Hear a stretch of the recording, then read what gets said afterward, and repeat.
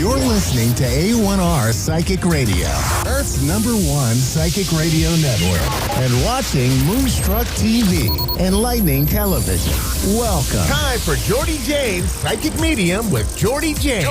Live from jordyjanes.com.au. Connect direct. In North America, dial 888-454-2751. In London, 20-3519-2158. In Sydney, dial 02-8488-3147. Or online, contact us through our Facebook page, facebook.com/psychic radio. Or one of our websites, AskOneRadio.com or Moonstruck.tv. This is Jordy Jane's Psychic Medium On A1R, the Ask One Radio Network. Good morning, good afternoon, good evening, everyone. Welcome. Thank you so much. My name is Jordy Janes. I am based in Wallan, Victoria, and thank you so much for joining me this afternoon, evening for you guys, morning for me. And happy Lionsgate. Lionsgate was on Monday, but we are still in the throes of the beautiful energy up until, I think, the 12th of August, so a couple more days. So what was really interesting, I was trying to sort of ask what I was going to talk about today, and it's really interesting. A word that has been in the forefront of my mind of late or over the last week is perseverance. Now, really interesting. I've actually done a little bit of an article on this as well. And perseverance, it's quite an unused word to a point because, and then some people sort of get a little bit, persevere. What do I have to persevere? It should just happen to me right now. But the work that we do is the perseverance to get to where we want to be. Now, interesting with Lionsgate, because if we manifest or set the intent for something, Lionsgate, for me, I call it the Mario Kart day. If you've ever seen Mario Kart or watched or played Mario Kart, they have this little button that you can hit and it just goes really, really fast, like the car goes fast. That's what Lionsgate's all about. It's all about setting the intent, releasing what no longer serves you. It's a bit of like a spring clean for energy to a point. And then this is just my interpretation.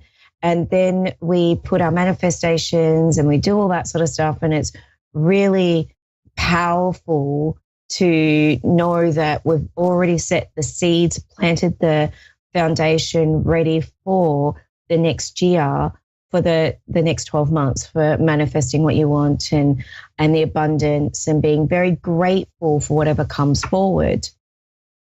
What's also really interesting is perseverance. You've got to persevere for everything to be achievable. We can't just have it overnight. We've got to have it in a sense of when the perfect timing happens.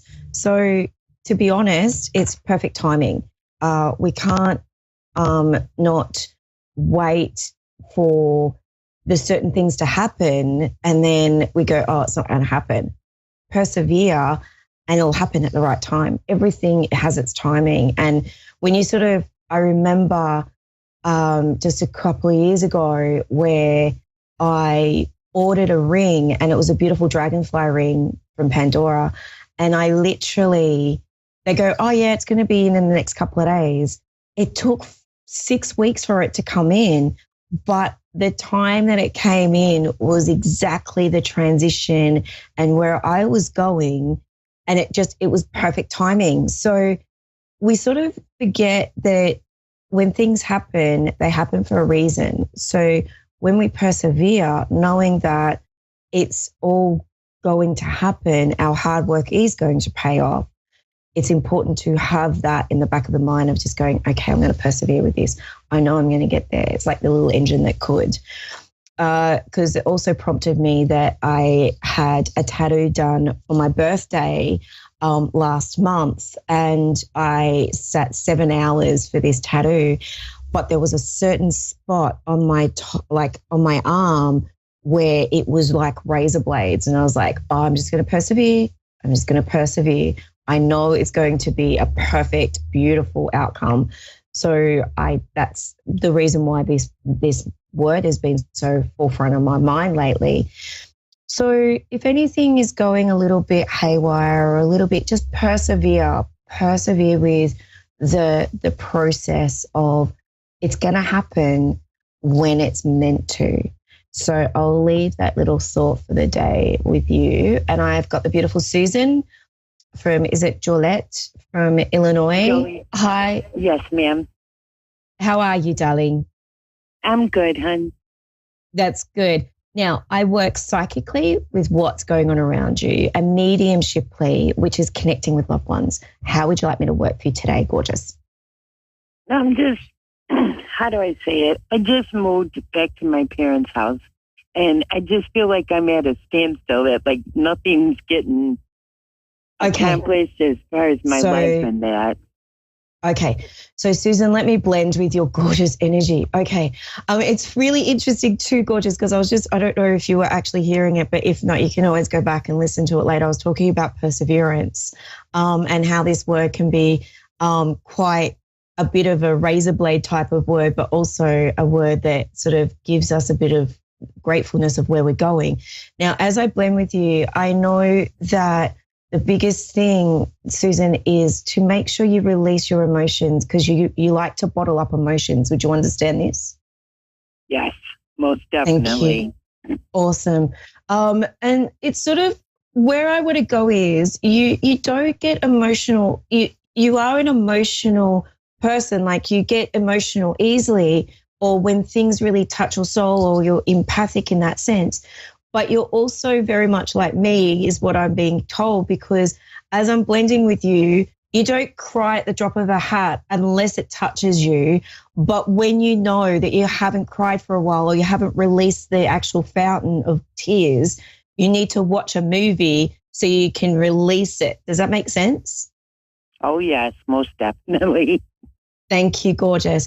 The other thing is too, I want to say where you are right now, it is a form of rebuilding, refocusing, understanding that you're there not just for you, but you're there for your parents as well, because that's what you just said, you moved in with your parents. But it's sort of like I want to go, there's a two-way street with this. And I'm also being told that you make sure that you have your own sanctuary within the house. Would you understand this? Yes, my parents passed away. My mom passed away in January. I moved back to the house I grew up in. Yeah, okay. Because I just want to go there. There's definitely a sanctuary here for you.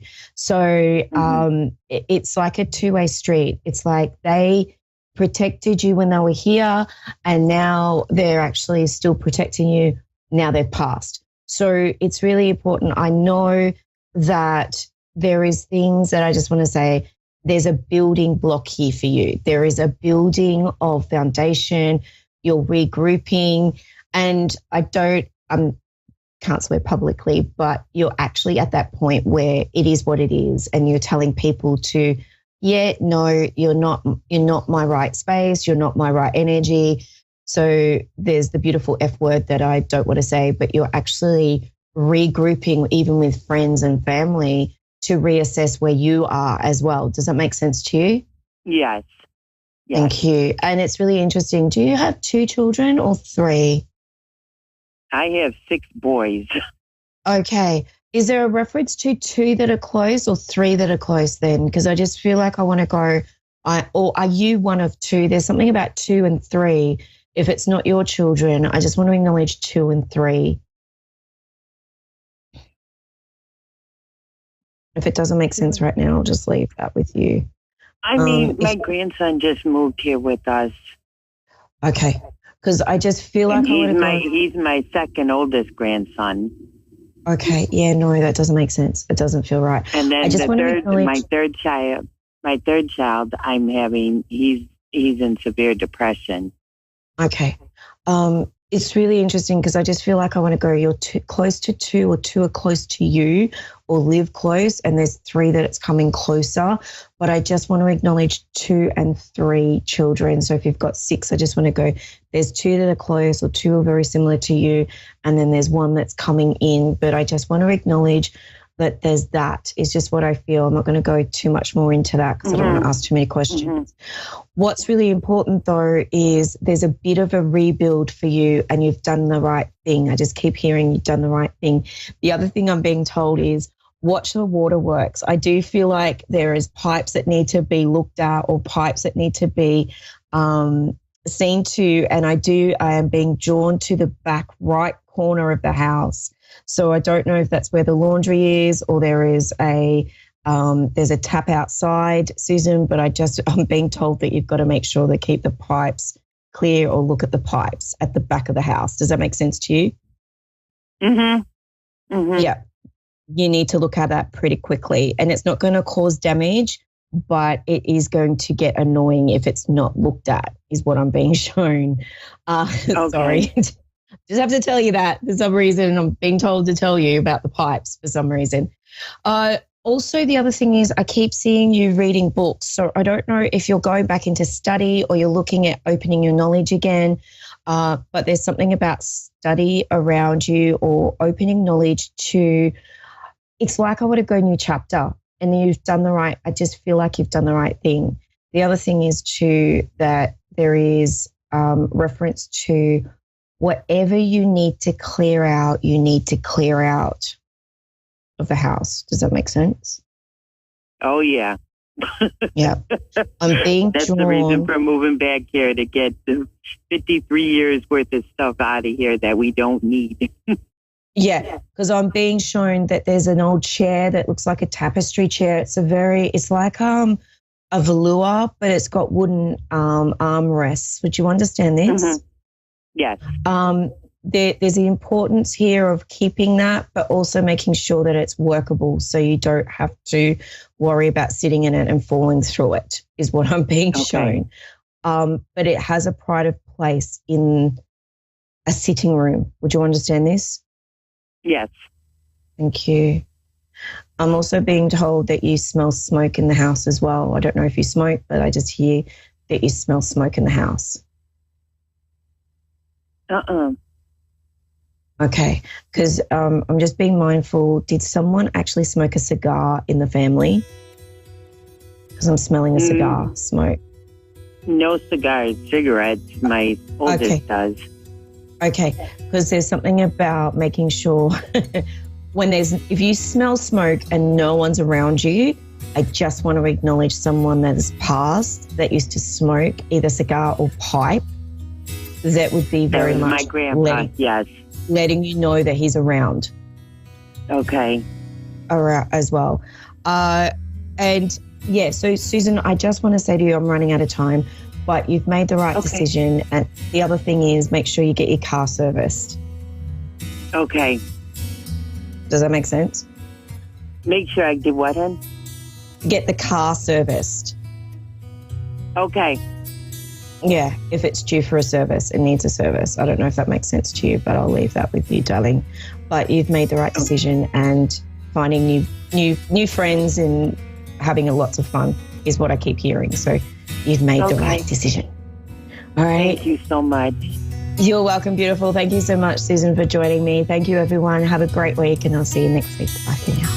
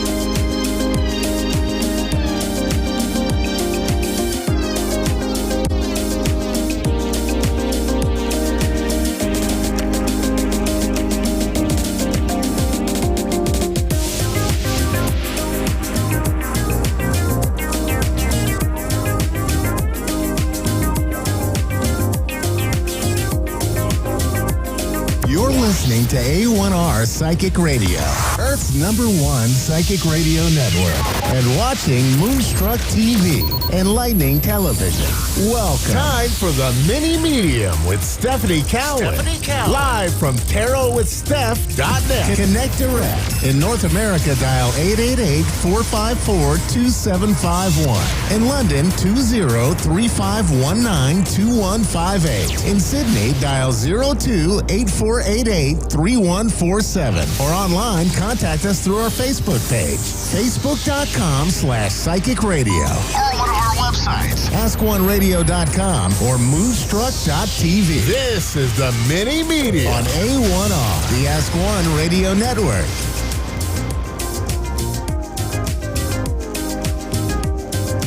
Hey guys, welcome. Happy Wednesday. This is your mini medium.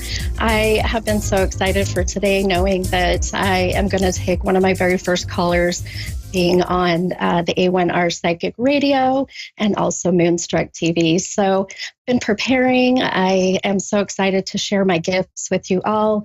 As some of you may know, tomorrow is the full moon and it is a super moon.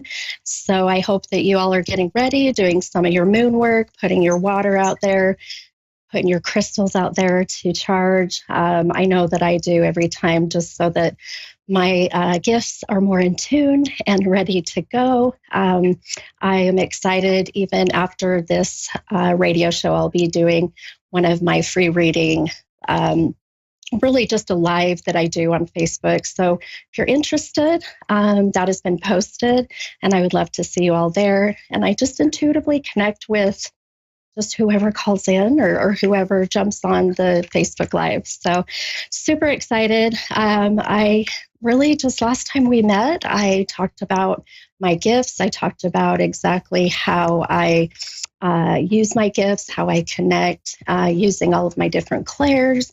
And I'll tell you, with the way that this full moon energy is coming in and with everything that's happening with the veil being very thin between us and the other side, my connections have been so unbelievably amazing. And I can't wait. I have some events coming up here in Salt Lake City, Utah, and just sharing my gifts is my ultimate goal. So I'm excited to be able to do my first reading today and really share this this beautiful gift that I have with my intuition. I know that as we wait for connection here, one thing I wanted to do was to pull an oracle card really quick. So oracle cards I love. They're kind of what I call a fortune cookie, and they leave like these beautiful messages. So I'd like to share this with everybody that is watching, and I hope this resonates with you perfectly. So as I sit here, I'm going to count out the numbers to 8, and then we'll take this caller coming in. And the oracle card says that your dreams need a practical plan, and we actually have a full moon in Taurus. So how amazing is that? Could not fit more perfect for this beautiful full moon coming. But I am ready. I'm ready for a caller, and I think I saw this as Debbie. Is that correct? Brenda. No, this is Brenda. Hi, Brenda. Sorry, it flashes and then I'm all get excited for getting ready to connect with you and even just feeling your energy right now. And I see you're calling from Michigan. Is that correct? That's correct. That's great. That's great. I've never been to that area. I'm actually a Green Bay Packer fan, so I don't know if that's a good thing to start out with. It's okay. They're the neighbors. Yes, exactly. Yes. Well, I'm excited to meet you. And how awesome is it that you are my first caller? And I can't wait. I could feel your energy even before we started. So being that tomorrow is a full moon, the energy is beautiful. So how can I help you today, Deborah? My name is Brenda, not Deborah. Brenda. Sorry. Oh my gosh. Do you connect to a Deborah? Why do I keep hearing Deborah? That's interesting. I don't know. Keep that name in mind, Brenda. Okay. You just never know. You're going to go to the grocery store and someone's going to be, there, and they're going to be, yeah, my name's Deborah. And they'll be like, oh my gosh, the psychic told me I was going to meet you. It's usually how it works. But how can I help you, my friend?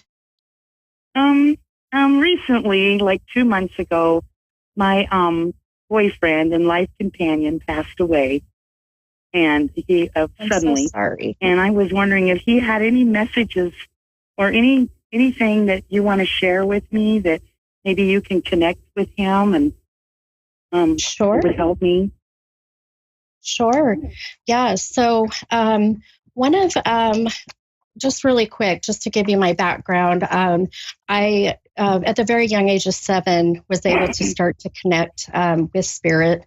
And one thing that I love is that everything happens for a reason, right? Everything, even our losses. I've lost my mom and my dad, and even those losses really start to teach us things, make us realize how precious life is, right? And as I'm sitting here and I can feel your energy and I feel him, how do you connect with, I keep getting 2-syllable D name, like David, Daniel. Do you connect with that name in any way? David or Samuel, you say? No? Daniel with a D. D like. Oh, okay. Daniel. No. Okay. Just as I'm sitting here. Right offhand. Okay, that's okay. I always tell people, just take it with you. There's always a reason for it. Your husband, I feel in this sense, K. I keep seeing the letter K also connected. What was your husband's name? Kelly. Kelly. With a K. Perfect. Okay. I'm feeling his energy, my friend. I just kept seeing the K, 2-syllable K name. And he keeps showing me the number 9, like this month of September, the 9th of the month, 9 years. There's some reason. What's the 9? September the 9th is our anniversary. Okay. Perfect. Oh my gosh, this is what I love. This is what I love what I do. The veil is so thin right now between us and the other side. And he says that that you need to know that he was preparing in a way for his passing. Even though it seemed very sudden, he says that there was some time before that he, in a sense, knew this was coming. Do you understand that? Yes, I do. Yes. Okay. Perfect. And he says that you haven't changed the bed. He's laughing. Have you kept the side of the bed very just to him? Yeah, absolutely. Yes. I love it. He says that he loves that you have still honored him and kept that space. And he keeps showing me I just keep seeing fish and a fishing pole. Did he fish? Yes, he did. Okay. He's an avid fisherman. Yes. He's like, babe, I'm fishing now. Oh my gosh, babe. Did he call you babe? I don't even know why I said that. Yes, babe. Yes. I love it. He's like, babe, we're fishing. We're fishing. And he's laughing because he's like, don't tell anyone, but I caught the biggest fish. And I know it's a fish story, but just let everybody know. Oh. He has such a fun energy coming through, right? And I have chills. I wish you could see. My arms are just, I've got chills everywhere. And he, oh gosh, he is, he keeps bringing up something about, he says, babe, you've got to fix the car. You've got something going on with your tire pressure's low. Your oil light is on. Something going on with the car. Do you understand that? The tire is low. Yes, it is. Oh. I love it. I love it. He is so protective of you, my friend.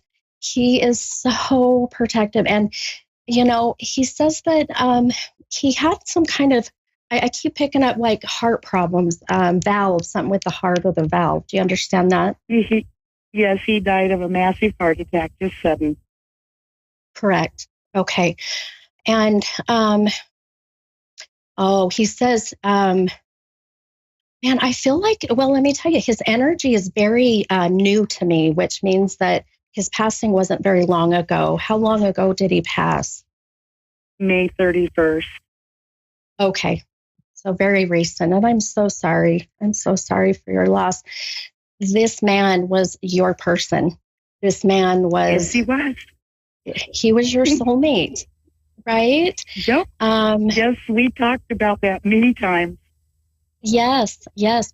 And he says to you, oh my goodness, he says, Brenda, says, babe, it's not your time. You need to know that you have so many more years left.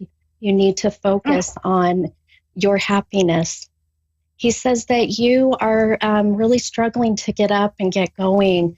Getting out of bed is very difficult. Yep. What a beautiful, beautiful connection. He keeps, this is interesting. He's laughing as he hands you one red rose. He says, tell her the one red rose. Do you understand that? Yes, I do. Yes. Perfect. I just feel there's a reason that you came to me today. There's a reason why we got to connect. I know we don't have much time. I wish I could be here with you. But I want you to know that there's no doubt in my mind that this man is going to be your guardian angel, my friend. And, as you go to bed at night, ask him to come in your dreams. He says, I've been there. You just haven't been able to really connect. Ask him to come in your dreams, okay? Okay. And one last thing. He says that you smelled him the other day. He says, I was there. There was a scent. There's something about the smell. Yes, I did. Yes, I did. Yes. Perfect. Oh, my goodness, my friend. My heart goes out to you. I'm sending you so much love and light, and I appreciate you coming on and trusting me to connect with your beautiful loved one. I will be sending you lots of healing energy, okay? You give me tears of joy. Thank you so much. Oh, you're so welcome, my friend. Have a beautiful night, okay? You too. Thank you. All right. Thank you. And thanks, you guys. You can follow me every Wednesday at 6:15 p.m. Mountain Standard Time, or you can follow me on my Facebook at Stephanie's Tarot Readings or Tarot with Steph on Instagram. I love you all. Much love and light. Lots of healing energy your way.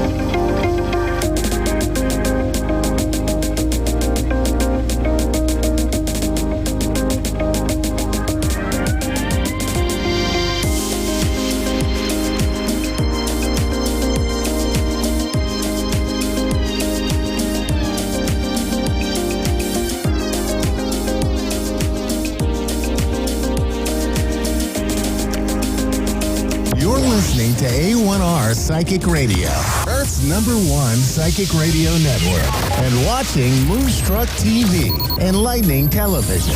Welcome. Time for Psychic Paths with Suzanne Marie. Live from PsychicPaths.com. Connect direct. In North America, dial 888-454-2751. In London, 20-3519-2158. In Sydney, dial 02-8488-3147. Or online, contact us through our Facebook page, facebook.com/Psychic Radio. Or one of our websites, AskOneRadio.com or Moonstruck.tv. This is Psychic Paths On A1R, the Ask One Radio Network. Hello. Hi, everyone. Welcome to A1R Psychic Radio. My name is Suzanne Marie from Psychic Paths, and I'm here for a little bit. So, welcome. I am a clairvoyant and a psychic medium. I talk to past loved ones, and I welcome you here tonight. So, tonight I'd like to just say a few words. There's going to be a supermoon tonight, or tomorrow night, Thursday, and it's called the Sturgeon Moon. And that's because there used to be a great deal of fish in water way back in the day. So there's Sturgeon Moon tomorrow, and it's a supermoon, and it will be in Aquarius. So be ready to let go of anything that doesn't serve you anymore. And, yeah, so that's the last supermoon of this year too. So if you get a chance, I hope you can see it. So yes, so if you happen to like my way of reading and my way of doing them, just visit me at psychicpaths.com and send me a message. I would love to hear from everyone. And if you would like a personal private reading, either online or in person, email me as well, or check out my website, or come and visit me on Facebook and Instagram and Twitter. So hi, everyone. Welcome to my Wednesday night show. I hope that we get a good caller tonight and that I can be of some help. Anyway, I do see past, present, and future. And sometimes with the readings, it may seem like I'm speaking about now, but it's usually in the future. So that's one of the main things. But I would really appreciate a message.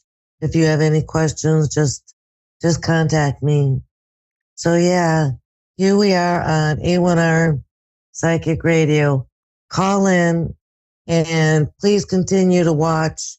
There are many, many good people tonight that will be doing readings. So yeah,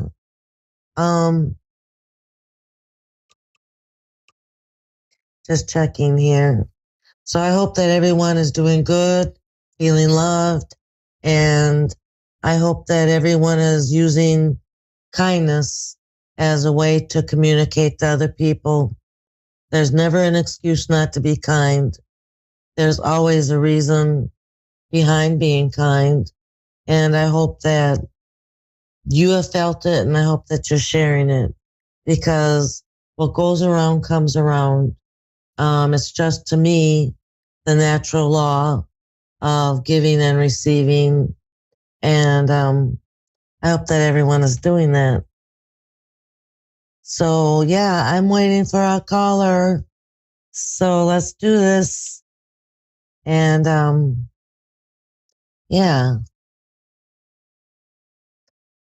So if there's anything about clairvoyance or about mediumship, just send me a line.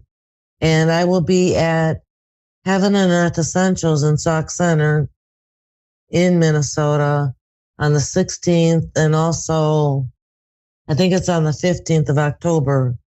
So let's work on that. If you want an in-person reading, I am usually at Heaven and Earth Essentials at least once a month, I think. And also I'm online. Distance does not affect clairvoyance in my case. So yeah.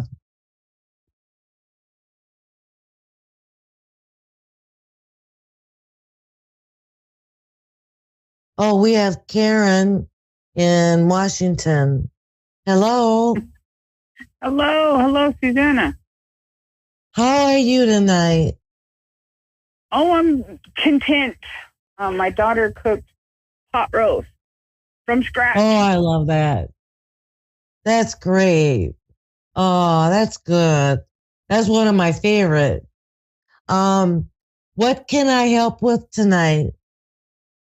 Yes. I'm just in a transition where I get extremely high in my all my life, private, work, family, and then I go all the way down. Like money wise, conversations, and then I just get knocked out of it, and now I'm broke. Stress, job's not great, but then it goes. I'm just wondering, when will I get out of this cycle? Because I want to move forward, and I want to buy a new home in a new part of the Yakima Valley where I come from. And there's days where I'm just extremely, yes, it's going to happen. I see it. I can see the house, and then I just got out of it. I'm like, oh, I'm not going nowhere. When you manifest what you want, do you feel it? Well, like I said, I think it's everything that is not lining up. Like my love life sucks. My money sucks. My job was getting better, and then boom, it just all. I got pulled back down again. I feel like you manifest. I feel like you do already. So I'm just wondering, do you feel the feelings when you do manifest? When you picture it in your mind's eye, the things that you want, are you feeling along with that? Because Spirit does tell me that you manifest. Yeah, I'm learning. Oh. I'm believing. My feelings when I manifest, I can feel it. Like I'm in the house. I can feel it that we're having a party of some sort.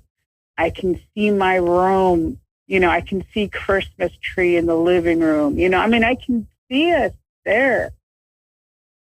I can see, like my new husband to be, and I can see, I just can't make a connection to keep it.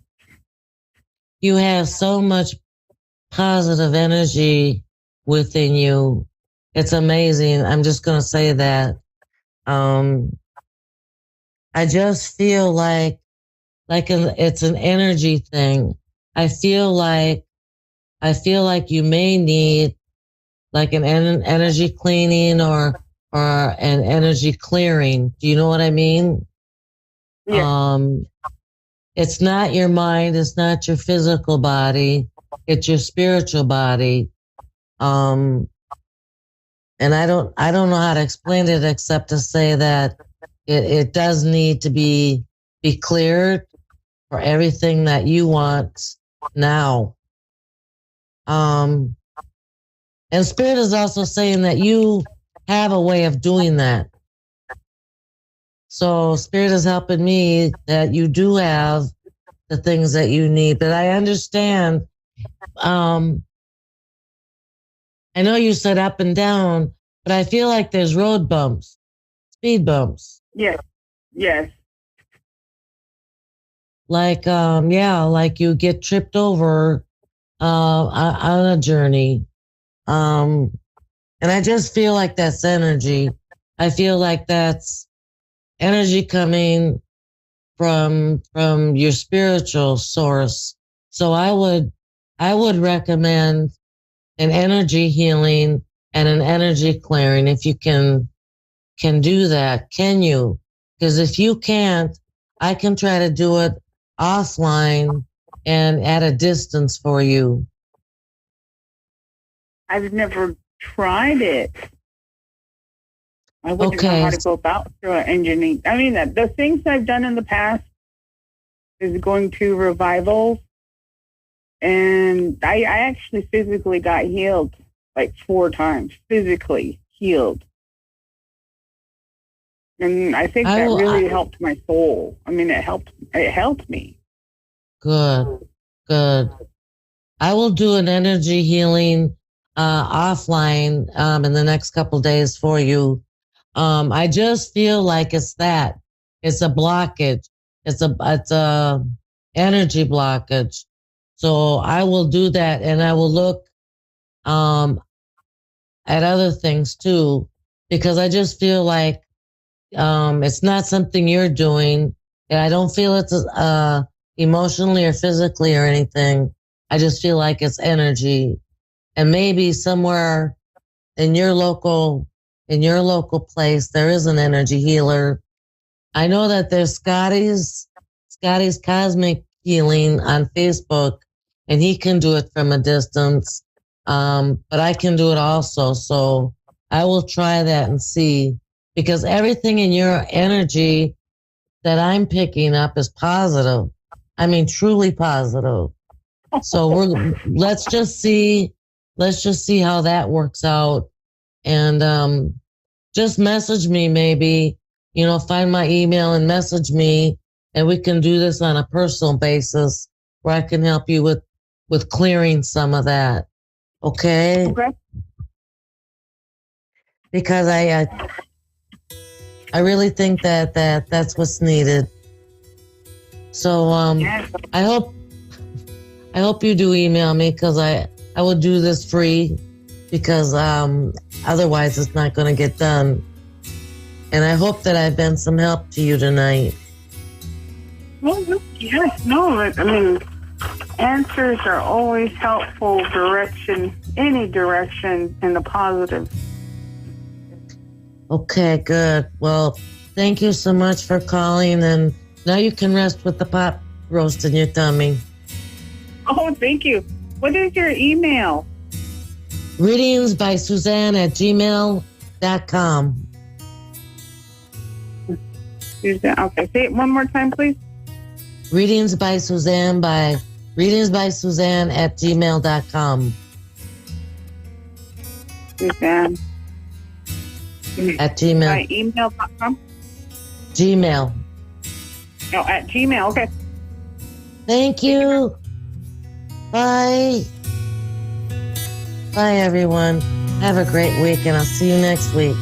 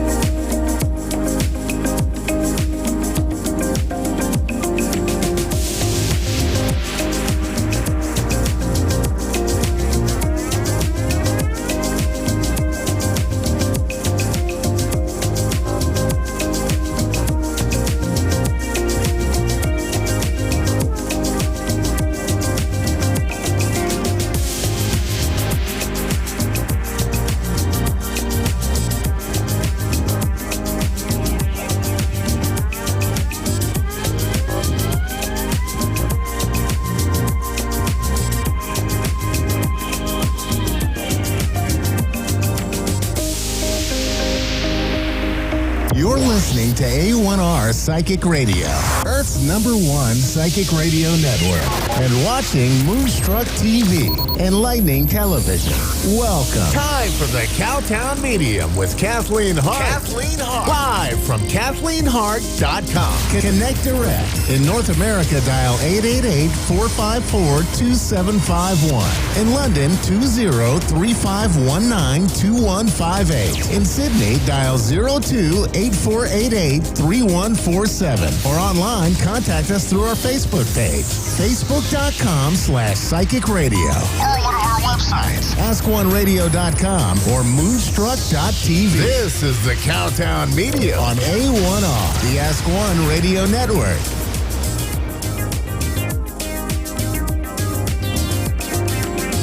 Good evening. Welcome to my show. I'm Kathleen Hart, the Cowtown Medium. Recently, somebody asked me a question, what is it like to be a medium? So I thought I'd tell you a little story. Not exactly a typical day in my life, but a significant one. A few years ago, my mother fell and broke her hip and her arm. She went into the hospital for surgery for repairing these bones, and she was not recovering well. I got a call on a Sunday morning that I should come down to the hospital to see her. And as I got there, I had this empty, sinking feeling in the pit of my stomach. And just not quite a feeling of dread, but of a feeling of I didn't really want to be there. I felt a hand on each of my shoulders. And I realized that on one side, it was my dad, who was no longer with us, and my mother's father, granddad I'd never met, but felt his presence a lot. They were each there to support me. And I was so glad they were there. When I got to my mother's room, they were trying to resuscitate her for the third time, and they told me they didn't think she was going to come back. At that point, I said, she suffered enough. It's time to let her go. She needs to be at peace. At that point, I spent a few minutes there in the room with her to say my goodbyes, and then went on to connect with family, make phone calls, let everybody know what was going on, and to just have a little time to compose myself. While I was sitting in the waiting room, waiting for the chaplain to come in and talk with us, I had this interesting sensation of kind of a tingling all over. And then I felt it was like my ears were ringing a little bit. And I heard a voice in my head that I instantly recognized as my grandmother, my mother's mother. And I heard her say, Kathy, Kathleen, she's with us. My grandmother is the only one that ever called me like that. That was a name only she called me. And when she really wanted my attention, that's how she said it. That was the greatest gift she could have given me right then, is to know that Mom had crossed over immediately and she was home with family. It was beautiful, brought tears to my eyes and joy at the same time. And the chaplain came in and wanted to know if I was all right. And I said, yes. Why wouldn't I be? I'm not concerned. I know exactly where my mother is. She's in paradise. She's not suffering anymore. And he looked at me like he'd never heard anyone say that before, which I thought was kind of odd. And he said, well, I'll go find a room for the family to gather in, and I'll be back. He didn't come back. It was kind of odd, but I think he just didn't know how to take what I said. I don't think he gets that kind of a response very often. But that's a little something I wanted to share with you, that it's kind of cool to get a message like that and suddenly just have that peace and that relief of knowing everything's all right. I knew her mom was. I knew she was okay. A few days later, after the funeral, I was able to connect briefly with her while I was doing a meditation. And at first I didn't realize it was her. She showed me colors. I saw turquoise. I saw turquoise with like veins running through it. Then I had this feeling of the color changing to a lavender. And I'd always ask her to show me signs. Cardinals were special to me. And then I realized I heard a cardinal singing in the distance. I was looking for a red feather, but I heard birds sing. And then I realized she's trying to tell me that she was there with me at the visitation, because at the visitation, I was wearing a turquoise dress. I had on a necklace of turquoise stones that had veining in them, the spiderweb turquoise. And the dress that we buried her in was lavender. I know that she was right there with me.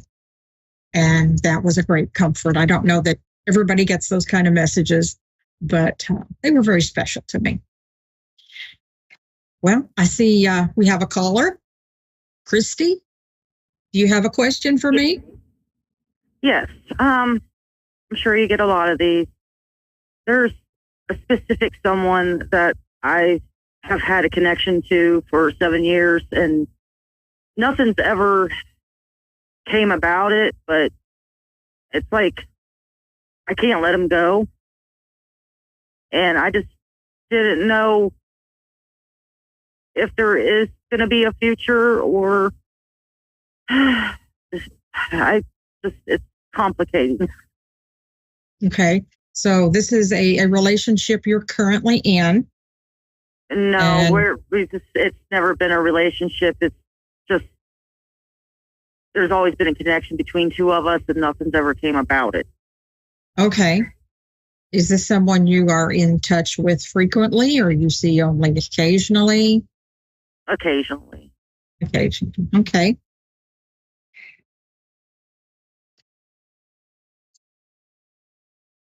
Okay. I'm getting that nothing has really gone wrong, but nothing's gone especially right either.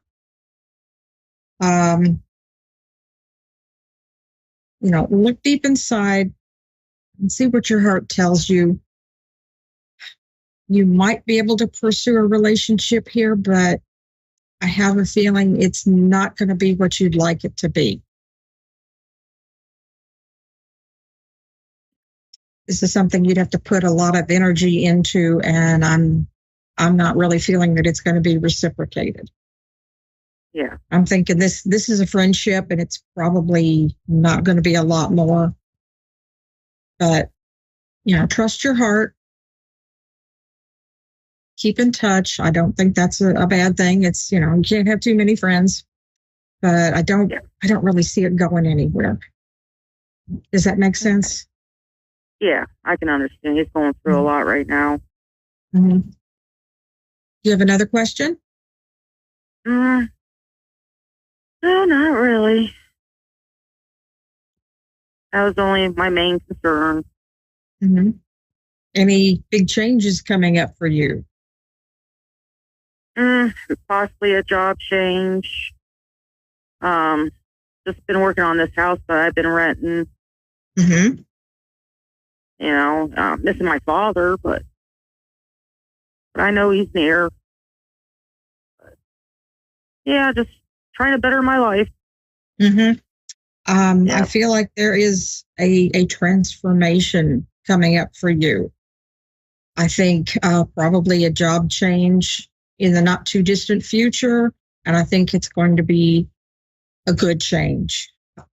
Be thinking about what it is you really want in the next job and start talking about it. Make notes, what you really want, what you're looking for, where you want it to be, how you want to be treated, how much you think you want to be paid, and just start putting that out there and giving thanks for it, and like it's already happened.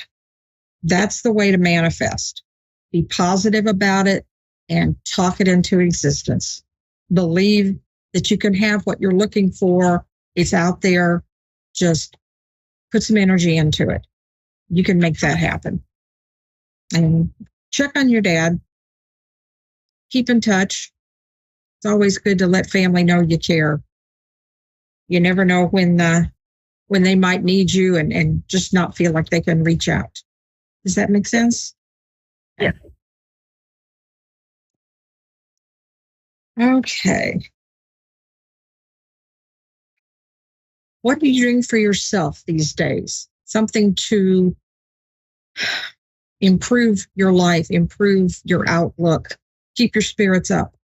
Maybe spiritual growth, looking for a new community of friends to hang out with. I feel like there's something you need to work on there. Reach out, connect with more people that are interested in things you're interested in. Like-minded people, somebody to have fun with, and kind of get out of the house a little bit more. Does that make sense? Yeah. Okay. I think that would be good for your soul journey. Don't forget you deserve to be happy too. Don't spend all your time making others happy and forget about yourself. Yep. I'm good about that. Yeah, we can all use a lot more of that right now. Yeah. Make sure you stay grounded. There's a lot of change in the energy lately, solar storms and such, where we're going through an energy shift and different people feel it in different ways. To some, it feels heavy. To some, it feels a bit sickening, tiring. Just make sure you're getting plenty of rest. You're drinking plenty of water. Eat healthy. If you're not feeling well, eat light. And I find that this helps me, but everybody's feeling something right now, and most people really have no idea what's causing it. It's not something to worry about. We'll all get through it. Just take good care of yourself, and don't isolate. Stay in touch with your friends. Check on family. Check on your neighbors, and just stay connected with people. We'll all get through this together. Yep. Thank you for calling. Thank you. Take care. Good night.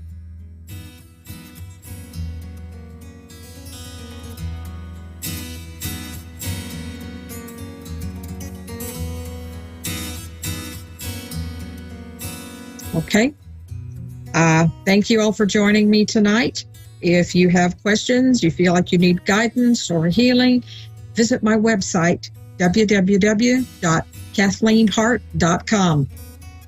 You can get a little bit of my story there and see a little bit more about what I do. I would appreciate it.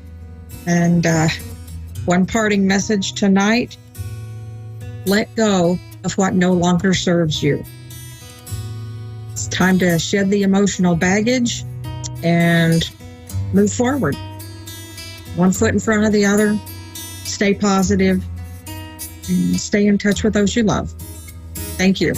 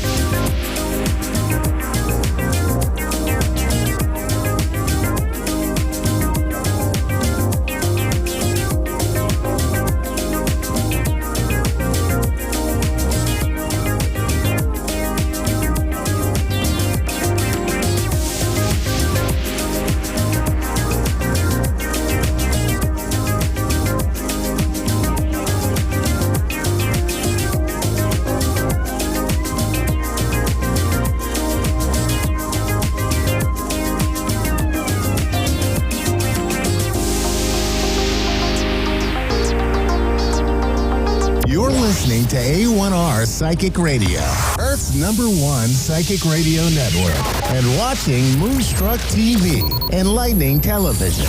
Welcome. Time for New York City Celebrity Psychic with Perry Lyons. Perry Lyons. Live from PerryLyonsBrilliance.wixsite.com/Perry Lyons. Connect direct. In North America, dial 888-454-2751. In London, 20-3519-2158. In Sydney, dial 02-8488-3147. Or online, contact us through our Facebook page, facebook.com/Psychic Radio. Or one of our websites, askoneradio.com or moonstruck.tv. This is New York City Celebrity Psychic on A1R, the Ask One Radio Network. Hello, cherished ducklings. This is Perry Lyons. I am in a hotel room because I'm traveling to a conference, which makes me feel all grown up, which of course we all know is completely untrue. One important thing about being a psychic medium and a celebrity psychic medium is hair accessories, but I couldn't figure out how to do this one, so I thought maybe I'd make it my co-host. Hello, how are you today? Okay, maybe not. I'm so glad you guys are here. The humidity here has taken my hair hostage, but everything's good. Breathe out, breathe in. Keep doing that for the rest of your life. Now, I'm Perry Lyons. This is Moonstruck TV and A1R Radio. Welcome to Perry Lyons, New York City Celebrity Psychic, or in this case, Hotel Room Psychic, but that actually sounds wrong. Yes, just leave the tarot cards in the bureau when you leave. It's a full moon tonight, which is why I'm a bit of a goony bird. It's a full moon in Aquarius, which is an especially sort of eccentric, intellectual, kind of forward-thinking, but pretty much insane sign. So full moon, so drive carefully. Gotta stay indoors because full moons are notorious for crazy behavior in the streets and crazy behavior inside. But anyway, stay tuned for our psychic weather, which I'm going to do in a moment with tarot cards.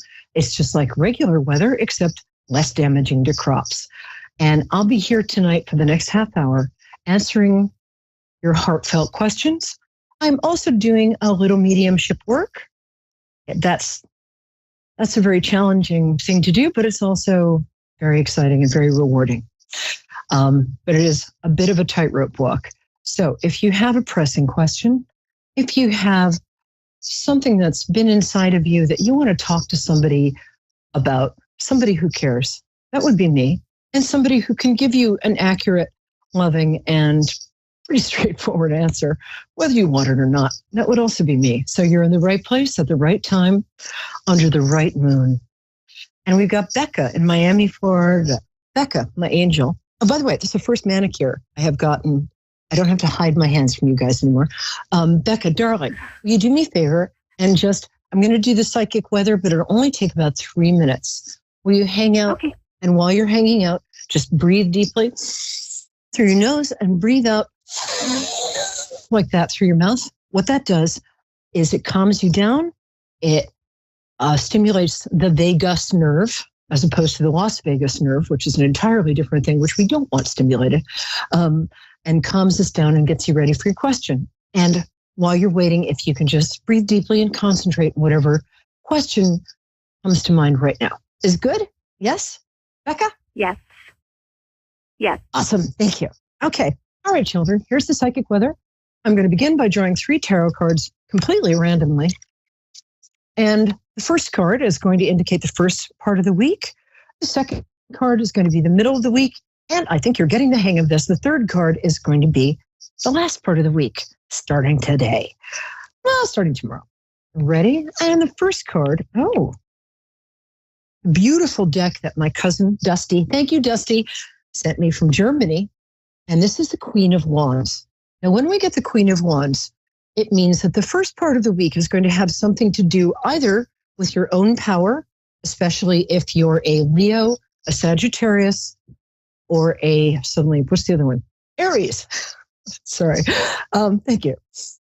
And so if you're Leo woman, a Sagittarius woman, or an Aries woman, or you identify as female, or you have strong female energy, this card means you're really going to be starting off the week with a metaphorical bang, which is interesting, especially if you're a Leo, because often a full moon in the opposite sign can be the most challenging day of the year. If you're a Leo, there's a full moon in Aquarius, which is the opposite sign. So today and tomorrow can feel a little challenging, but it will also bring out a side of you that is, you don't get to see much. It's a side that's kind of, well, you know how you Leos are. You Leos are always so impulsive. And this will bring out your more intellectual, more planning ahead, more sort of science-minded side. It's a good thing. You'll like it, I hope. For the rest of us, the Queen of Wands also indicates that there's, we might also be interacting with a strong female figure in our lives. Often one who's got kind of a slightly theatrical side to her nature. But if you want to use this card the best, activate the Queen of Wands yourself, in yourself, no matter what sign you are, by being a little more outgoing, taking a few more risks, maybe being a tiny bit more theatrical than you're used to being. Is good? Is good. Okay, let's figure out what the next one is. Ooh. Okay, the second card is the Judgment card. Now, if you'll notice, the Judgment card involves an angel who looks a lot like 70s teen idol Leif Erikson, back when there were posters of him all over the place. Yes, hello? Oh, Leif Garrett. I'm sorry. No, was it Leif Garrett or Leif? No, you're right. It was Leif Garrett. Sorry. My bad. I wasn't born then, but he does look like him to me. He's blowing what seems to be a French horn with Canadian flag attached to it, and a lot of naked blue people are going, howdy. What this card actually means is not that the late teen idol, Leif Erikson, Leif Garrett, sorry, is going to be, I know Leif Erikson was a Nordic explorer. I'm a history buff. I'm saying that to my producer. So what this card means, I'm going to put it down now. My hand's tired. You get the gist. What that card means, the Judgment card, can mean a couple of things. It can mean that somebody who you don't think is around you, and I don't think this applies to you, but somebody around you is going to get a bit of a comeuppance. That's how I'm feeling this card playing out this week. So if there's somebody at work who's like bossing you around, and well, aside from your boss, that's her job, but who's being, doing like political tricks or stuff, in office tricks, this is a time this week when people are going to get consequences for things. So if somebody has been, for instance, I don't know, putting LSD in the water cooler, and not really, and I strongly advise against that. Not sure why it was the first thing that came to mind. Essentially, somebody around you is going to get their comeuppance. They're going to get what's coming to them. It has other meanings, but that's the meaning that's resonating the most with me right now. You might see this on a global scale too, where people that we didn't expect to have consequences are suddenly getting consequences. Oh, this is very nice. The last card is the Wheel of Fortune card. This is a very simple card. Many tarot readers will get very mystic and cosmic about it, and that's wonderful. My style is to just say what the damn card is. And what this card means is your luck really kind of sucked. And suddenly it's getting much better very fast, possibly overnight. I'm not going to say this is a good time to buy a lottery ticket. I am going to say if you do buy a lottery ticket and you're watching the show, legally, when you win, 10% belongs to me. Thank you. But to sum up, this card actually, to me, means nothing else but your luck was really not good for a while. And suddenly, Lady Luck is swanning into your house, batting her eyes at you and sitting on the coffee table and feeding you peeled grapes, if that's your idea of a good time. Okay. So to sum up, Becca, tell me you're still there, Becca. Becca, come to me. I'm here. Okay. I'm just going to sum up. To sum up, the beginning of the week is activate, no matter who you are, activate your Queen of Wands self, which is your outgoing, kind of courageous, life of the party self, and or possibly expect to interact with somebody who is like that. The second part of the week is, oh my gosh, I've already forgotten. How fabulous. and I've lost that card, and don't even think about asking me what it was. Judgment. Yes, it was the Judgment card. I knew that. I was just testing you. The Judgment card is somebody around you is going to get kind of a comeuppance, honestly. And the third card is the Wheel of Fortune, which means your luck at the end of the week, a week from now. Expect something really nice to happen. Remember, buy a lottery ticket, send me 10%. Becca, thank you so much, my love. How are you? Hi, I'm good. Thank you. How are you? I'm good. You sound so young. Tell me when your birthday is. That's how I like to connect to people. July. Gonna need a day there, baby. The 3rd. Yeah, birthday. Okay. And do you mind me asking what year? You're young enough that you don't care. 84. Oh, you have such a youthful energy. Yeah. I still have shoes older than you. Yeah. All right, my love. And okay. Oh, you're Cancer. Fabulous. Mm-hmm. Oh, there was a good moon in Cancer the last couple of days. You probably had kind of a nice time. So how can I help you? What is your pressing question? What were you thinking about when you were breathing before? Well, I was hoping for a mediumship. Okay, let's see what we can do. Who would you like to get in touch with, and when did they pass? Well, this has just been like a really heavy year. I lost somebody very close to me in April. I'm so sorry. And I've just lost a couple other people very close to me. So I'm not sure if maybe there's any messages there. Let me concentrate and see who I get. 1 second. And you know what, darling? I feel you. It's been not a great few months for that. And it's been a heavy year for me. It has, hasn't it? It is going to get better. I promise. This is as heavy as it gets. It's going to start to lighten up as soon as the end of next week. It really is. So here's what I'm getting. Funny. Here's what I'm getting for you. Wow. That's interesting because this person is being led in by one of my people, which I didn't expect. Hi, sweetheart. Do you mind if I asked, did one of them have red hair or reddish hair, auburn hair?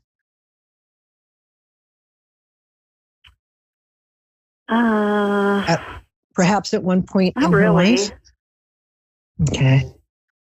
My friend who's leading them in is a redhead. Hold on 1 second. Okay. I'm going to ask you, hold on. All right, there's an older woman. It feels like it might be on your mother's side who passed.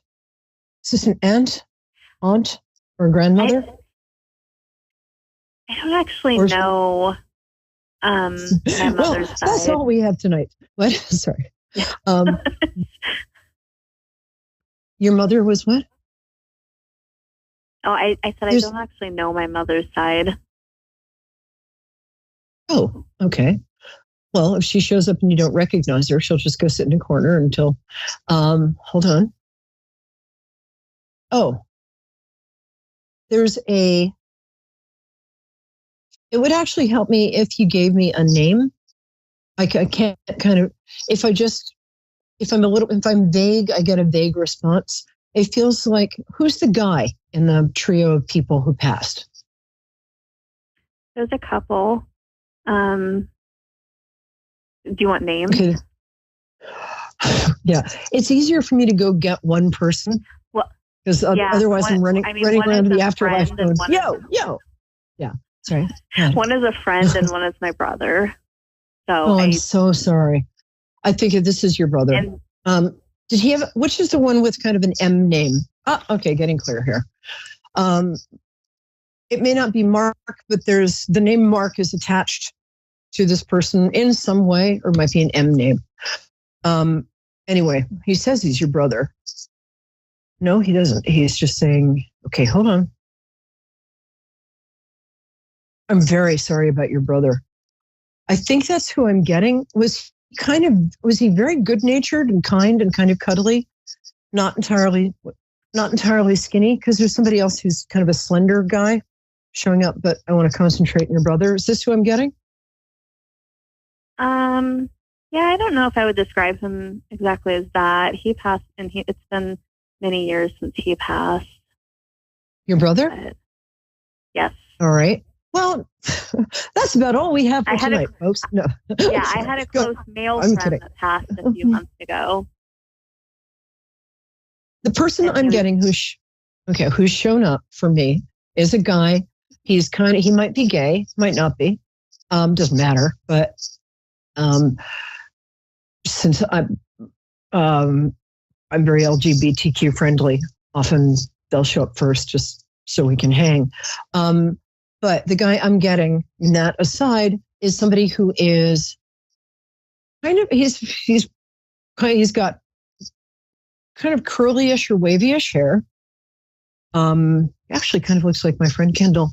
But nice looking guy, brown eyes, brown hair, about 5'9", about 170, 175, maybe a little more.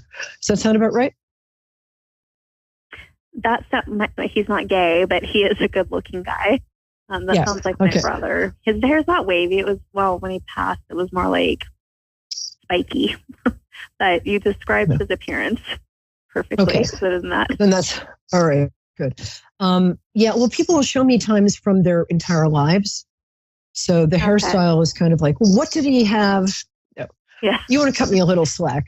I've been wandering around the afterlife, trying to pick up men for the last 5 minutes. Sorry.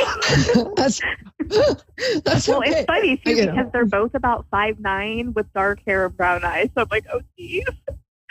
Not that many people are. But yeah, I know. Let's cut to the. What do you have? You're a Cancer. I'm getting the feeling you have a lot of Virgo in your chart because you like details, which is a lovely thing about you and something I would like to have in my own personality. So let's just go with your brother because that's who I first felt it was. I do feel like he's kind. If he wasn't kind before, he's kind now because dying knocks a lot. Oh no, he was kind. Yeah, I just the cuddly part. I was like, I don't know about that with me anyway. Okay. By cuddly, I mean a little on the, let's move past cuddly and just because we don't have that much time and I want to get to what he wants to tell you. Hold on.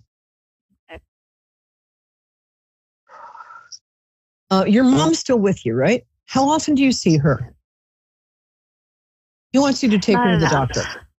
What? Not enough. Okay, so that's great. You came all this way to guilt trip your sister. You sure you're not part of my family? Yeah. No, he loves you. Wait a minute, and there's something else. He's funny, so he doesn't mind me being a little playful with him. I think he had a good sense of humor. Did he I'm going out on the limb here, did he like poker or playing poker? There's something to do with cards or maybe just beer. Yeah. But, okay. Yeah. So he played like poker, played cards. Is that? Yeah, for fun. Yeah. Well, I mean, it's fine either way. I like, people don't let me play poker with them because I always know what hand they have. Maybe I shouldn't have said that out loud and go join a poker tournament. He liked motorcycles. I don't know if he had one. He did like them. And there was an unfinished relation. Oh man, there's a woman who broke his heart. That's not the one he wound up with. Wow, he still heard about that. But here's what he would like you to know. Okay, how many kids were there? Okay, there was 4 and then 3.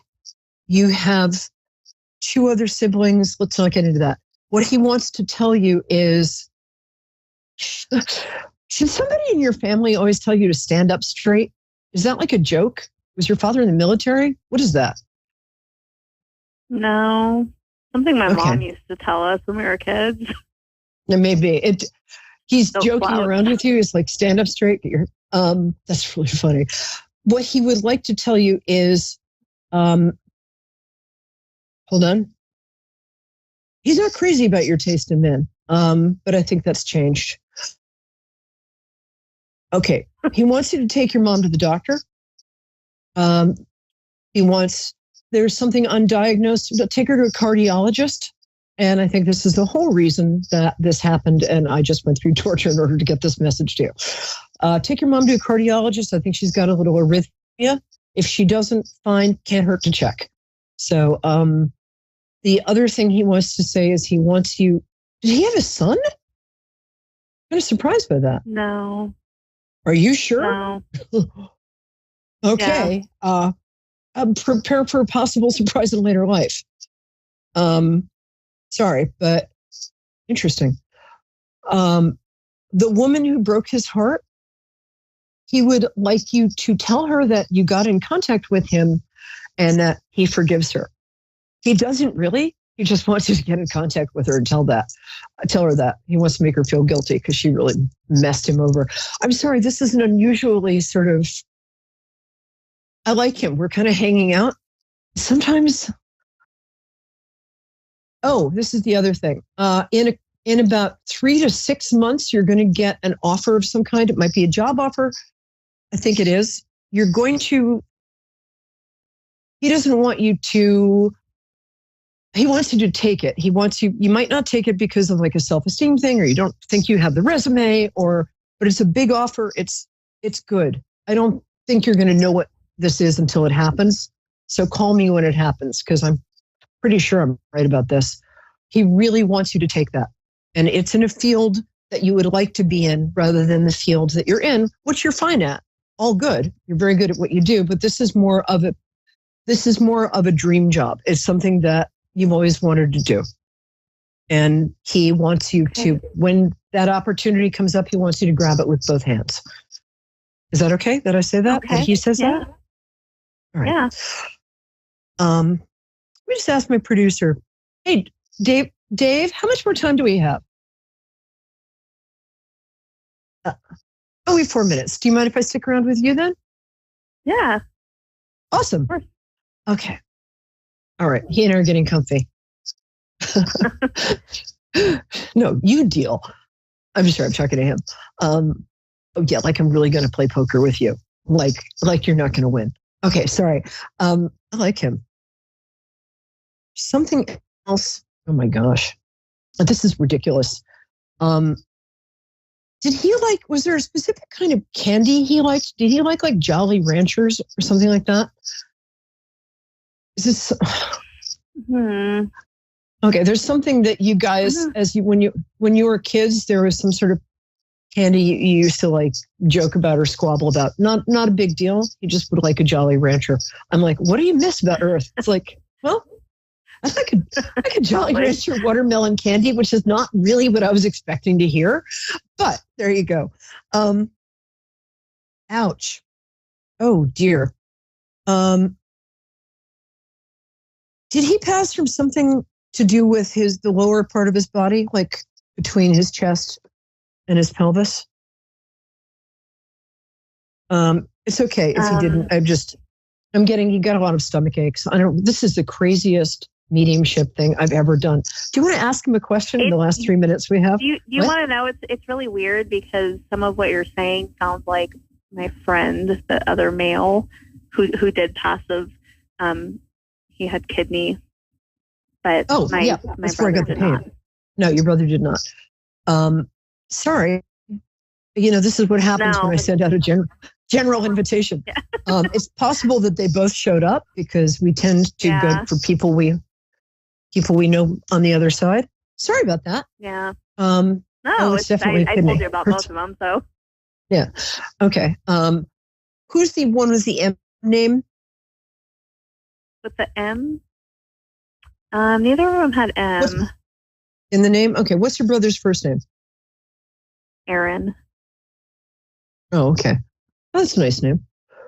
No middle name beginning. I don't know why I'm getting an M. Okay, that's fine. What's the other thing he says? He's not coming in. It's funny.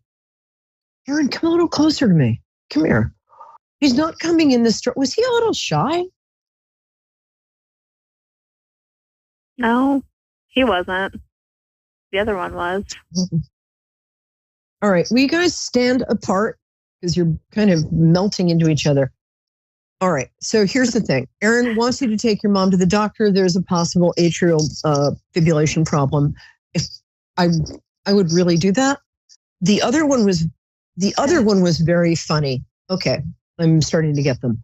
I've got your brother. The other one kind of is horny in him.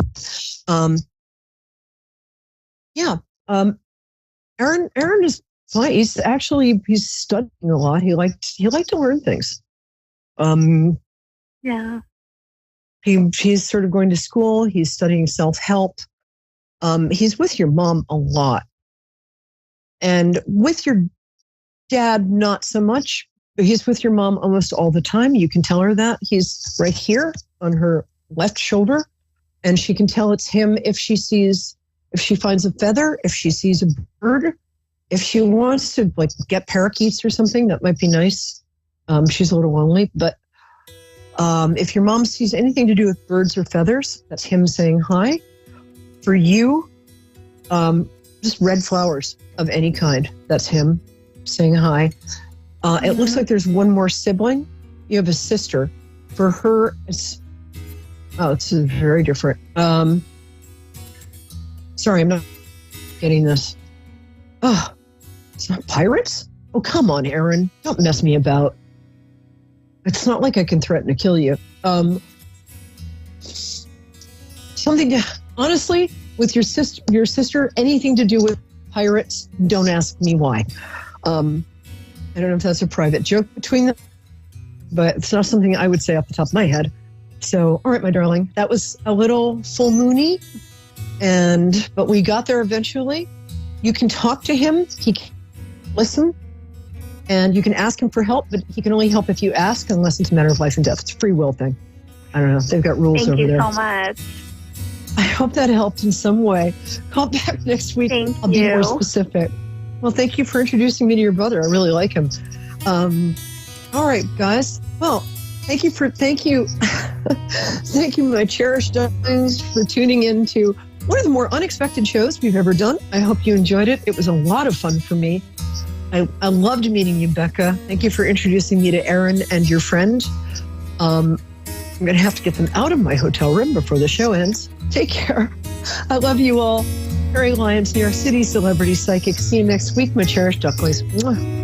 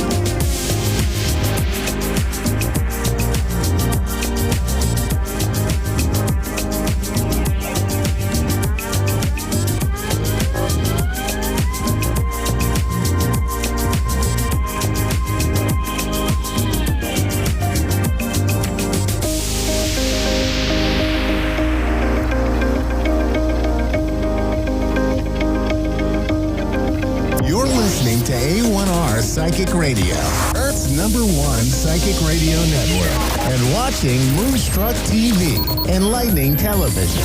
Welcome. Time for Christine's Tarot and Angel Cards with Christine. Live from ChristineMattingly.com. Connect direct. In North America, dial 888-454-2751. In London, 20-3519-2158. In Sydney, dial 02-8488-3147. Or online, contact us through our Facebook page, facebook.com/Psychic Radio. websites, AskOneRadio.com or Moonstruck.tv. This is Christine's Tarot and Angel Card on A1R, the Ask One Radio Network.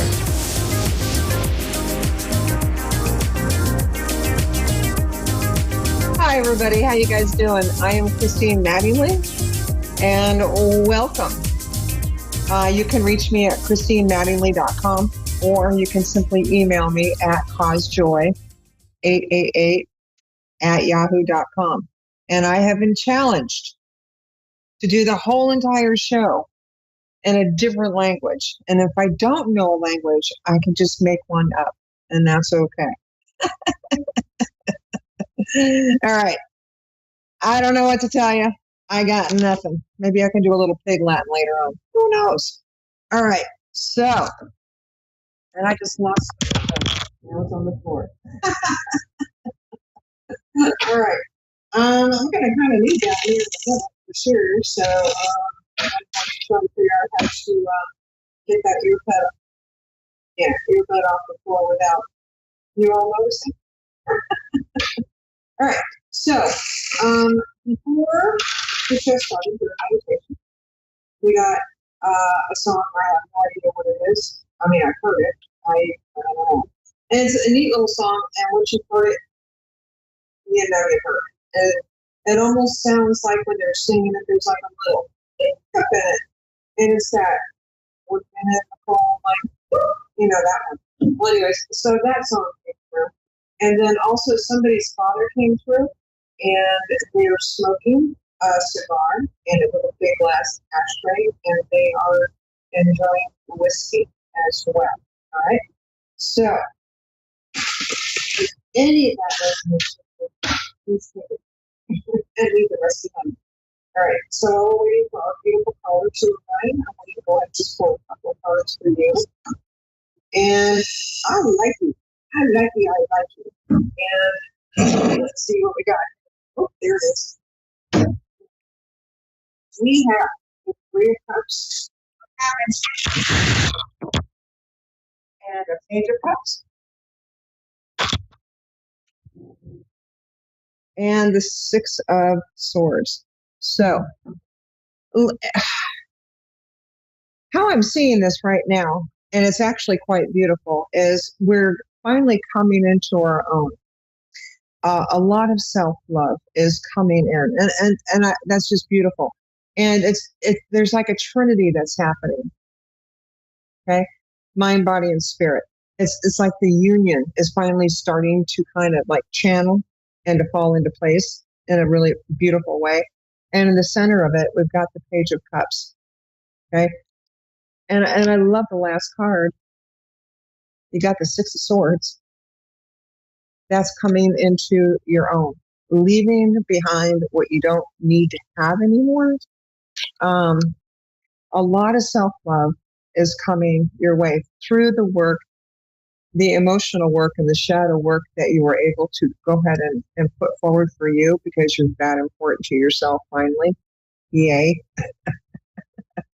All right. So we're moving into calmer waters emotionally. And the overall tone is the Wheel of Fortune. So the time is now.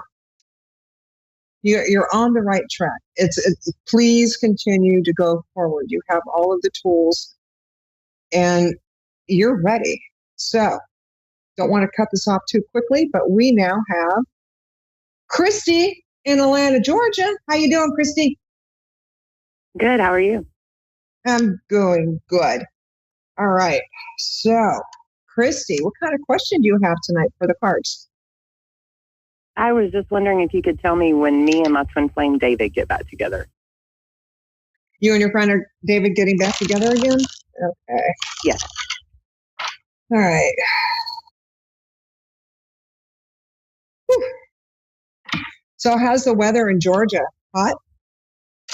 It's good, actually. Yeah. I miss the South. Not that and hot. There's a nice, I do. I mean, I don't miss the humidity. Don't get me wrong. I remember when I was about 17, 18 years old, I went through the Bible Belt on a Greyhound bus. So that was a long time ago, right? And I couldn't, I mean, born and raised in California, and I didn't understand why it was raining and everybody had their shorts on outside until we finally stopped and I went outside. Made perfect sense. When it rains in California, we don't wear shorts. And I'm like, what's wrong with these people wearing shorts? All right. So your overall tone, honey, is the Queen of Cups. So there is a lot of love that you still have for David. And David actually wants to come forward. And you're wishing for it and you're hoping for it. I want to go ahead and show you the cards real quick, and then I'll go ahead and talk about it. So your first card is the Knight of Swords. That's fast communication coming your way, clarity and truth and communication. Yay. So you're both going to be communicating. There is a lot of confusion with the Seven of Cups. And then because you've been wishing really hard for this, you got the Magician card. So this is also telling me that you're both wanting this at the same time. And I love this. The Six of Cups is showing a return back, I love the Six of Cups, especially when it comes to the heart. It's always something coming back, something nurturing, a partnership, a love. And then your last card, love it, Page of Wands, communication coming in your way. So what I'm getting from you and David, both of your energies right now, is that you actually both desire this to happen. And he actually is missing you as well as you are missing him. So yeah, we've seen each other. We're still intimate, but it's just when we get back committed, I'm wondering. And you don't see anyone else, do you? He said he wouldn't date anyone. No, I'm gonna pull a second row for you guys, and I'm not seeing that at all. There is communication that he actually wants to go forward with you. Apparently the communication has shut down a little bit, and there needs to be a little bit more honesty in the situation. And there is going to be a clear and honest conversation between the two of you that will happen. And he actually wants to do this. He wants to do this like right now. So hold on. Okay. Three of Swords. So you got the Nine of Pentacles. You got the Hermit card. Okay, beautiful. Six of Swords. And the Seven of Swords. And then your overall now, is the Three of Swords another person? The Three of Swords, I am reading this as heartache. I don't see a third party here at all, to be perfectly honest with you. And I understand that can be interpreted as a third party card. I get that. A third party could also be too much time with something else instead of somebody else as well. So if he spends too much time on his phone, that is also considered third party. But as far as another person, no. How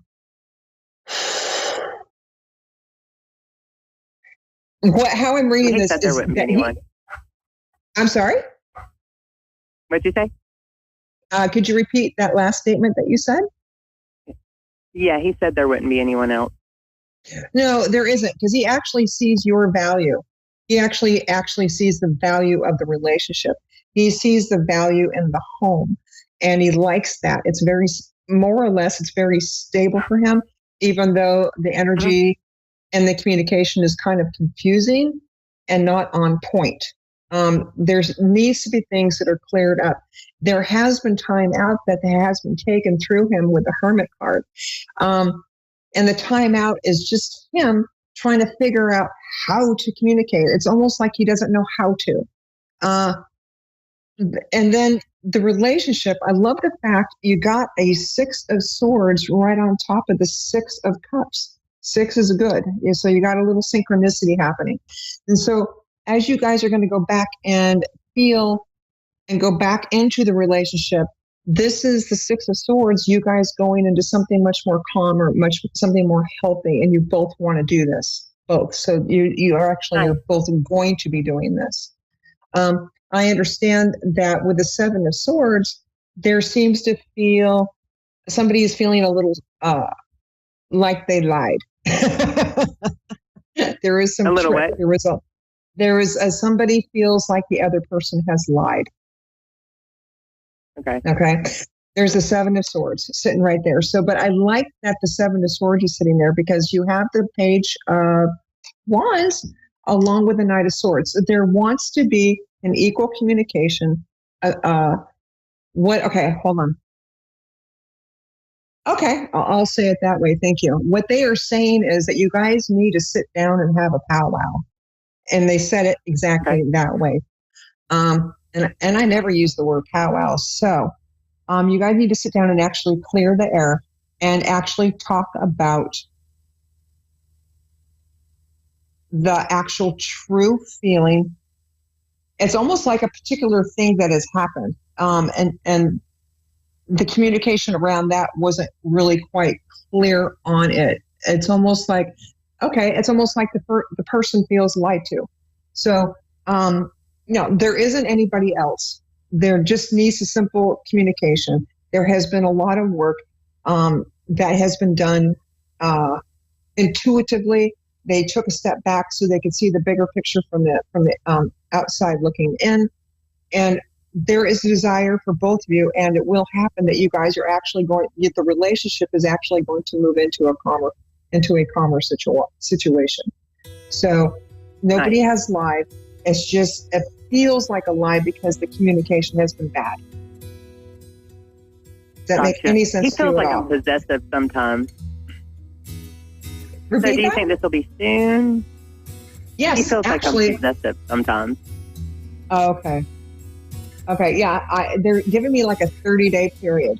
They're saying the number 30 over and over and over again with the letter M. So I'm getting like a 30-day period on this. Okay? Nice. Alrighty, honey.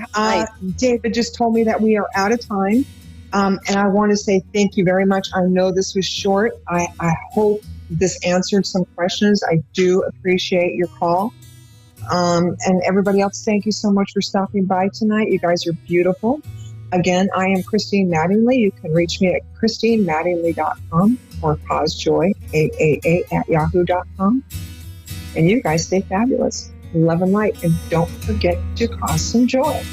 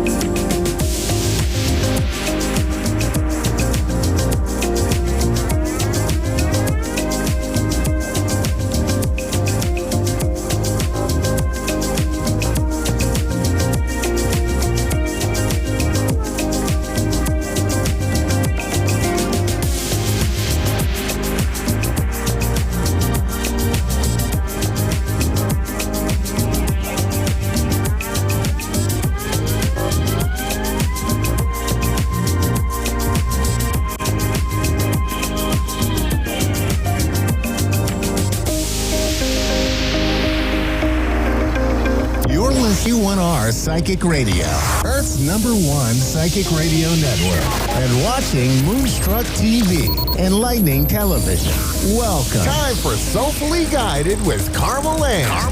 Live from soulfullyguided.com.au. Connect direct. In North America, dial 888-454-2751. In London, 20-3519-2158. In Sydney, dial 02-8488-3147. Or online, contact us through our Facebook page, facebook.com/psychic radio. Or one of our websites, askoneradio.com or moonstruck.tv. This is Soulfully Guided on A1R, the Ask One Radio Network.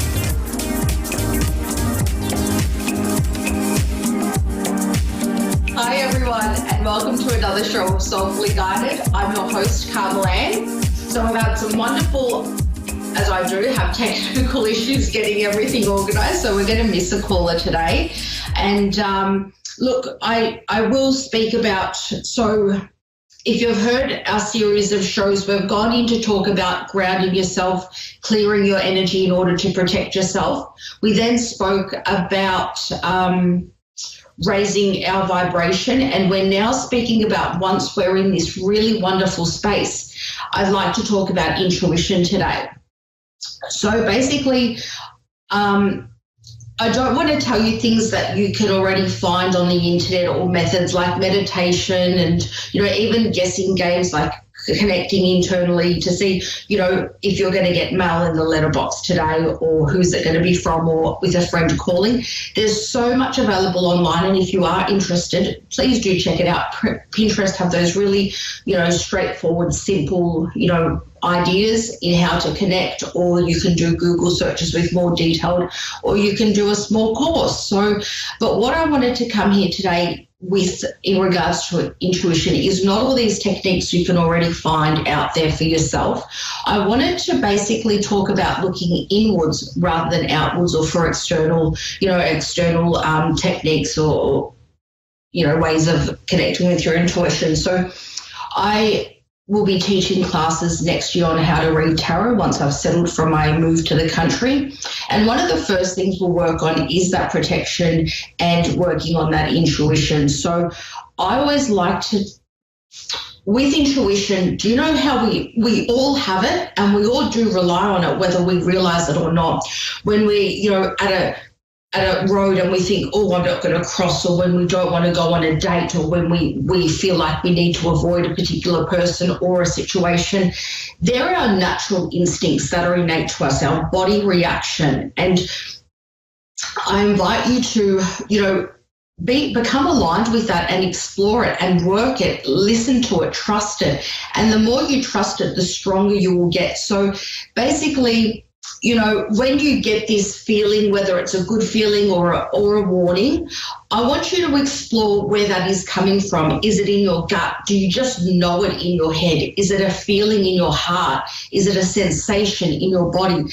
That is your strongest natural instinct and your intuition. So have an explore with that if anyone's interested in working with their intuition. What we do is, whether we're psychics, tarot readers, or mediums, astrologists, we have a very good relationship with our intuition, and on your way to developing intuition, it's so easy to doubt yourself. So that's why where we're going into, looking inside as not in a stressful way, but in an enjoyable, trusting and comfortable way, that we can open up that intuition, make it stronger, and then start exploring. You don't need to do this to be psychic or a tarot reader or medium. It's something that can really help you in your life as well and everyday living. And, it's a great place to explore things like that. And I will be teaching more about it next year. If you're interested, you can check out my website.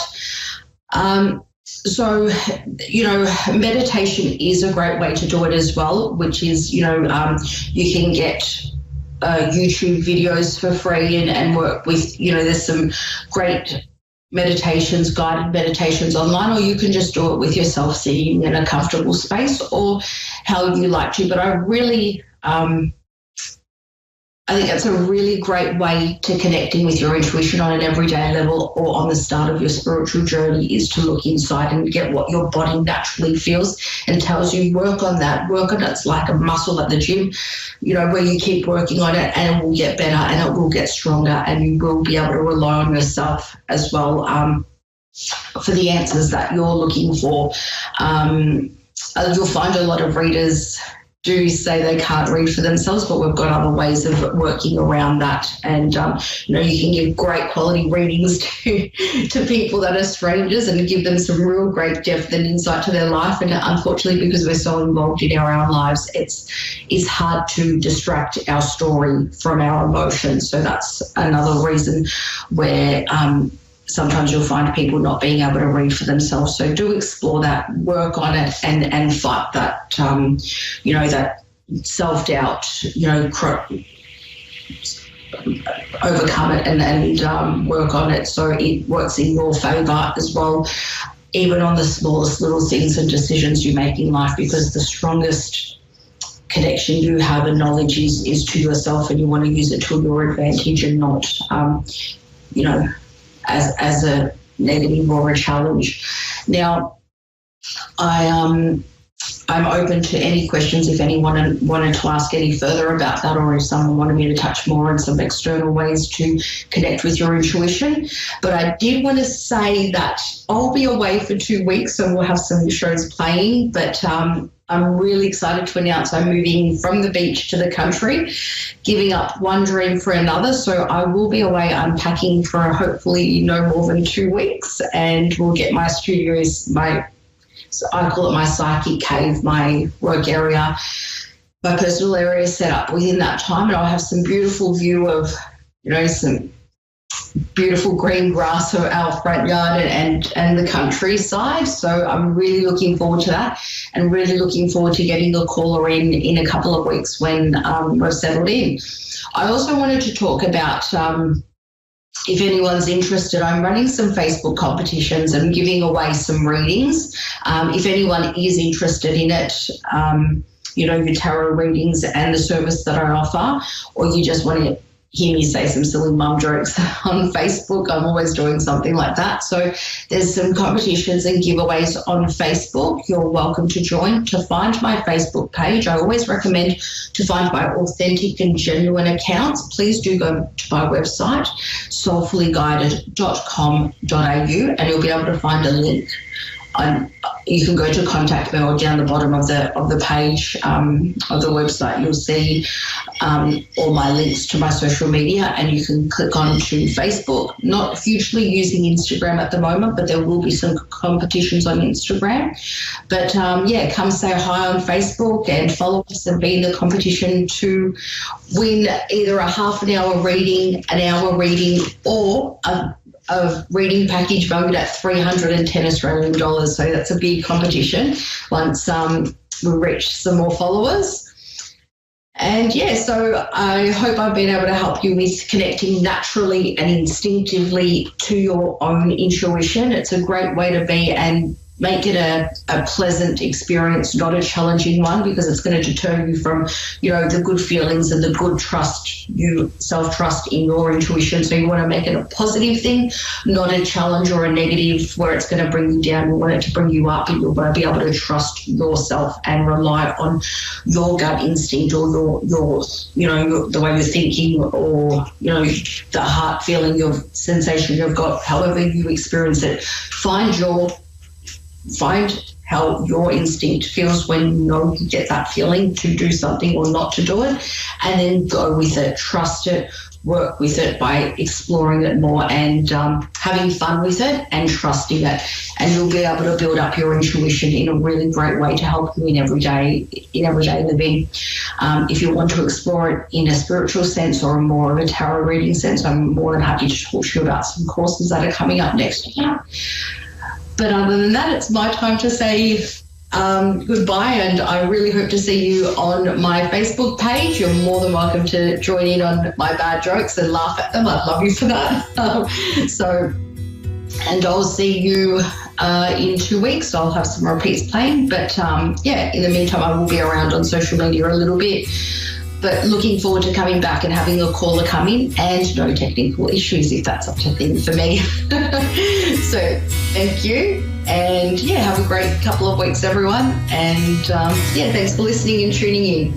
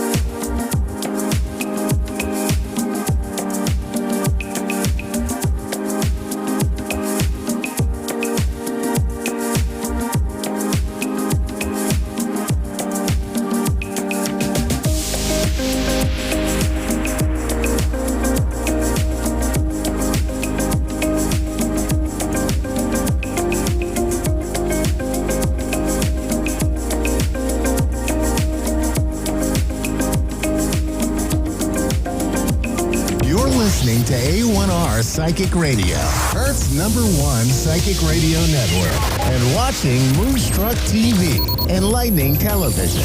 Welcome. And now, Reverend Elliot's Magical Window with Reverend Elliot. Live from magic-works.com. Connect direct. In North America, dial 888-454-2751. In London, 20-3519-2158. In Sydney, dial 02-8488-3147. Or online, contact us through our Facebook page, facebook.com/psychic radio. Or one of our websites, askoneradio.com or moonstruck.tv. This is Reverend Elliot's Magical Window on A1R, the Ask One Radio Network. Greetings, fellow seekers of truth, wisdom, and light.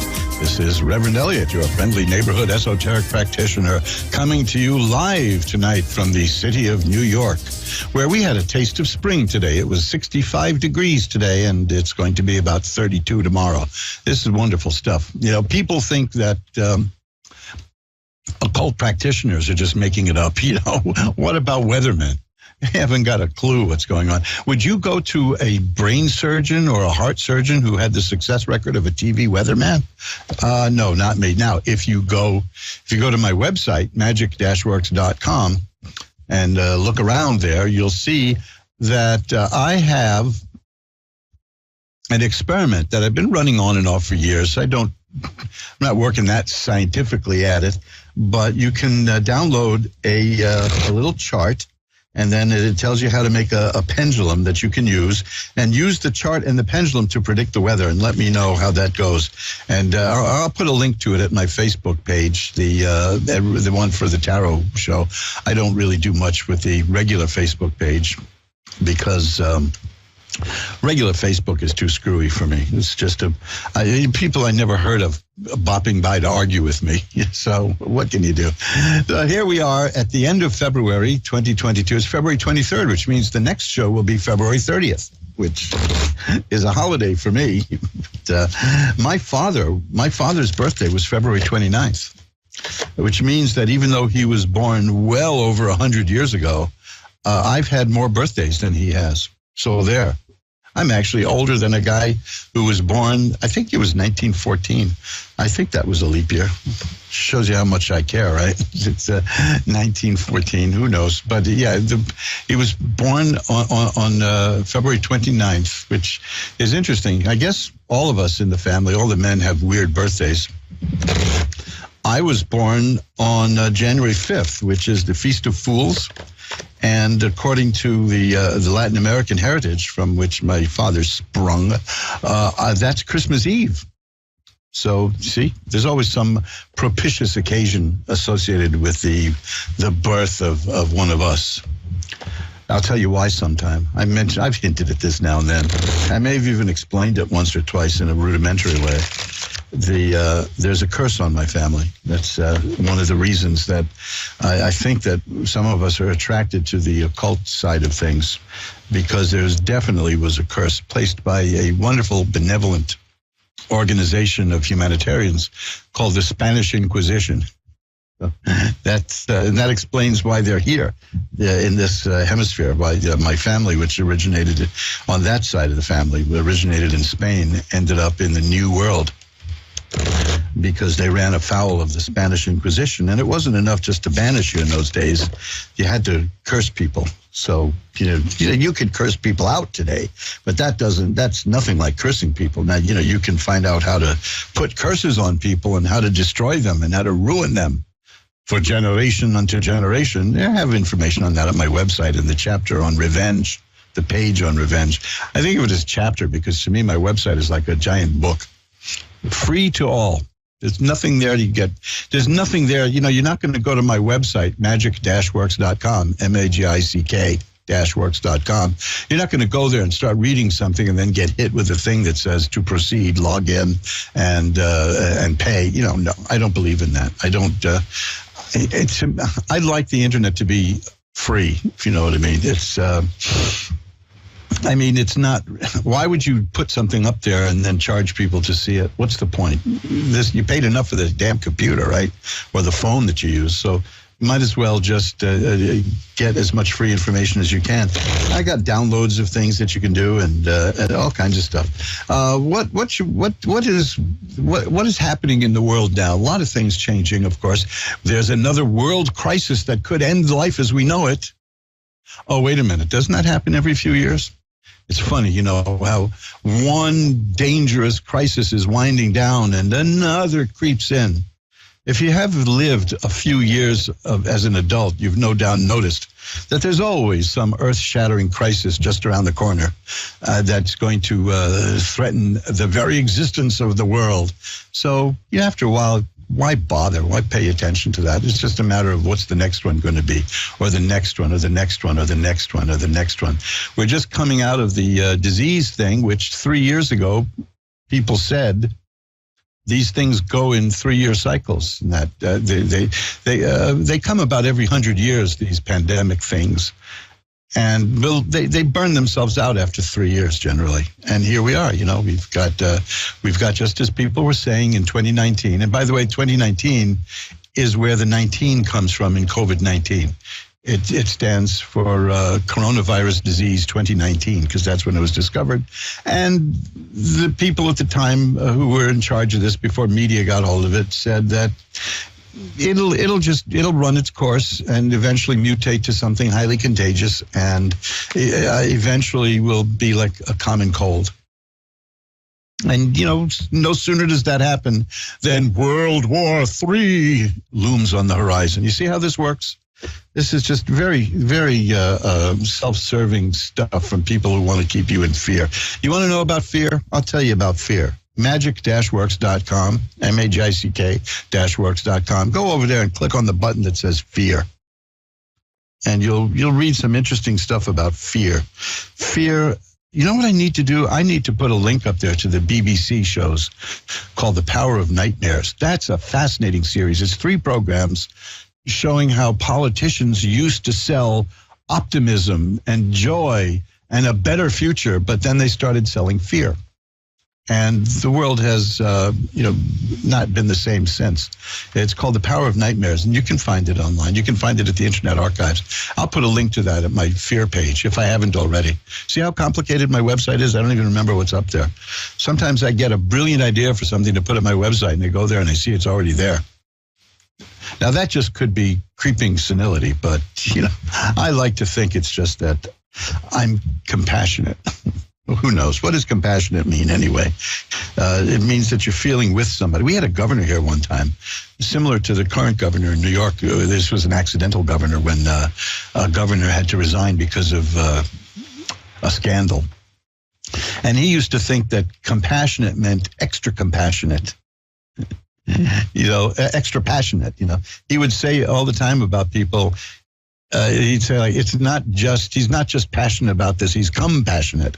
He also would say things like, it's not just the ultimate, it's the penultimate, which of course penultimate means less than ultimate. So it's a wonderful thing for students of the language.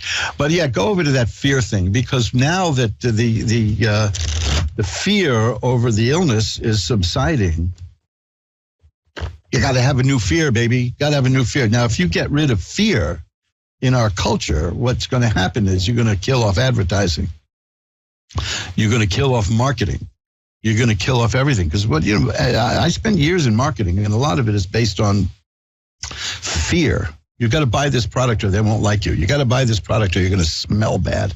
You got to buy this product or you're not going to succeed. It's almost all fear-based. For the 20 years that my wife and I ran a newspaper, we never, ever, ever once had a fear-based ad.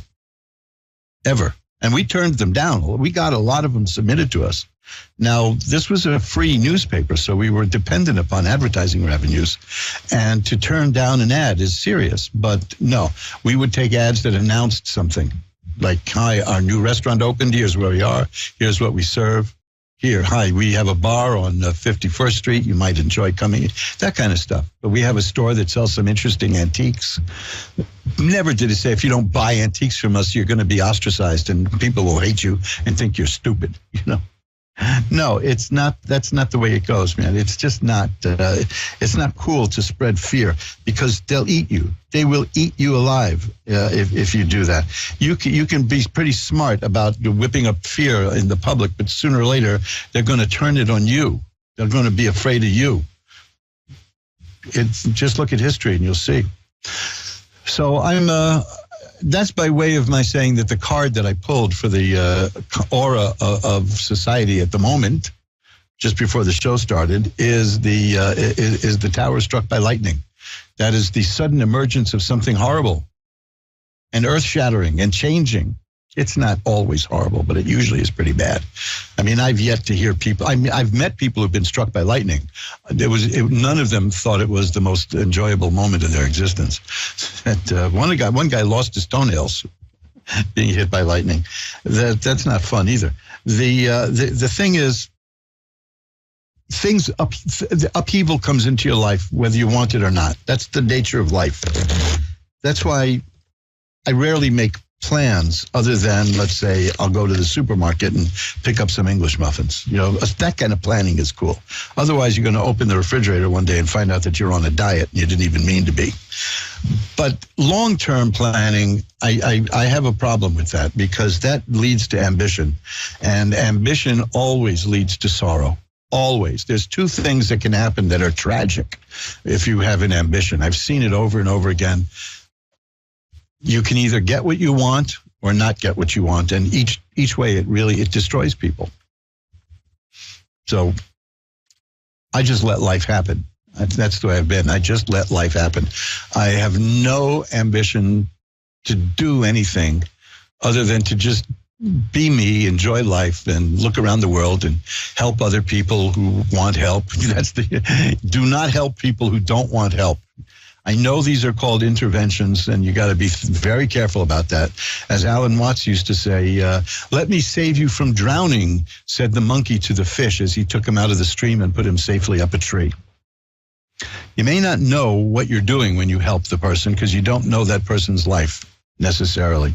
But, you know, that's human nature is to ignore what's happening to you and know what's best for other people. That's why I say repeatedly, do not ask a tarot reader what to do.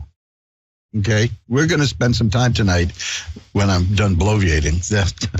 We're going to spend some time looking at tarot cards to investigate what's going on in our lives. And my hat is off definitely to all you guys calling in because it's very difficult to speak about problems, and it's difficult to do it publicly with millions of people listening. And I congratulate your courage. And trust me, as a guy who used to do public speaking for a living, I know the fear of public speaking and speaking in front of people. I hope I'm not talking to anybody out of calling, but I did conquer that, obviously. Whether it was for the good or not, time will tell. I'm a time as opposed to history. I'm certainly not egotistical enough to think that I'm going to alter history, but I have had an effect on some people's lives, as you have too. You may not know it. I'll tell you that story one day because I did change somebody's life. And I had no idea. I didn't even know the person. The person stopped me and said, "You changed my life." And I said, "Okay, sure." And then she told me what happened. And I realized, my God, I did. So you don't know. Just live your life in a decent way. As William Saroyan said, and I urge everybody to see the James Cagney movie of Saroyan's great Pulitzer Prize-winning play, The Time of Your Life. He turned down please give me 2 minutes to tell you this. I was at a literary party years ago in Sardi's, the famous theatrical restaurant here in New York City. And I joined the party a little late. My wife was there first because I sat in the bar at Sardi's. When you walk in to the left, there's this little bar, a gem of a bar. And I had a cocktail there. And I did it there rather than at the table because I wanted to have a cigar. And I had a chat with some people, some theater people. It was nice. And then I rejoined this long table filled with literary lights. And none of whom I would have known the names, I guess. But anyway, a woman next to me, an older woman, and I say this not out of ageism, but she said to me, "I'm interested. What who's your favorite author? I'm interested in what young people are reading. Now, I really liked that young people part because I had just turned 40. And those of you who have just turned 40 know what I'm talking about. So I said to her, well, I'll tell you, my favorite writer would have to be William Saroyan. And she said, oh, why is that? I said, well, I think he understood human nature. He was kind of a weird guy, a sourpuss in many ways, but an optimist in spite of himself. But mostly what I like is he got a Pulitzer Prize for his play, The Time of Your Life, and he turned it down. He said that he said commerce and business has no right patronizing the artist. And this woman looks at me and says, oh, he did. And was so frosty and just wouldn't talk to me after that. And it was so obvious to like the 80 people at the long banquet table there that when we got home, my wife said, what did you say to that woman? I mean, what did you say to her? You know, and I said, I don't know. And I told her what I just told you. I said, what was her name? And she told me the name. And I said, well, now this was pre-internet. I mean, there may have been people with the internet in 1995, but I wasn't one of them. And I said, I'll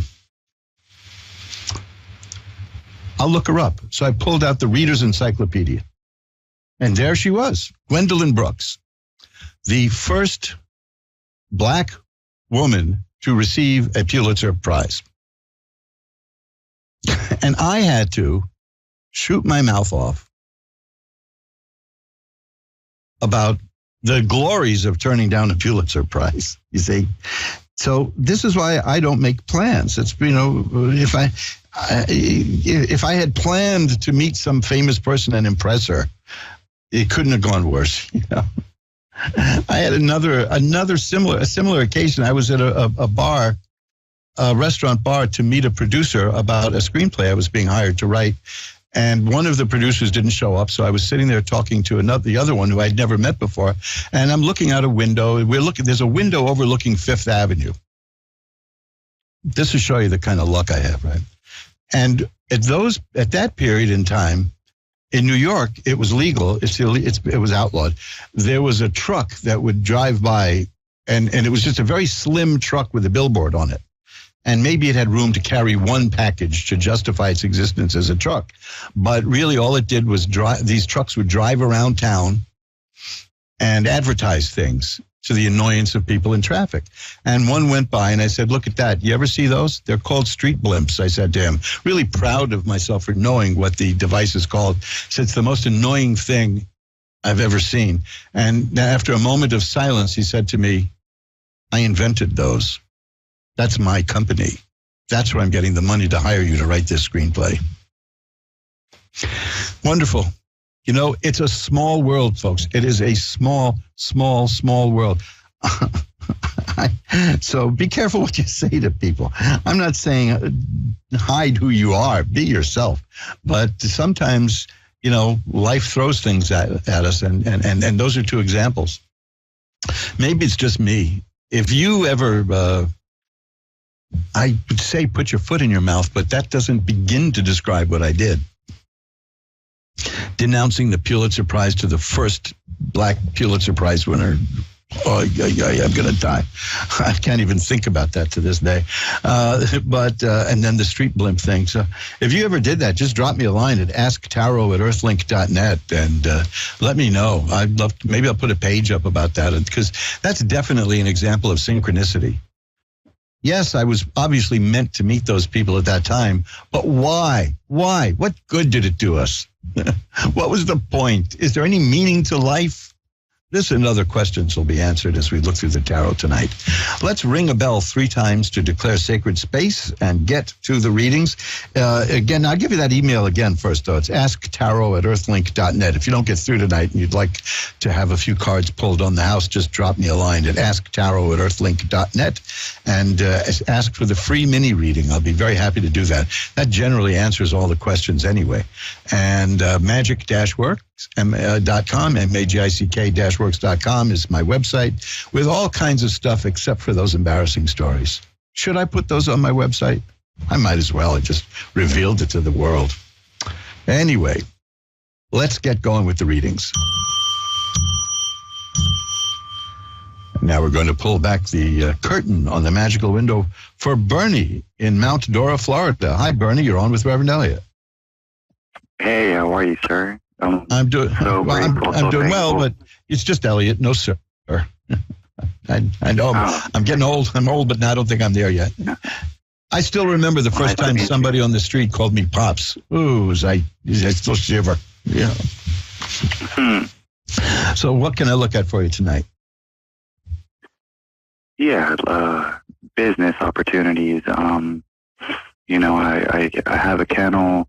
I breed and co-breed, collaborate dogs. I'm psychic medium, intuitive, healer, whatever insights, whatever. I mean, you know, I'm really looking, wondering, I'm like, you know, what I'm going to be, you know, offering as far as services and packages and how to put these together. You know, how I'm going to basically take care of my own survival needs too, you know, because, you know, a lot of what I've been doing, you know, recently, like friends of mine and stuff like that have been refusing to let me give them readings and things like that for free. But I typically I don't know if it's maybe insecurity or the fact that I just really want to feel like I'm doing like some kind of pristine work that I know it's, you know, holiness has nothing to do with, you know, providing for you. You know, yes. I could obviously. Let me tell you, I don't have really time to go into it, but there's a thing called the ritual economy, where specifically Reiki, for instance, it's one of the tenets of Reiki that you can't do it free. That if you do it free, it won't work, which is an interesting concept. And if you look into the history of Reiki, you'll see how that came about. And there is a wonderful book on magic by David Conway, and I don't remember what the name of this one is. He just recently wrote another one, but I have it up at my website under Occult Books. And he reminds workers, because this money is a very difficult thing for a lot of spiritual workers to reconcile, right? The adage is, if you're worth your labor, you're worth your keep. And there's no shame in asking for a fee on that. I'll tell you a funny story. One time, my wife and I used to be besieged by people asking for business advice. Because they knew that she knew her way around city government and she was intimately involved with the political scene. And, you know, we would get, and one day, just to stop it, we formed a little company and decided to tell people that a consultation is $125, you know. So if somebody said, well, here's my problem, what should I do? We would always say, you should hire a consultant and we do this, blah, blah. You know, they didn't want to hear that. They wanted to know what to do. Well, oddly enough, it worked. It just stopped people from bothering us. But within a short period of time, we started getting paid to do this. The people did come around and start paying. They had no problem with it. As long as you're offering free stuff, a lot of people will just take advantage of that. But there's nothing wrong with charging money as long as it's a reasonable thing. I mean, as long as you don't charge, you know, thousands of dollars for something that's not really worth it. But sometimes it is worth thousands. I think the most I've ever charged for something was putting together a that's so stupid, a full magical kit to do a full ritual, and that was about $275. But that had oils and candles and incense, and I made the oils and incense myself, you know, all that stuff. So there's no real reason to do it for nothing, but you don't want to rip people off either, because that comes back to you. But yeah, don't anybody contemplating this kind of work, you know, you may want to offer free readings and free stuff at the beginning to get experience, which is fine. And when I started doing tarot, I started by saying, just pay whatever you want. And there were people who sneered at me and said, you're going to get ripped off. Only one person ever refused to pay me, and that person never even contacted me again. But everybody else, the least I got was $20 for a reading. So you start doing it what speed you're at, you know. It's look, giving away samples, there's nothing wrong with that. I mean, now I do a free mini reading for Ask One Radio listeners, and there are a lot of people who think of that as a free sample, meaning I'm going to rope you in to a full reading during that. But I found that the free mini reading I offer, I think 99% of the time, it gives all the answers that the person needs. And I'm doing that as a courtesy because a lot of people don't like to speak in public with what's going on in their lives. And why not? You know, the Ask One Radio audience has been good to me, so I want to give something back. But that's a whole different ballgame.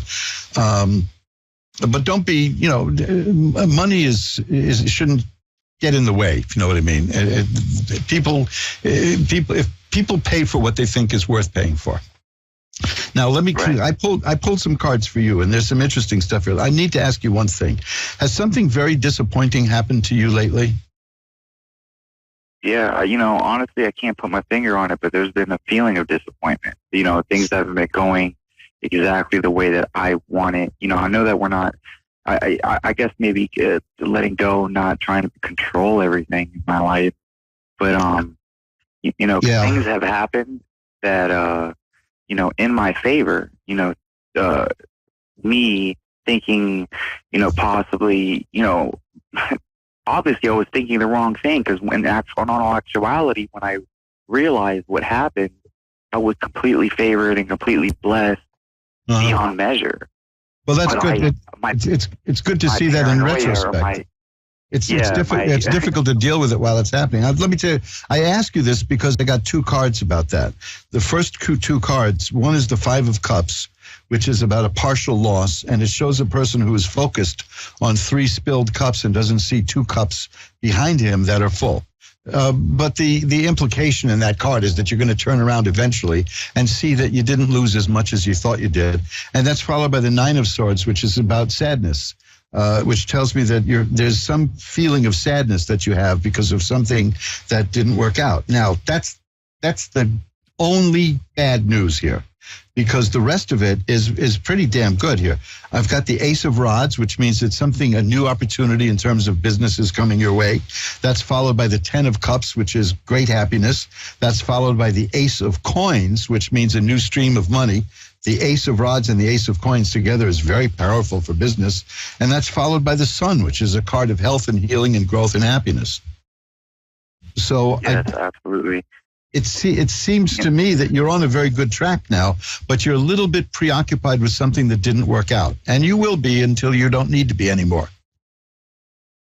Well, the thing is, you know, I just want things to happen quicker than, you know, they've been happening. Like, I don't want to have to deal with, you know, the law or anything to do with the law and the legal system. I want, you know, my charge to be dropped. I want, you know, financial freedom to where I'm not feeling like I'm being controlled or manipulated, or, you know, that other people have some type of authority over me. I want to be sovereign completely.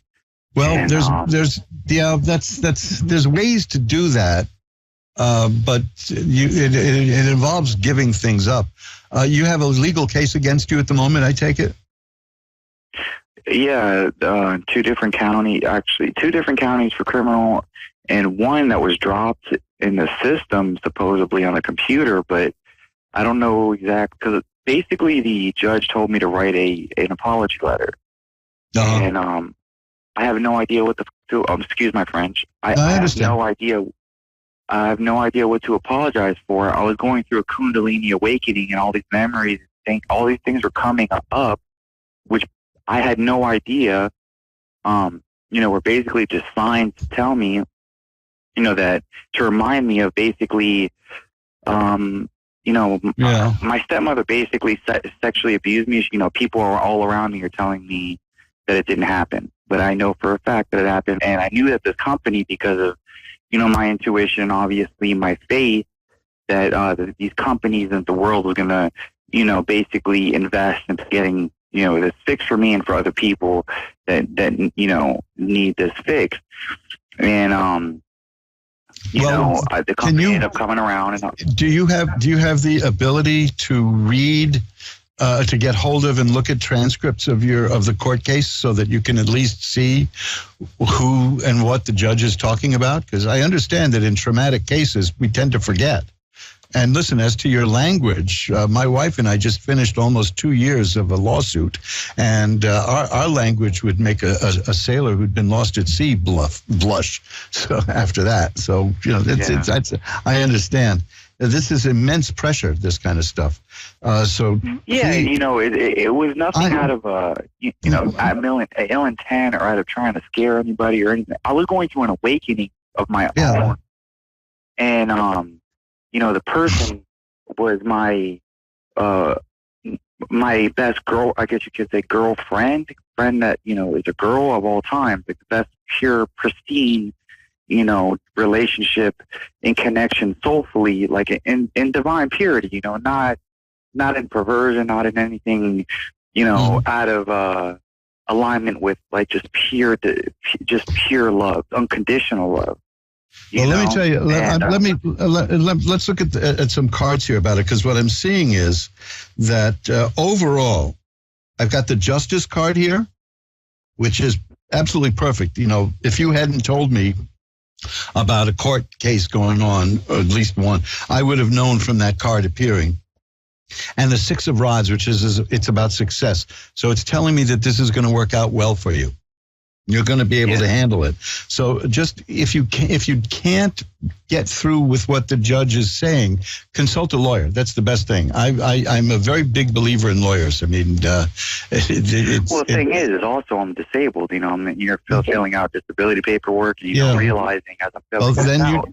Then the disability lawyers may be able to help you with that, because it's almost impossible to get disability without going through a legal system. Check that out. I didn't. I went actually to the hospital. I was hospitalized, and they did all the work for me. But basically, in realizing all this, through this process, it was basically what happened was after the sexual trauma, I repressed the memory to try to survive in the normal 3D world.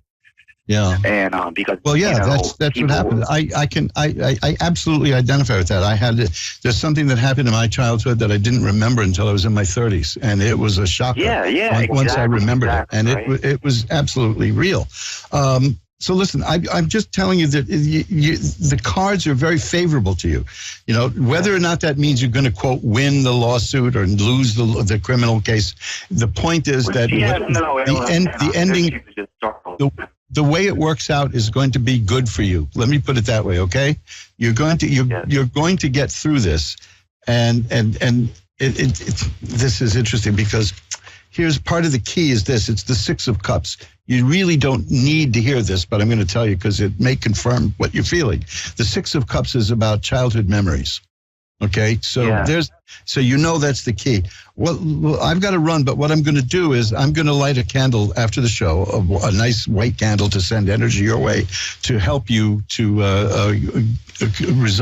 build up your resolve to help deal with this and to get other people to understand what you're going through. Okay. Yeah, thank you so much. Because you seem very County, the civil, and then Orange and Lake County are the criminal. I'm just hoping everything gets dropped. Yeah. Well, I'm getting good cards here. The Justice card is a good one here, and the Sun, all these cards. So I'm going to make sure that I help send some positive energy your way. Okay. Much appreciation and gratefulness. Thank you. Blessings to you. Bye now. And you're listening to Reverend Elliot's Magical Window with me, Reverend Elliot, on the Ask One Radio Network. Yeah, sometimes we get into so many problems in life, and it traces so far back, but the healing process hurts, and who among us hasn't been there, right? Pat in Hoboken, New Jersey is next. Hi, Pat. You're on with Reverend Elliot. Pat in Hoboken, are you with us? Yes, Reverend Elliot. How are you? Hi. Good. How are you doing?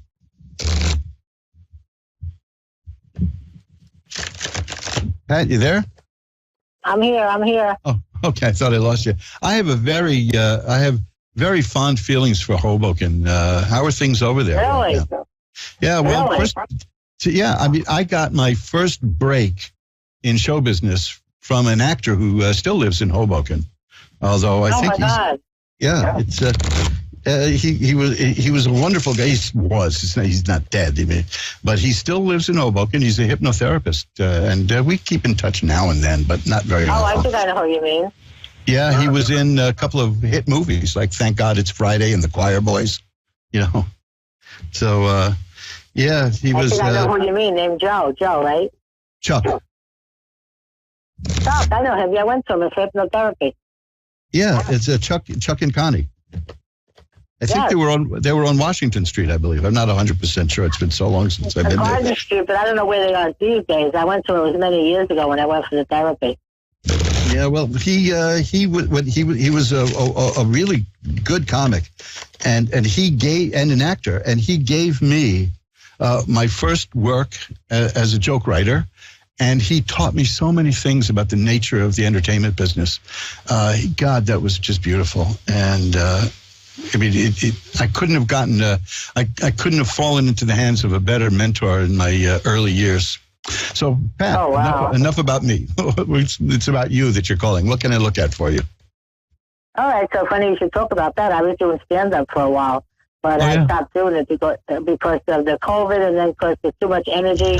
What I really am doing now, just did a website. I'm a spiritual, psychic, medium, clairvoyant, animal communicator. Let me tell you, I think in my experience, a lot of comics have psychic abilities, and I'll tell you why.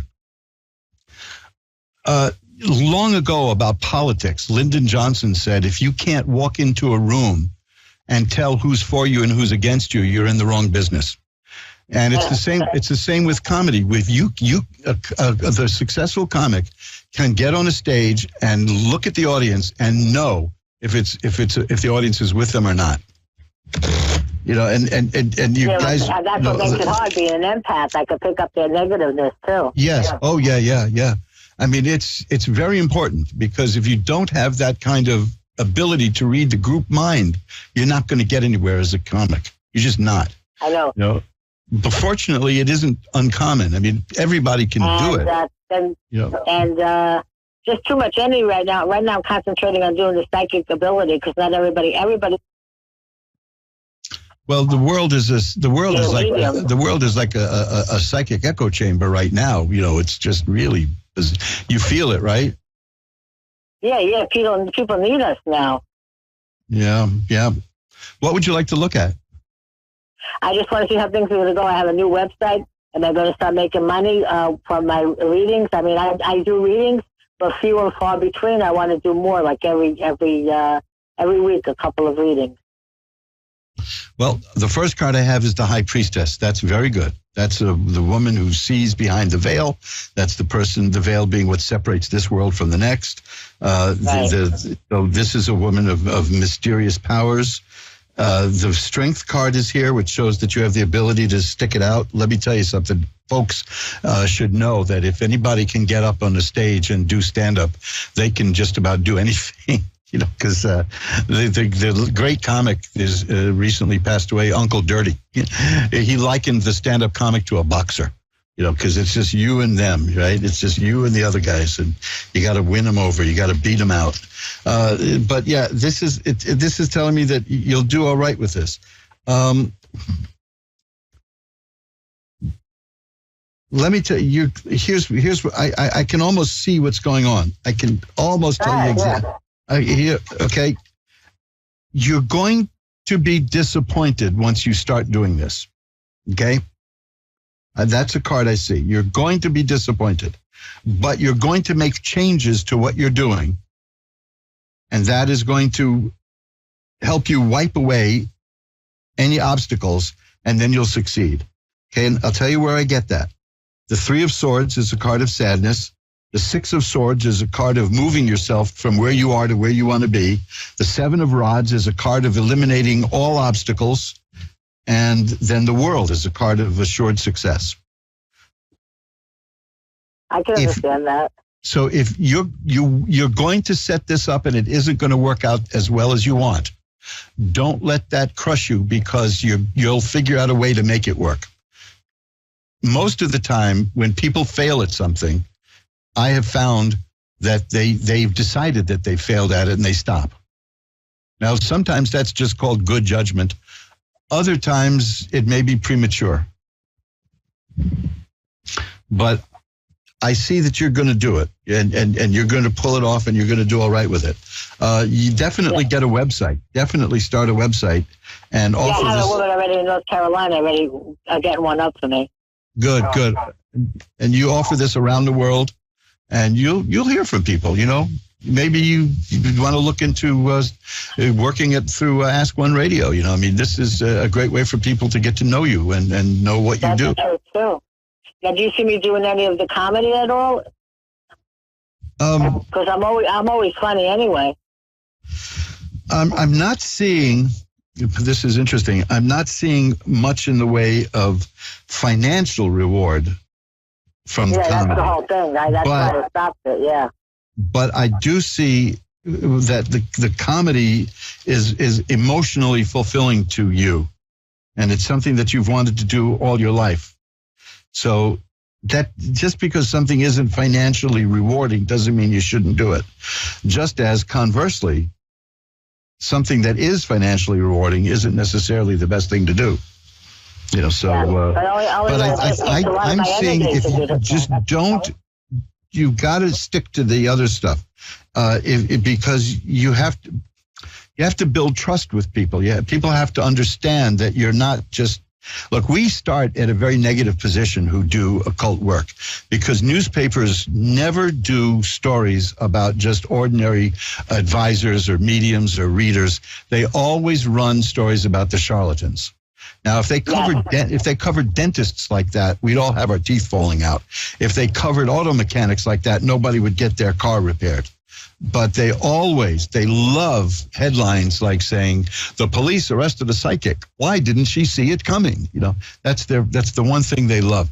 But they don't talk about the millions of everyday path workers and esoteric workers who help people and guide people successfully and don't bleed them. And that's my first rule for people if they look for a worker, to help them out, a card reader, a medium, anything. If you feel worse after you saw that person than you did before that person, you're seeing that person, don't go back, because they're just trying to rip you off. Everybody always tells me they feel better after by reading. Good. That's the whole point. Yeah, because it's true. Now, sometimes you've got to deliver bad news in a reading. It doesn't happen very often. But my theory is because people who get a reading are asking for advice, and people who ask for advice are open to solutions, and people who are open to solutions solve problems, But if you do have to deliver bad news, you can do it. You'll learn how to do it gracefully, and you'll learn how to do it to keep going.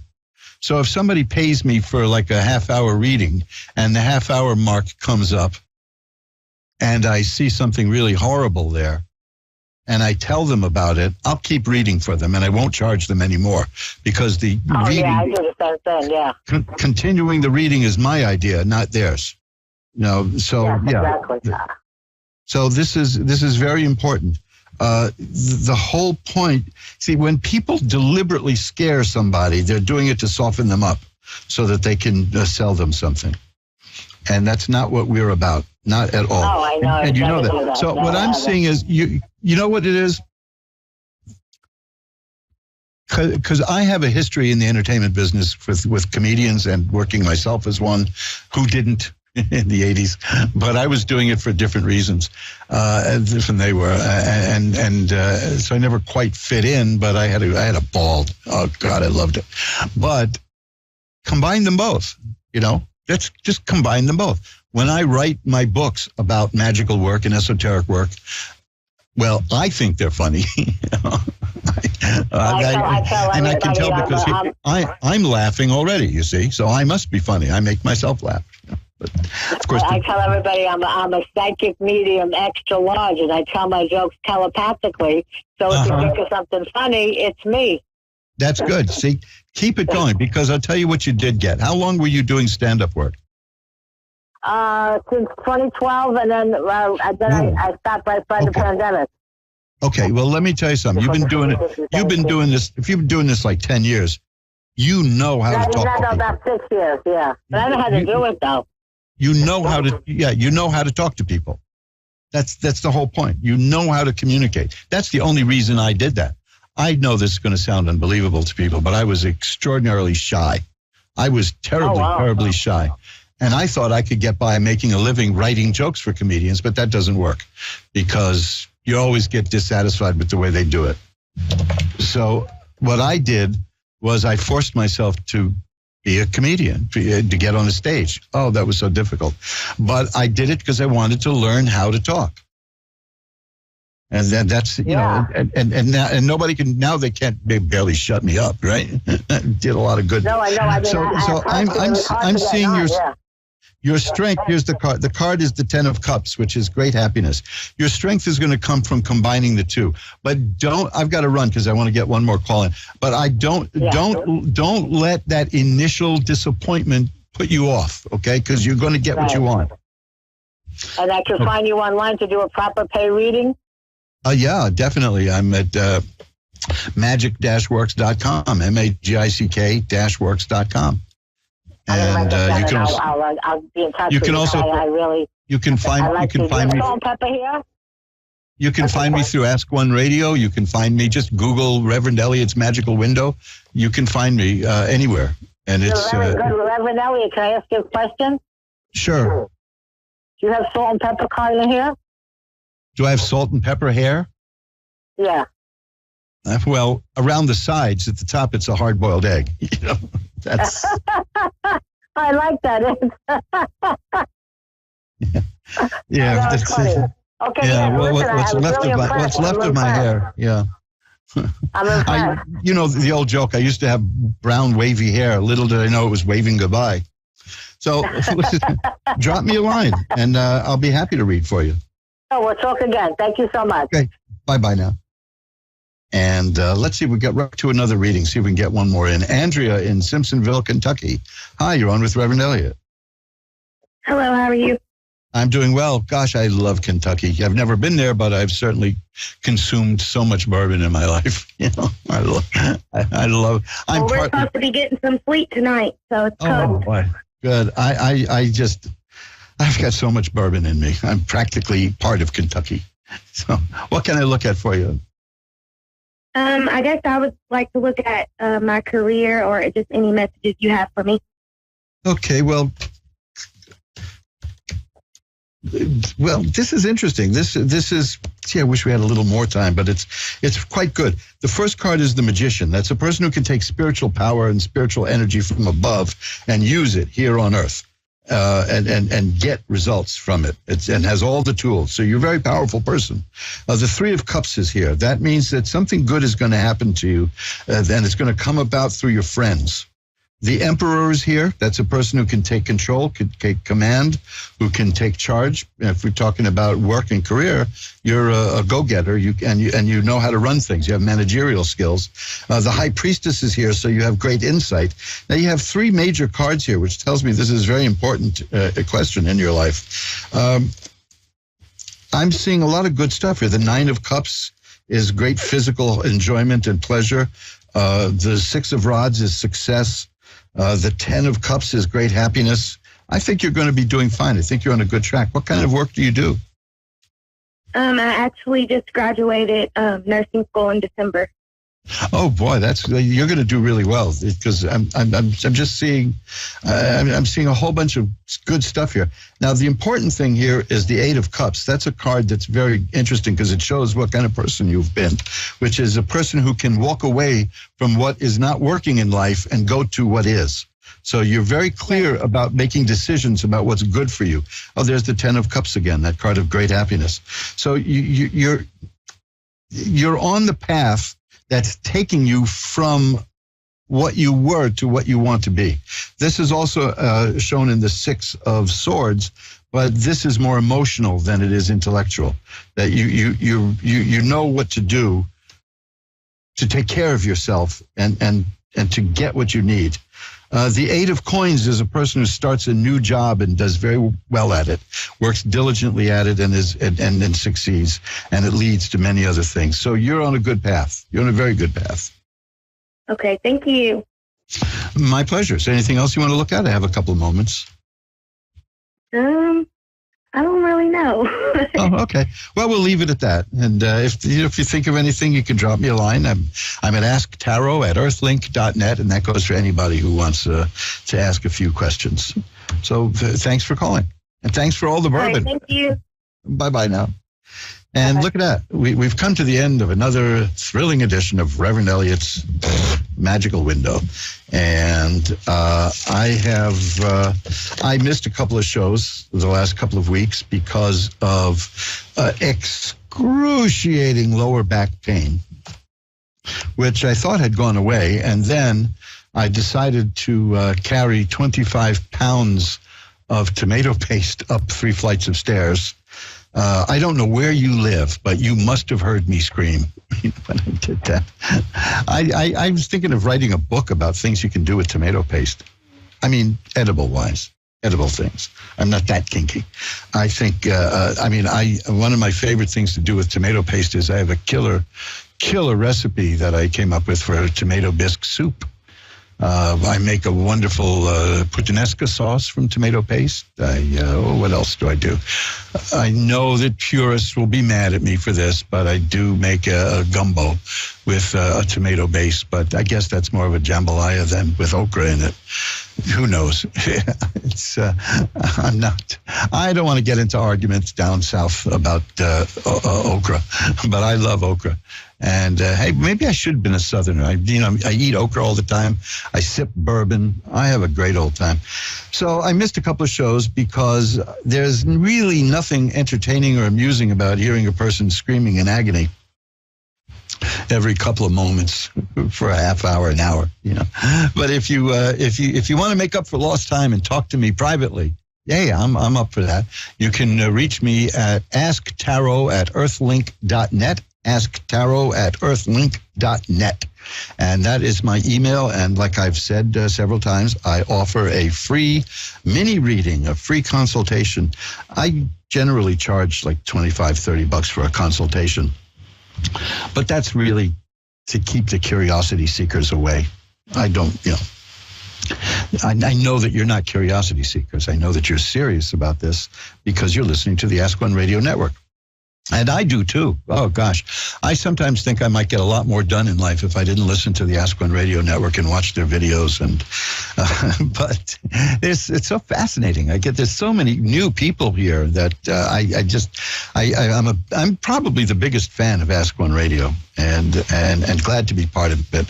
And like I keep hinting, we're going to be doing a little expanded version of this show, the same time frame and the same time, but with a little bit more for your senses to appreciate. That's coming. I'm rather slothful these days. I think I mentioned this, that my wife and I had been involved in a lawsuit for years. I sued her. No, we were on the same side. And it went on for like maybe a little under 2 years. And oh man, that can be annoying, especially when the other side outright lies. And we had a wonderful lawyer who we've never met, because pandemic, right? Everything was done by Zoom and all that, but he came highly recommended, and he was really, really wonderful. You couldn't ask for anything more, and that just derailed us for so long. But concluding it was a shock. Something that goes on for almost 2 years and suddenly it's gone. You get used to worrying about it. You get used to being concerned about it, and suddenly this thing is gone. Life changes can be weird. I pointed this out many times. Psychological stress units caused by changes in life are the same for divorce as for marriage. So why bother? Just go get divorced, right? Or the old joke says, I don't want to get married again. I'm just going to find some woman I can't stand and give her a house. Oh, wait a minute. I heard this in my mind. Yeah, that's better. I knew a guy got divorced and he kept the house. He kept 2 houses. So what can you do? So listen, that's my marital advice, and I'm sticking to it. Till we get together next week on February 30th. This is Reverend Elliot saying, who you are is the universe's gift to you. Who you become is your gift right back to the universe. contact me and we'll talk about that one. Bye-bye now.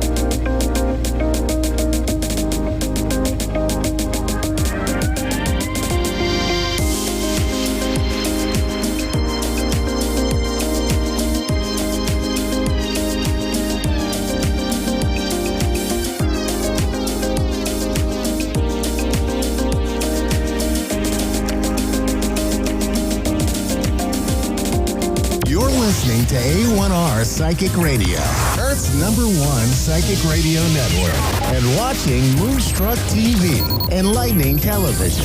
Welcome. And now, Reverend Elliot's Magical Window with Reverend Elliot.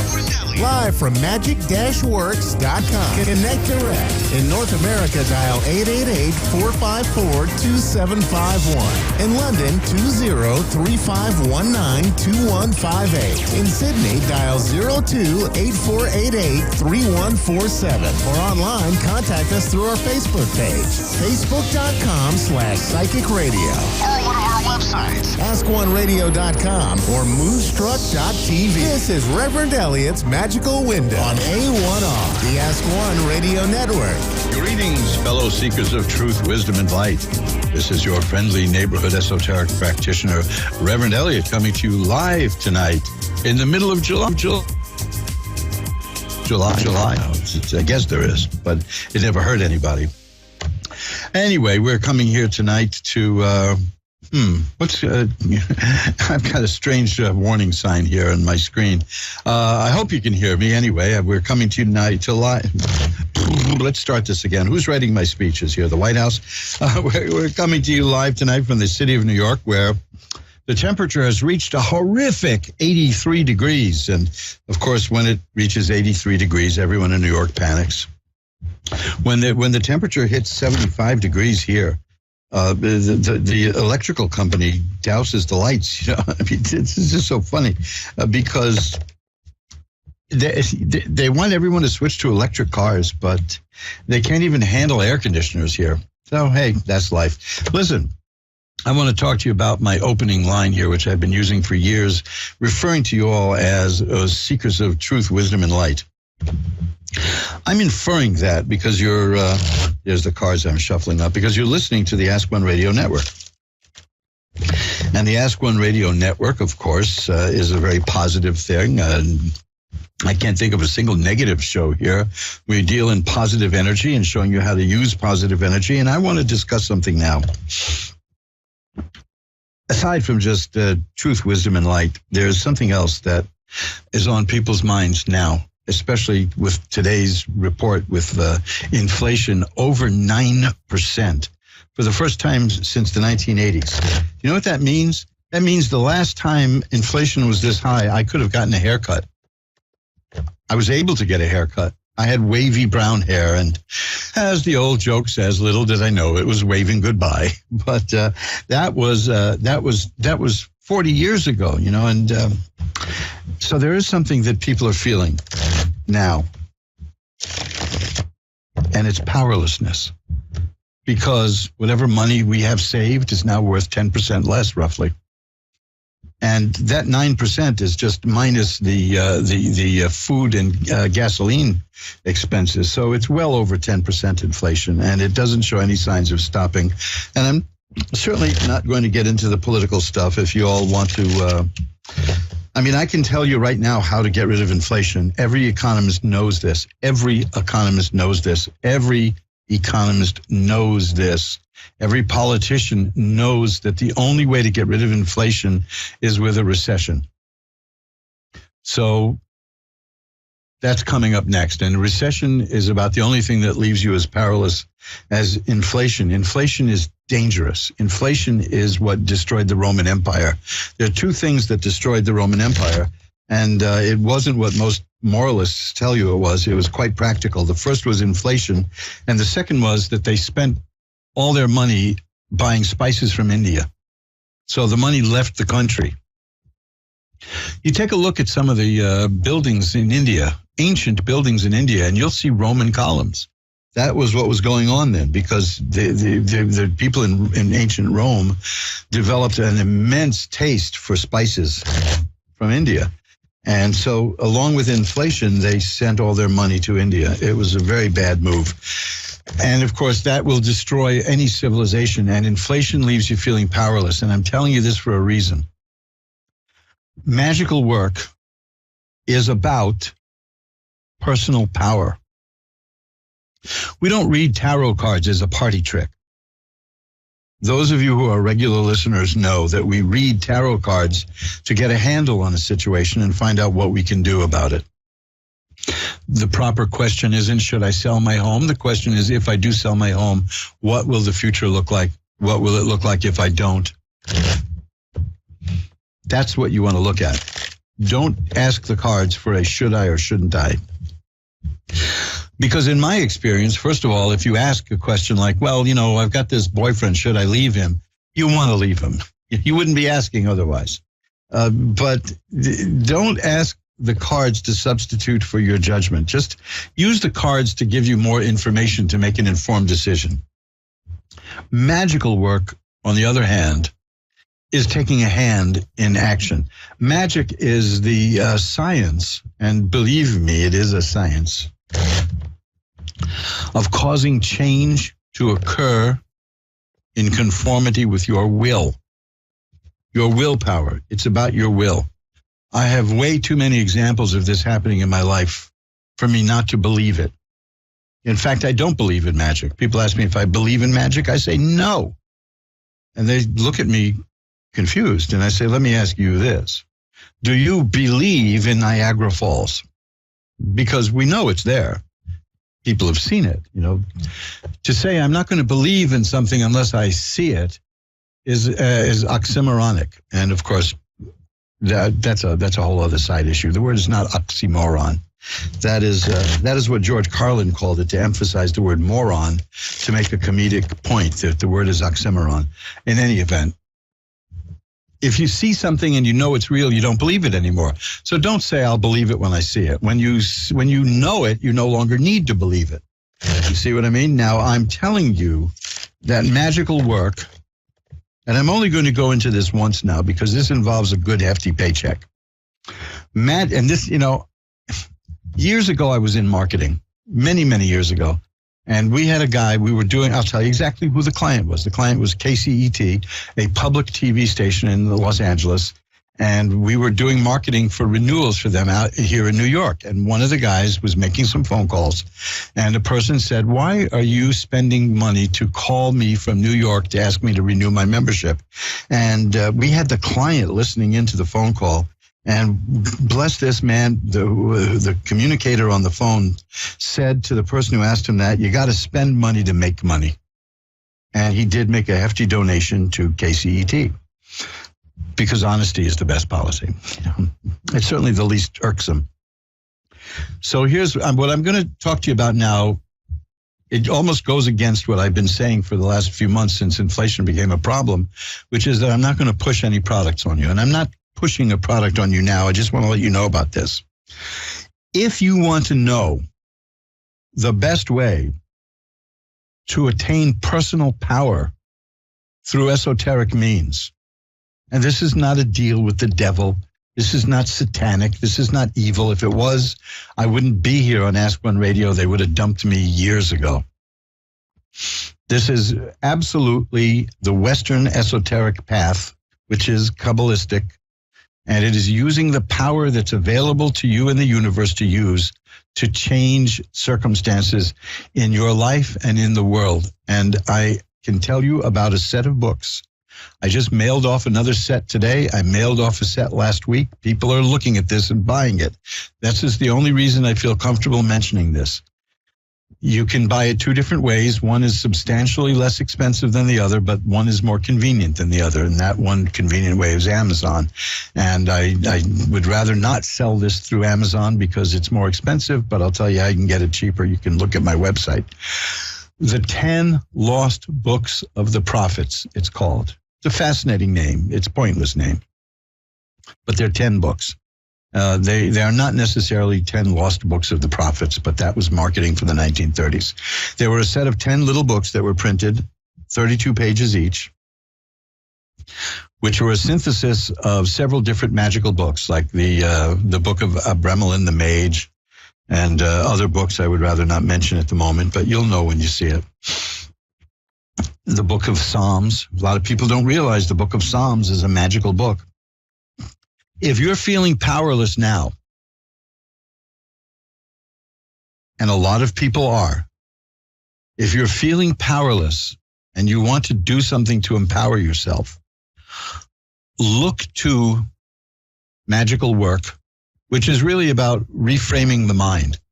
It's not about boiling Eye of Newt and killing people who get in your way. That's not magic. That's witchcraft of the fictional sort. Because witchcraft isn't even that either. Don't even think about hurting people. This is about empowering yourself. There are ways that you can. I used to ask people this when I was in the stand-up comedy world. I would say to comics who would be putting people down and mocking them for 20 minutes at a time, do you think you can get a laugh without putting people down? And they would look at me and say, how? Oh, okay, fine. There are ways of doing it, and some of us knew how to do it. The thing is this. You go to mojoacademy.org, mojoacademy.org, and look at the page for the 10 Lost Books of the Prophets.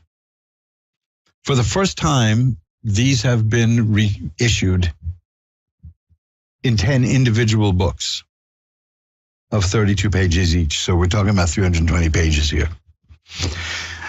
It will teach you how to use the Book of Psalms. It will teach you how to use various other magical techniques, which, like I said, I don't want to discuss at the moment, to empower yourself to make positive change happen in conformity with your life. Now, there's a hefty price tag for these books. It ain't cheap. They have never been reissued in 10 individual books. I'll tell you this, you can buy a set of the original books from the 1930s. They're small. They tend to be misprinted. They tend to have problems with the typos, but they cost a lot more than the new set does. I did the new set. That's why I can comment about it. I took a set from 1932 and scanned it and reorganized it and restored it. All 10 books. At great cost to my eyesight, I might add, but that's life. These books, as I said, I mailed out a box today. I mailed out a box a few days ago. I'm going to mail out more. If you are serious about taking the path to self-empowerment and self-improvement, I can certainly recommend nothing more than the 10 Lost Books of the Prophets. Now, it was reissued over the years in a single volume. Unfortunately, the people who have those, I have a copy of the single volume, but the people who have them and are selling them secondhand at eBay and Amazon, they're asking for like $400. That's ludicrous. Don't even bother. You don't need to pay that kind of money. The books that I've got and restored are a fraction of that, but it's still a big ticket item. And so I want you to think about this before doing it. How important is it to you now to restore your personal feeling of power? And if it is, look at the 10 Lost Books of the Prophets at mojoacademy.org. 10 Lost Books of the Prophets at mojoacademy.org. There is one at Amazon, which is a hardcover set, which is very expensive. There's only one in existence, and I'm selling it because I made it. And I don't expect anyone to buy it. It's just there in case anyone wants it. But you can get them paperback. You can get them in high quality, glossy paperback with perfect paper inside, beautiful paper inside, and every page is restored. Every single page is restored. I found the matching typeface, and I fixed up the things that were wrong, and it's beautiful. It's just gorgeous. But they're back now. I've been selling these books for years. I've been shy about mentioning it because it's costly. There's a lot of work that went into it, and this is not for everybody. This is serious, serious magical instruction, but it will show you how to gain power over your own life and the events happening around you. It's that simple. I'm bringing this up now because the inflation situation is going to get worse, and the only way to make it better is recession, and that's going to hurt people too. So people are going to tend to feel lost, feel powerless, feel rudderless, feel aimless. You don't have to. Tarot is one of the empowering things about magic. The 10 Lost Books of the Prophets will make you an expert in the esoteric tradition of the West. It's that simple. I'm not forcing anything on you. I'm not pushing it. I'm just announcing it. It's there. Now, I want you to keep one thing in mind. You can get it at Amazon.com, or if you go to mojoacademy.org, where there's a link to Amazon, you will also see a link to get it at the printing plant, which is a couple of dollars less for each book. And with 10 books, that adds up. And there's a code there to give you 15% off. And I would strongly recommend buying it that way. The shipping is a little higher, a lot higher, I think, actually, if you do it that way. But it doesn't matter because you're paying less for the books by a long shot. The 15% discount will more than cover the shipping, as I recall. But most people who buy it through Amazon. And if they want to pay more for it, fine. I'm all about empowering people and charging less for it. But I want you to remember that. Keep it in mind. When you start feeling powerless, and I hope you don't, so let me rephrase that. If you should start feeling powerless, if you should start feeling swept away by events, because anybody under 40 has never experienced inflation like this. Nobody ever stuck their hand in their pocket and pulled out 10%. Because they'd never had inflation. I mean, the most we had of inflation a year and a half ago was, I think, 1.4%, which was fine because wages were increasing above that. Right now, we have wages increasing at about 5%, and we have 9% inflation, 9.1 actually. So that's loss. And I'm very mindful of asking people to spend money at a time when money is shrinking. I went to the grocery store. I go shopping like a lot of you do. And I remember when it cost less than $50 to buy a few routine staples. I think I mentioned it the last time I was live here. I had just one tote bag of groceries that we need, and it came to $94. $94. Okay? So, we're getting robbed big time here. And it's not the retailer's fault because they have to ship everything by gasoline, and you know what's happening to gasoline. This is a mess. I'm not going to get into the political who did this, why did they do this. I don't care whose fault it was. The question is who is responsible for dealing with it. And if government lets you down, deal with it yourself by empowering yourself. And that's why I'm taking the time to talk. I've got books for $10, $12, $14. And I'm asking you to consider a set of 10 books that cost way more than that. Check it out at Mojo Academy. Maybe it costs less than you think. Maybe I'm making it sound horrific. But it's not unaffordable. It's priceless in that sense. It's empowering. But I take a look. If you want, take a look if you would like a brochure about the 10 lost books of the prophets. Drop me a line at asktaro@earthlink.net, asktaro@earthlink.net, and I'll email you one that you can print out. You can also find it at the webpage at mojoacademy.org. It's very important because the worst feeling of all is feeling powerless. And you don't want that. I know you don't want that. It doesn't mean you have to be a micromanager and be in charge of everything, but you don't want to be powerless and you don't want to feel powerless. And that is the most pernicious effect of things like inflation, is that it leaves us feeling helpless and powerless. We're on a treadmill right now, and the treadmill is, as Fred Allen once referred to in a whole different context, with this kind of inflation, we're on a treadmill to oblivion. Don't let circumstances control your life. I'm not begging you to buy this. I'm begging you to consider this. The book is called The 10 Lost Books of the Prophets. It's available in 10 individual books for the first time in 60 years, 70 years almost. Restored, revised, it's in perfect shape. Give it a shot because it will help you. You're seeking for wisdom and truth and clarity, but power. Man, you don't want somebody stealing your power. And there are people out there who are more than happy to do it and make you helpless. They'll steal your power and then promise to give it back if you vote for them. Don't allow that. Learn how to get your own power. Now, if you don't want to go the route with these books, fine, but you want to know more about what you can do to empower yourself? Drop me a line. I'll be happy to talk to you about it. You know how much it costs to talk to me for a half hour? Nothing. Okay? I'm not charging people to contact me. If you have a specific question about magical work and you want a tarot reading, yeah, I charge for that. But if you want to send me an email and converse with me that way and chat and see what you can do to help yourself feel more empowered and be more empowered. The hell with feeling it. You want to be it. I'm not charging people for that. How ridiculous would that be to say, I will show you how to be powerful. Just pay me, because then I'm taking your power, man. Money is power. I'm not anti-money.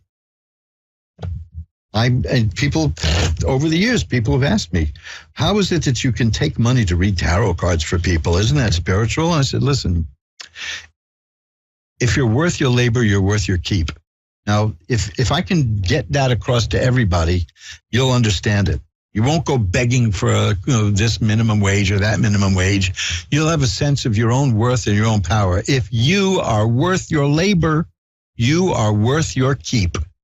That is an occult, esoteric promise.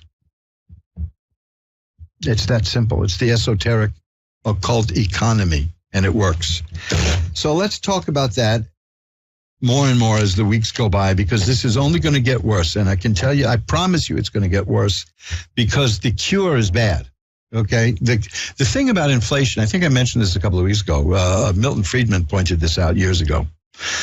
The thing about inflation is that when it starts, the effects are good because there's more money around and people are spending and they're buying things and there's loads of stuff. And then the bad stuff happens with inflation. Curing inflation with recession, it's just the opposite. Immediately, it's bad. But then the good stuff comes and you're very strong. Now, I don't want you brooded about by economics. It's ludicrous. Could you imagine? I mean, I walked across the island of Manhattan once during a nor'easter that was so heavy, it uprooted trees while I was walking. I had to duck trees that went flying. That's a natural force. Economics is not a natural force. Economics is a thing people invented. And so don't let it beat you up. Empower yourself and take a look at the 10 Lost Books of the Prophets. And I urge you, if you're going to do it through the printing plant where you get it for a lower price per book and 15% off. It's that simple. Okay? So keep in mind, that's what we're talking about. We're talking about power. Because this is, look, all of you, well, over 40. So if you're 42, you still don't know, because you haven't been through this. But those of you who are like me, who, whatever hair you have left is gray, those of you like that, you've been through this before. This happened in the Nixon years. This happened in the Ford years. This happened in the 70s, and inflation hasn't been this bad since 81. And a lot of you weren't around then in 81, and you didn't know what was going on. If you were, you might have been children. And, you don't dump this on children. But you're a working person now, and you understand it, or you're retired on a fixed income, and you understand it. That your pocket is being picked, which means your power is being taken away from you. These things happen, right? I'm not going to get into why they happened. We all know why it happened. Many people warned that it would happen a year and a half ago, but the powers that be said, the hell with it, we're going to do this anyway. And lo and behold, it happened. So here we are. Now the question is, fix it up. I don't care. If you did something with good intentions and it went awry and it broke everything, fine. Just fix it. Don't give me excuses. But rather than wait for other people to fix it, empower yourself. Another way that you can empower yourself, when you look at the 10 Lost Books of the Prophets, keep in mind, take a look at the occult jewelry at magic-works.com. Because there's stuff there that's ancient symbols. Now, you'll learn about these ancient symbols in the 10 Lost Books of the Prophets. And you'll learn about what they can do and how you can use them. And then if you want to buy yourself a necklace or a ring or something that has that symbol on it, check it out at mojoacademy.org for the book and magic-works.com for the occult jewelry. I'm going to be putting up some rings Mostly it's necklaces now and a few rings, but I'll get some more of those up there. And these are important because these reframe the mind. These reset the mind. And the mind is where it all happens. The mind is where it's at. Inflation plays havoc on your mind. What happens when you start losing money because of inflation? You worry. Worry is paying a debt on a problem that may never come due. But you have to be concerned about these things. So look, I'm going to go to the callers now. I wanted to take some extra time to discuss this because I wasn't around last week, and I'm going to be around. I hope I'll be around next week. I wasn't sure I'd be around tonight because, as some of you know, I'm having a little bit of a medical problem with my eyes. And one of the treatments they give me is, please don't be too upset when I say this because I'm going to say it as mildly as possible, but it's actually worse than it sounds. I need to get some injections into my right eyeball. And that knocks me out for about a week and a half. That is so brutally painful. But bringing this full circle, right? Using techniques of magic, I can help deal with that and get through it in a few days faster. I have it. It's in one of my books. How I had a medical procedure done one time that they told me was going to be really annoying and painful. They were going to run a line up my arm into my heart to give me antibiotics because I had picked up an infection in the hospital and they didn't know what it was. Blah blah blah blah blah. And the doctor apologized that she said this is going to be really annoying and it's going to hurt. And I said, would it help you if I went to sleep? And she laughed and looked at her assistant and said, yeah, sure, go to sleep. So I went to sleep, and he did it using magical techniques that you will find of the sort outlined in the 10 Lost Books of the Prophets. It's that simple. It's that simple. And being a woman of science, when it was over, she woke me up and said, I've got to talk to you about this. I've been doing this for 15, 20 years, and I have never seen anyone go to sleep during this procedure. I don't know how you did it, and I want to talk to you about it. And of course, when you're a magic worker and you do things like that, and a person says to you how wonderful it is, and I want to talk to you about it, and I know that that's the same as a business acquaintance saying, let's have lunch sometime. It ain't going to happen. It just ain't going to happen. Within 24 hours, I can assure you she convinced herself that I never even did what happened. But I want you to be able to protect yourself too. And the best way is going to take a few readings. It's written simply, and it's the best thing I can recommend. And I'm not even sure if I ever spoke about this on the air before, but I do have a webpage dedicated to it at mojoacademy.org. And there may even be one at magic-works.com. I got 103, 4 or 5 pages there. I don't even remember what the hell I put there. So go take a look at mojoacademy.org for the 10 Lost Books of the Prophets and keep it in mind. Maybe not now, but a month from now or another month from now, think it over. Because you're being attacked by forces that you think are beyond your control, but they're not. Okay? Hey, look at me, man. I'm still here. I've been through a lot, and I'm still here. I don't think I'd still be here if it wasn't for magical training. Let's go ring a bell 3 times now to declare sacred space and get to our first reading. Let's pull back the curtain on the magical window for Leanne in Shelby, Nebraska. Hi, you're on with Reverend Elliot. Hi. Hi, how are you tonight? I'm okay. How are you? I'm doing well. Let's see if we can help make things a little better for you. I saw the name Shelby, and I was thinking of Shelby, Montana, which was the site of a boxing match that destroyed the town.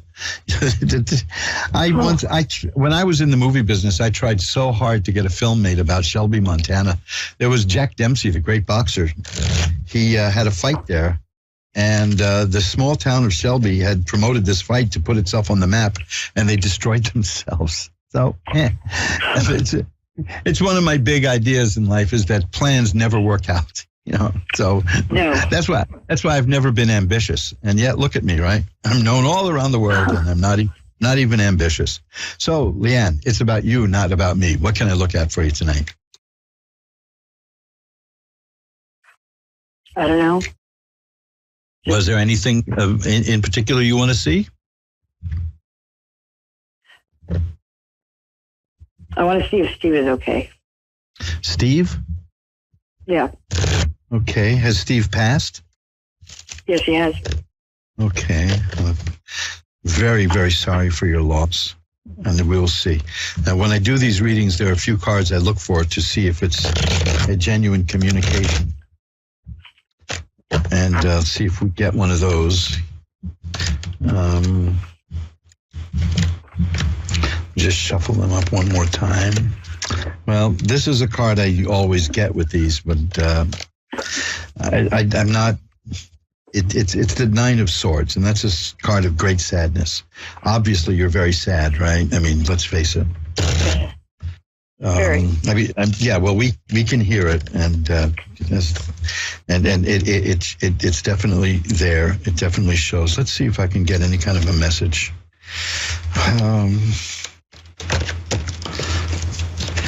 Well, I have the Temperance card, which shows an angel, and that always, I take that as an indication of that. Well, here's one of the specific cards I do look for. It's the High Priestess, and the High Priestess is the person who sees behind the veil being that which separates this life from the next one. Now, I have another card here that I always get. This is just blows my mind. I never did readings like this until I got to Ask One Radio. And one of the cards I always get is the Nine of Swords, which I got for you, which is about great sadness. And then I have the Ten of Swords, which is a card that says the worst is over for me. So the message, that's followed by the Ace of Cups, which is about emotional healing and growth. The message I'm getting is that and here's the Judgment card, which is the last judgment. That's another one I look for. I'm definitely seeing this as a message from the spirit you're looking for. And you get these first two cards, like the Nine of Swords and the Ten of Swords, which are unhappy cards, but the Ten of Swords has the implication of things are better for me now because the worst is over. Then there's the Ace of Cups and the Four of Rods. These are happy cards about growth and happiness. Justice, meaning getting what one deserves. Temperance, meaning balance is restored. His life was unbalanced at the time, right? Yeah.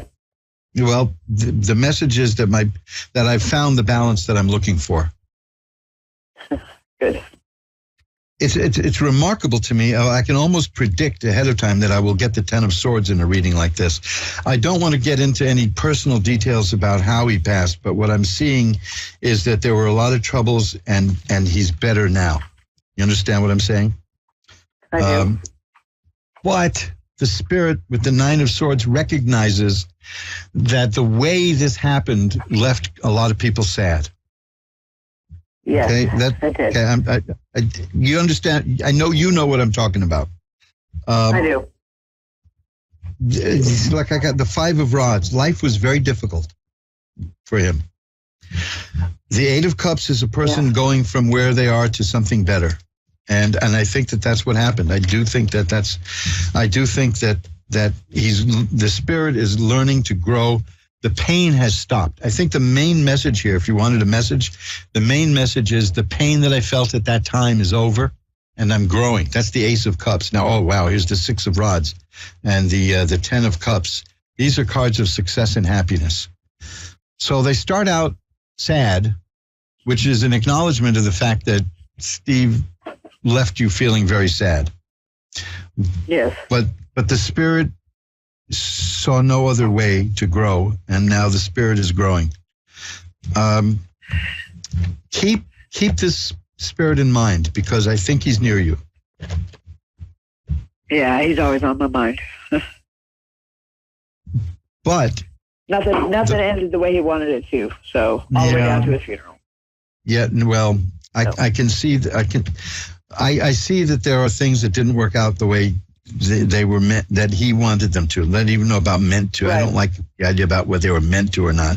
But he wanted, yeah. Yeah. I mean, look, I got the Three of Swords here. That's great sadness and pain. And that's what I see that he not only was feeling, but feels that he caused. But the overarching message here is that I'm growing, I'm healing, and I'm doing better. Oh, here's the Lovers card. You're on his mind. Okay. I will light a white candle to send positive energy to both of you tonight. How's that? Thank you. But what I'm seeing is that above and beyond, there's an acknowledgement of the sadness that he brought. But there's also, he's saying, I'm doing better now. So I believe that when these kind of things happen to people, they do get another chance. And I think that that's what he's saying here. Okay? Good. Thank you so much. Yeah, I know it took a lot of courage to come and talk in front of people, but you know, I will send a positive energy your way and his way later thank you so much for calling. Be well. I appreciate it. Bye now.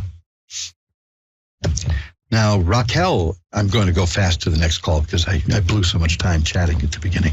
Raquel in Haverhill, Massachusetts is next. Hi, you're on with Reverend Elliot. Hi. Hi, how are you? Hi, how are you? I'm doing well. How are you? Okay, I just want to. I got fired from one job, and then I got another one, and my unit manager is the one of my previous job. I don't think she likes me, and I know what that's like. I do know what that's like. Well, let's see. You want to see how she feels, or what is it you'd like to look at? I don't know.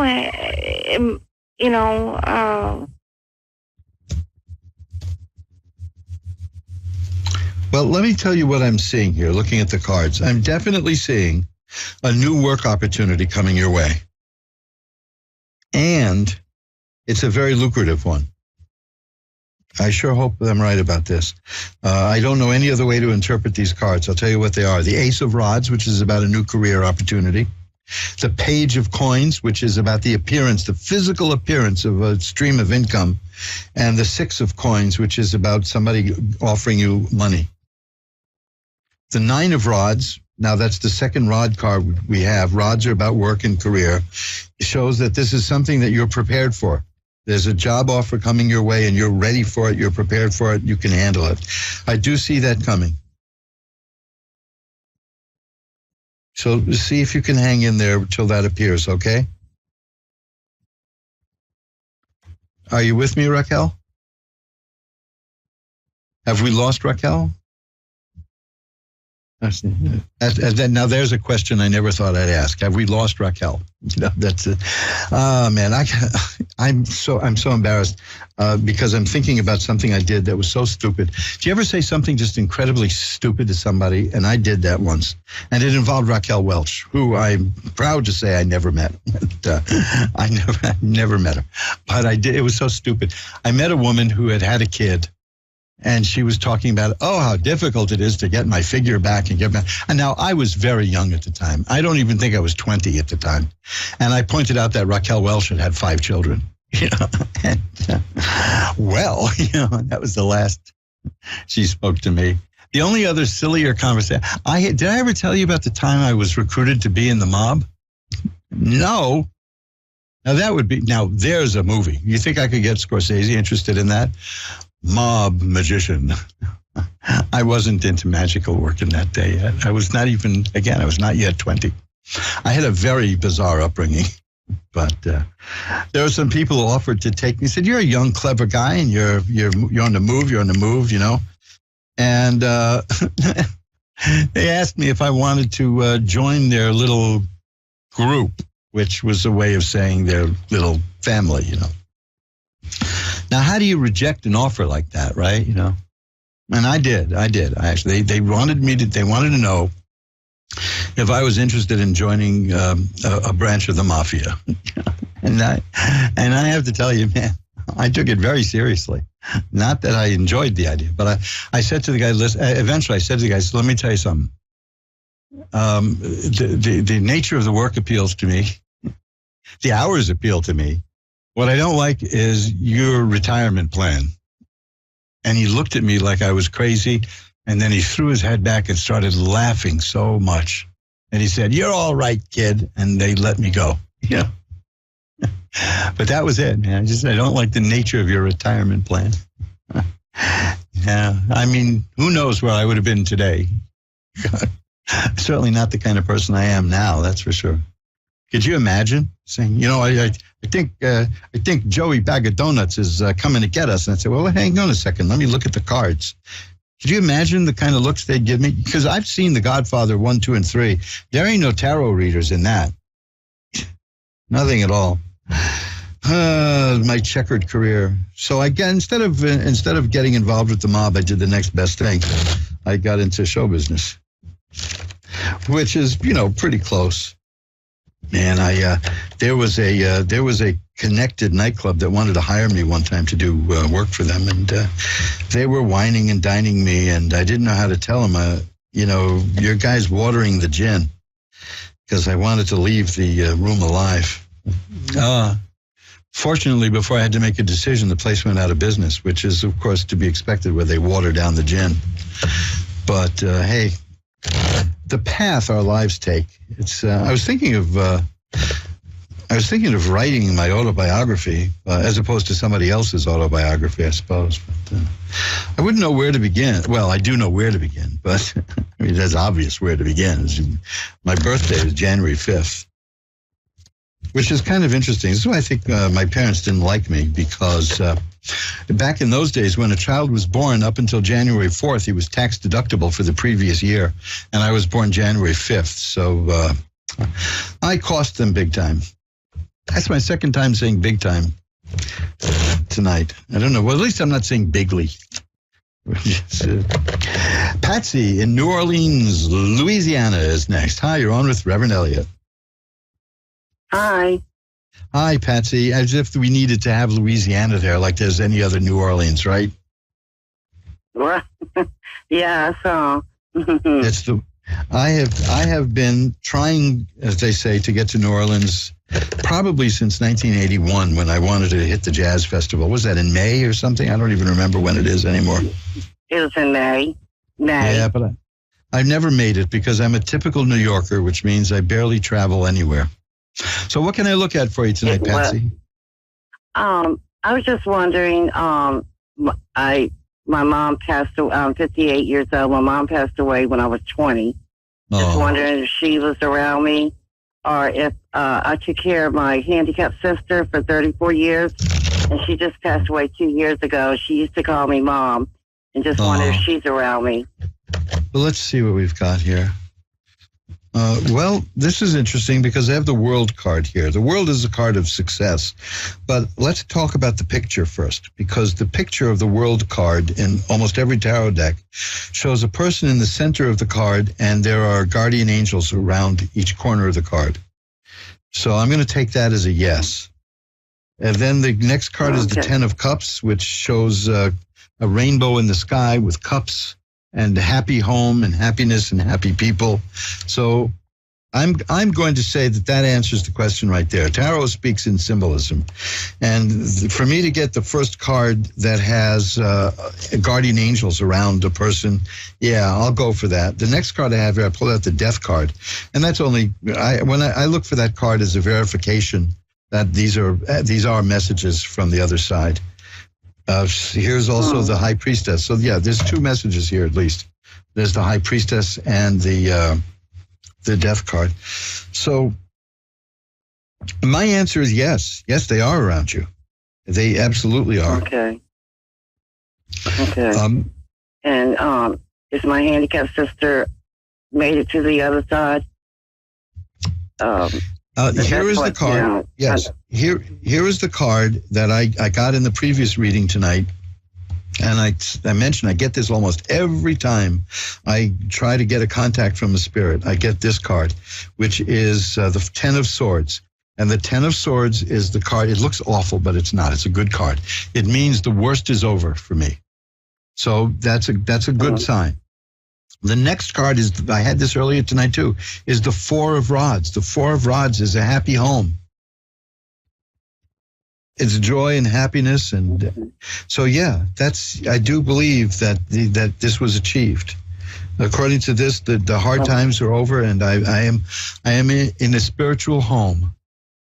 That's the best part of it all. Yeah, see, there's nothing negative here. There's nothing bad. You know what I mean? These are all good things. There's the Ace of Cups. I had that earlier too. That's about happiness and joy beginning. The Six of Cups, which is happy memories from childhood. Yes, I'd say that your sister is doing fine. The spirit of your sister is alive and well and happy and wants you to know it. Good. Now, she was like handicapped. Years ago, I never would have thought I would be able to get messages like this, but this is so clean and so clear. Yeah, I'm seeing a spirit that's free and growing and happy and wants you to know that. Oh, good. Good. The 10 of Cups, which is a card of a happy home with happy family, I'm saying that that's what she wants you to be, is to understand that, because you're the home, you're the family for her for years. And she's saying, be happy. That's how I interpret that. Be happy. But it's all good. It's all good. You know, I'm not, let me put it this way. I think it was Woody Allen who was quoting Dostoevsky or Tolstoy, one of those lugubrious Russians, that anybody over the age of 35 who isn't obsessed with death is a fool. Well, since I've been doing these kind of readings, my whole approach towards passing from here to there has changed, because I keep seeing so much joy and so much happiness coming from that side. It's just remarkable. So let's see if I can get one last bit of a message for you here, which is, well, there's the Wheel of Fortune, which is about things that have changed. So things are better. Things are much better. There's the Three of Cups, which is about completed happiness. Yes, the both spirits you asked about are happy. Okay? Oh, good. And one last thing. My son has autism. He's 30 years old. When I pass on, will he be okay? He really don't have a sibling, no one to take care of him. But I just want to make sure he's going to be okay. Yeah, that is something that has to be taken care of in advance, I know. But, well, let me put it this way. The card I've got is the Nine of Cups, and and that is a happy card of enjoyment and joy and fulfillment and a good life. And then the 10 of Cups again. I had that earlier about a happy family. So, yeah, I think it's going to be fine. But do what you can to make sure, okay? Do what you can to do that, okay? But I think that you're good. These cards show me that you're going to do the right thing for him, and he's going to appreciate it. Okay? Oh, good. Thank you. I appreciate it. Thank you for calling. So much. Bye-bye now. And let's see if we can get in one last call. Cameron in Mobile, Alabama. Hi, you're on with Reverend Elliott. Hey, how you doing? I'm doing well. How are you tonight? I'm fine. Well, let's see if we can make that a little better, right? What would you like me to look at? I got a few minutes left. Okay. I just got like one question about the person I'm talking to now. And I just want to know if it'll like work out. I'm not quite hearing that. There's a bit of static in the way here. Could you say that again? Oh, I said I have a question about the person I'm like talking to now, and I just want to know if it'll work out. Oh, I'm planning on moving states away, and I just want to know if it'll work out before I move. Okay, well, in my experience, people who ask that have doubts anyway, so you're not feeling very comfortable about this, are you? It's pretty new. It's kind of new, like a couple of months new, but I just got a different feeling that I never had for nobody before, and I don't know, it's weird. Well, the first card I have is the Lovers, and that's good. That has a couple of meanings too, though. Obviously, it's about the relationship, but it also, the Lovers card indicates a very important decision to make, and you are trying to make that decision. I wanted to, geez, I hate this being like the last call of the night because I only have a couple of minutes left. I do have cards that indicate moving, you know, like the Eight of Cups and things like that, but I wish you'd, look, I'm going to tell you this and give you my email, okay? Because I think we should continue this, and I'm out of time in about 4 minutes. Let's see what we can get here. I have a card who indicates that somebody is not being completely honest with you here. And I'm concerned that it might be this. If it's this person, that's a big problem. I see that. Do you have the feeling that you're not being treated honestly? I don't know if it's treated honest. It's weird because it's like we're 16 hours away from each other. So it's just, I don't know, it's a weird feeling. And I've never done a long distance. So it's new to me. And I do think like some other stuff is going on sometimes. Well, yeah, because my advice from these cards, see, I have the Page of Cups, and that's the beginning of something new in terms of romance, and that's what you got, is something new in terms of romance. But you have doubts about it, and that isn't the time to make life-altering changes. You might want to go a little slower, because I have that card again. It's the Five of Swords, and it's about somebody who's not. Fives are not good news in tarot, and it's like he's not being particularly honest with you about some things. Now that's not bad, that doesn't mean he's lying and cheating and stealing. You barely know each other, so there may be things that he's hiding. We all put our best foot forward.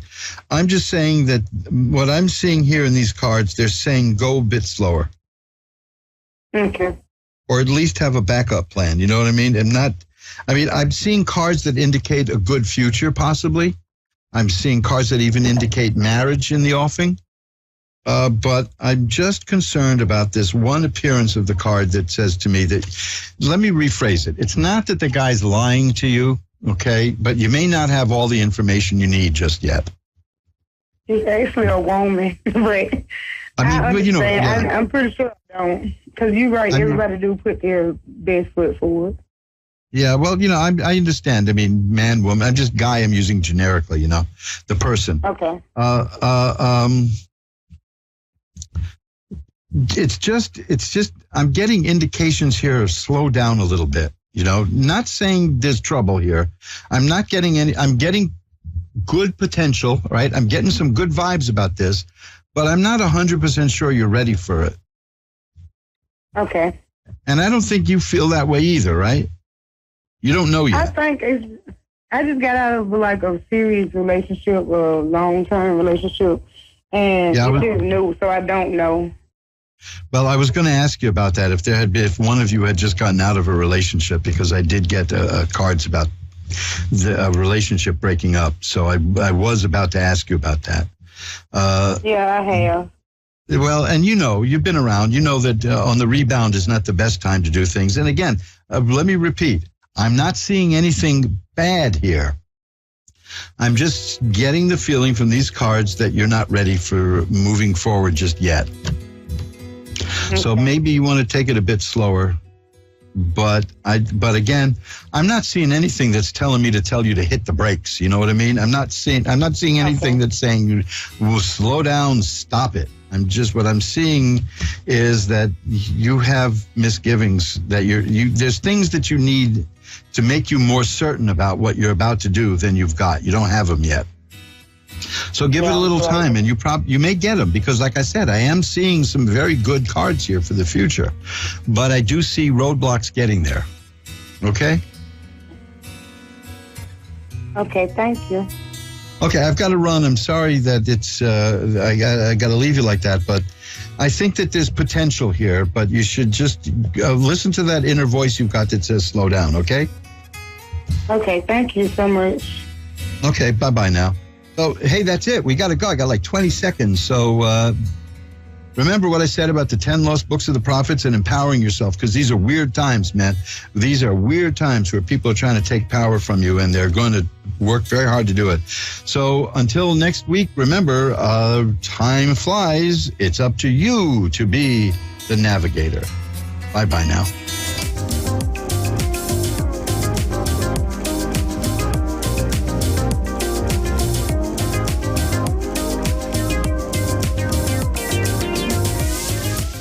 Amazingly accurate, clear answers to any question. You'll love Suzanne Marie readings. Clairvoyant reader and spiritual light trance medium. Tarot is used for spirit confirmation. She's been a spiritual reader for 30 years and would love to be able to bring accurate, clear, visionary readings for those who seek answers. Available online and phone.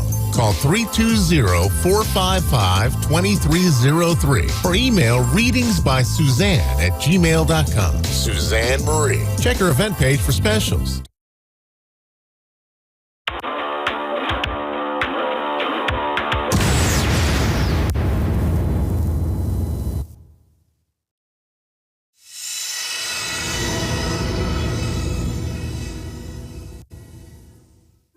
Good morning, everybody, and welcome to my wonderful show on A1R Psychic Radio and Moonstruck TV. I'm Radine Cable. I'm your host, and I'm so looking forward just to catching up, connecting, sending out some lovely vibes to absolutely everyone. I hope you've had a wonderful week. I've had an amazing week. Lots been happening. It's warming up here in Australia, which is fantastic because we are coming out of our winter shortly, and I can take off all these warm clothes. So wherever you are in the world, I hope that you embrace your day with lots of love and optimism. So today I am going to take a few calls, which is exciting. I haven't done a few calls for a few shows now. And so I'm looking forward to taking your calls and also just sharing the love. You know, I think at the moment, energetically, the energy is pretty good. I'm feeling really, really pumped with it. So today I was sitting before my show and early hours this morning here in Australia. I was sitting and listening to the birds, and it was quite amazing how many different birds that I could actually hear. And I counted 10 different birds, and I thought, oh my God, how blessed am I? So whatever you do today, just make it a day of fun and a bit of love, you know, whether it's self-love or giving love to others. That's what it's all about. We're all here together. We're all in the big arena. So let's all connect. And hopefully today with my calls, we are going to help some people just either connect or look at their future. For those of you who have just tuned in for the first time, I am a medium, clairvoyant / paranormal investigator and all the other little labels. But most of all, I'm here with you right now and sharing my love. And let's see what happens throughout the course of today's show.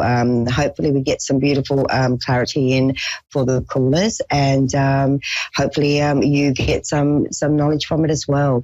For those of you who are new to the spiritual side of things, you know, there's many different modalities, and you know, we can use mediumship. Some people are psychic. Oh, we have got Brandy. I think, is it Brandy is that right? Yeah, it's Brandy. Hi, Brandy. How are you today? I'm doing great. And yourself? I'm very, very good. Sorry, I forget sometimes it's night where you are and day where I am. So forgive me for that. How can I help you today? Yes, I just have a couple of questions I'm actually need help with. I need to know what to do about the situation with my mom. Okay. Wow. What's your mom's name, Brandy? Just her first name. Bonnie. Bonnie? Yes. Yeah, okay, let's have a look at Bonnie. Now, as soon as you asked that question, I had this immediate feeling and vision, actually, of it's like we have to make some big decisions. How's mum's health been? That's where I want to go with that. It's, you know, I just feel this sense that it's like we have to make a big decision whether she stays with a family member or she moves into something else. Can you understand why I'm saying that? No. Okay. No, that's all right. That's why I asked that question. All right. So let's have a look and see. I'm going to go, that was just the immediate thing. I'm always very honest with my clients, and basically that's what I saw. So how's mum's health been though? Because that's one thing that's showing strongly around me. And I'm not saying it in a negative sense where you have to worry, but I just feel like I don't think her health is bad, but I mean, she does have she has COPD and stuff like that. So I know that she like that. Okay. But other than that, it's not like she's been like ill or anything like that. But I haven't had contact with her for 2 months because of a situation. So. Okay. So basically, to look at that directly, are you saying should we reconnect? Is that what you're asking me? Pretty much how to handle the situation that's currently going on. Okay.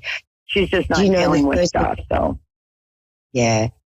And unfortunately, we can't, sometimes when we can see and our loved ones can't, we can't, as much as we want to say, this is the way to go, or this is what's really going on. I actually feel, and when you ask that question immediately, I got from your heart. So that's the way to handle the situation, is actually maybe from your heart. So without all the other drama that might be going on around it, come from your heart when you reach out to her.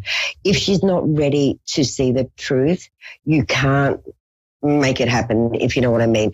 But at least from your heart to her heart, you can share the truth from what you believe, and then leave that with her. She loves you. There's a lot of love there, but there's a lot of confusion. I'm in two minds with things with your mum. So I almost feel like your mum's kind of like torn between, what she believes and what other people are kind of like maybe enforcing on her, or creating around her. Can you understand why I say that, honey? Yeah. Yeah. So the answer to that question is come from your heart. And if you come from your heart, although she might still go, oh, but I believe this, eventually she'll get it. You know what I mean? So, reach out to her heart. Beautiful. Okay. And your other questions? Yeah. The other one was I was just wanting to know if my spirit guides have if there's certain numbers that they've been trying to send me that I need to be looking out for, or symbols or anything like that, just to kind of help me in my guidance. Yeah, and it's interesting because I actually feel like you are getting that support, although you're not seeing it right now. So I do feel like your guides are trying to, and I'm hearing sound. So to me, it would be like maybe there is a certain a song that will come on that will remind you, and it will just be the right words in that song that will remind you that you're on track. You know, again, there will be other signs. They're showing me numbers, and I keep seeing 111, so it might be 111 being a significant number, sorry. And what I also am shown is that you're very in tune, but at the moment they're showing me that your emotions are very caught up in everything. So it's very hard when we're emotionally, especially when it's mum or family or someone close to us. We tend to get into that emotional body. And what Spirit's showing me here and your guides are showing me is basically you need to just kind of take a deep breath and just go a little bit higher and allow your consciousness to go a little bit higher. But I do feel there'll be a lot more clarity around you, a lot more settled energy around you in this next month or so. So please don't stress too much. You are doing the right things, but don't let it kind of emotionally hold you down. That's the words I want to use, yeah. Does that help, sweetheart? Okay, yeah, I'm trying to let go of the emotions and just try to be at peace. Yeah, exactly. It's about just going and take a deep breath and say, look, and although the situation might seem grim and everyone, and you've been hurt through the whole lot, it's a matter of saying, I love you all unconditionally, and I now give myself time to love myself. Do you know what I mean? So, it's not dismissing what's going on around you, but it's saying, I love. And sometimes that's the best thing we can do is send love unconditionally. So I hope that's helped, darling, and we wish you all the best. We've got our next caller coming through now. Hi, Kelly. How are you? Hi, I'm doing good. Thank you. That's good. How can I help you today? Well, I just wanted to know, I currently got laid off, and I just wanted to see if you see anything in the near future. I'm just kind of trusting in God, just waiting, but I'm just getting nervous. Yeah. Okay. I love the fact that you said you trust in God, because I actually believe your strength lies within. That's what I'm getting very strongly. And, I'm going to say this. I'll be honest with you, I feel it's a blessing in disguise. So although you've been laid off and you've been in that job for quite some time, and I know that you loved what you was doing, I actually believe that you are being protected on some level. So maybe Spirit has said to you, okay, it's time for a new look. It's a time for, you are very talented. And I think sometimes it sounds weird, but when we stay in a job that we've been in for a long time, sometimes we master it. And so our spirit doesn't really grow because we've learnt everything that we needed to learn. We've mastered the skills of that particular career. And sometimes we can actually, without realizing it, we can stop our own spiritual growth. So I do, and I know it sounds strange to say, but I truly do believe it's a blessing in disguise. And I am being shown better things are coming for you. And, I really want to say, give yourself a bit of a break. I feel like you've been a very hard worker all your life. So if there is this little interim where you're not doing something, maybe devote some of that time and energy back to you and to your spiritual path and to things that bring peace and harmony back into your life, because you really haven't had a lot of time to do that in the past. Can you understand why I'm saying that? Yeah. So, okay, I feel there is something coming up for you, and I would say more so potentially in this next 2-3 weeks. You have already started applying, is that correct? I'm sorry, what was that? I didn't hear you. Sorry, you have already started to apply for new jobs? Oh, yes. Yes, I have. Yes, I've had about 5 interviews so far. So, yeah, I keep on applying every day. Go. So can I say to you, I know you're not going to be out of work for long. I really do, Kelly. And, the beautiful thing is, right now Spirit's saying, give yourself a break to kind of like build your strength up, because I feel like it did knock you a little bit being retrenched. So it's like, let's get that beautiful, loving, happy-go-lucky Kelly back, and the only way we can do that is to stop, because you've got a beautiful personality and you're a hard worker. It's not going to be long before you get another job. But if you have got a little window of time where you can say, hang on, I'm just going to go visit friends. I'm just going to go to the beach, or I'm just going to go for a walk. I'm just going to do things that really bring me back to being me, because you're a lovely soul. And I believe that this is only just like a stop. It's a pause in your life, but once you start moving forward again in the career sector, you're going to take off, and you're just going to really, the best way to put it to you, you're really going to be in a better position than what you realize at this stage. You know what I mean? So, and there's new people to meet, there's new places to go, and new skills to learn. So your soul's so ready to now take off and learn some new different things. So have you applied for different roles, if you don't mind me asking? Yes, I have. Well, I was doing customer service, but I've applied for just office stuff and receptionist stuff in the office. Not entirely customer service, but stuff that I have experience with. Yeah. So, and maybe that's what your spirit's needing now, is something a little bit less stressing or less demanding on other levels. So sometimes we don't realize it, but we can be doing something and thinking that's what we're meant to do. How long was you in the previous job, if you don't mind me asking? 2 years. Yeah, so 2 years is a long time doing that, and it can be very stressful. But I think it's about, Kelly, it's about your soul having a bit of fun. All work and stress and things like that. It's not good. And I know that you're a lovely soul. And I think you've got to reconnect with people. I think that's what it's about too. Different faces, different roles, different people in your life. So I think you're going to have an absolutely beautiful new role to play, and meeting new people and just doing different things. I think it's going to be great for you. So don't see this as a discipline. Well, I mean, we always have choice, don't we? Choice and free will. Do we see it as being something that holds us back, or do we see it as an opportunity to move forward? And I feel for you it is an opportunity to move forward. So I feel that this is a blessing in disguise, and have some fun. Don't be so hard on yourself. What astrology sign are you? I'm Aries.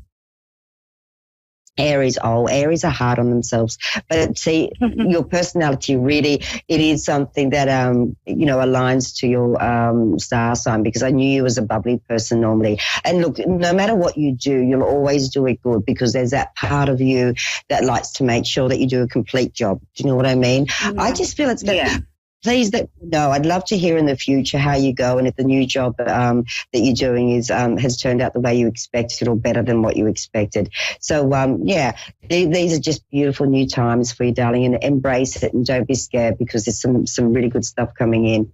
And energetically, this is why Spirit wants you to be in this space so you can get yourself to that point where you go, hey, this is where I am again. I've got my zing back. I've got my passion back.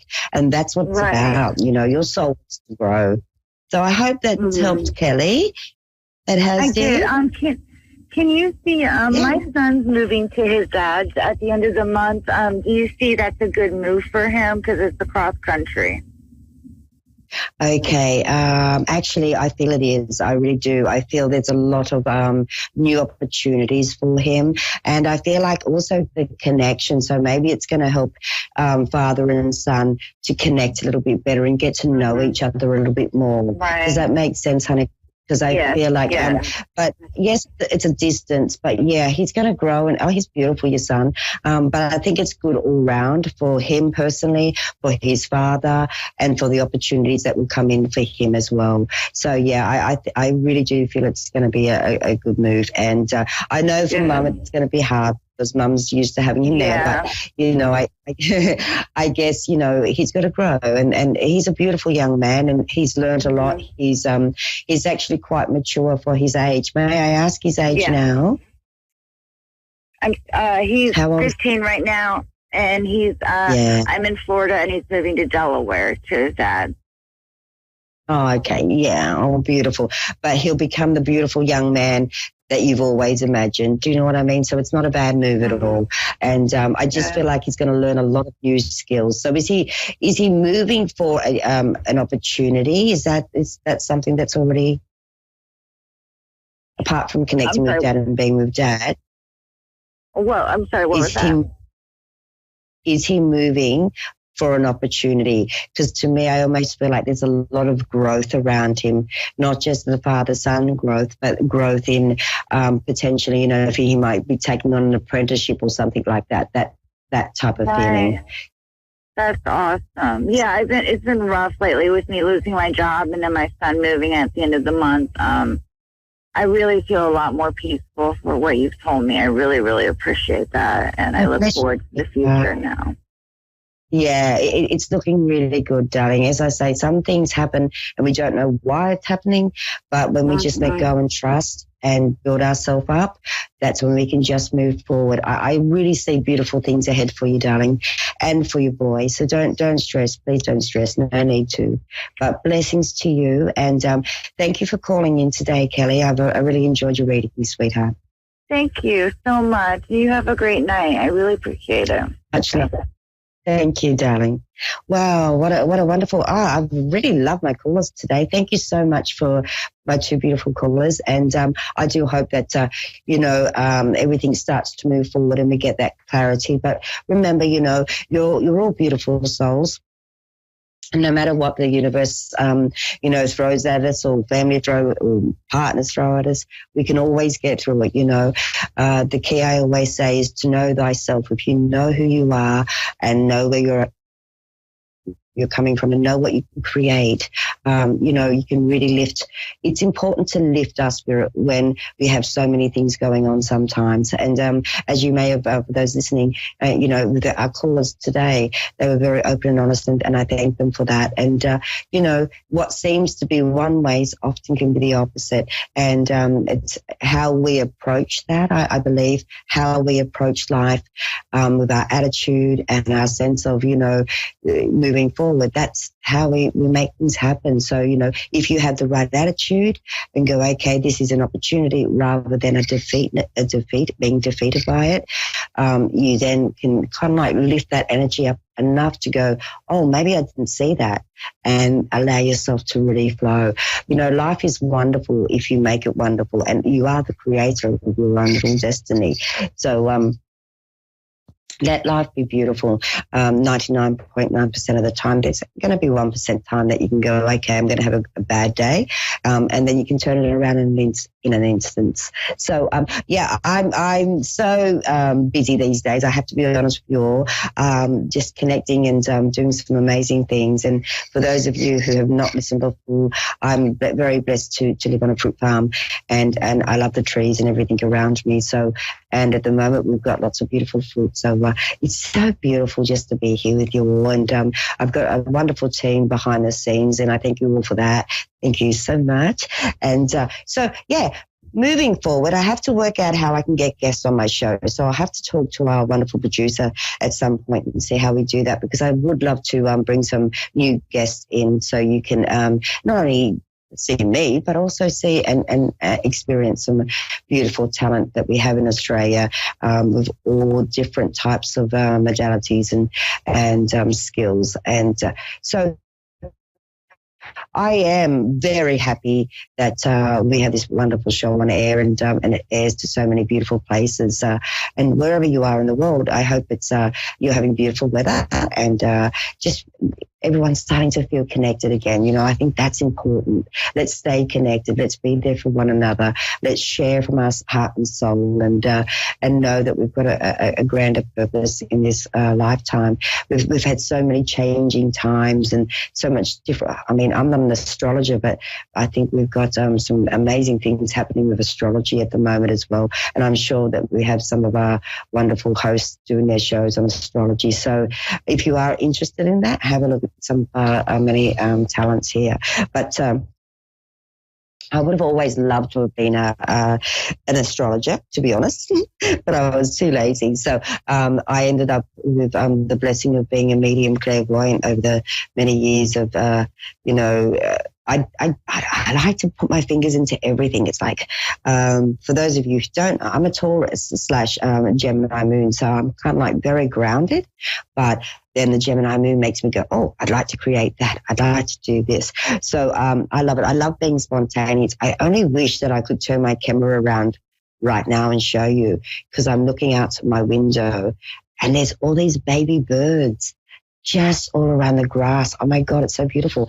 So, but I wish I could do it. And I'm not game to, because then I don't want to lose our show and make more mess for our producer Dave.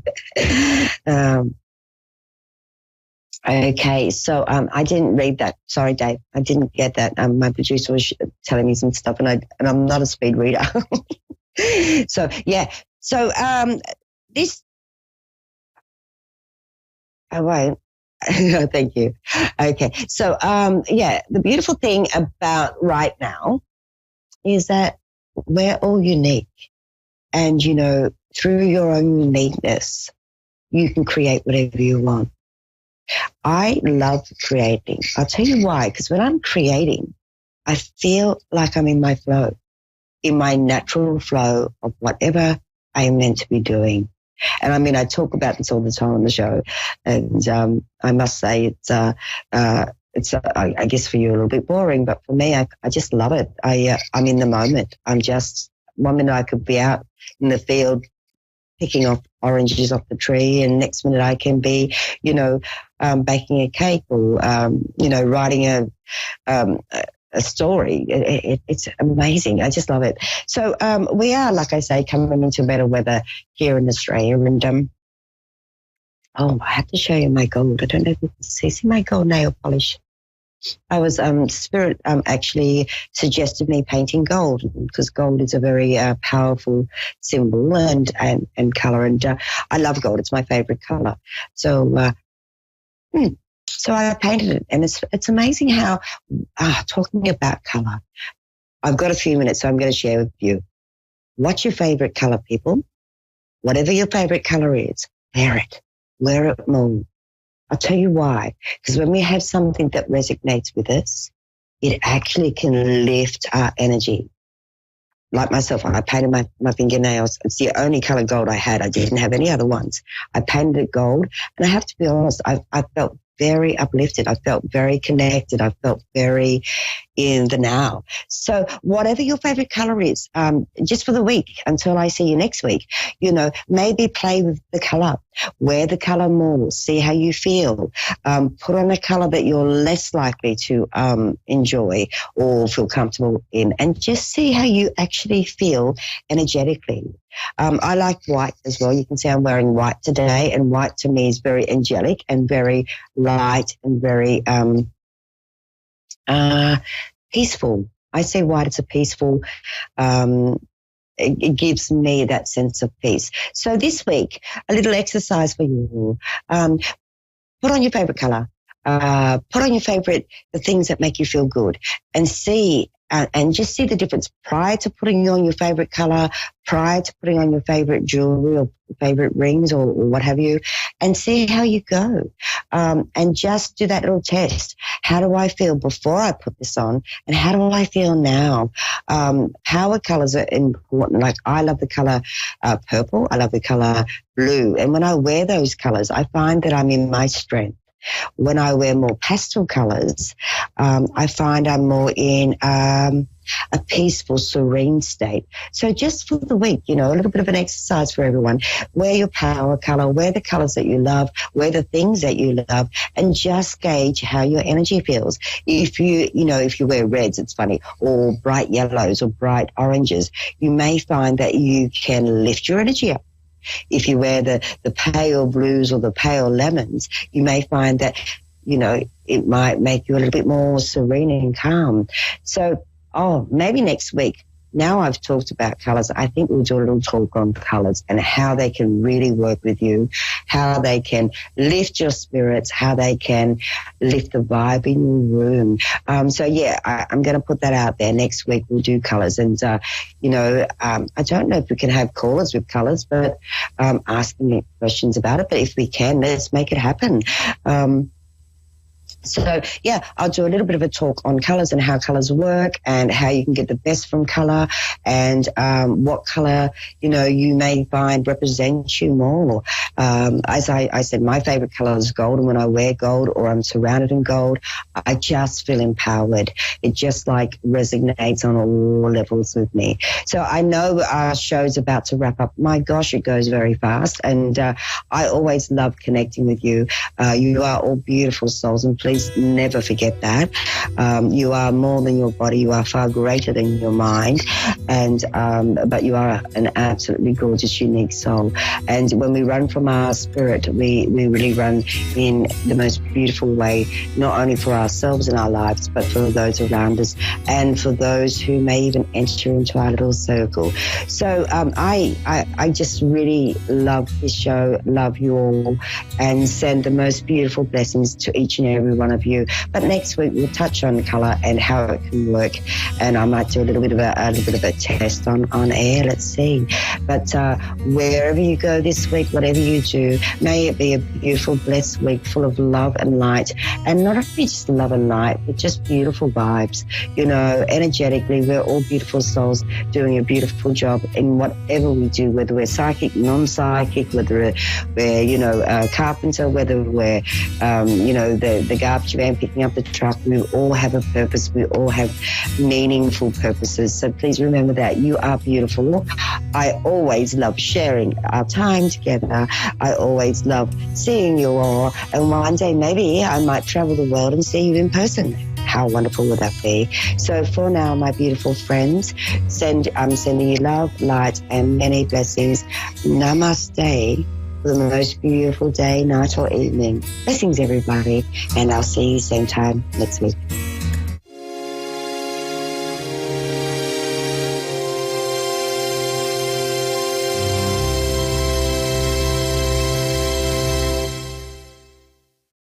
Hi, I'm Asiya, and thanks for watching Moonstruck. And now, back to A1R on the air. Psychic Talk Radio, now on Moonstruck TV, enlightening television.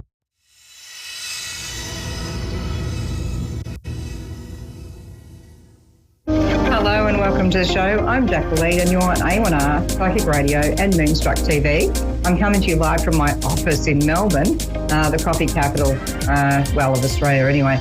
I'm not sure about the world, but you know, we have our coffee. It's a thing.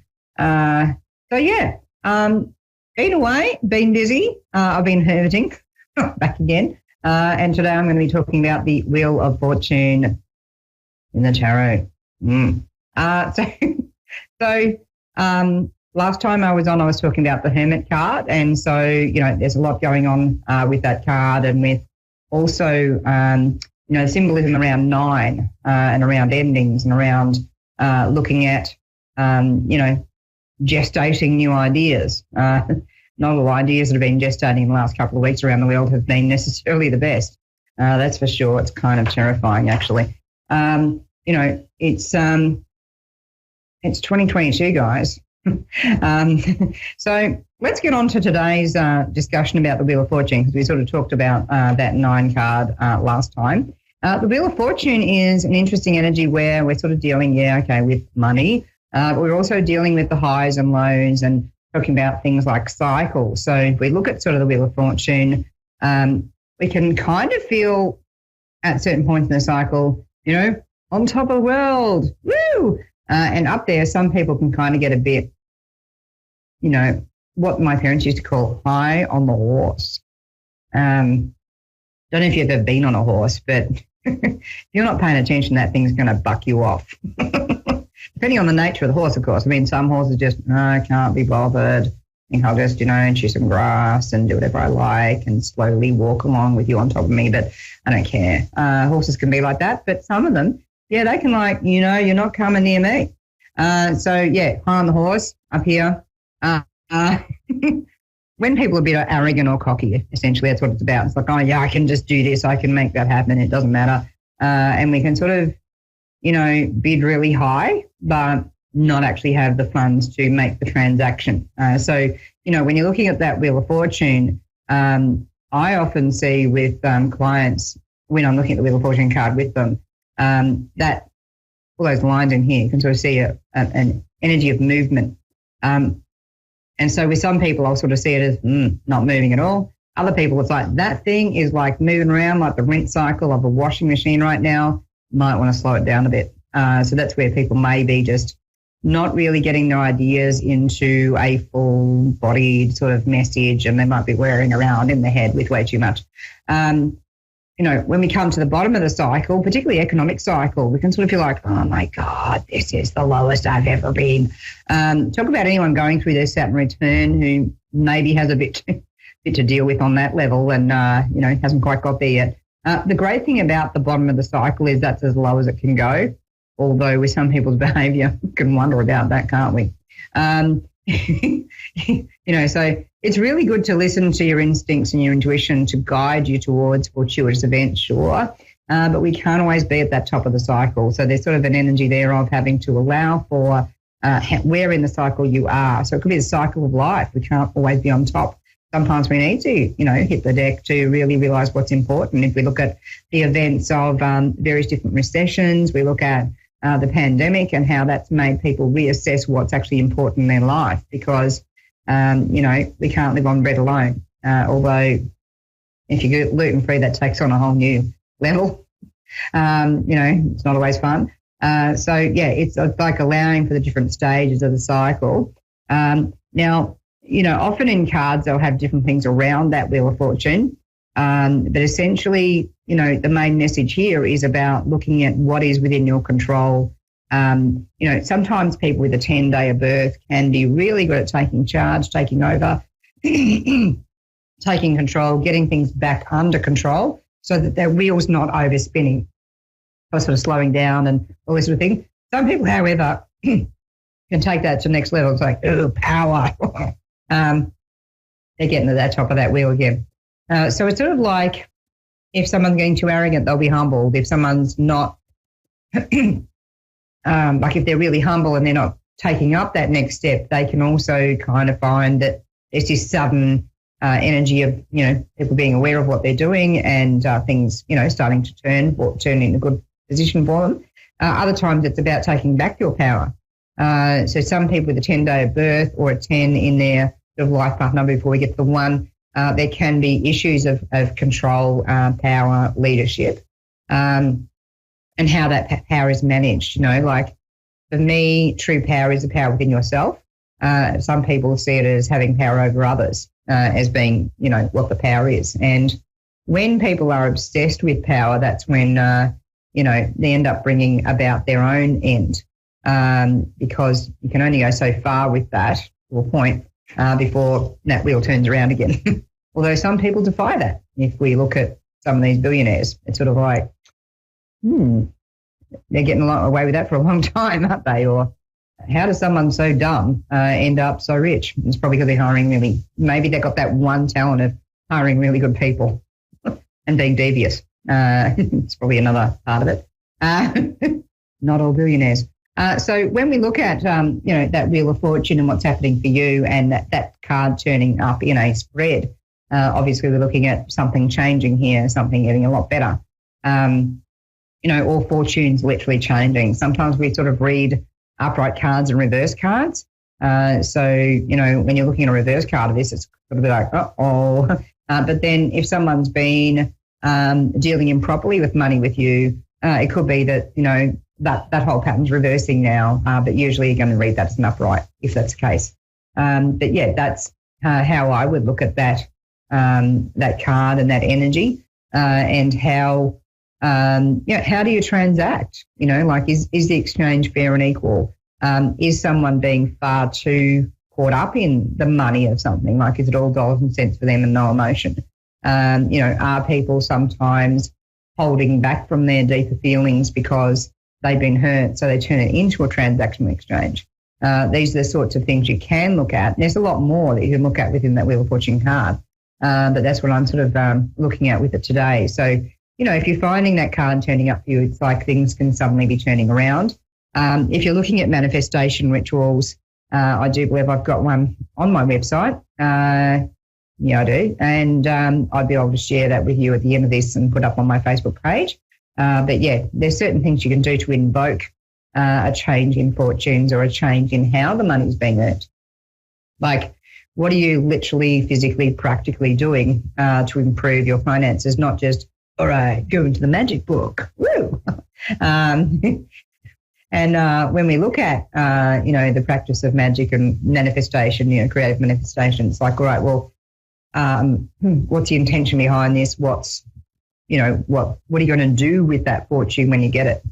I've had people come to me for readings over the years, and particularly people going into the share market or into cryptocurrency. It's like, oh my gosh. And one thing I've sort of said that helped you with wealth is to think of yourself as, wealth is not just about money. Abundance is not just about the cash someone owes you and bringing it back. Sometimes that fortune can come back to you by getting on with your life. Sounds, cliche, but getting on with your life and going towards what's positive for you that generates, more sense of abundance and things like that. That's where the gifts can start really weirdly coming in.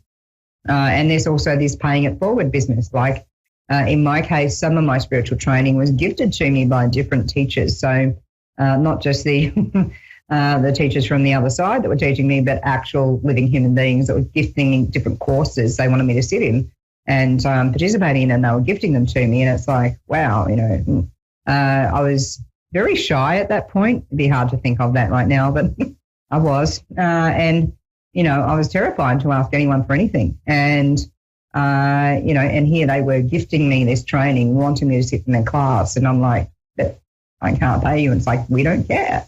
And I'm like, all right, well, what can I give you? No, this is a gift for you. It's like, oh, this is difficult. How do I accept this? So accepting abundance in your life is sometimes about saying, yeah, wow, look, thank you. Not always having to give back.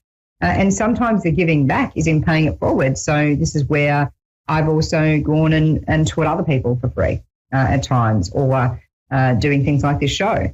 I don't get paid from doing this. I actually am gifting this to people who maybe don't have the money to go and do different lessons. And when I've done readings on air, once again, it's maybe they can't afford the fee that I'm charging, but other people do pay. And this is a way of, once again, giving back.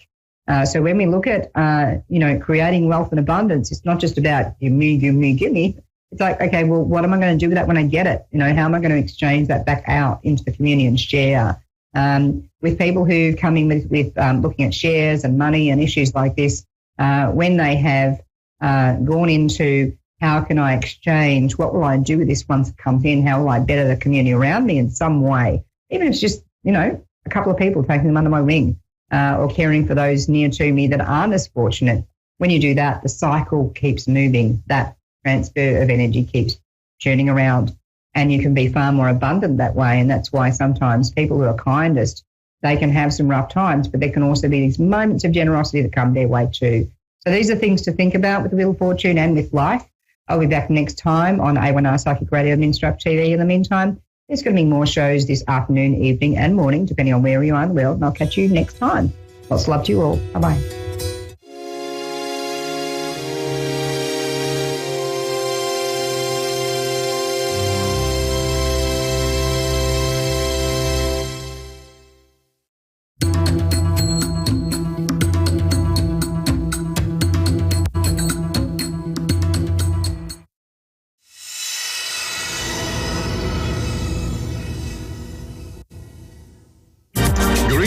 Fellow seekers of truth, wisdom, and light. This is your friendly neighborhood esoteric practitioner, Reverend Elliot, coming to you live tonight in the middle of July. I guess there is, but it never hurt anybody. Anyway, we're coming here tonight to I've got a strange warning sign here on my screen. I hope you can hear me. Anyway, we're coming to you tonight to live. Let's start this again. Who's writing my speeches here? The White House? We're coming to you live tonight from the city of New York, where the temperature has reached a horrific 83 degrees. And, of course, when it reaches 83 degrees, everyone in New York panics. When the temperature hits 75 degrees here, the electrical company douses the lights. You know, I mean, it's just so funny because they want everyone to switch to electric cars, but they can't even handle air conditioners here. So, hey, that's life. Listen, I want to talk to you about my opening line here, which I've been using for years, referring to you all as seekers of truth, wisdom, and light. I'm inferring that because you're, there's the cards I'm shuffling up, because you're listening to the Ask One Radio Network. And the Ask One Radio Network, of course, is a very positive thing. I can't think of a single negative show here. We deal in positive energy and showing you how to use positive energy. And I want to discuss something now. Aside from just truth, wisdom, and light, there's something else that is on people's minds now, especially with today's report with inflation over 9% for the first time since the 1980s. You know what that means? That means the last time inflation was this high, I could have gotten a haircut. I was able to get a haircut. I had wavy brown hair, and as the old joke says, little did I know it was waving goodbye. But that was 40 years ago, you know, and so there is something that people are feeling now, and it's powerlessness, because whatever money we have saved is now worth 10% less, roughly. And that 9% is just minus the food and gasoline expenses. So it's well over 10% inflation, and it doesn't show any signs of stopping. And I'm certainly not going to get into the political stuff if you all want to. I mean, I can tell you right now how to get rid of inflation. Every economist knows this. Every economist knows this. Every economist knows this. Every politician knows that the only way to get rid of inflation is with a recession. So that's coming up next. And a recession is about the only thing that leaves you as powerless as inflation. Inflation is dangerous. Inflation is what destroyed the Roman Empire. There are two things that destroyed the Roman Empire, and it wasn't what most moralists tell you it was. It was quite practical. The first was inflation, and the second was that they spent all their money buying spices from India. So the money left the country. You take a look at some of the buildings in India, ancient buildings in India, and you'll see Roman columns. That was what was going on then, because the people in ancient Rome developed an immense taste for spices from India. And so along with inflation, they sent all their money to India. It was a very bad move. And of course, that will destroy any civilization. And inflation leaves you feeling powerless. And I'm telling you this for a reason. Magical work is about personal power. We don't read tarot cards as a party trick. Those of you who are regular listeners know that we read tarot cards to get a handle on a situation and find out what we can do about it. The proper question isn't, should I sell my home? The question is, if I do sell my home, what will the future look like? What will it look like if I don't? That's what you want to look at. Don't ask the cards for a should I or shouldn't I. Because in my experience, first of all, if you ask a question like, well, you know, I've got this boyfriend, should I leave him? You want to leave him. You wouldn't be asking otherwise. But don't ask the cards to substitute for your judgment. Just use the cards to give you more information to make an informed decision. Magical work, on the other hand, is taking a hand in action. Magic is the science, and believe me, it is a science, of causing change to occur in conformity with your will. Your willpower. It's about your will. I have way too many examples of this happening in my life for me not to believe it. In fact, I don't believe in magic. People ask me if I believe in magic. I say no. And they look at me confused. And I say, let me ask you this. Do you believe in Niagara Falls? Because we know it's there. People have seen it, you know. To say I'm not going to believe in something unless I see it is oxymoronic. And of course, that's a whole other side issue. The word is not oxymoron. That is what George Carlin called it, to emphasize the word moron, to make a comedic point that the word is oxymoron. In any event, if you see something and you know it's real, you don't believe it anymore. So don't say, I'll believe it when I see it. When you know it, you no longer need to believe it. You see what I mean? Now, I'm telling you that magical work, and I'm only going to go into this once now because this involves a good hefty paycheck. And this, you know, years ago I was in marketing, many, many years ago. And we had a guy, we were doing, I'll tell you exactly who the client was. The client was KCET, a public TV station in Los Angeles. And we were doing marketing for renewals for them out here in New York. And one of the guys was making some phone calls. And the person said, why are you spending money to call me from New York to ask me to renew my membership? And we had the client listening into the phone call. And bless this man, the communicator on the phone said to the person who asked him that, you got to spend money to make money. And he did make a hefty donation to KCET because honesty is the best policy. It's certainly the least irksome. So here's what I'm going to talk to you about now. It almost goes against what I've been saying for the last few months since inflation became a problem, which is that I'm not going to push any products on you. And I'm not pushing a product on you now. I just want to let you know about this. If you want to know the best way to attain personal power through esoteric means, and this is not a deal with the devil, this is not satanic, this is not evil. If it was, I wouldn't be here on Ask One Radio. They would have dumped me years ago. This is absolutely the Western esoteric path, which is Kabbalistic. And it is using the power that's available to you in the universe to use to change circumstances in your life and in the world. And I can tell you about a set of books. I just mailed off another set today. I mailed off a set last week. People are looking at this and buying it. That's just the only reason I feel comfortable mentioning this. You can buy it two different ways. One is substantially less expensive than the other, but one is more convenient than the other. And that one convenient way is Amazon. And I would rather not sell this through Amazon because it's more expensive, but I'll tell you how you can get it cheaper. You can look at my website. The 10 Lost Books of the Prophets, it's called. It's a fascinating name. It's a pointless name. But they're 10 books. They are not necessarily 10 lost books of the prophets, but that was marketing for the 1930s. They were a set of 10 little books that were printed, 32 pages each. which were a synthesis of several different magical books, like the book of Bremelin the Mage, and other books I would rather not mention at the moment, but you'll know when you see it. The book of Psalms. A lot of people don't realize the book of Psalms is a magical book. If you're feeling powerless now, and a lot of people are, if you're feeling powerless and you want to do something to empower yourself, look to magical work, which is really about reframing the mind. It's not about boiling Eye of Newt and killing people who get in your way.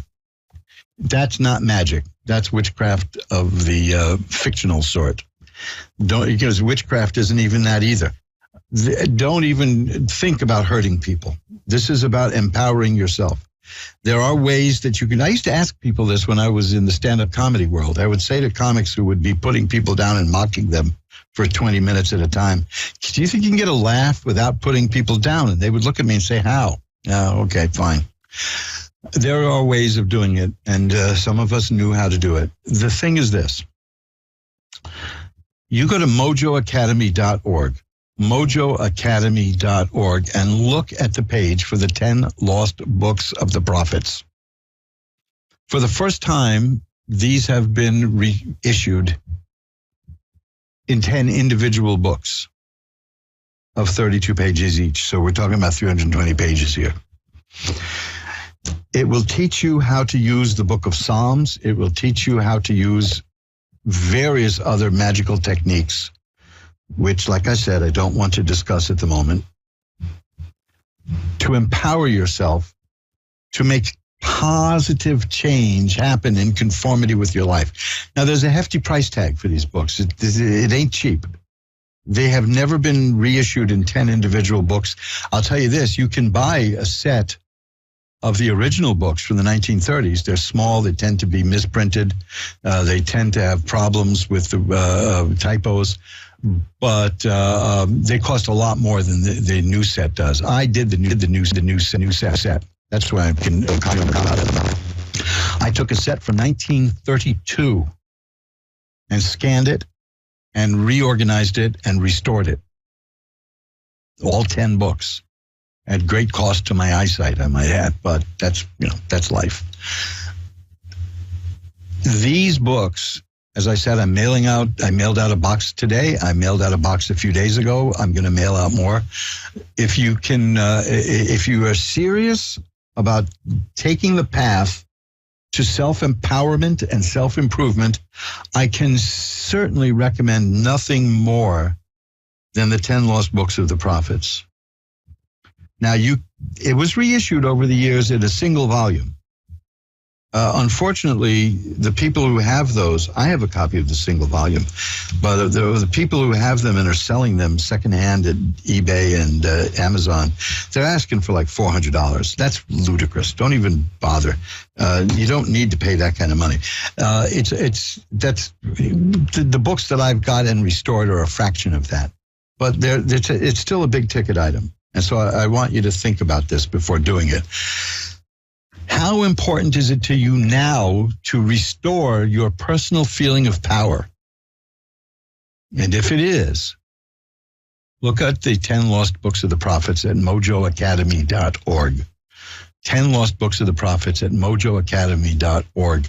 There is one at Amazon, which is a hardcover set, which is very expensive. There's only one in existence, and I'm selling it because I made it. And I don't expect anyone to buy it. It's just there in case anyone wants it.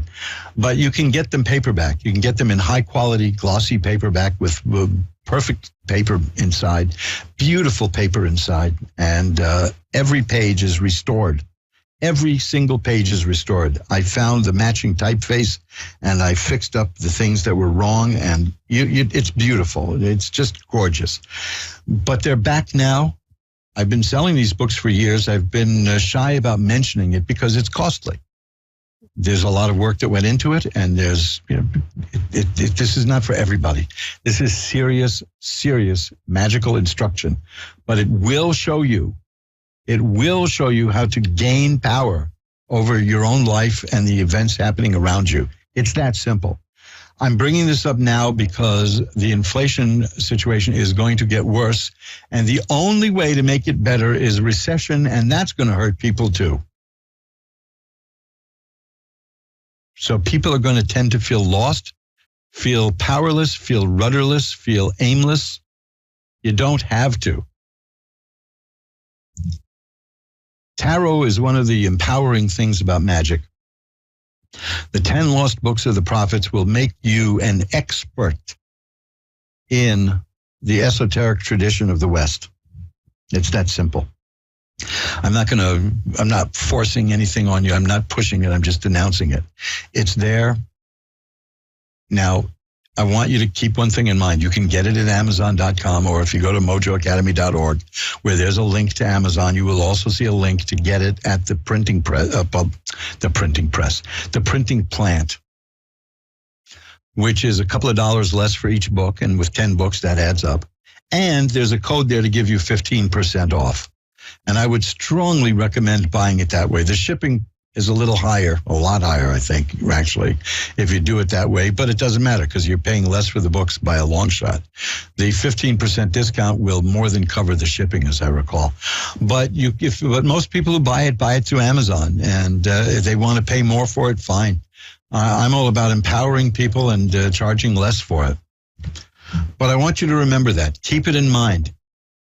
When you start feeling powerless, and I hope you don't, so let me rephrase that. If you should start feeling powerless, if you should start feeling swept away by events, because anybody under 40 has never experienced inflation like this. Nobody ever stuck their hand in their pocket and pulled out 10%. Because they'd never had inflation. I mean, the most we had of inflation a year and a half ago was, I think, 1.4%, which was fine because wages were increasing above that.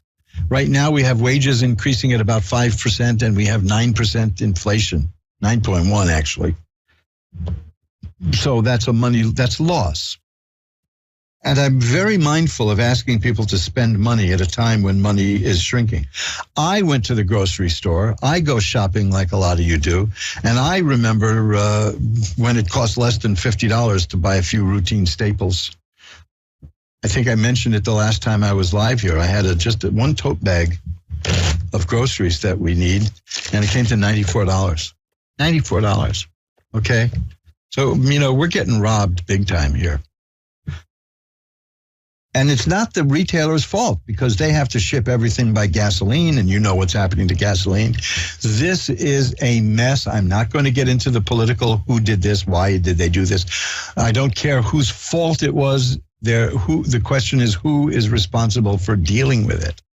And if government lets you down, deal with it yourself by empowering yourself. And that's why I'm taking the time to talk. When I say, I've got books for $10, $12, $14. And I'm asking you to consider a set of 10 books that cost way more than that. Check it out at Mojo Academy. Maybe it costs less than you think. Maybe I'm making it sound horrific. But it's not unaffordable.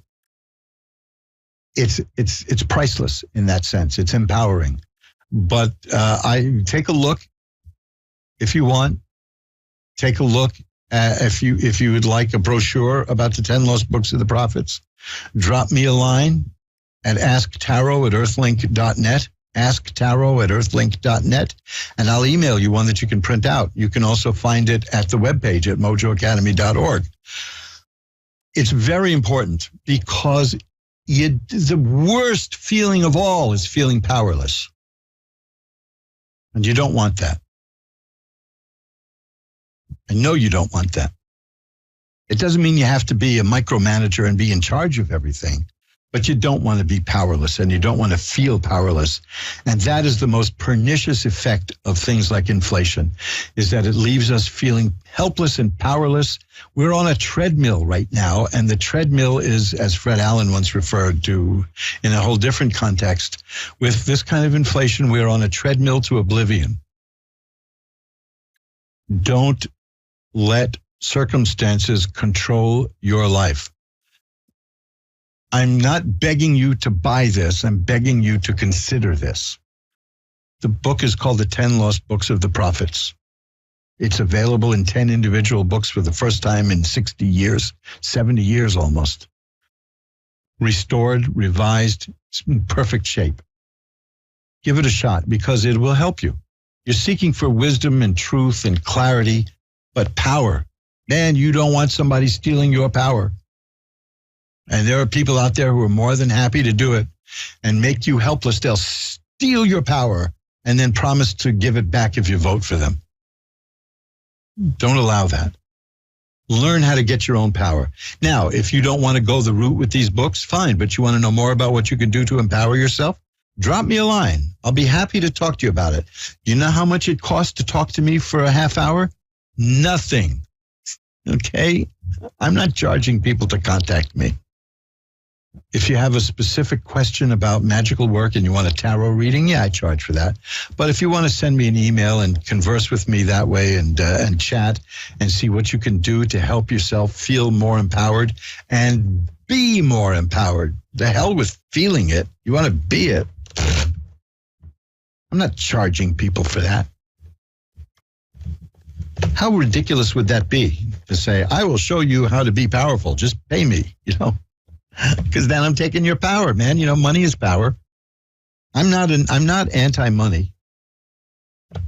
And people over the years, people have asked me, how is it that you can take money to read tarot cards for people? Isn't that spiritual? And I said, listen, if you're worth your labor, you're worth your keep.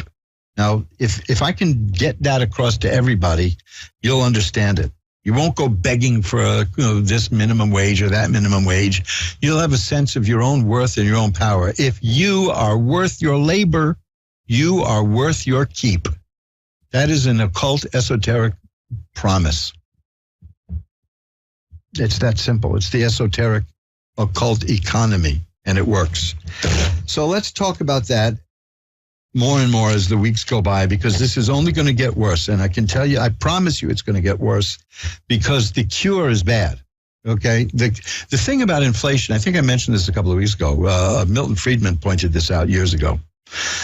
The thing about inflation is that when it starts, the effects are good because there's more money around and people are spending and they're buying things and there's loads of stuff. And then the bad stuff happens with inflation. Curing inflation with recession, it's just the opposite. Immediately it's bad, but then the good stuff comes and you're very strong.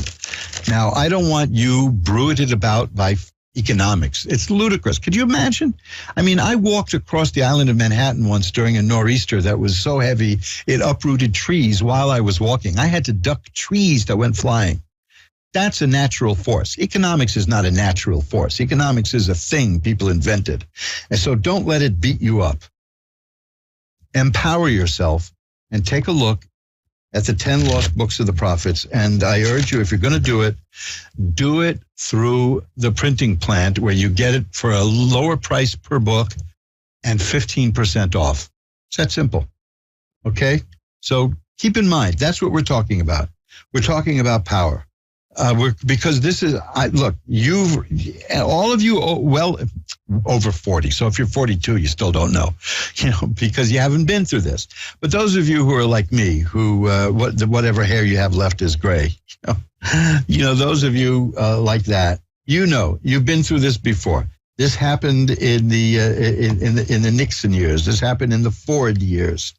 This happened in the 70s, and inflation hasn't been this bad since 81.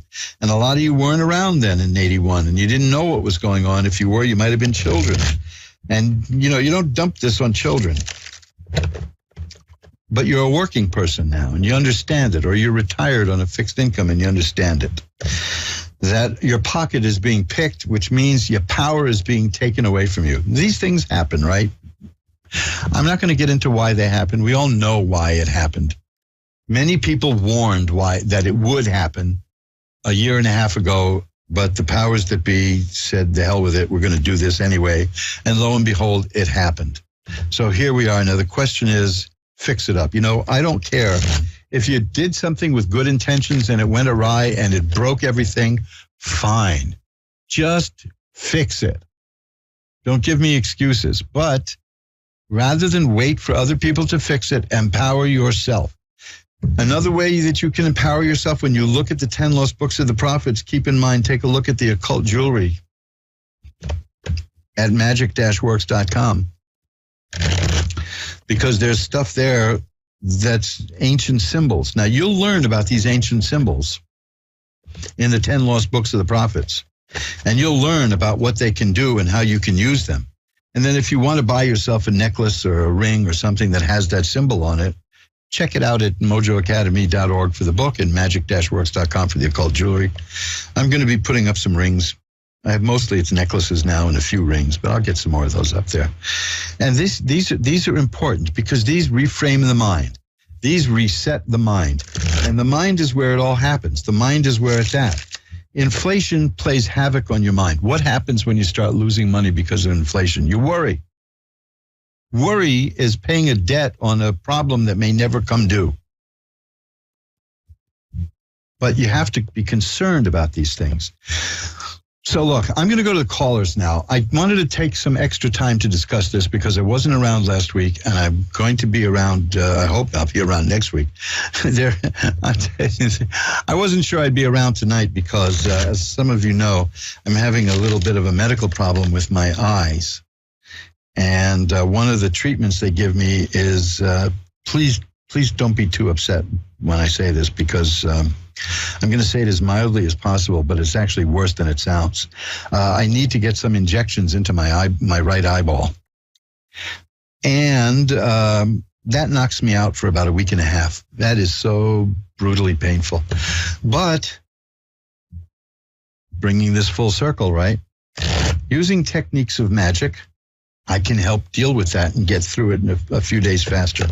I have it. It's in one of my books. How I had a medical procedure done one time that they told me was going to be really annoying and painful. They were going to run a line up my arm into my heart to give me antibiotics because I had picked up an infection in the hospital and they didn't know what it was. Blah blah blah blah blah. You know, and the doctor apologized that she said this is going to be really annoying and it's going to hurt. And I said, would it help you if I went to sleep? And she laughed and looked at her assistant and said, yeah, sure, go to sleep. So I went to sleep, and he did it using magical techniques that you will find of the sort outlined in the 10 Lost Books of the Prophets. It's that simple. It's that simple.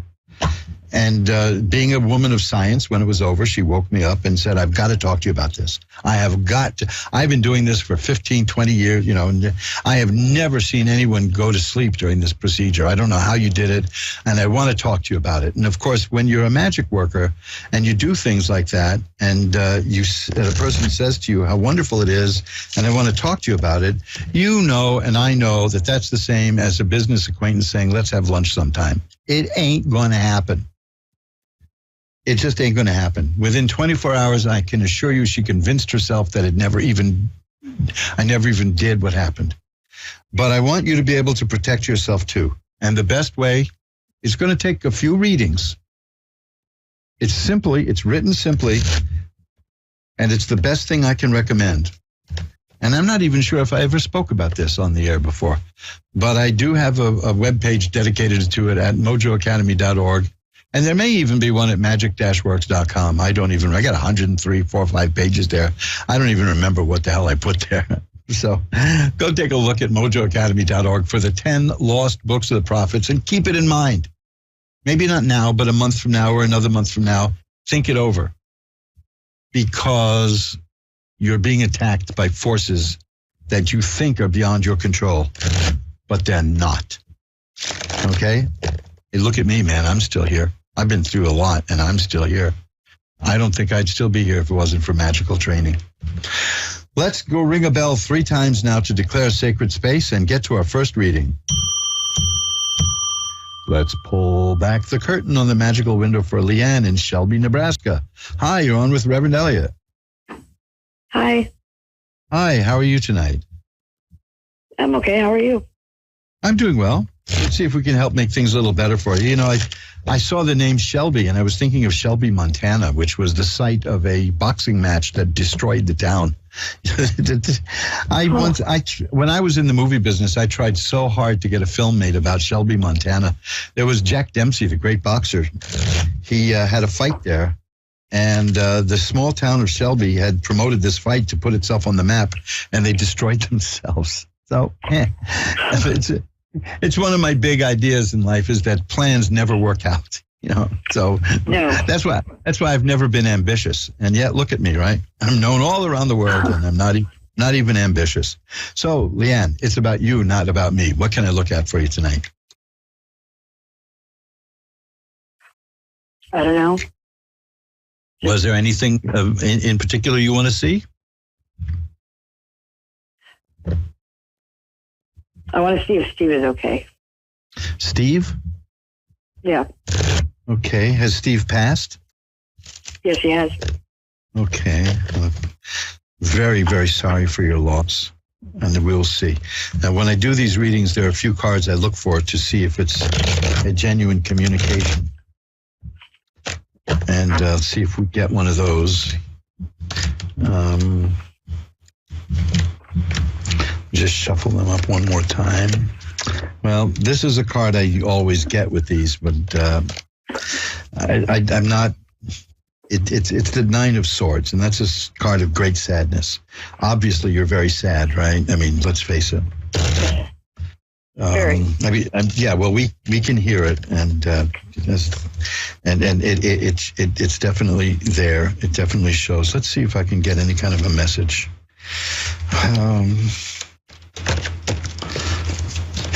Well, I have the Temperance card, which shows an angel, and that always, I take that as an indication. Well, here's one of the specific cards I do look for. It's the High Priestess, and the High Priestess is the person who sees behind the veil being that which separates this life from the next one. Now, I have another card here that I always get. This is just blows my mind. I never did readings like this until I got to Ask One Radio. And one of the cards I always get is the Nine of Swords, which I got for you, which is about great sadness. And then I have the Ten of Swords, which is a card that says the worst is over for me. So the message, that's followed by the Ace of Cups, which is about emotional healing and growth. The message I'm getting is that and here's the Judgment card, which is the last judgment. That's another one I look for. I'm definitely seeing this as a message from the spirit you're looking for. And you get these first two cards, like the Nine of Swords and the Ten of Swords, which are unhappy cards, but the Ten of Swords has the implication of things are better for me now because the worst is over. Then there's the Ace of Cups and the Four of Rods. These are happy cards about growth and happiness. Justice, meaning getting what one deserves. Temperance, meaning balance is restored. His life was unbalanced at the time, right? Yeah. Well, the message is that I've found the balance that I'm looking for. Good. It's remarkable to me. I can almost predict ahead of time that I will get the Ten of Swords in a reading like this. I don't want to get into any personal details about how he passed, but what I'm seeing is that there were a lot of troubles, and he's better now. You understand what I'm saying? I do. But the spirit with the Nine of Swords recognizes that the way this happened left a lot of people sad. Yes, okay, you understand? I know you know what I'm talking about. I do. It's like I got the Five of Rods. Life was very difficult for him. The Eight of Cups is a person going from where they are to something better, and I think that's what happened. I do think that the spirit is learning to grow. The pain has stopped. I think the main message here, if you wanted a message, the main message is the pain that I felt at that time is over and I'm growing. That's the Ace of Cups. Now, oh, wow, here's the Six of Rods and the Ten of Cups. These are cards of success and happiness. So they start out sad, which is an acknowledgement of the fact that Steve left you feeling very sad. Yes. But the spirit saw no other way to grow, and now the spirit is growing. Keep this spirit in mind, because I think he's near you. Yeah, he's always on my mind. But nothing ended the way he wanted it to. So all the way down to his funeral.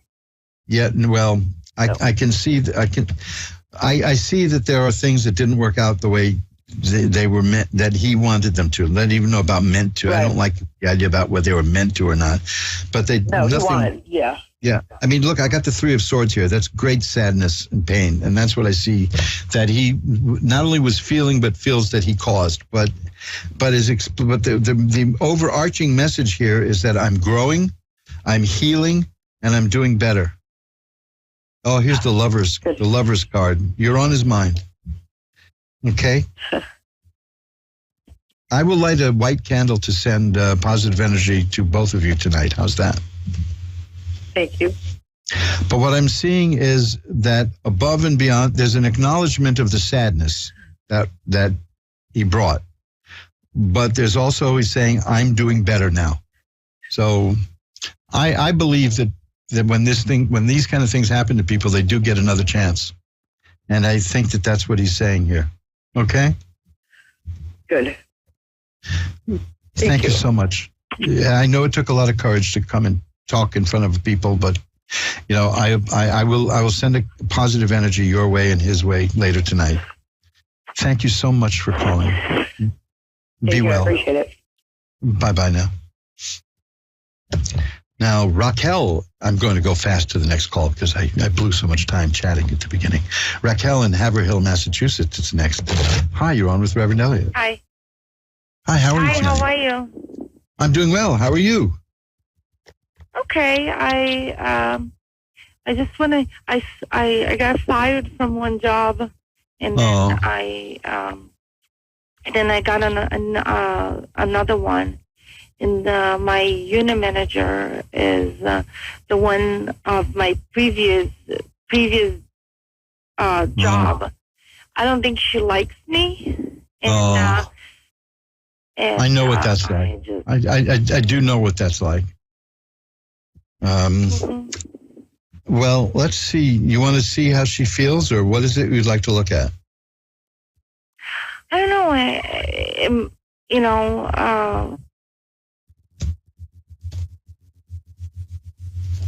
Well, let me tell you what I'm seeing here, looking at the cards. I'm definitely seeing a new work opportunity coming your way. And it's a very lucrative one. I sure hope I'm right about this. I don't know any other way to interpret these cards. I'll tell you what they are. The Ace of Rods, which is about a new career opportunity. The Page of Coins, which is about the appearance, the physical appearance of a stream of income. And the Six of Coins, which is about somebody offering you money. The Nine of Rods, now that's the second rod card we have. Rods are about work and career. It shows that this is something that you're prepared for. There's a job offer coming your way and you're ready for it, you're prepared for it, you can handle it. I do see that coming. So see if you can hang in there until that appears, okay? Are you with me, Raquel? Have we lost Raquel? Now there's a question I never thought I'd ask. Have we lost Raquel? That's it.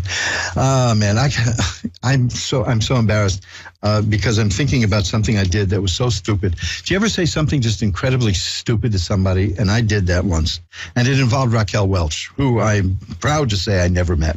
I never met her, but I did. It was so stupid. I met a woman who had a kid. And she was talking about, how difficult it is to get my figure back and get back. And now I was very young at the time. I don't even think I was 20 at the time. And I pointed out that Raquel Welch had 5 children. And, that was the last she spoke to me. The only other sillier conversation, did I ever tell you about the time I was recruited to be in the mob? No. Now there's a movie. You think I could get Scorsese interested in that? Mob magician. I wasn't into magical work in that day yet. I was not yet 20. I had a very bizarre upbringing, but there were some people who offered to take me, said, you're a young, clever guy and you're on the move, And they asked me if I wanted to join their little group, which was a way of saying their little family, Now, how do you reject an offer like that, right? And I did. They wanted to know if I was interested in joining a branch of the mafia. and I have to tell you, man, I took it very seriously. Not that I enjoyed the idea, but I said to the guy, eventually I said to the guys, let me tell you something. The nature of the work appeals to me. The hours appeal to me. What I don't like is your retirement plan. And he looked at me like I was crazy. And then he threw his head back and started laughing so much. And he said, "You're all right, kid." And they let me go. Yeah. But that was it, man. I don't like the nature of your retirement plan. Yeah. I mean, who knows where I would have been today? Certainly not the kind of person I am now, that's for sure.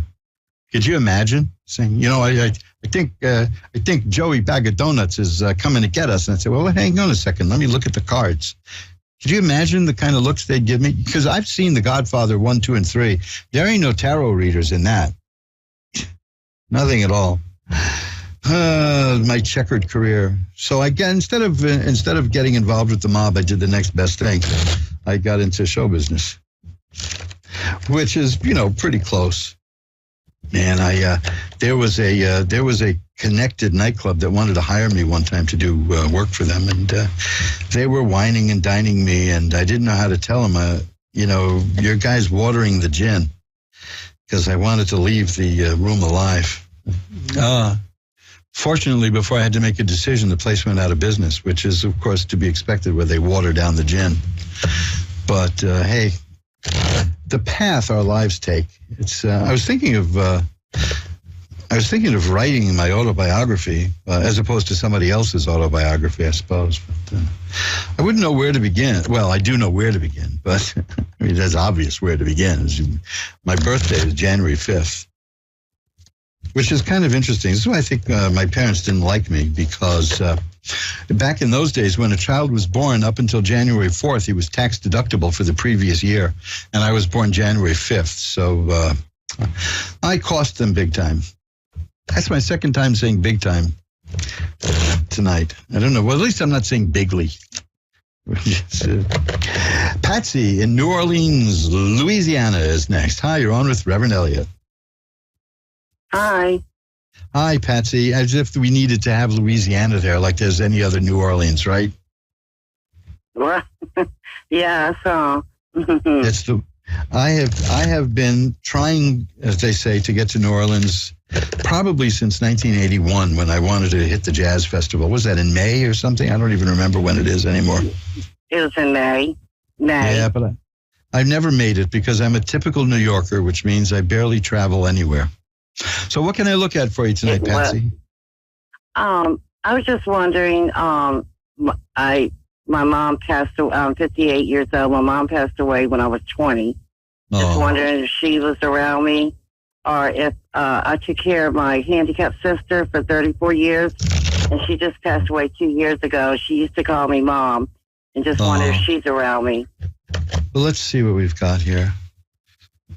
Well, this is interesting because I have the World card here. The World is a card of success. But let's talk about the picture first, because the picture of the World card in almost every tarot deck shows a person in the center of the card, and there are guardian angels around each corner of the card. So I'm going to take that as a yes. And then the next card is the 10 of Cups, which shows a rainbow in the sky with cups and a happy home and happiness and happy people. So I'm going to say that answers the question right there. Tarot speaks in symbolism. And for me to get the first card that has guardian angels around a person, yeah, I'll go for that. The next card I have here, I pulled out the Death card. And that's only, when I look for that card as a verification that these are messages from the other side. Here's also the High Priestess. So yeah, there's two messages here at least. There's the High Priestess and the Death card. So my answer is yes. Yes, they are around you. They absolutely are. Okay. And is my handicapped sister made it to the other side? Here is the card. Yes. Here is the card that I got in the previous reading tonight.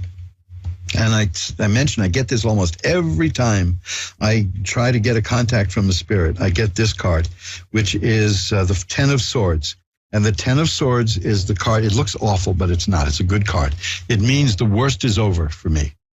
So that's a good sign. The next card is, I had this earlier tonight too, is the 4 of Rods. The 4 of Rods is a happy home.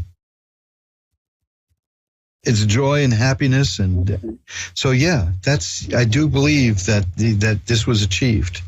According to this, the hard times are over, and I am in a spiritual home. That's the best part of it all. Yeah, you see, there's nothing negative here. There's nothing bad. You know what I mean? These are all good things. There's the Ace of Cups. I had that earlier too. That's about happiness and joy beginning. The 6 of Cups, which is happy memories from childhood. Yes, I'd say that your sister is doing fine. The spirit of your sister is alive and well and happy and wants you to know it. Good. Now, she was like handicapped. Yeah, years ago, I never would have thought I would be able to get messages like this, but this is so clean and so clear. Yeah, I'm seeing a spirit that's free and growing and happy and wants you to know that. Oh, good. Good. The 10 of Cups, which is a card of a happy home with happy family, I'm saying that that's what she wants you to be, is to understand that, because you're the home, you're the family for her for years. And she's saying, be happy. That's how I interpret that. Be happy. But it's all good. It's all good. You know, I'm not. Let me put it this way. I think it was Woody Allen who was quoting Dostoevsky or Tolstoy, or one of those lugubrious Russians, that anybody over the age of 35 who isn't obsessed with death is a fool. Well, since I've been doing these kind of readings, my whole approach towards passing from here to there has changed, because I keep seeing so much joy and so much happiness coming from that side. It's just remarkable. So let's see if I can get one last bit of a message for you here, which is, well, there's the Wheel of Fortune, which is about things that have changed. So things are better. Things are much better. There's the 3 of Cups, which is about completed happiness. Yes, the both spirits you asked about are happy. Okay? Oh, good. And one last thing. My son has autism. He's 30 years old. When I pass on, will he be okay? You really don't have a sibling, no one to take care of him. But I just want to make sure he's going to be okay. Yeah, that is something that has to be taken care of in advance, I know. But, well, let me put it this way. The card I've got is the 9 of Cups. And and that is a happy card of enjoyment and joy and fulfillment and a good life. And then the 10 of Cups again. I had that earlier about a happy family. So yeah, I think it's going to be fine. But do what you can to make sure. Okay, do what you can to do that. Okay. But I think that you're good. These cards show me that you're going to do the right thing for him, and he's going to appreciate it. Okay. Oh, good. Thank you. I appreciate it. Thank you for calling. So much. Bye-bye now. And let's see if we can get in one last call. Cameron in Mobile, Alabama. Hi, you're on with Reverend Elliott. Hey, how you doing? I'm doing well. How are you tonight? I'm fine. Well, let's see if we can make that a little better, right? What would you like me to look at? I got a few minutes left. Okay. I just got like one question about the person I'm talking to now. And I just want to know if it'll like work out. I'm not quite hearing that. There's a bit of static in the way here. Could you say that again? Oh, I said I have a question about the person I'm like talking to now, and I just want to know if it'll work out. Oh, I'm planning on moving states away, and I just want to know if it'll work out before I move. Okay, well, in my experience, people who ask that have doubts anyway, so you're not feeling very comfortable about this, are you? It's pretty new. It's kind of new, like a couple of months new, but I just got a different feeling that I never had for nobody before, and I don't know, it's weird. Well, the first card I have is the Lovers, and that's good. That has a couple of meanings too, though. Obviously it's about the relationship, but it also, the Lovers card indicates a very important decision to make, and you are trying to make that decision. I wanted to, geez, I hate this being like the last call of the night because I only have a couple of minutes left. I do have cards that indicate moving, like the 8 of Cups and things like that, but I wish you'd look, I'm going to tell you this and give you my email, okay? Because I think we should continue this, and I'm out of time in about 4 minutes. Okay. Let's see what we can get here. I have a card who indicates that somebody is not being completely honest with you here. And I'm concerned that it might be this. If it's this person, that's a big problem.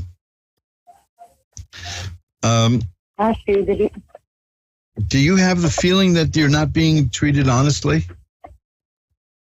I don't know if it's treated honest. It's weird because it's like we're 16 hours away from each other. So it's just, I don't know, it's a weird feeling. And I've never done a long distance. So it's new to me. And I do think like some other stuff is going on sometimes. Well, yeah, because my advice from these cards, see, I have the Page of Cups, and that's the beginning of something new in terms of romance. And that's what you got, is something new in terms of romance. But you have doubts about it, and that isn't the time to make life-altering changes. You might want to go a little slower because I have that card again. It's the 5 of Swords, and it's about somebody who's not. 5s are not good news in tarot, and it's like he's not being particularly honest with you about some things. Now that's not bad. That doesn't mean he's lying and cheating and stealing. You barely know each other, so there may be things that he's hiding. We all put our best foot forward. I'm just saying that what I'm seeing here in these cards, they're saying go a bit slower. Okay. Or at least have a backup plan. You know what I mean? I'm seeing cards that indicate a good future, possibly. I'm seeing cards that even indicate marriage in the offing. But I'm just concerned about this one appearance of the card that says to me that, let me rephrase it. It's not that the guy's lying to you, okay? But you may not have all the information you need just yet.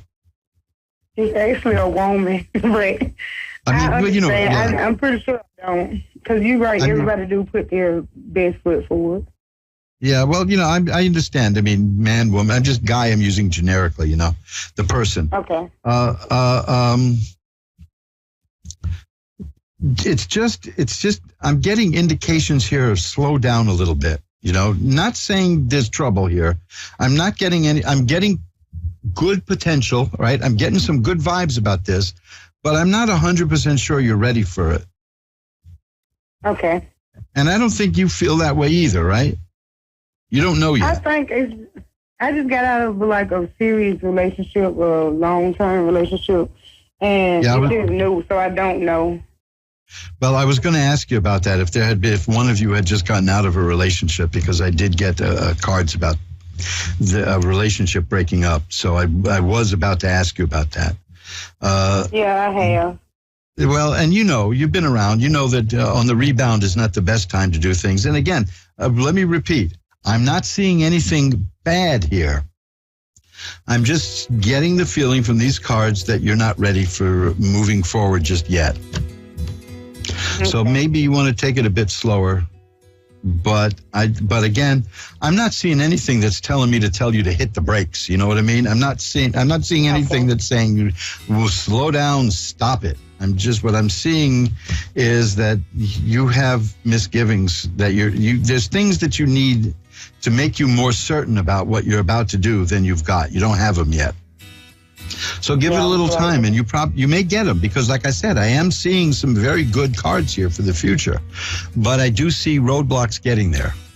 Okay? Okay, thank you.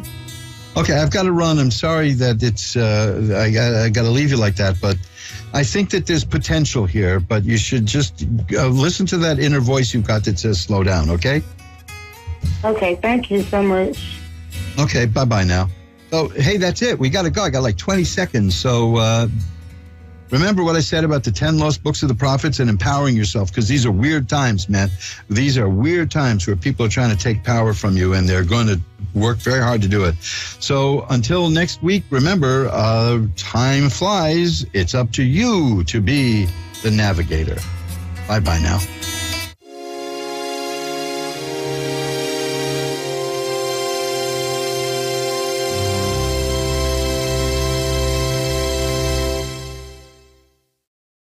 Hi, I'm Kathy, and thanks for watching Moonstruck. And now, back to A1R on the air, Psychic Talk Radio, now on Moonstruck TV, enlightening television.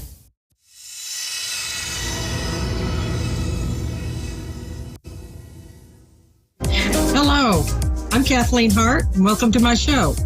Tonight, I'd like to talk to you a little bit about using your intuition. Intuition, everybody has it. Not everybody listens to it.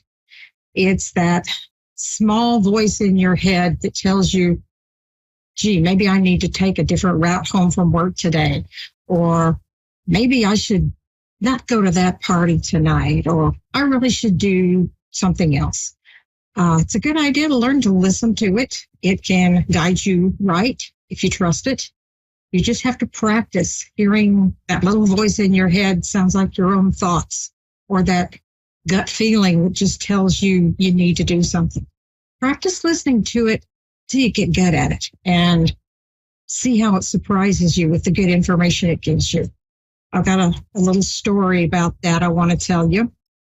A few years ago, I was in between jobs, and my husband was getting up to get ready for work in the morning.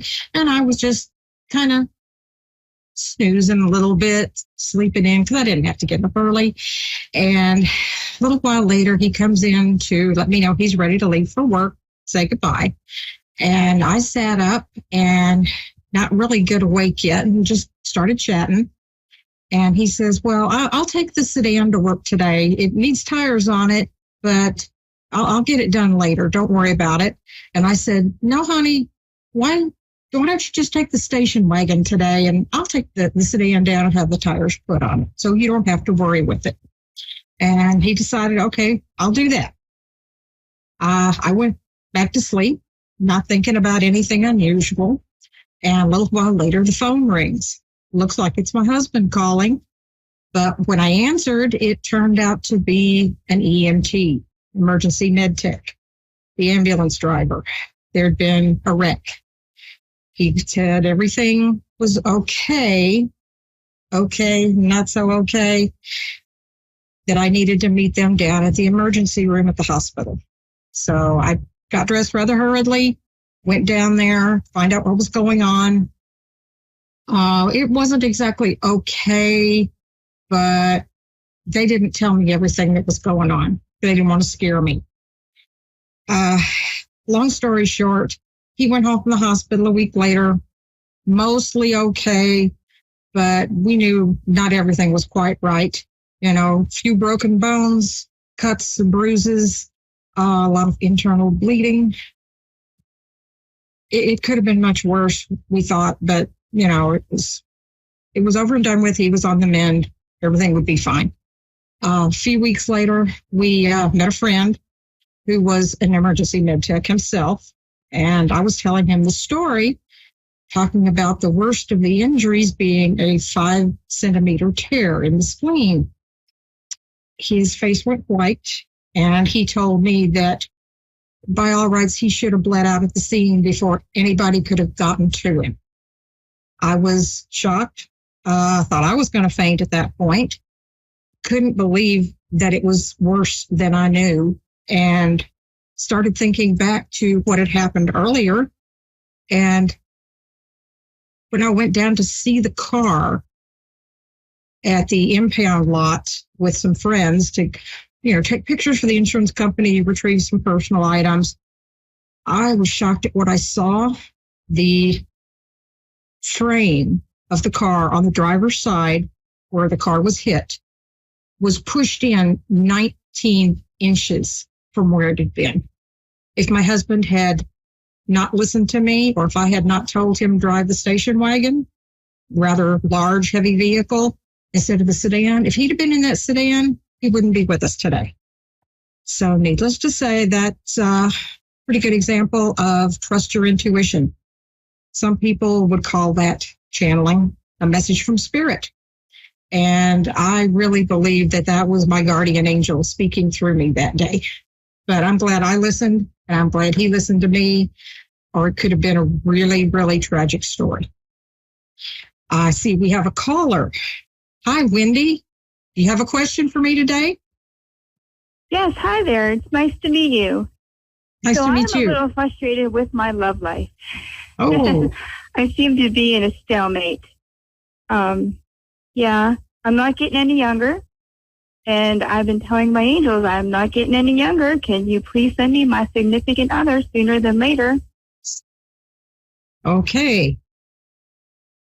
Well, I want you to stay positive and tell Spirit what you want. Don't think about what you don't want. Concentrate on what you do want, because the universe will give you what you ask if you stay positive about it. Just make it a very clear ask. Know what you're looking for. Okay. Don't be willing to settle for less. Okay. See what we get here. Insight. There we go. I want you to practice using your intuition, see what insights you get as to where you might possibly meet this person. Okay. And do you meditate, ask your soul, listen to what your soul's telling you, listen to your heart. That's where you're going to find your happiness. Okay. Think about what brings you. Think about what brings you joy. Run towards it. Don't wait until something hurts so bad you have to move away from it. Run towards your joy. Run towards what you want. Does that make sense? Okay. It does make sense. Yes. So I have question? Important exams. Yes, I have important exams coming up in next week. I am working on my master's degree to be a teacher for elementary education. Can you please tell me if I will be able to pass these exams?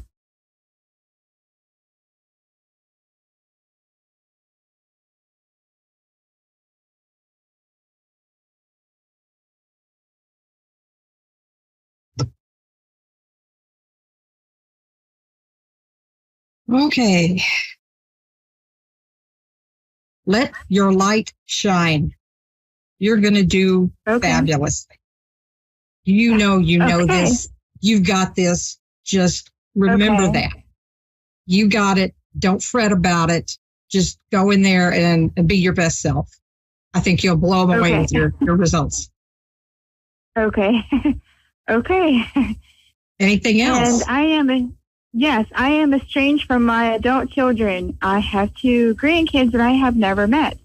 I would like to know if there's going to be a reunification anytime soon. No, that's a tough one. Can't imagine being there.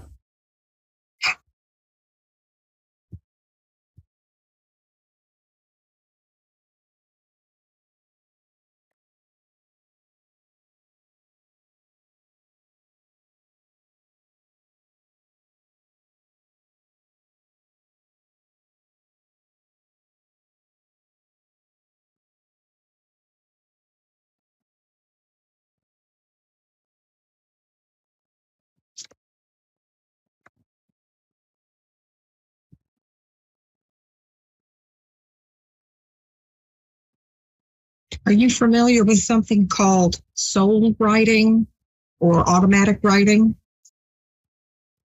I am not. Okay. It can be a good tool when you meditate.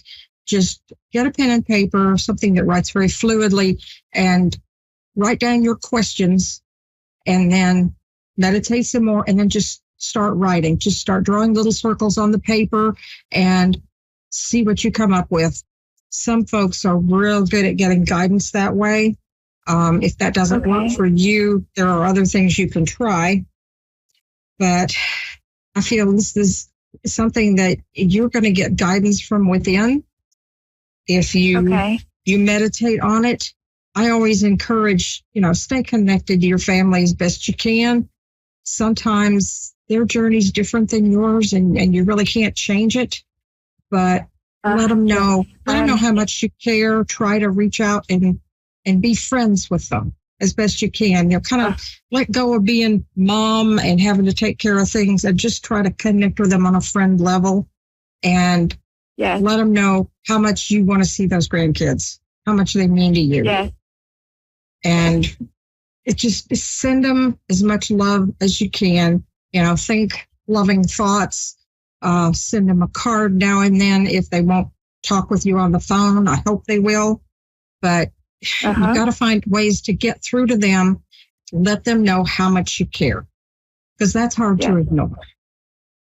Yeah. I think this may take a while, but stick with it. It's worth hanging on to them. Do as many things as you can to encourage them to get in touch with you. Yes. Does that make sense? It does make sense, yes. It does make sense. Yeah, listen to your inner voice and see what it tells you. And I would like more clarification about my finances. Okay. I'm getting that nothing has gone wrong. Everything will work out.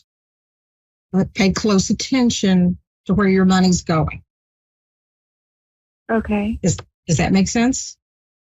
Yes, it makes sense. Good. It does make sense. And where are you located? Me? I'm in Fort Worth, Texas. Okay. That's the Central Daylight Time Zone. Okay. How are you doing with this big shift in energy? Is it affecting you at all? Feeling any different? Today I have slept all day.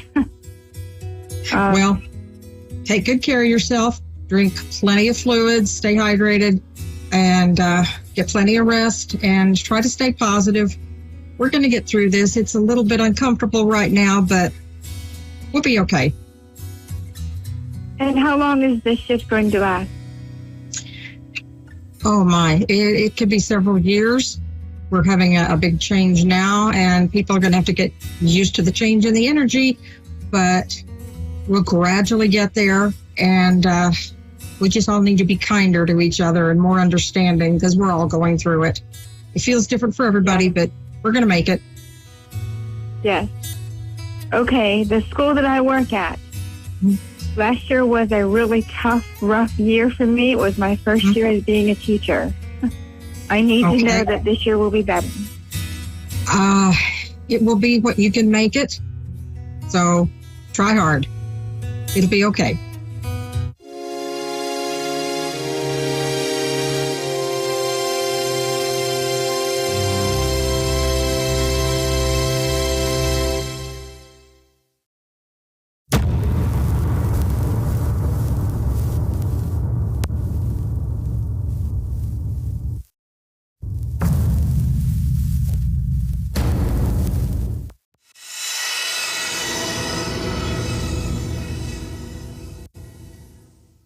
Good evening, everyone, and welcome to Your Time to Shine, a radio show designed to help you explore your own divine gifts. Good evening. I hope you are well. Thank you so much for joining me tonight. It is a pleasure having you here listening to the show on A1R Radio, Psychic Radio. Hope you are doing well. It's been kind of crazy for me. I don't know. I feel like a broken record. I feel like I say that every week. It's been a really crazy week because it really has. It seems like it hasn't really slowed down. So hopefully you guys are taking some time, enjoying your summer, spending it with some friends and some family and doing some things outside.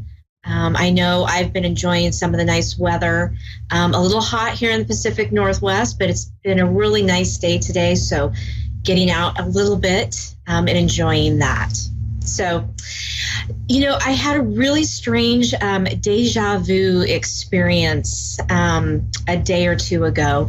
And so it brought me up to the topic of our conversation for tonight and deja vu. And do you have this often? Are you in awareness that it is deja vu? And what does it all mean?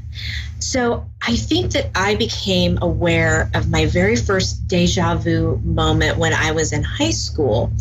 I can't remember exactly. I think I might have been a sophomore in high school. And I remember distinctly walking down the hall, and I was getting ready to walk through an opening into another wing of the school. And it was, an area that should have had like double doors, but the doors were open. So it was a very large opening. And this kid came up from behind me running and jumped, trying to touch the top of the header of the door. And of course he did touch it. And then he exclaimed gleefully as he went through and was running to his class because he was late. And in that moment, I just stopped and went, okay, that just happened to me before. I can't put my finger on when that was or why, but it stopped me in my tracks. And it kind of gave me the shivers. I got a little shiver going through my body, like, wow, that was a deja vu moment right there. And, that particular moment has stuck with me for all these years. And every once in a while, I will get another deja vu moment. And I got another deja vu moment the other night. And we were watching TV. It was so random, but it was just like, I've seen that scene before. I knew that scene was going to happen, right? So what is it that causes us to have these deja vu moments? Because many of us have them. And don't get upset if you don't have them. It's maybe just because you're not in awareness of them. They're still happening, but you maybe are just not aware that that's what that is, right? So a couple of things. It could be in my personal, what's going on in my life. It's showing me, the universe is showing me that I'm on the right path. I've had this happen before.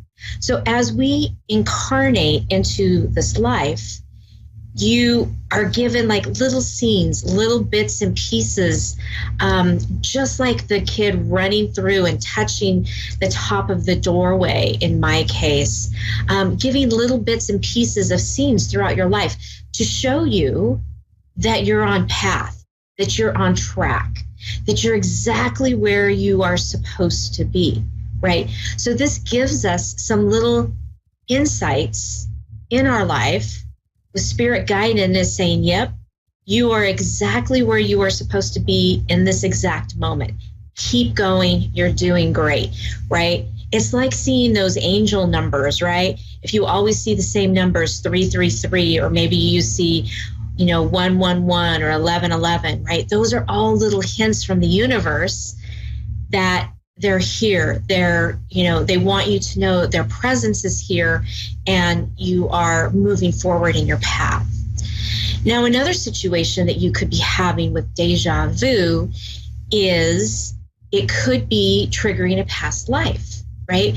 So if you feel like, oh, I know this person, or I've been to this place before, maybe you really haven't, but there's something energetically in that moment, in that particular place, that triggers a reaction to a past life. It could also be triggering something in your family lineage, right? If it has to do maybe with money, maybe, you had family that like I did, that were farmers, and it was a tough life. And so there could be some things there that are triggering family lineage that maybe they want you to know about, right? So that you can be more methodical in your processes in your life. So there's lots of reasons. In any case, all of these are coming through for you to be aware of. Little messages from the universe. You've heard me say it in my other shows, if you've listened to me at all. Everything is something. If you think it's a message, it is, right? And the universe leaves us these little tips, right? Whether it be a penny on the ground, whether it be a feather, whether a hummingbird comes up and looks you in the eye, or maybe it's a rabbit, right? Or a deer. There's all these little meanings that come forth. And if we just take a few moments and kind of slow down and look at the situation and say, okay, what am I supposed to know about this situation? Because it could be answering a question. It could be answering a prayer that you've been asking about. So you just have to be able to slow down a little bit and figure out what it is, what the universe is trying to tell you, because there is a message in it somewhere for you to know. So the next time you go, oh, I know this person. You meet someone for the first time. I feel like I know you, right? More than likely, you probably have. So, just take that moment and go, okay, perfect. I'm on the right path. I'm exactly where I'm supposed to be in this moment in time. And let that give you joy and peace in your life, knowing that you're on the right track. Okay? Watch out for those deja vu moments. Take note of them. And if you feel that feeling, don't disregard it. Look into it. Okay? Fantastic. We are going to go to the phone lines right now. We have Cindy in Cypress, Texas. Good evening, Cindy, and welcome to Your Time to Shine. Good evening. Thank you for having me. Thank you. Well, thank you for calling in. What can we do for you tonight? I've definitely been having some deja vu moments recently, but loving the topic. Perfect. I love deja vu moments. They kind of give you some chills and you go, oh, wait a minute, what is this all about? But they're really cool if you stop and think about it. Yes, definitely have been seeing a lot of unexpected feathers on my front jaw and back jaw. A lot of butterflies, and so definitely been having some deja vu moments in between. Nice. So when you think of a butterfly, who is the first person that comes to mind when you think of a butterfly? I would say my ex. Okay. For some strange reason, my ex, yes. Okay. This is what I would like to know a little bit more about, if you can. Okay. Perfect. Is there a specific question that you have around that? Well, we have been, going through a lot and a lot of back and forth. And so I would like to just know, what's happening, if we're, going to get back together, if we're going to have contact, because we haven't had contact with each other for the last couple weeks. Okay. Perfect. Let me just take a moment here and kind of tune in and see what your angels and guides have to say. So there'll be just a little moment of silence as I do that, and then I will be right back with you, okay? Sure. Okay.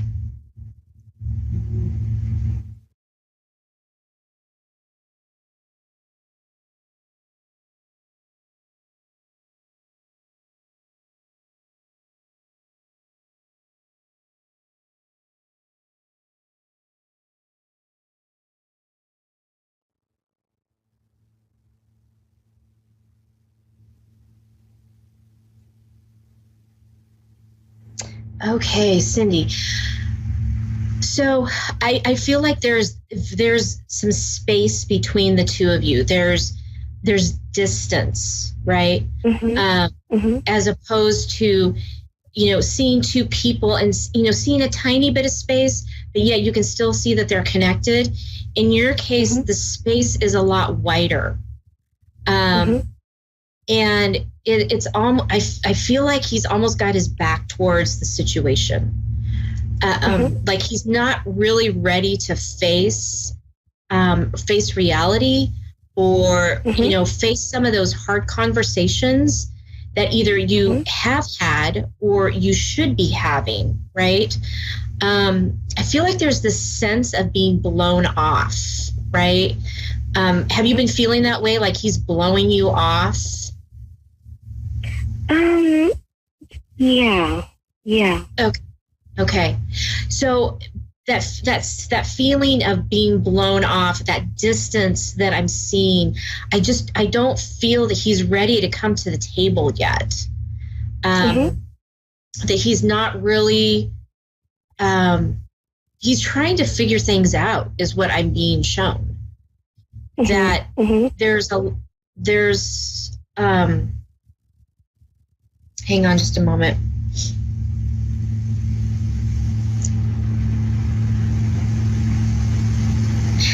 So there's a lot of situations where you guys just are not seeing eye to eye, which I am being shown as a big reason why you guys aren't together at the moment. There's a lot of, not in an aggressive kind of way. It's like the split seems very amicable, right? It feels like that you guys have said, okay, wait a minute, we need to take some time and kind of think this through. We need some time apart. So this is what he's doing. He's taking this to heart, right? And taking that space. The question is going to become, and it's real fuzzy, right? I can't see exactly what direction he's going. But it feels like there could be that possibility he's not going to come back to the table, right? It's like that door has been opened, and unless he's willing to kind of talk about some of these things that you guys are going through, there's some big shifts that he is going through. And unless he can understand those and try to make that work in the relationship, I don't feel that this relationship is going to continue on. It's like I'm being shown this door. He's being given this door to open, right? And it's like he's standing there trying to decide if he's going to walk through the other side. If he decides to walk through on the other side, he may not be coming back, right? Coming back to this relationship, coming back to the life that he knows.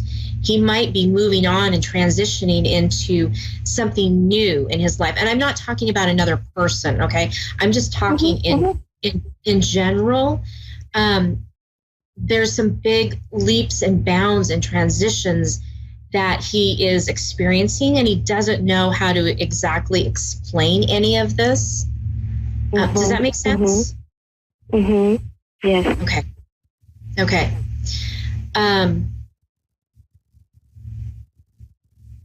Yeah, he's just having trouble putting into words what it is that he's feeling.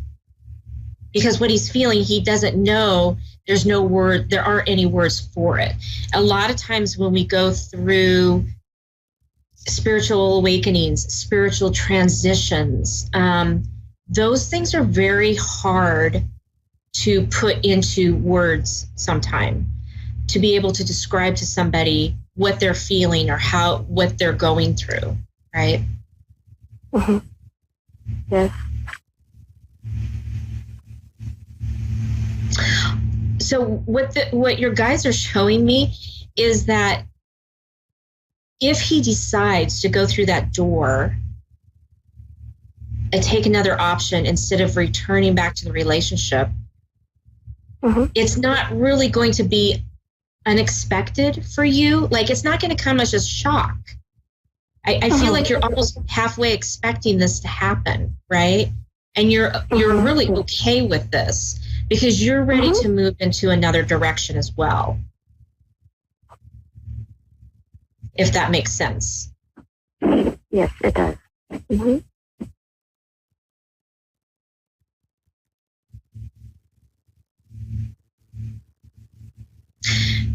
They're showing me that you can advance a lot more in your life and in your spirituality if the two of you go in separate directions. It's going to allow for that growth. And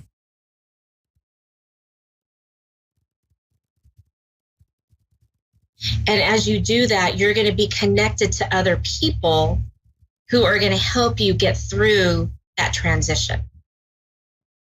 It's like they're showing me that you're going to be meeting new people in your life that you're going to be really connected with at a very deep level. Something that you haven't been able to do for some time since this relationship, really. Yeah. Okay.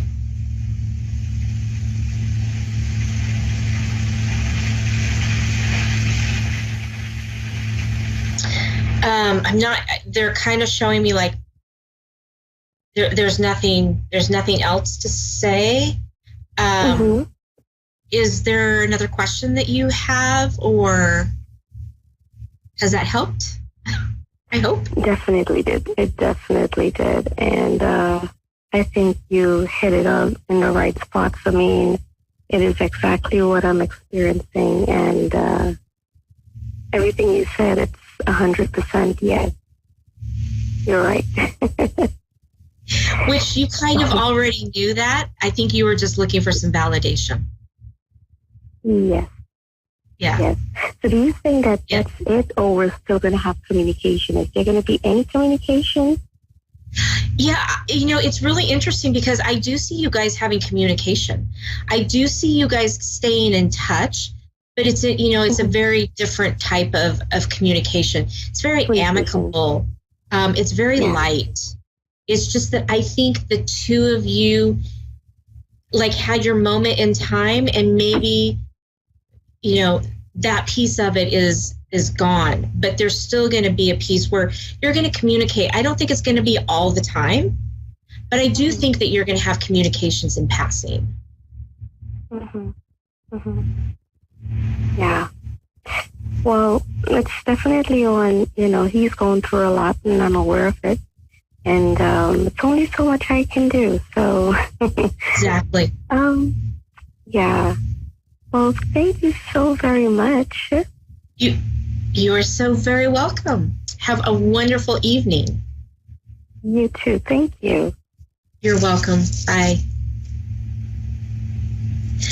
Next, we have Peggy in Hueytown, Alabama. Good evening, Peggy, and welcome to Your Time to Shine. Good evening. How are you? I'm all right. And you? Not bad, thank you. What can I help you with tonight? Well, I just have mixed feelings about family. Mainly one of my children. Okay. Is there a specific question that you would like to know about that? What is his outcome going to be? I'm sorry, when is what? What is his outcome going to be? Oh, what is the outcome going to be? Okay. Yes. Okay. Let me see if I can tune in and find out what they're wanting you to know about this situation. Sometimes when it's so broad like that, this question can go in a million different directions. But let me see what I can do to tune into this, okay? Okay, well, let's clarify it's my second child. Okay.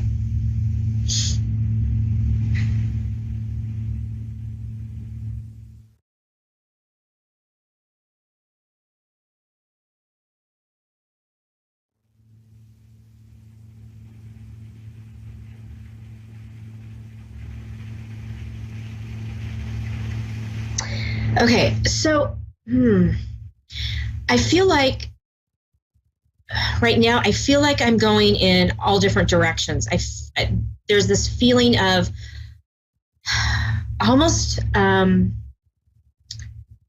having to deal with a lot of demons, either from a past experience that I've been through, or but this whole thought process of dealing with my demons, right? Dealing with something that has happened, and actually having to own up to what is going on. Own up to maybe mistakes that have been made, things that have been said.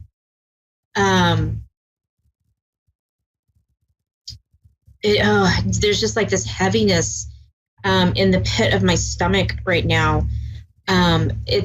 It's like it's been weighing heavily on the family. It's drawn the family in. Like, this really isn't a family issue, but it's been bringing the family in.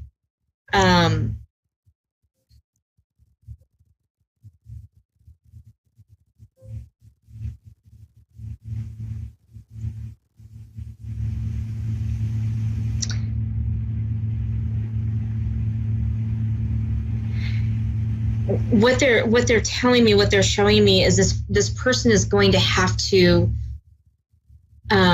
has to realize, I don't know if consequences is the right word or not, but they're going to have to realize that there are consequences to things that have happened.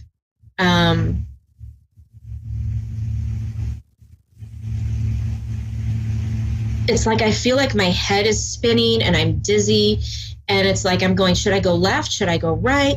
I don't know. Maybe I should turn around and go back. There's a lot of confusion around all of this.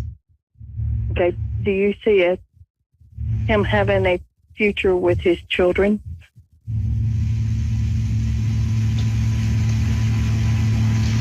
That's feeling very heavy too.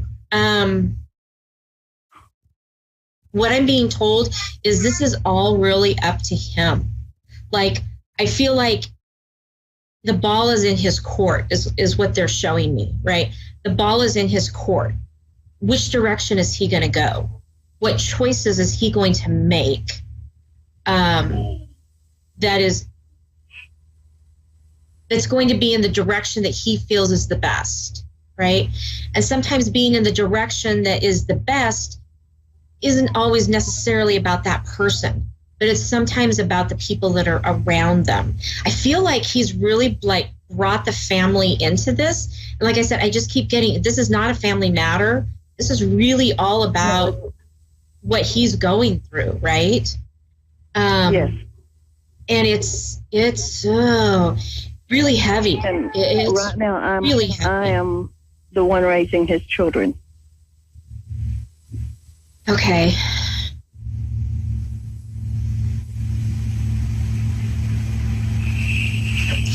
You know, Peggy, what they're telling me is as much as this may not be the answer you want to hear, they are in the best hands with you,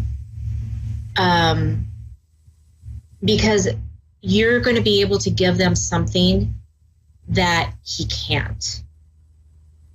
Maybe down the road he can. Okay? Yeah. But even that is like, I see this light and it's like really slim the farther and farther that you go out from that. And so, you know, again, he's got to make some hard choices here. And what is right and what is important. And right now they're not showing me, because they're saying that it's like it's his. He could go either way at this point. And so in this very minute moment in time, it's a 50-50 chance. Now, if you were to ask that question like a month or 2 months down the road, that answer might change depending on what path he is choosing to take, if that makes sense. Yes. But that makes sense. Okay. He's just in a... Go ahead. He's not in a very good place right now. Yeah, I can feel that. I can feel that. So, Peggy, we're coming down to the last few seconds of our show, but I just want to let you know that you are doing a good thing with the kids. So keep moving forward. Your guides and your angels are saying you're doing great. Just hang in there, because you really are solid ground for them, and that's what they need right now. Is that the message my angels have been trying to tell me? Yes. Yes. Yep. Because I feel them all around me. Yep. That's what they're trying to tell you. They're giving you kudos. So, yeah. Thank you. You're so very welcome. Thank you for calling in, and best of luck. Thank you. That does it for me, everyone. Thank you again for tuning in with me this evening. If you'd like to have a one-on-one reading or a group reading, reach out to me on my webpage at wingsofsoulswithjulie.com or my Facebook pages, Your Time to Shine and Julie Yeager Walker Medium. Have a great night, everyone, and we'll see you next week.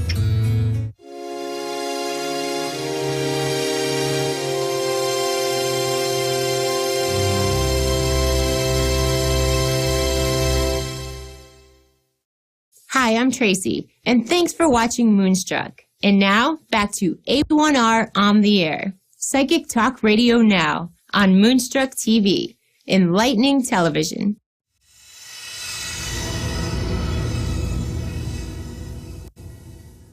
Hello.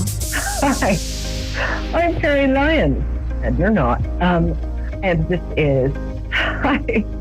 This is Moonstruck, Psychic TV, Psychic Radio, Psychic everything, darn it. So how are you today? Are you well? How are the kids? The cat? Good. I'm really glad. Anyway, hello, my cherished ducklings. I'm glad you could make it today. I'm always thrilled to see you.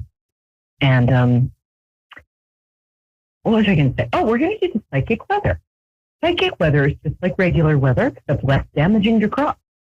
And what we're going to do, well, what I'm going to do, but you can participate psychically, is I'm going to pull 3 cards randomly from my huge cardboard box of cards.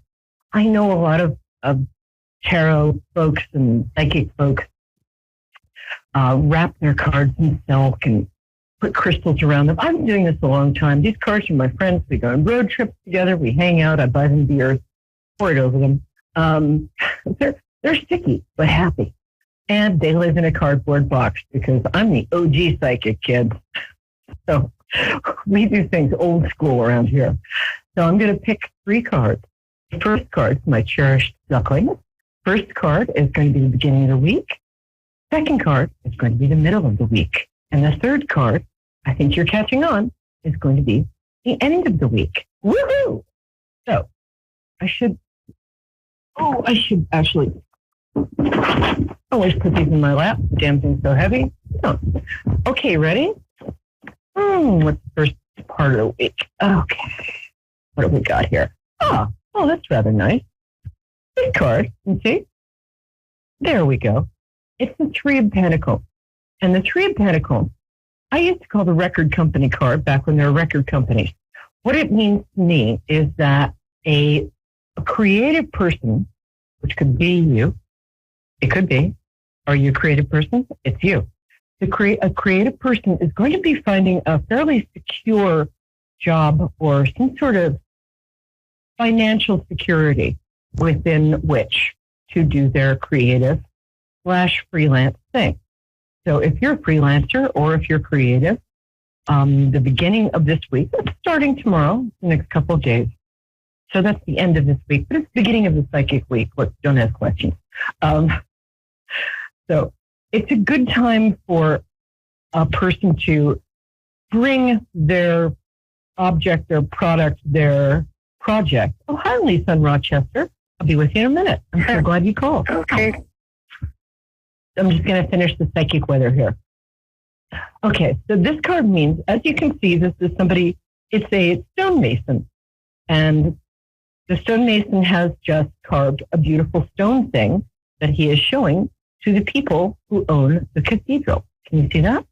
And the people who own the cathedral, one of whom is dressed rather strangely, but you own a cathedral, you can dress any way you please, is looking at the stonemason and the stone saying, woo, I love doing that, with extreme approval and saying, oh, goody, stonemason person, you're hired.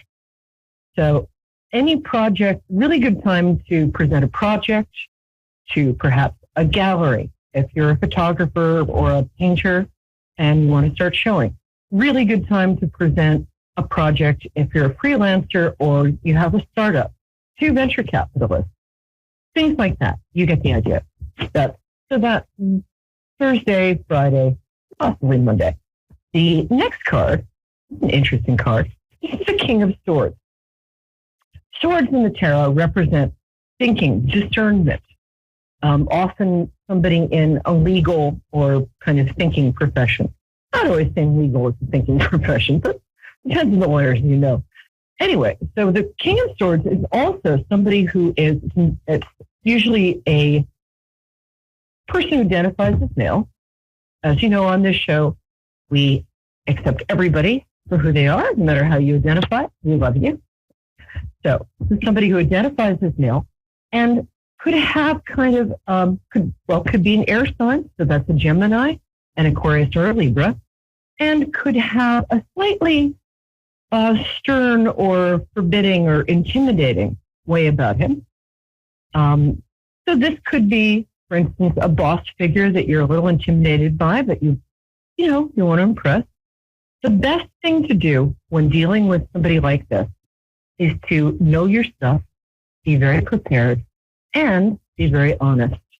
Men like this have a BS detector that cannot be beat. So again, if you're at work or you're presenting something to a higher up, make sure you're prepared. Make sure you know your stuff. Don't BS that you would. You would never do that. And just know what you're doing. And if you're dating and this is a guy you're meeting on a date, then just, be yourself. Be your most honest, perfect, lovely, gorgeous self. It's going to go great. You're going to have a great time. Okay. The last card, I love this card. This is women celebrating. And for people who identify as female, there, you see? So what we're doing here is, so this could be something like a bridal shower. It could be a baby shower. It could be a party of any kind. It could also be friends, whether female, male, or non-binary, celebrating some sort of, usually a social occasion, like an engagement. It's most often, when I get it, anyway, it's most often an engagement party, a baby shower, something like that, a social celebration that often has women there, which is a good thing. We like women. So my best friends are women. I'm a woman. Okay. Whee! That was so fun. All right, my little Rochester baby, how are you? I'm wonderful. How are you? I'm good. Better for hearing your voice. And I love to connect with people. I have them tell me just what their birthday is. Just the day and the month is My birthday, October 27th. Oh, look at you, you little Scorpio. Ooh, we're very compatible. Just saying. Okay. So how can I help you today? Feels like you have a question about family. Yeah. Looks like I have what? It feels like you have a question about family, but I could be wrong. So, hit me, Davey. Well, I was wondering if you could psychically contact somebody that's been passed over. Okay, that's mediumship work, and let me see. Yeah, if you could. Yeah, let me see what I can do. It's difficult. It's however, I'm good at it. This feels, was it a younger person? I have so many that passed over lately, so it could be a younger person. Okay, it's easier for me if we concentrate on one person. So concentrate on the one person that you really want to reach out to. The first person who showed up, a couple different people show up. It's almost I feel like Whoopi Goldberg in Ghost. So the first person who showed up was a younger man. The second person who has shown up is an older woman who's with an older man who I think got there before her. Which one would you like to talk to? The older woman. That's probably my grandmother. That's what it looks like to me. And I'm sorry for your loss. Oh, thank you. Do you mind? It was just 5 to 6 months ago? You had a lot of people pass. Yeah. She's been gone a while. Like, yeah, she passed when I was 6 months old. I'm 52 now. So. Okay, so that's not sorry. A lot of people. So, sorry, that was kind of a goober mistake on my part. I apologize. You have had a lot of people pass in your vicinity in the last year and a half. So let me. Oh, she loves you. I mean, I could say that about any grandmother, but she really loves you. Are you named after either her or somebody connected to her? Well, both my grandmother's name's Mary, and that's my middle name. So, okay, it's kind of like a, family name. I'm going to go with a yes, though. Yeah. so that's a yes. So you were named after her. Yeah. Yeah. This is your mother's mother? It's actually my dad's mom. If she's with a man, I would think. Yeah, she's that's with a the man. one I was hoping to contact. Okay. You're getting a lot of people showing up. I feel like I'm emceeing a family reunion. Okay, like 57 people here. You, quiet in the back. And you, put down that potato salad. Okay. Here we go. Oh, I like her a lot. Did she have short, curly hair at the end of her life? She was short. Yeah. Yeah. Yeah. No, I'm asking, did she have, towards the end of her life when you knew her, when you were 6 months old, so who knows? I didn't know her. Oh, you didn't know her. Do you know what she looks like? So if I describe her? I have a picture. I look a lot like her. I resemble her. So she has very soft skin. She's got kind of a round face with a cute little chin. You have that too, right? Yep. That's her. Yep. Yeah, gotcha. We just connected. Oh, I like her a lot. People didn't know her as Mary, though. She had a nickname of some kind. Is that correct? I don't really know what they called her. I'd have to ask my dad. But I need her advice on how to deal with my dad. I do. I need her advice on how to deal with it. Your dad is exactly the same now as he was when he was 5 years old. He is stubborn as a really stubborn thing. So she says, don't even try to change his mind about stuff. He's making some bad decisions right now because he's not thinking straight right now for whatever reason. Is that correct? I'm having a hard time with his medical, and he's being very stubborn. Yeah, stubborn. Stubborn was the first thing she said. Remember that? So, yeah. Right now, you want to bypass him because he's not going to be helpful in anything he says. He's stubborn. He's also, my darling, he's scared. He is scared. He thinks he's going to snuff it in the next month or two. He's not. You've got him for a while now. You do. But he's arguing with his doctor. He's arguing with you. And he's just being a stubborn pain in the tuchus, which is the word I just made up. But I think you get the gist. What I would do is he's tired of being here. He's ready to cross over. People may say that, but trust me, as somebody who's had two, near-death experiences, no matter how tired you think you are of being here, you still want to be here. So when he says that, just ignore him. He wants to be here. He loves you. Loves your sister. Do you have a half brother? There's some male guy who's like a brother to you. He loves. So what I would do is just be patient with him. Treat him. His mom says treat him like a 5-year-old. Use that kind of voice. Just nod and smile when he tells you what he wants, and then talk to the doctors and do something from his past, maybe family history or something, to get his interest back up. He does actually want to be here. Don't believe him when he says otherwise. And that's important. I hope you hear that. So that's what I would do. Don't take him too seriously, is what his mom says. Treat him like he's a stubborn 5-year-old who doesn't know what's good for him. You know what's good for him. Your siblings know what's good for him. Get their help and advice, and it's going to be okay. And he's got a lot longer than you think. So if you want to do something that'll be fun for the whole family, I would do some like Ancestry.com. I don't endorse them. I'm just saying something like that. He likes family history stuff. If you do that, I think that's really going to cheer him up.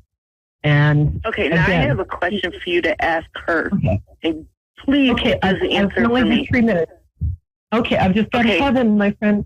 Hold on 1 second. Heaven, darling, will you wait for me?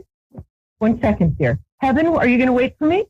Good. Heaven is our next caller. All right, hit me. Go ahead. Did she call the hospital when my dad was in ICU? Yes. Oh, thank you. Although I think she might have been dead at the time. Was she still here? Somebody called the hospital. Somebody called the hospital and said, I want to talk to my son, Thomas, and, his last name. And they said he can't have any phone calls. And she was very adamant she wanted to speak to her son. And I asked all the family and everything, and nobody called. Nobody called the hospital. And she said by name, her son, Thomas, and the last name. I was like, it had to be a call from heaven. I've experienced quite a few of those with people I work with and personally. That was absolutely her. I mean, she was petite, right? She was small and right. But she would kick through a steel door. Yeah, she would kick through a steel door to get to her kids when she was alive. She would lift a Buick off them. When it came to her kids, she would do anything, and that's what she did. So yes, and thank you, darling. I'm so glad you called. I'm so glad I could answer that question. All right, love you. Call back next week. Tell me how you are. Thank you. Okay, we have Heaven. Darling, did you stick around? Because you've got the best name in the world. Yay! I'm so glad. So, my darling, you have to tell me, that's a beautiful name. How did you get that before we start? My mother was a hippie. I hear you, baby. Okay. I feel that. I feel your non-pain. Yeah. PER. My name means beautiful woman cast out of paradise, trying to win her way back with good deeds. So not exactly a hippie, but definitely similar moms. Okay, baby, tell me, what day is your birthday? Because I like to connect people through their birthdays. February 8th, 1976. Ooh, that's a great day. 1976. Okay, let's see. Yes. Oh, you're a year of the dragon and an Aquarius. Woo, look at you. Are you on the smaller side? I'm sorry? Are you on the smaller side? Yeah. But, okay. Because dragons have huge personalities. One of the first things I get about you is somebody with a huge personality in a petite, container. Is that correct? Yes. I thought so. What's the thing from Aladdin? Infinite cosmic powers, living space. Okay. Anyway, but you're adorable. You're very pretty. I can see with my heart's eye. So, okay, cutie patootie, how can I help you? Okay, me and my husband are separated. I'm sorry. And I am trying to figure out if we're going to reconcile or if it's actually going to end in a divorce this time. And it's really tearing me apart because he's got me worried and scared, and he got hurt when he left, and he doesn't want me to know that he got hurt. I mean, it's just crazy. It is crazy. You separated. Oh, you can cry, sweetie. It's just us. Honestly. Huh? And you can cry, sweetie. It's just us. And honestly, it's so painful, and I'm so sorry. It feels like you've separated, I'm going to say 2.5 times before. I don't know where the half is coming from. Does that ring a bell with you? Yeah. Yeah. So you'll know what that means. Oh, he's speaking of stubborn. Oh, darling. He's a good man. But the thing is, I think there's a strong possibility he will come back. Here's why. Does he have a lot of issues with his mom? Before she passed away, yes, he did. Yeah. And you represent both the woman he loves, because he does love you. How many kids do you have? We do not have any together. Oh. Okay, that's what I was there because I said that, and my guides were like, "They don't have kids together, but you have kids. You do it. There's 3 kids in the blended family, right?" Okay, good. That's what I was saying. I do. That was a puzzled look for a minute. I'm like, "How many kids do you have?" Okay. Back to you. Back to him. One thing that I think is confusing for you about him is that he can be this like really tender, loving little boy. And then he can be like this big sort of He-Man, He-Man. And there's not a lot in between. Does that make sense to you? Oh, yeah. He has a huge heart, and he'll help anybody, but he also has a very, very, very bad anger problem. Yes, he does.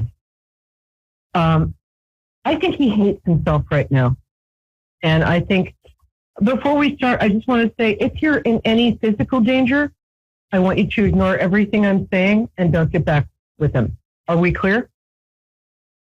If there's physical danger involved, I'm going to say men who, and I'm not going to say I'm speaking from personal experience, but I'm speaking from personal experience.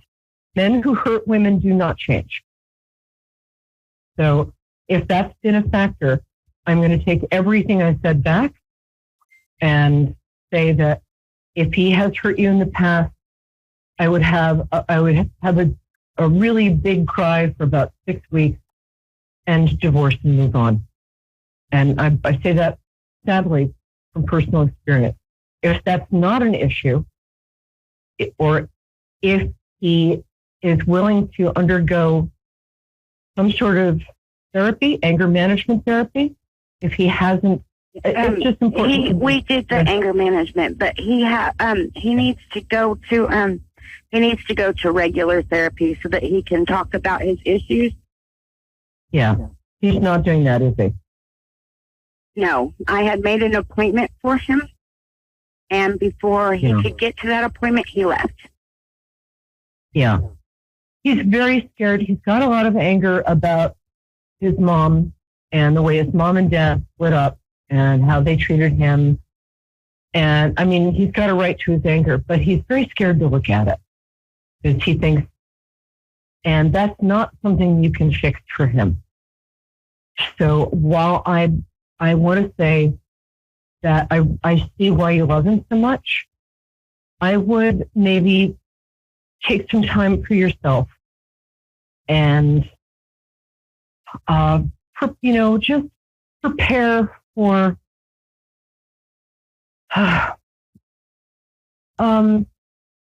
take some time for yourself and find out what you want. Because sometimes we want somebody back so much that we forget about what the relationship was actually like when it wasn't that good.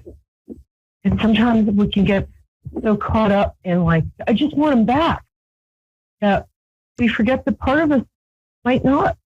And so what I would do is get a little therapy yourself, take a deep breath,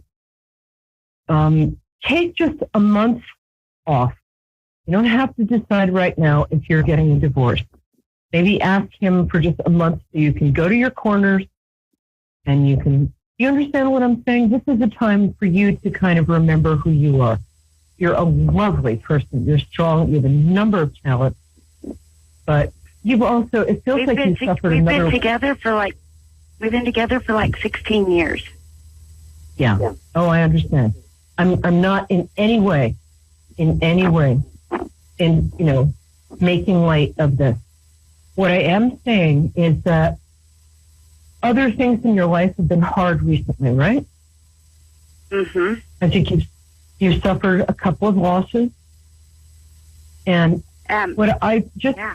Yeah, you have. His grandparents died this last year. Yeah.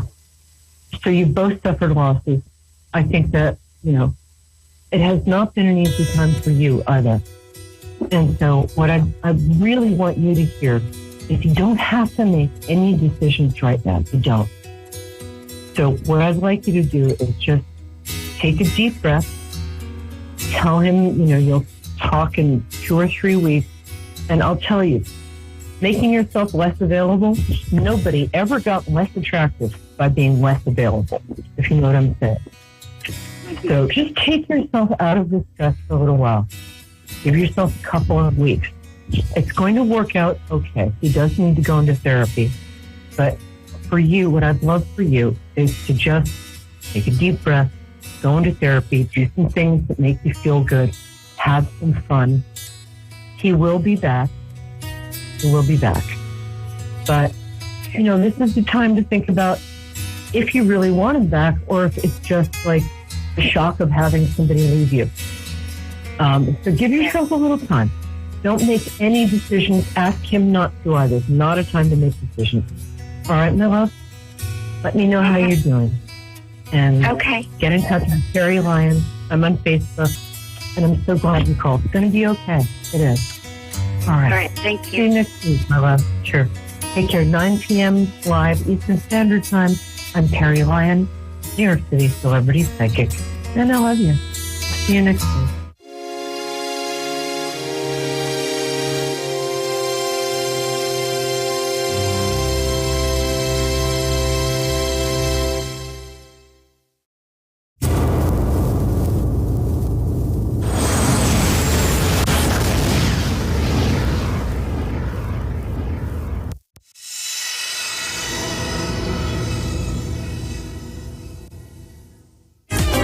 Good evening, everyone. Good morning, good afternoon, welcome, and thank you so much for joining me. I do apologize for the last couple of weeks.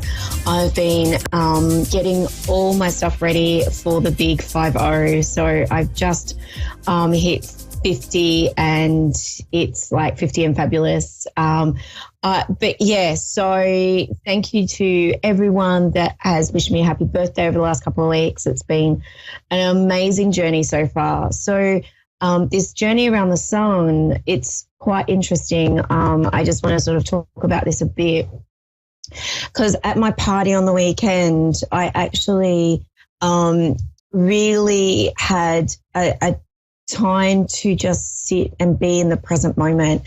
And it was so, I'm going to get emotional here, so comforting and a beautiful emotion to sit in that moment and look at everyone that actually came to my birthday party to wish me a happy birthday, but to enjoy life. It was so surreal to be so present in that moment. And bringing that to talk about is being in the present moment, how wonderful it is to just sit and not worry about what's coming up or what's going, like what's happened.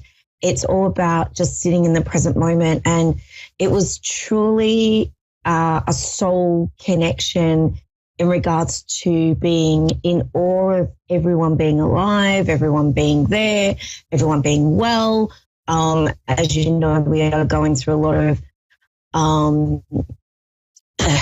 like universal hibernation stuff and typical winter sniffles and everything.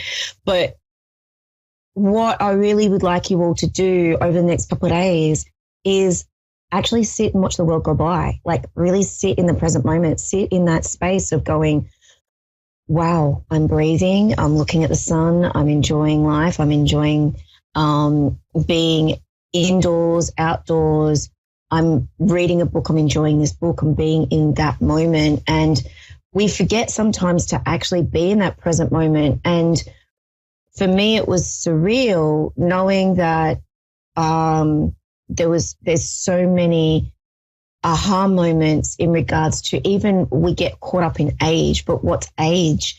There's milestones in everyone's life that we just go, okay, so for example, my grandmother passed when my mum was 49. So so she wasn't there at my mum's 50th, but my mum was there at my 50th. So it was just that beautiful aha moment. We're going, we always put things in such perspective that we forget to understand that so many of us go through different things in our lifetime that we don't actually go, hang on a second, what's this year going to be all about? What's this trip around the sun going to be about? Mine's going to be about sitting in the present moment, enjoying life, taking the bull by the horns and just running with it. And I feel that's what I need to say today. It just, hopefully someone really gets this, because you being who you are in this life affects a lot of people, knowing that you are there for them. So I hope that makes sense. Beautiful people, blessings and hugs. And I have Kathy from Livingston in California. Hi, Kathy. How you going? Hi, I'm doing very well. Thank you. That's good, Kathy. Now, I work psychically with what's going on around you, and mediumshiply, which is connecting with loved ones. How would you like me to work for you today? As far as like what category you're reading? Yeah. Did you want me to go what's going on around you, or what, or a loved one, connecting with a loved one? I'd like to know what's going on around me as far as in the area of like a relationship, a love relationship. I'm totally single. Yep. Okay, cool. Okay, thanks, Kathy. So as I blend with your energy, oh my God, you're gorgeous. Kathy, would I be correct in saying that you call a spade, like you don't hold anything back, you just tell it how it is? Would you understand this? Yes. And would you also understand that sometimes you like to bite your tongue, but you don't bite your tongue, but you don't need to bite your tongue, but I just feel like I want to go, sometimes you just go, oh, I shouldn't have said that. Does that make sense to you? Yes, it does. I used to do that more, but not so much now. I'm learning. Yeah. Yeah. It just feels like I want to go, you're coming into your own. I feel like it's really interesting too, because as I look at relationships for you, I know, girlfriend, that you've always been the healer. You've always been that person to help others. And you've learnt your lessons with trying to change people in relationships and all that. You've been through a whole gamut of different sort of lessons within relationships for yourself. Would you understand this? Mm-hmm. Yes. Yeah, because you are definitely a beautiful healer. I love how you step. I like how you put your foot down though. And I like how you just go, hang on a second, this is not how it's meant to be. And you really own who you are now. You would understand this. Most definitely. And these past lessons have brought me to where I am now, and I'm grateful.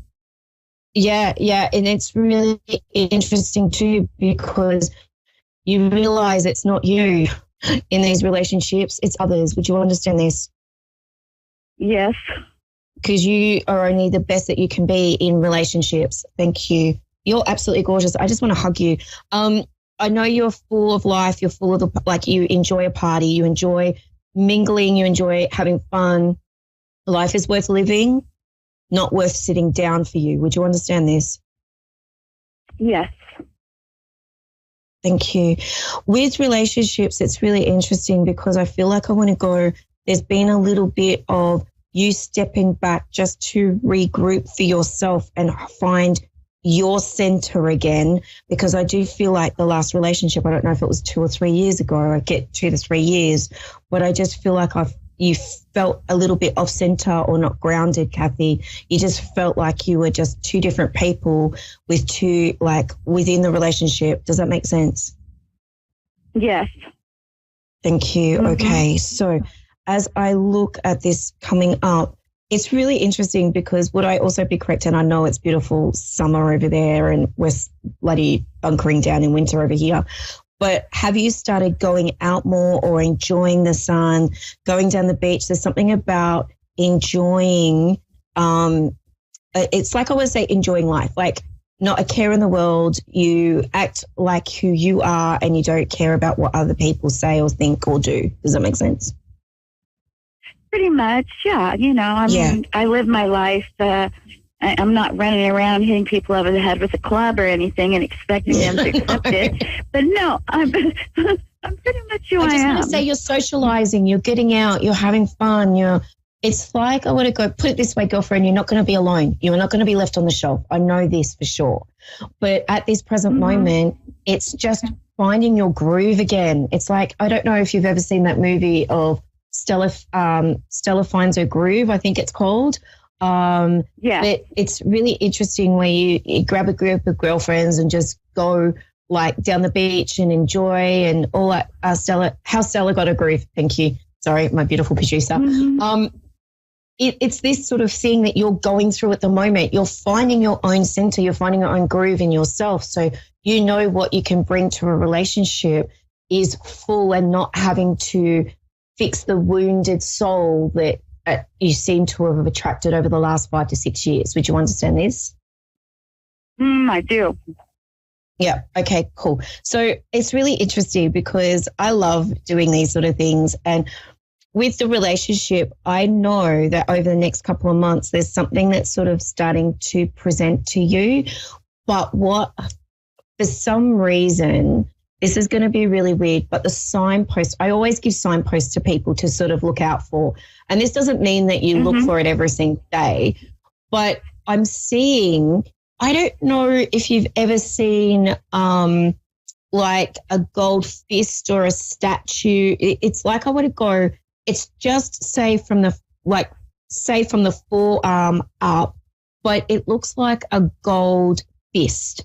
But it's really interesting because it's going to be like a statue. It's going to be something just on its own. It's not going to be connected to a full body statue. It's just going to be like a gold fist, but from the forearm up, like say, you know how you get awards and Oscars and all that sort of stuff.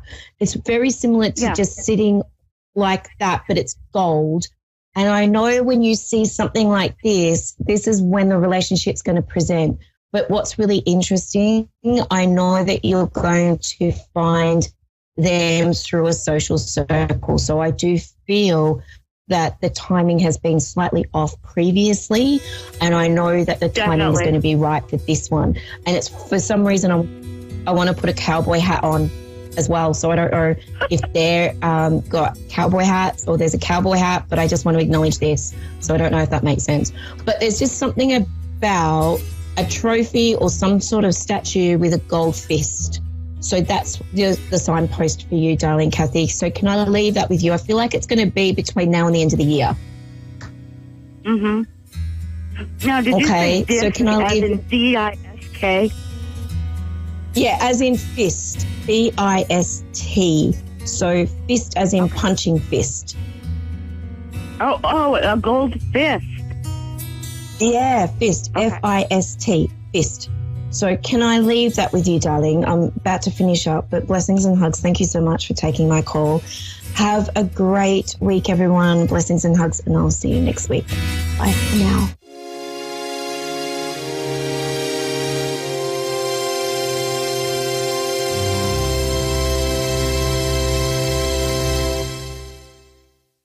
Amazingly accurate, clear answers to any question. You'll love Suzanne Marie readings. Clairvoyant reader and spiritual light transmitter. Tarot is used for spirit confirmation. She's been a spiritual reader for 30 years and would love to be able to bring accurate, clear, visionary readings for those who seek answers. Available online and phone.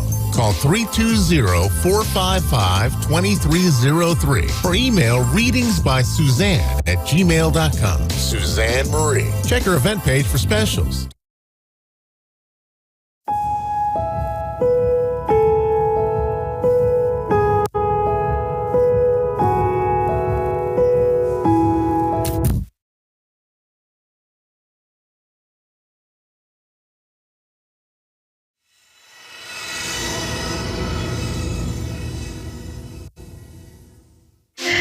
Hello, everyone, and welcome back for another episode of Empowering Intuitive Talk Show. I am your host, Reverend Dr. Michelle Walker, and we are live on A1R Psychic Radio and Moonstruck TV.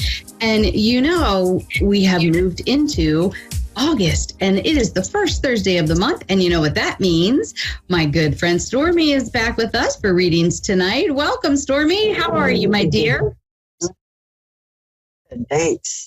Awesome. Well, thanks for joining us. And, you know, I think people are really loving that we're coming together and collaborating for readings, because we each come from a different little unique perspective. And it's just, I think it offers the readers or the listeners like really awesome insights. So thanks again for joining. I appreciate you. That's awesome. Yeah, thanks for having me. So I wanted to chat. Yeah, me too. I wanted to chat just a little bit about the energies and what I'm getting from people, and you can tell what you're getting from people. And I think right now, so many people are struggling with things that are coming up for them to process and to deal with. And this is such a wonderful time. If you were a person that maybe didn't know how to cope, or, you know, didn't have really good coping skills, and we tend to run from things or stuff it and not deal with it, you know, that's not going to cut it anymore. We have to actually start to face it, sit with it, and learn that we're safe and we're supported, and then work through things. So this has been a repeating pattern for the past, a couple months or so. Most of the year, actually, people really are struggling with that, and how intense it can be, on top of, you know, just day-to-day life and how intense it's been coming. So, you know, here at Empowered Wellness, we try to elevate and educate. So there's lots of tools and tricks that we can offer that maybe can help you balance in the world today. But trust and know you're not alone. It is not a single journey. We are all in this together, and we're rocking and rolling with the energies. Stormy, what are you seeing with your clients? How's this all affecting them? I've noticed that a lot of people's emotions are really amplified right now. So be aware of that. You know, prioritize those the same way that you prioritize your to-do lists and your finances and things like that. So, you know, there's some important questions you can ask yourself when you sort these things out. Is this even going to matter 5 years from now? You know what I mean? And let some things go. Let them go and surrender, give it up to God or whatever you believe in, and keep going, because a lot of things are amplified right now. It's the energy is really strong, and it's it's really high vibe. I notice a lot of people are expressing to me that they haven't been able to sleep. Well, you know, sleep, that really affects just how you function. Yes, absolutely. Yeah. But at least rest, and make sure you get lots of water, because these emotions are not going to go away. They're here to get, for us to face, like she said, and release. If you can fix it, fix it. If you can't, let it go. You know what I mean? Yeah. Let the past be in the past. Yeah, I've noticed that a lot of people's gifts are waking up too. And we're all in a place where we've never been before. So we have new gifts coming out. I mean, your clairaudience, clairvoyance, all of that could be on to the point where you're like, whoa, wait, what was that? You know what I mean? I never heard that or had that experience before. So just trust the process, stay grounded, and not just in your body. Like, look around you for protection. Like, who's your friend circle? Who's there to ground you in your life? Ground your finances, ground every part of you. So it's all different levels that we've paid attention to right now. So while you can't sleep at night, get busy doing other stuff. Well, it's funny because I pulled a card for us for the week, and it's a unity card, and it talks about doing the right things for the right reasons. And, and it also talks about compare traditional versus new approaches to see which works better for you. And this is just total alignment with what you were saying. And spiritually minded community. And I think that this is really important, because as our gifts are waking up, as we are venturing into the new frontier here, it is very important to seek out like-minded, the spiritual community, seek out mentors that ask Spirit to bring them to you. Because right now, more than ever, developmental circles are really important. Getting your hands on really good tools and taking workshops and reading books and things like this. There's so many things that can help you on the journey and save you years. Like Stormy, you and I, we took our long way around, hard road in this journey. And now it's a lot easier for people to awaken their gifts and to really integrate and get it at an amplified speed. So, I encourage you to talk to myself, to other people, other mediums, other intuitive and other healers, and save yourself a lot of the struggle and, learn from people that have already gone through what you've gone through. That saved me. Once I wised up to that, it saved me a lot of hardship. So, I'm just going to encourage you guys all to do that. So, you ready for a caller, Stormy? We have Ginger. Yeah, let's do it. We have Ginger in Pittsfield, Massachusetts. Hi, Ginger. How are you? Hi, I'm fine. Wonderful. Well, welcome. Thanks for calling in. So, my dear, did you have an area that you would like us to look at for you? Let me see. The next couple of months. Okay. All right. Let's see what Spirit has to say about the next couple of months. So this is interesting. I pulled a Pharaoh card, and this is the Prince of Spring. It says immediate action is needed. You may be feeling very restless, a challenge you can successfully manage. And I like this card because they want you not to, this is not the time to pick your 5-year plan and think you're going to accomplish it all this week. This is where they're talking about set yourself up for success. Pick little projects, little goals, and work and put your energy and your intention towards that. And this is also says about a passionate relationship. So I don't know if you're in a relationship or not, but I feel like whether it's with somebody else or with yourself, it's so important to love you and remember that you can't truly be in another relationship and be completely present if you aren't completely present with yourself. And so a lot of people, if they are in a relationship, want the other person to fulfill them, or make them feel complete, or these kind of things. And Spirit is just giving you a reminder that when you feel those things within yourself, you can come from a different perspective with a partner. And it's a more equal, supporting, loving, nurturing role versus codependency and things like this. Does this seem to make any sense to you? Yes, it does. So Spirit is Are you a medium also? I am, yes. Could we look into that? Okay, well, what they're just saying right now is that it's very important. There's a lot of stuff coming up, and I do feel like is your mother in spirit? Yes. I feel mom energy coming forward, and she's talking about you haven't forgiven yourself and or healed completely since she's left this earth plane, and she wants you to know that she wasn't ready to go. But part of her was, if that makes sense.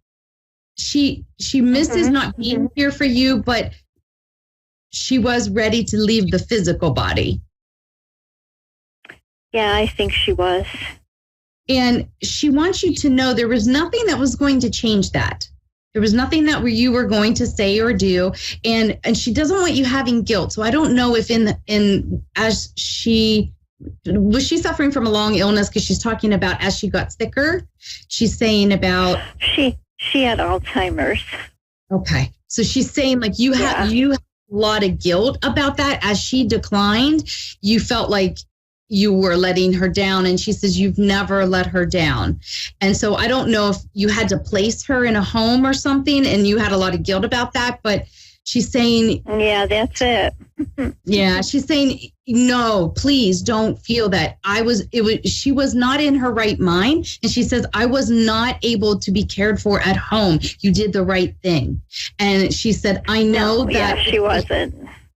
She goes, I know that it took a lot out of you and you struggled a lot with it, but she's asking that you please forgive. She thanks you for everything that you did for her, and you were there with her. And she says, I remember it all, and she is thanking you. So please don't feel bad. And she's just asking you to mind your diet, because I don't know if you're an emotional eater, but she's talking about you kind of like are not doing yes, good I with am. So she's calling you out a little bit on it. Yeah, yep, she does. I'm on a diet right now, so yeah, she knows. Okay, so I'm an emotional eater. So there you go. So that's just your proof that mom is still with you. She is well aware of what's going on in your life now since she's left the earth plane. And she wants you to know that she's not going anywhere. She's going to continue to guide you from the other side. And you do know when she comes around. She makes her presence known. And I don't know if you smell a perfume, but there's a definite fragrance of some kind when you feel she's around. Do you understand that? Yes, I do.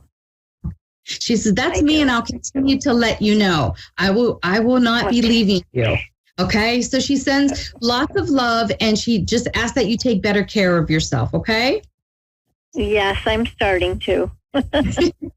Very good. Stormy, take it away, my dear. What did you pick up for her? She knows what she wants now, and it's victory. You know, now that you know what you want, go for it, get it. Things that you've been holding into yourself. What you're eating at night might have been part of the reason why you were having those dreams not too long ago. As far as the lovers go, it seems to me like there's choice. One King of Wands, he's flashy, you know, whatever. And the other one is the Knight of Pentacles. And that knight he's the slowest knight in the deck, but he's the only one that's going to cross the finish line too. So there you go. So, you know, maybe you've been juggling two finances, whatever, all these choices in your life. Yeah. One's going to be a battle. One's going to be a little bit more steady, slow and steady. So, you know, that's your choice. Okay. You're wrapping up a lot of cycles in your life. A lot of things are getting ready to change. When things end, they're ready to begin. So, you know, let some things go and keep on moving. Yeah. That's what I got. Okay. A little bit. Okay. Thank you. Oh, awesome. Yeah, I hope that helps.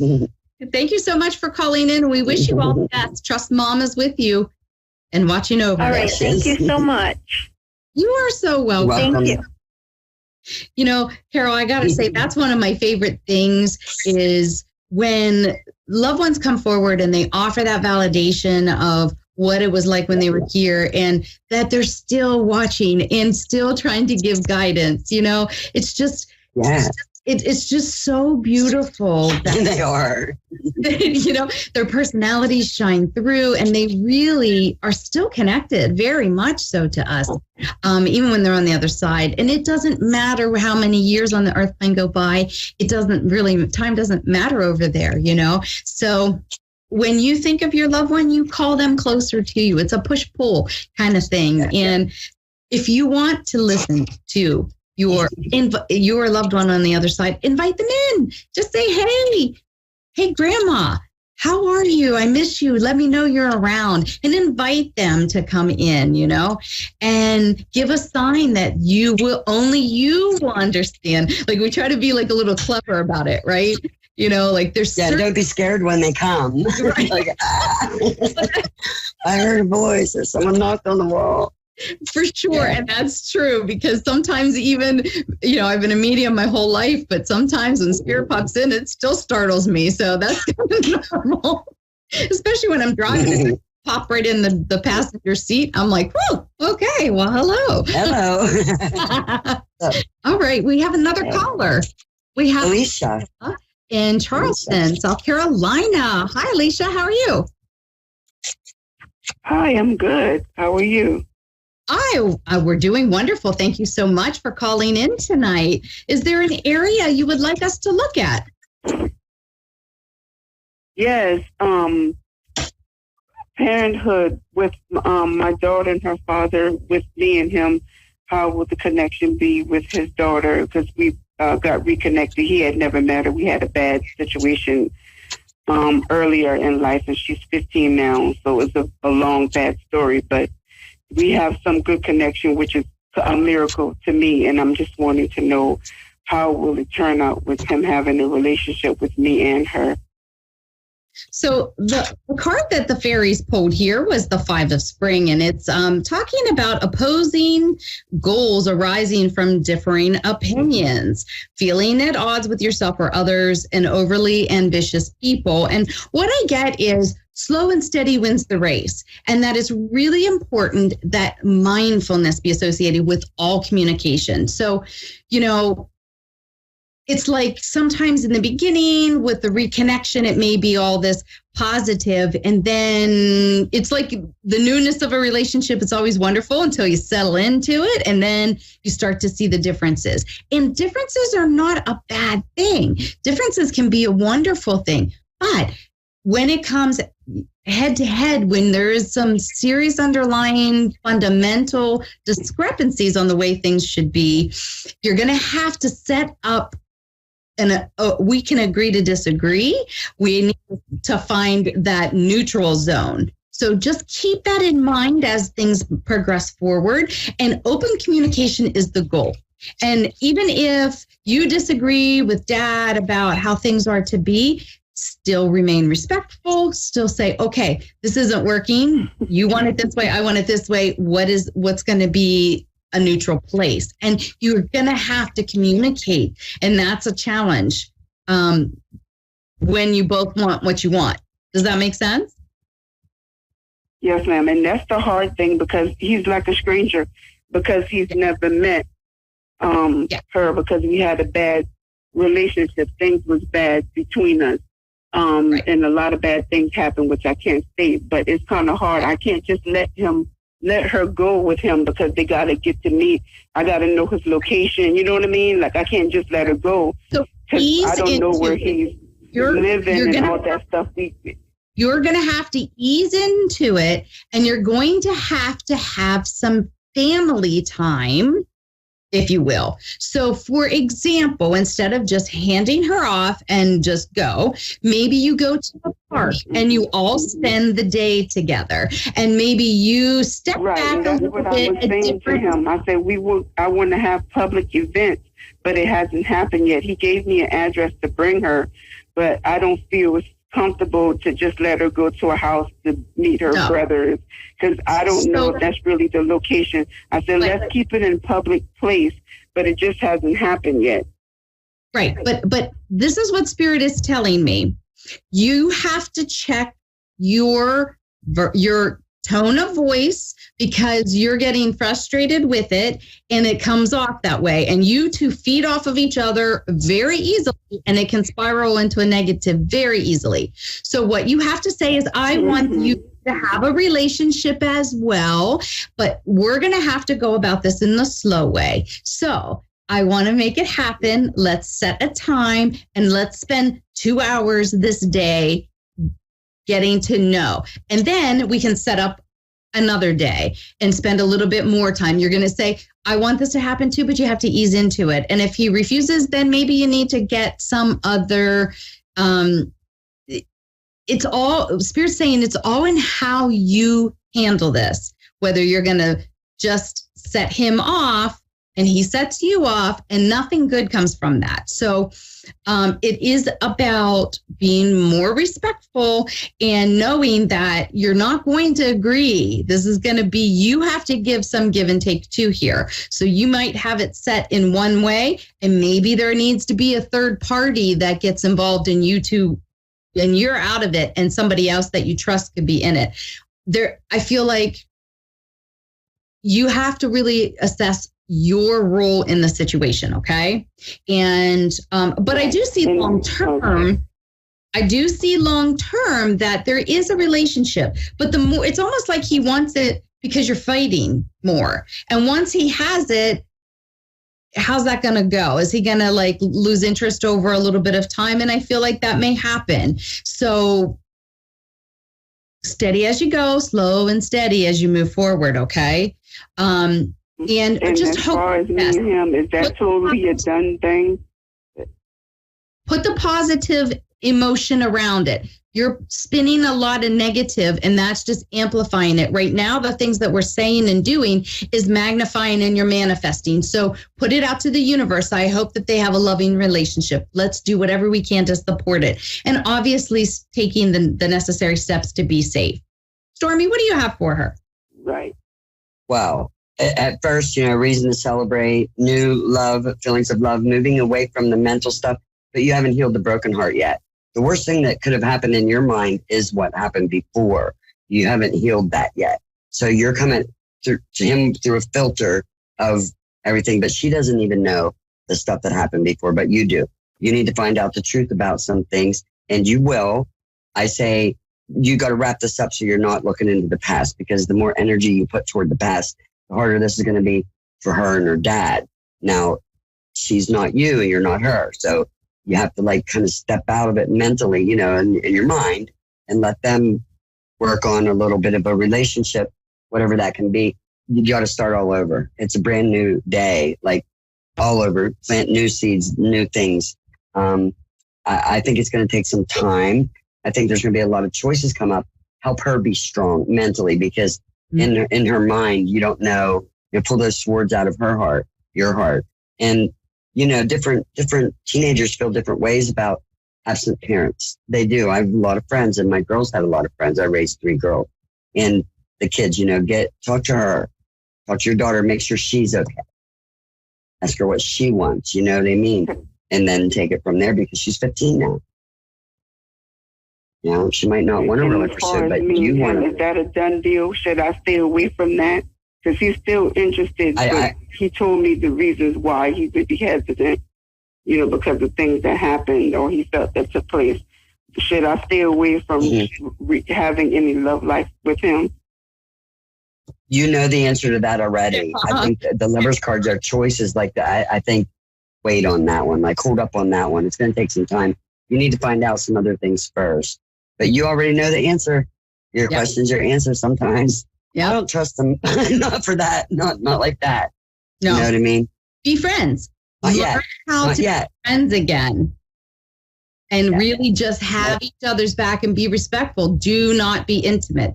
Learn to take your time and learn how to deal with each other now without any kind of intimacy, sexual intimacy. But sorry. Yeah. Right. So this is a permanent stay away from that area, just friendship. For now, yes. Oh, not permanent. For now, it's better. Yeah. Oh, not. Yeah, I know not now, because that would definitely not make sense.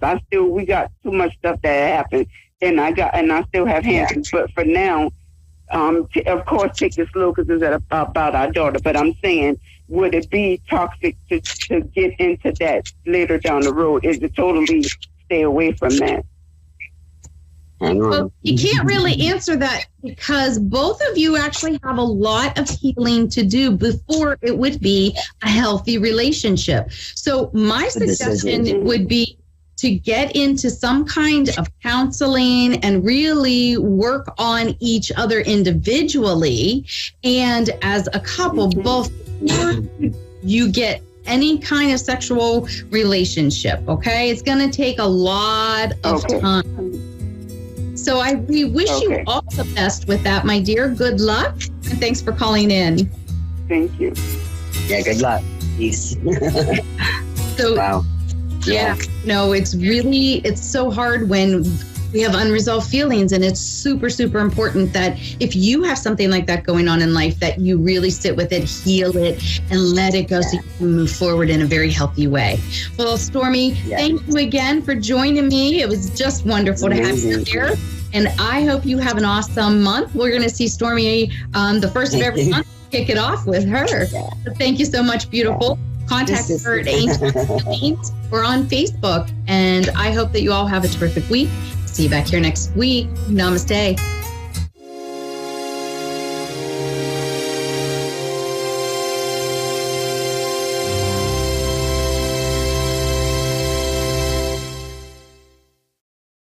Hi, I'm Faye, and thanks for watching Moonstruck. And now, back to A1R on the air, Psychic Talk Radio, now on Moonstruck TV, enlightening television.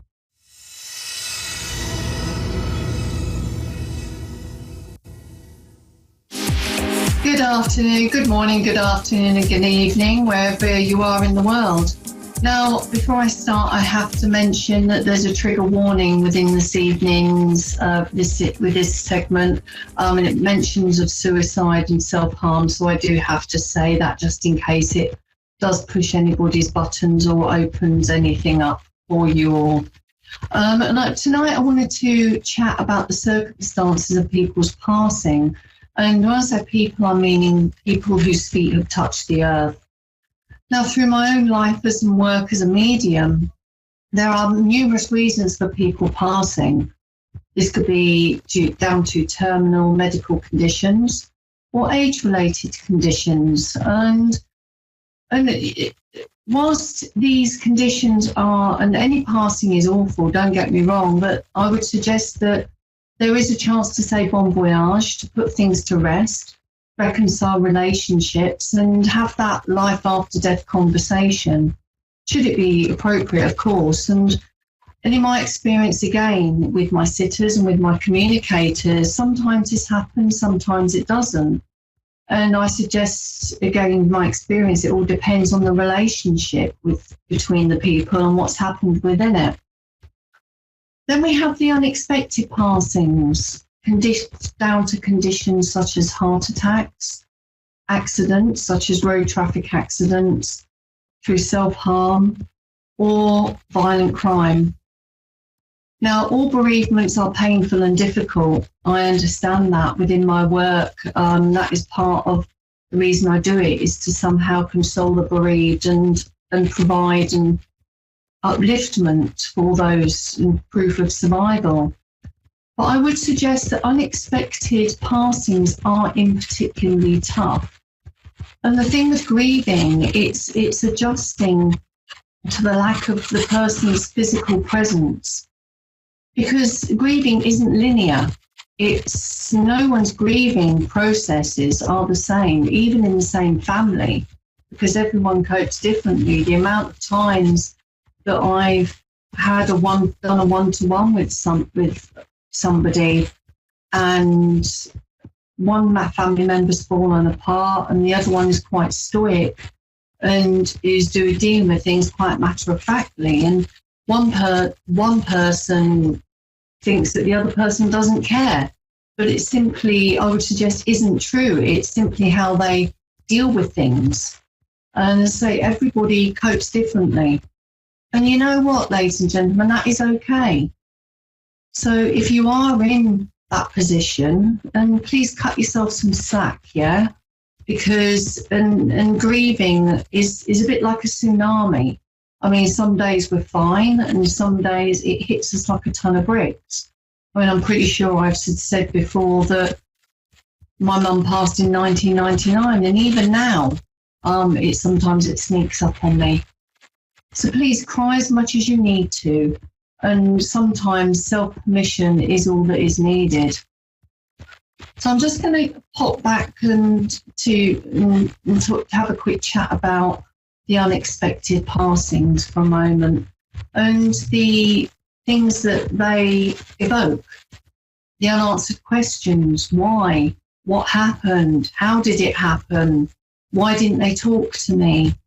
Etc., etc. Unresolved situations. This could be maybe the words that were last said between the people involved. And I would suggest that is the main trigger in my experience, the sole cause of regrets and guilt. I wish I hadn't said that. On my days, I feel so guilty for doing this. Why didn't I make that phone call? What happened there? Life got in the way. And that can send the individual on a downward spiral. It really can. And so please, regardless, know this, and Spirit want you to know this. And through my work, I have experienced this myself through direct communication. Regardless, and I cannot stress this enough, so please, regardless of how a person passes, there is always someone from the spirit world to take their hand, lead them safely and directly to the love of the spirit world, where they are free of all physical, mental, and emotional pain. Now, this could be the person greeting them, taking their hand and leading them safely and directly. Could be their guardian angel. It could be one of their guides. I would say their master guide, which is the guide, is another word or phrase for the guide that walks next to you throughout all of your life. It's the guide that inspires that little gut instinct. Yeah, you shouldn't be doing that. Yeah, that's the right path. You know, that kind of feeling that we get. Or it can be a loved one that has gone before. That could be mum, dads, aunts, uncles, children, because unfortunately, death isn't linear. Unfortunately, but it's a fact. And when they pass over, there may be some time of reconciliation, for what's happened, for what took them to the spirit world. There'll be a period of healing, sorting their own stuff out, their own life's review, as I call it, as to what they could have done right, they could have done better, or what they did perfectly. But the one thing that every single communicator that has passed in this way has said, I didn't know how loved I am. I didn't know how loved I am. Because they see their ceremony, they see the flowers, they see the people that are there expressing their love for being there.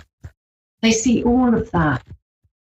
And Spirit want you to know all of this, that then they pass, there are people waiting for them. It was Edgar Cayce, I believe, that said, Edgar Cayce, the silent prophet, who said that passing in the physical world is a birth into spirit, and birth into the physical world is a passing in the spirit world. So I really do hope that offers some reassurance to all of you special souls out there that are currently going through difficult times and circumstances, because grieving, like love, is messy, and the reason that you grieve is because you have loved so much, and the reason that you love the person so much is because you've always had them within your life, or they've been within your life for a very special portion of time, and it's those memories that you share together and that love connection that you share with them is the energy that creates the communication between worlds absolutely possible. And sometimes, and I've spoken before about signs, sometimes well, actually not sometimes, as often as they jolly well can, they will send you signs that they are okay, that they have made it. And that may be through, as again, I've mentioned before, feathers, songs, butterflies, words on the sides of billboards. It could be registration plates, initials on there, maybe numbers that are significant, dates of birth. And so they do communicate, and the trick is really to quieten the self and be open and receptive to their connection and communication. Sometimes it takes a little longer than others, but it doesn't mean that they aren't there. It doesn't mean they're in limbo or anything like that. It just simply means that they're just going through their life review. They're doing some healing on themselves, on their own soul. which is the part of us that survives the physical death. And that is the part of us that moves into the spirit world, full of the emotions and the love and everything else, all of the memories that have been accumulated within their physical life. That is what they are sorting through. That is what they're looking through and saying, yes, I did this brilliantly. Yeah, that was a bit rubbish, so I might have to sort that one out. And see it, and they see how their method of passing has affected those who've left here. And for them, and that is, in my experience, the main reason that they come and communicate with their loved ones, because they want them to know that they are okay, that they are free of all physical, mental, and emotional pain, as I've previously stated and said. And ultimately as well, that they're sorry. They're sorry for what happened. And I would suggest to you that every tear that is shed is an I love you that goes unsaid. And in the immortal words of Terry Pratchett, who wrote the Discworld series, did you know that man is not dead whilst their name is spoken? So speak of them regardless of how they passed. Speak of them as though they are in the same room, because they are. Remember all they did. Remember how you felt around them. Remember their accomplishments. Remember their loves. Remember their legacy. And remember them because they remember you. They are in the same room as you. They remember everything between you because that love cannot be destroyed. It is what unites the worlds. And that uniting of the worlds is the most magical, amazing experience. And one of the things that I'm in a way so blessed within my work is that I get to see that time and time again. And I think that really is amazing. And when I see that on a recipient's face, to know that their loved one lives on is the most fantastic thing. So, my lovelies, I really do hope that that was in some way uplifting and beneficial to you. I'm sure this recording will be available on the multiple of channels that A1R use. And if you would really love to get in touch with me, please, I welcome emails, info@nicolaneal.com. And also I'm available as well through our website, all the W's, nicolaneal.com. So I really hope that you have the most amazing evening, fantastic week, and I'll see you again next Tuesday.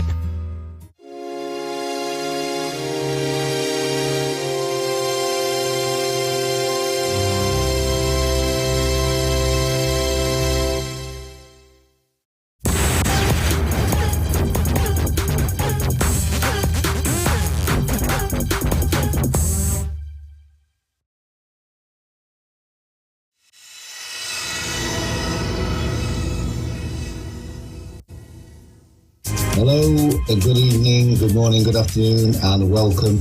I'm David Monk, broadcasting live and on catch up on A1R and Moonstruck TV. It's a pleasure to be here again in Monk Towers, and tonight I want to just talk about attachment and how it affects living in the present or in the now, right now. Attachment in the dictionary is kind of described as one person's feelings for another, not necessarily in a good way, but most likely normally in a good way. But it can also transpose to other things: attachment for a career, attachment for a property, attachment for a particular kind of lifestyle. But what we don't realise is that attachment is fed by fear. And it's the fear of the attachment that stops us being present and living in the now. So, for example, in a relationship, we are attached or we want to be with that other person, which then engenders that fear of losing that person. So we can take that to a job. I can allow my boss to talk to me in a way that is disrespectful or unnecessary for fear of losing that job. So I'm attached to the job. It's a kind of thing where we kick into self-preservation, but allow the fear to control the egoic mind, which is what I'm talking about in terms of being present and living in the now. We need to get rid of the egoic mind. That's not to say that you can turn around and say to your boss, I hate the job, you're a dick. I'm not sure I'm supposed to say that, but I've said it. So you can't tell your boss you're a dick for fear of losing the job. So it's more about thinking about a better way of dealing with that situation. And maybe one of the better ways is to get another job, because the fear of losing that job is a forerunner to catastrophization or worrying about an event that is about to happen sometime in the future. If I say this, I'll get the sack. If I say that, I'll lose my relationship. So attachment really does create that fear that we're talking about, which stops us living in the present moment. And I'll tell you a story. It's from a client, and no names mentioned clearly, but I've got permission from the client to mention this story tonight because I think it's quite pertinent. This person was deeply involved in a relationship.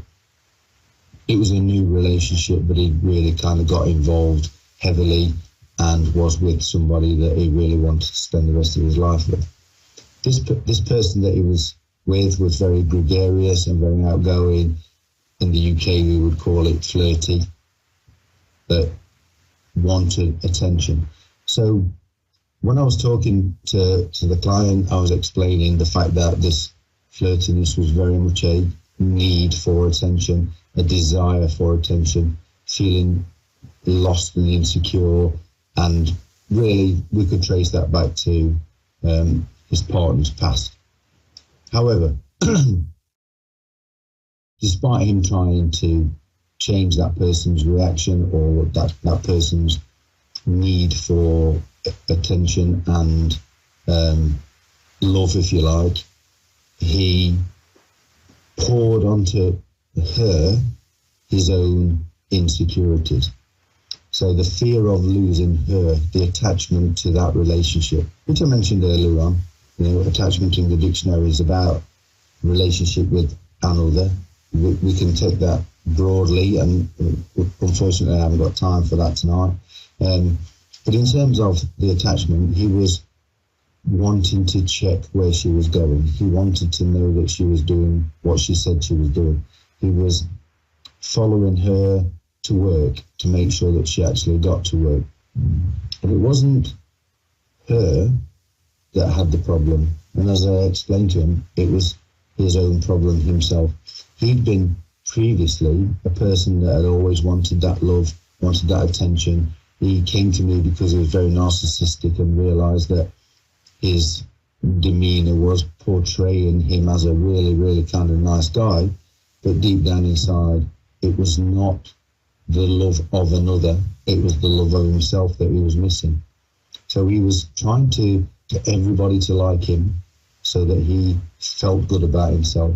It was that lack of love, that lack of presence, that lack of how he really was or felt about himself that he was then portraying onto her or putting onto her relationship. So she would go out to work dressed really nicely. He would get jealous and insecure because that was the kind of thing he would do to get other people to like him. So before he met her, he was very much a social butterfly. He would go out there, he would flit in and out of places, he would get from one relationship to another. He would crave that attention. Having found this relationship and created that attachment, this is the point I'm trying to say, he created an attachment to this person, and so the fear of losing that person made him behave in a way that he suspected her behavior. He thought there was a hidden agenda in her behavior. Followed her to work, followed her on nights out, actually started to become something of a stalker. And obviously, I spent 15 years in law enforcement, so we had to discuss the actual fact of stalking. So if you can see where I'm coming from, the fact that love is a primary emotion, but we confuse that with attachment. We can be convinced that we want to be with somebody. And if we have that attachment to the job, to the house, to the car, to the career, whatever it might be that we want, alongside that comes the fear of losing that thing. Instead of being present and accepting that person for who that person is, or accepting you for who you are, or us for who we are, we then start to get defensive because the fear comes in, the lack of presence, the catastrophizing starts to happen. We think about what would happen a week on Friday. Is this person really going out with the girls? Is this person really going out with the guys? You know, so we become attached, which leads to the fear of loss. And I said to the client, the fact that you were that kind of person that was going out for attention, don't put that on her. Don't, because she's happy, outgoing, loving, and really kind of a fun kind of person. He saw that as the way he used to be, the way he was, to try and get a relationship, to try and do something else, to try and be with somebody else. Doubt, suspicion, anger, frustration, jealousy. None of those words I've just said are positive, nowist, present kind of words. We need to love ourselves. We need to be able to be in love with ourselves. And then we have all that time and all that energy and all that love to give to someone else. So we talked about it, and we went through quite a few little techniques, mindfulness, how to cope with things. And another subject I'll talk about next week or maybe later on is letting go. There's a good book that's available on Amazon, Audible, or from bookshops called Letting Go. It's an amazing book. It talks about emotions. It talks about fear. It talks about anxiety. And all these things, excuse me, all these things are linked to the future. We fear the past. We fear the future. We hope for a better future. But unless we're actually present, unless we're actually in the moment, we can't create that future, because there is only now. And the way we develop our brain, the way we develop our thoughts, the way we start to think about things will mold the future for ourselves. And I explained to the client, the more he thinks about his partner cheating on him, his partner going somewhere else, his partner doing things that upset him, the more he thinks about that, the more the law of attraction, previous shows, future shows yet to come, he will get what he thinks about the most. The key to that is he's judging another person, he's judging his partner by his previous behavior, the way he used to be, the way he used to talk to people. And when he sees that person doing what he used to do for a sexual purpose or for a feeling of gratification, he thinks that that's exactly what she's doing. So instead of being present and allowing that to happen, he has a fear of the relationship ending. Now, again, I mentioned Dale Carnegie's book, How to Stop Worrying and Start Living. In it, it says, what's the worst that can happen? And I said to the client, you've got to understand what's the worst that can happen. The worst that can happen is the relationship ends. If he can accept that, because clearly, if he has doubts, or if he's creating that animosity between the two people, the relationship's not going to work anyway. So by being present and by forgiving and understanding and allowing, all loving, positive, promotional kind of emotions, his greatest fears won't come to pass. So what's the worst that can happen? The worst that can happen is the relationship ends. If he's happy to accept that, then he can work today to make sure that doesn't happen by looking inward and being present. So I'm getting the buzz from Dave. I'm just about to get my unicycle out, or it's told me I've got to jump out the window. I think that's a bit dangerous. So time's ticking by. It's been great talking to you guys. If you can hit me up on Long Road to Richmond on Facebook or urbanrootuk@gmail.com, and I'll catch you all next week. Take care. Have a great week. Bye.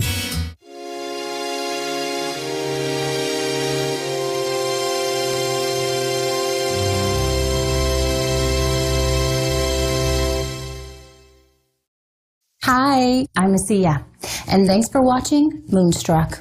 And now, back to A1R on the air. Psychic Talk Radio, now on Moonstruck TV, enlightening television.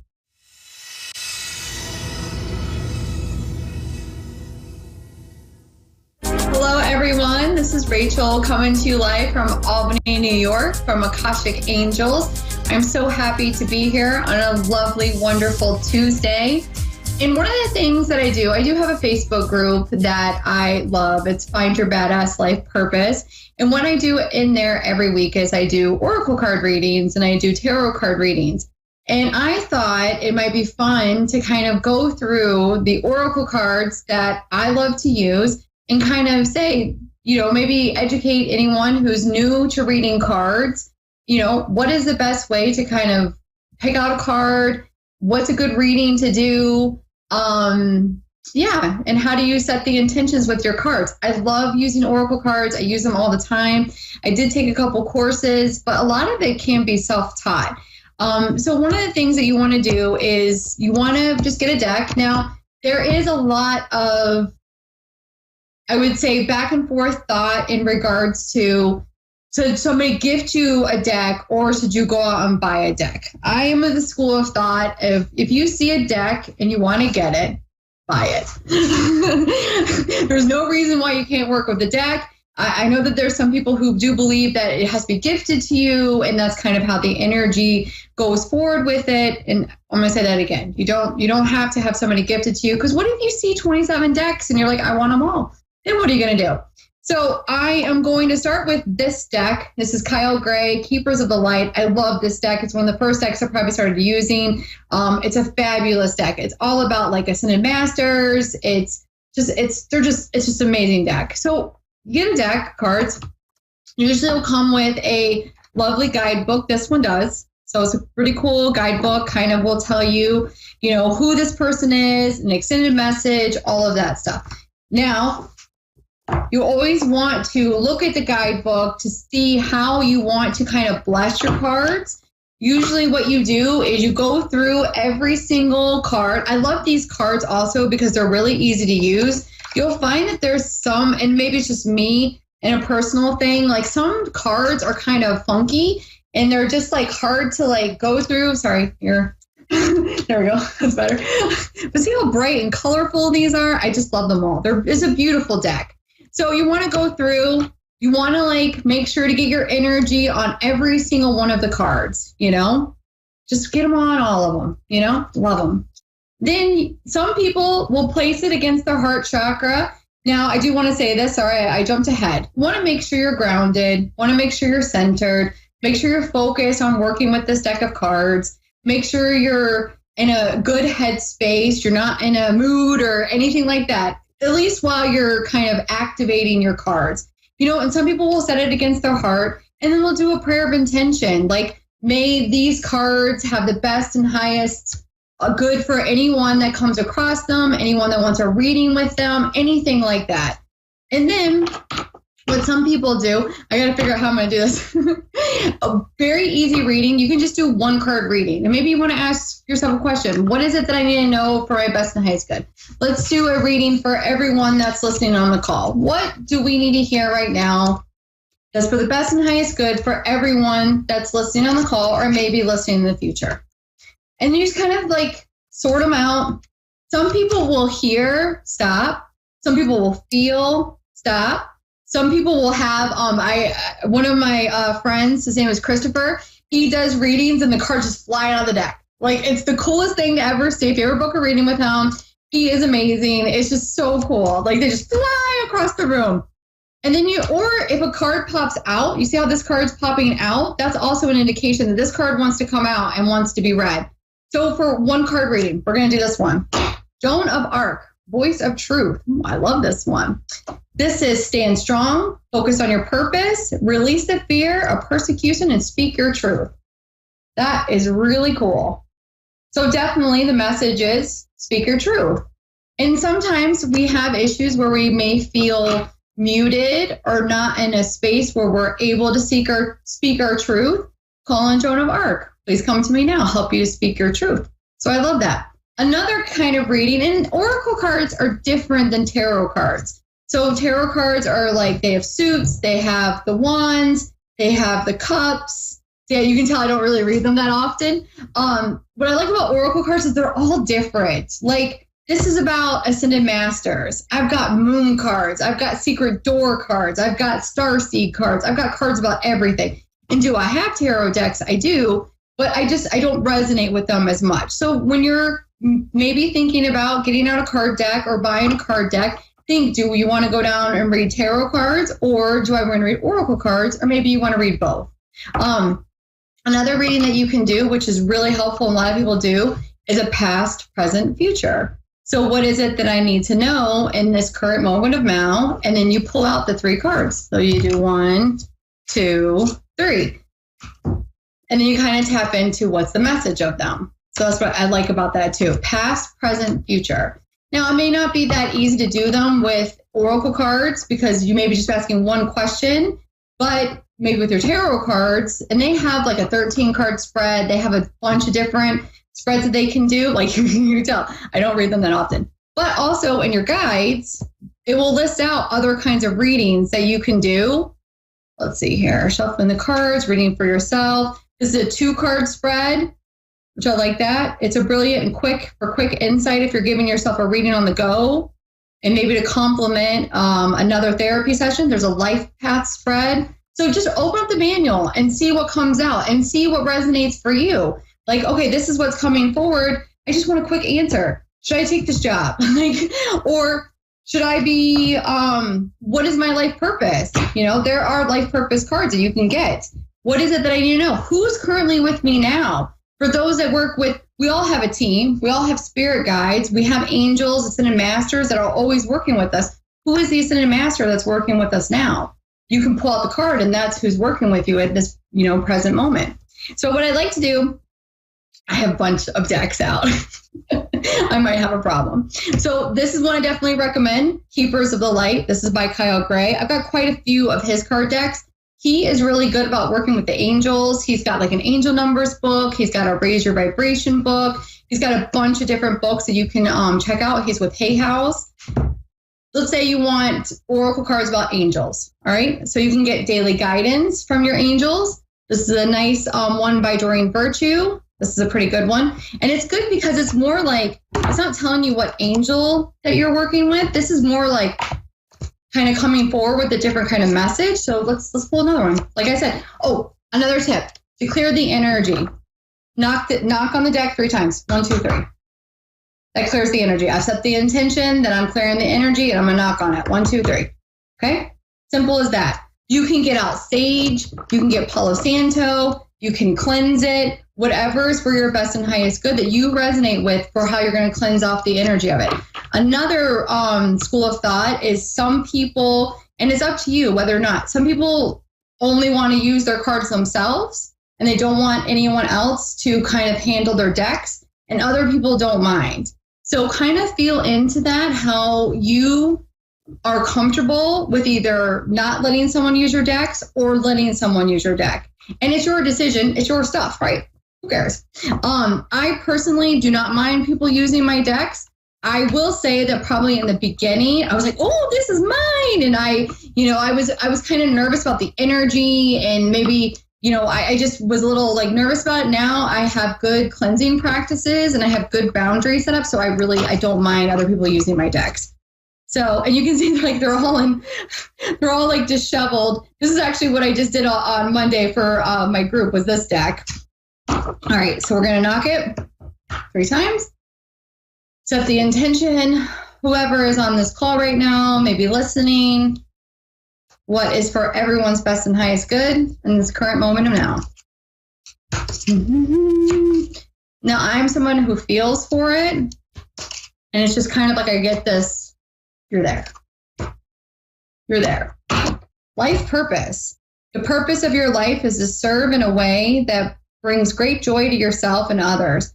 Don't worry about finding your purpose. Instead, focus on serving a purpose, and then your purpose will serve you. That's pretty fun. I like that. We're all trying to find our life purpose. What is our mission in life? What are we truly here for? To be of service. It's a really good deck. It may be hard to find because it's an older deck, and I don't think that they print any more of them, but you can definitely find it on Amazon. Another great deck is Angels and Ancestors Oracle cards. This is also another one by Kyle Gray. I love it. It's like really beautiful colors. And another way that you can read cards is you don't have to necessarily look at the actual meaning of it.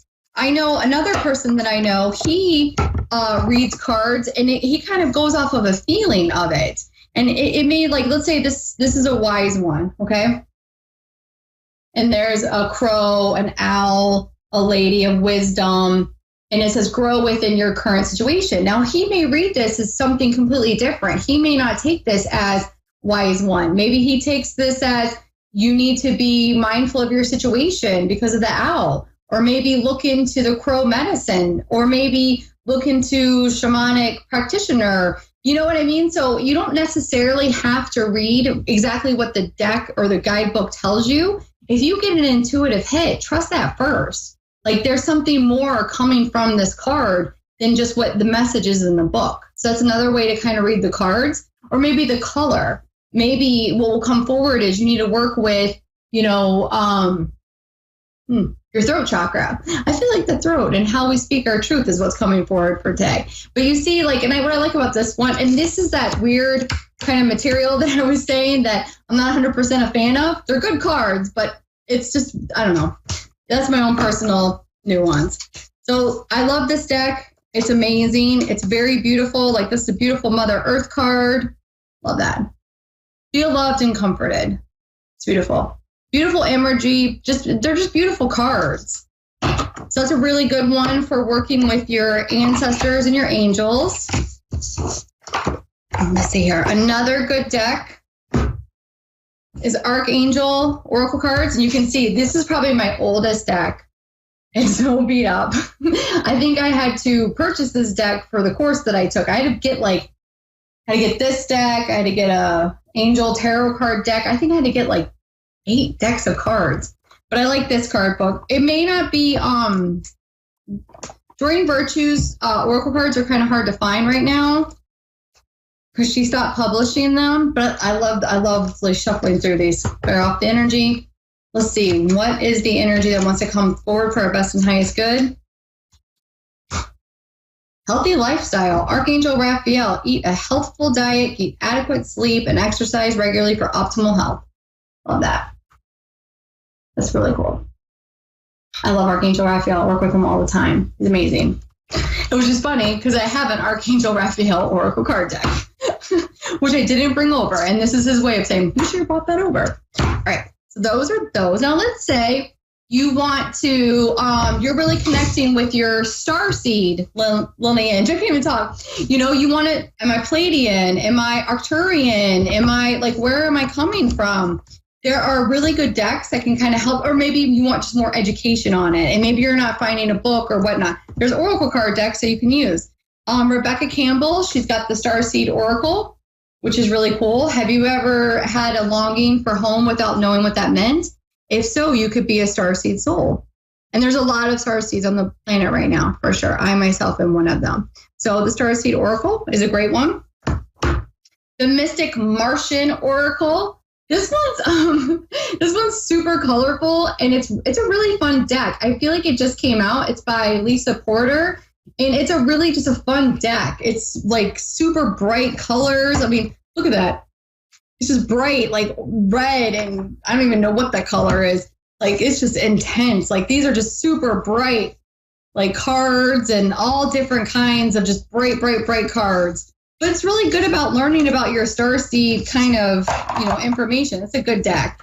And another one I love these little decks. Like, my new favorite thing are these little tiny decks. I mean, honestly, look at how cute this is. Little tiny deck. I think I have like 8 of these. They're all different kinds of decks. This is called Star Seeds. And this is cards to serve as seeds of empowerment to raise your personal power and awareness. Each message will encourage you to raise your unique vibration through conscious choices of self-love. It's a great deck. And what these little cards are really good about is, like, let's say in the morning, you just kind of want to say, like, what's my intention for the day? What's my intention for the day? Well, what should I focus on? Science. That's a good one. The universe has been gently nudging you forward by revealing to you signs and synchronicities. It's a perfect one. It's just a great, easy card. You can just get up. And maybe just like you're having a bit of a frustrating day and you're a little like, oh, what's going on? Grab out your Oracle card deck. See what's going on. See what, can help you. That would be pretty cool. Now, let's say you want to work with the moon. Who doesn't love working with the moon? Full moon, new moon, all different kinds of moons. There's really good decks. So Moonology, this is by Yasmin Boland. These are just Oracle cards, which are really cool cards. They're illustrated to tap into her ancient wisdom for healing, guidance, and protection, and learn how to work with her magical energy during each lunation. So it's all of the lunar cycles, which is really cool. So Moonology, Yasmin Boland. She has another one. This is Manifestation, Moonology Manifestation. This is also a really good deck. It's just really cool colors, and it's just a lot of fun. I love it. And it's got a guidebook. Now, remember how I said I like those little decks? I just got this one. I think this is like my most recent purchase. I may have a problem. This is Moon Magic, and this is by Stacey DeMarco, Deep Moon Messages. So more and more of us are choosing to deeply connect with the cycles of the moon. These cards will enable you to tap into the magic of the lunar cycle. With wise affirmation, you can powerfully integrate into your world, allowing the moon to guide you as she always has for many, many years. It's a really cool deck. And it's kind of fun because there are all these like really cool moon pictures on the opposite side. And then if you just pick out a card, it's got a nice little message. Gratefully, I surrender my struggle. I like that one. So we should be living a life of ease. It shouldn't be in struggle. It shouldn't be in strife. We should be living a life of ease and surrendering to the universe, connecting in with our higher self and with our soul and with higher powers, like with God, and, allowing them to kind of show us the journey of our path. That's a life of ease. Not that you don't have struggle, but there is a time and a place for everything. Let's see here. These are kind of like activation cards. Like maybe you're kind of getting into activations and attunement and all of that kind of stuff. Those are always super fun. So Rebecca Campbell, and she's got some really good books. She has a Starseed book. She has, I think it's, is it Pink is a New Black? I don't know. It's like, it's a pink colored book. I'm not exactly sure what it is called. The Work Your Light. So this is a beautiful deck that's been, this is kind of helping you to tune into being a light worker. So right now, all the light workers are being called to step up. This is a good deck to kind of use. It has confirmation cards, inquiry cards, action cards, activation cards, transmission cards. And she's got really interesting artwork on them. And it's like, are you ready to work your light? It's really cool. Yeah, I love this deck. This is another Kyle Gray deck. So I would say out of all the decks that I love, probably Kyle Gray has the best decks. Like they're beautifully illustrated. They're just really like powerful cards. Like it really helped me connect with the angels, helped me connect with the Ascended Masters. I love them. So he just came out with this Gateway of Light Activation Oracle, and it's upside down with my box. I just love these cards, and they're all like activations and memories of Atlantis, and kind of really connecting us with as above, so below. Like they're just amazing, beautiful cards. Well, I like that one.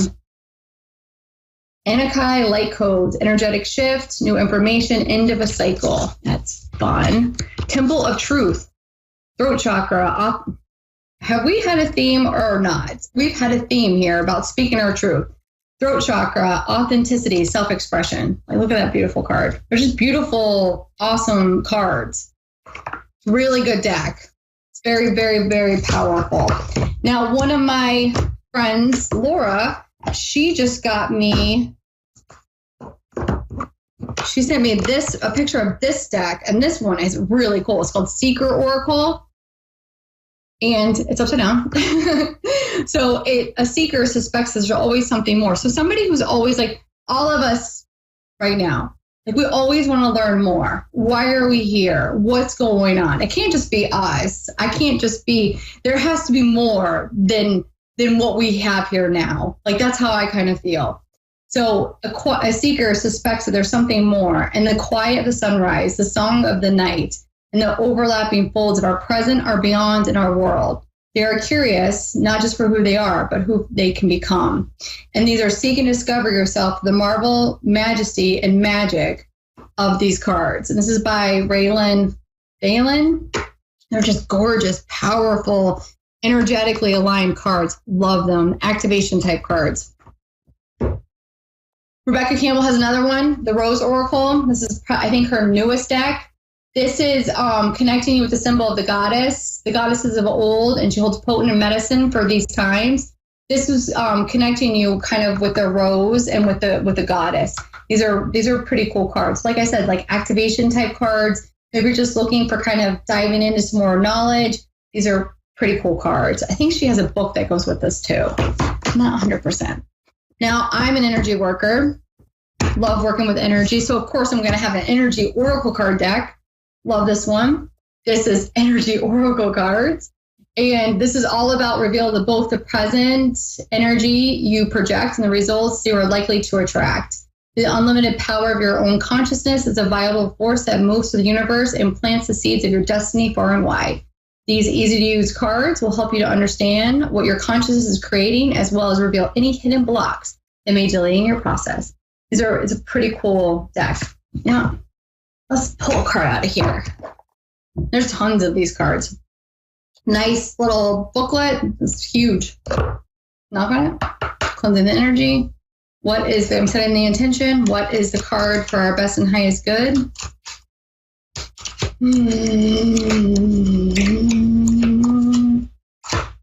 Patience. Maybe it's a gentle reminder that sometimes we have to be patient in letting our life purpose unfold. Sometimes we are eager to push ahead when really sometimes we just have to be in stillness. And that's where we hear divine guidance, is when we're still, not when we're hustling and bustling and, with that chaotic energy that can be too much. Crystals.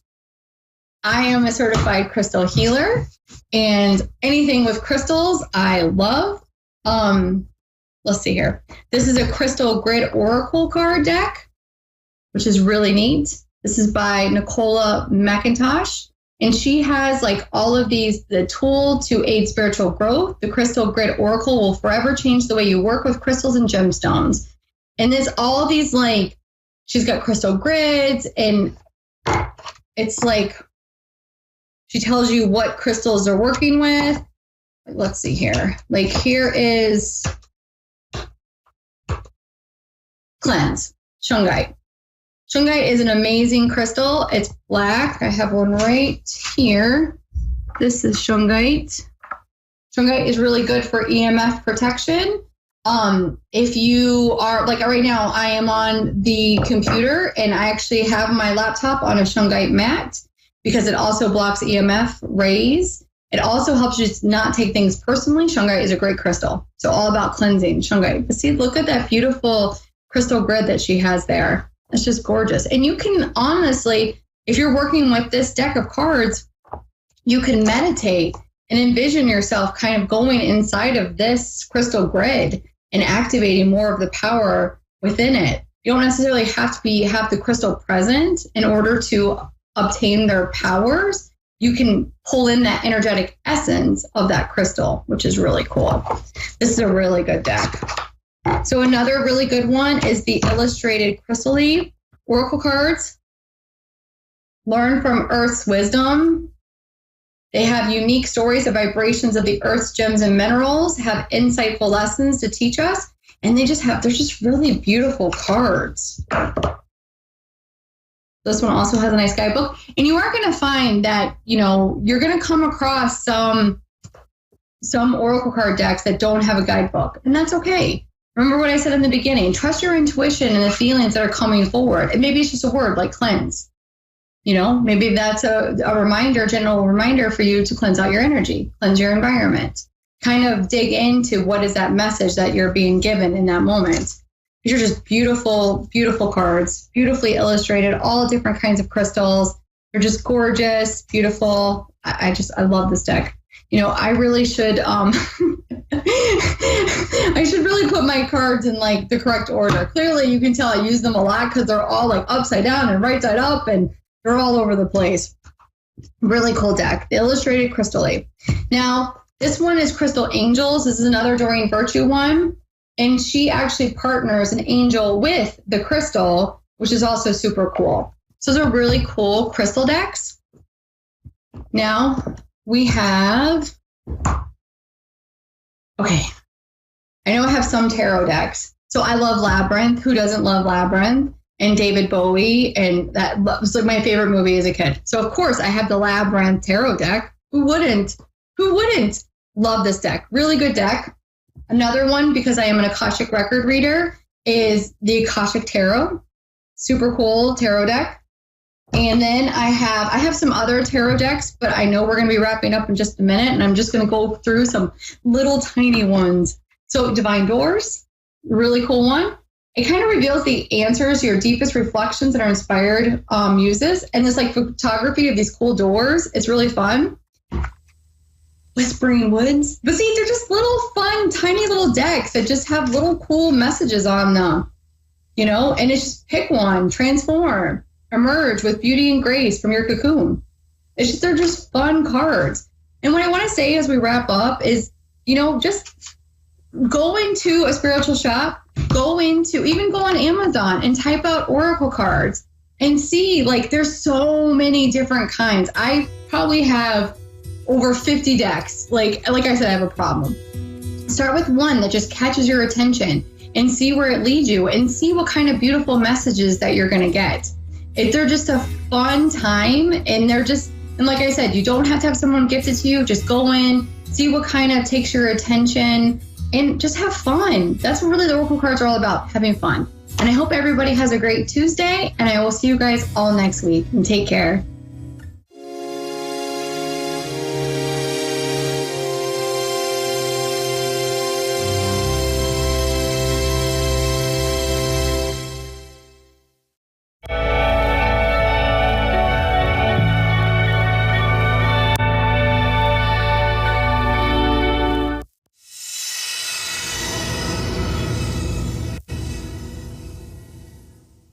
Hi, I'm Suzanne Marie.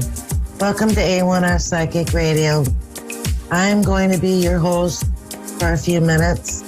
I am a clairvoyant. Oh my goodness. I'm a clairvoyant and a light trance medium, and I welcome you all here to my show. We are on A1R Psychic Radio. So yeah, I am here for a little bit. I can see past, present, and future. And I also speak with past loved ones. So you can reach me at readingsbysuzanne@gmail.com or check out my page, www.psychicpast. And it should be on the rerun of this video on the website or on YouTube. So welcome, and welcome to August. We are looking forward to the Lionsgate in a few days, and I'm sure a lot of people will be talking about that shortly. But it's expansive and it's energetic and it's light and it's really good. So that's coming on 88. And 8 happens to be the infinity sign standing up. So, yeah. How is everyone tonight? I hope that everyone is happy and content and doing well. I'm really hoping so. I've been thinking a lot about people. A lot of people, I think, are ascending and leveling up in our spiritual growth and in our energy and vibration. And that can be painful sometimes and lonely and sad and pretty heavy. So I think a lot of people are doing that. And I just want you to know that even if it sounds like it's kind of flaky, stick with it, stick with yourself, give yourself a lot of love and a lot of self-care because it's very, very much worth it. The divine is in you and it works through you. And change is hard. Change is unwelcomed most of the time, but even good change causes us to let go of something else, which is a loss. So I hope that everyone just hang on tight, and do what we need to do to grow. So yeah, we have Leandra on the phone. Hello. Hi. Hi, what a beautiful name. Thank you. Yes. What can I help with tonight? Are you able to give me a reading? Like a mediumship reading? Okay. Let me see who comes. Hang on a minute.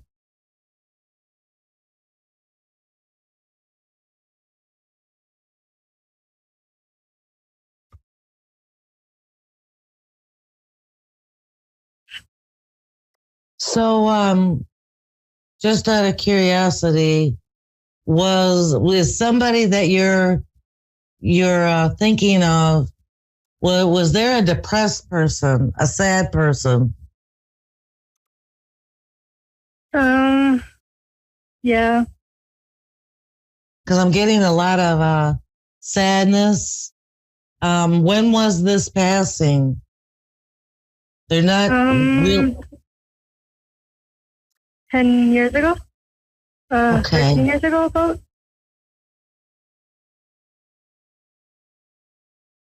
Okay. So I'm getting a young man, or they're hiding.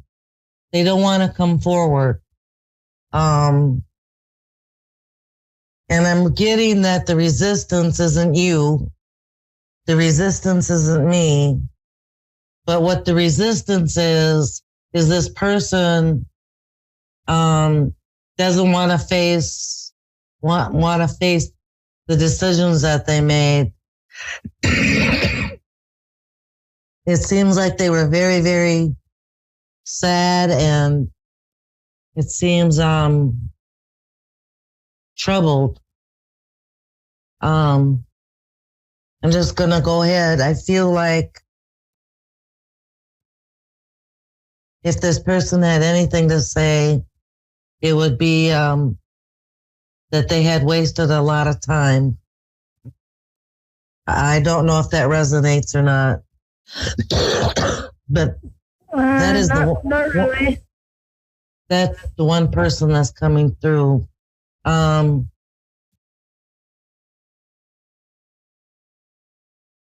then there's a lady that comes through. She's kind of chunky and happy. She just kind of throws herself into the mix and says, "Hello, I'm here." I'm talking to her for a minute. She she's saying that she passed away from what seems like the chest area, maybe high blood pressure, stroke or something, because she's grabbing her chest. But she's there, and she just reminds me, the energy I'm getting is kind of like the godmother in Cinderella. Mm-hmm. She's got a very bright energy and a very big energy, and she's not depressed at all. She's really happy, and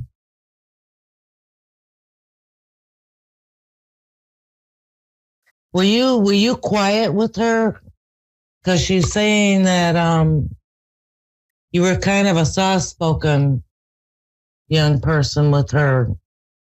Does that resonate? Yeah.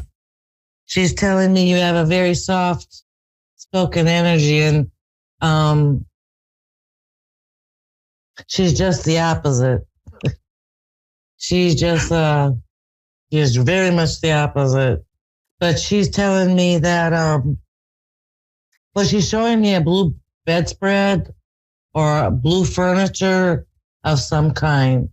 She's reminiscing about the time she was with you.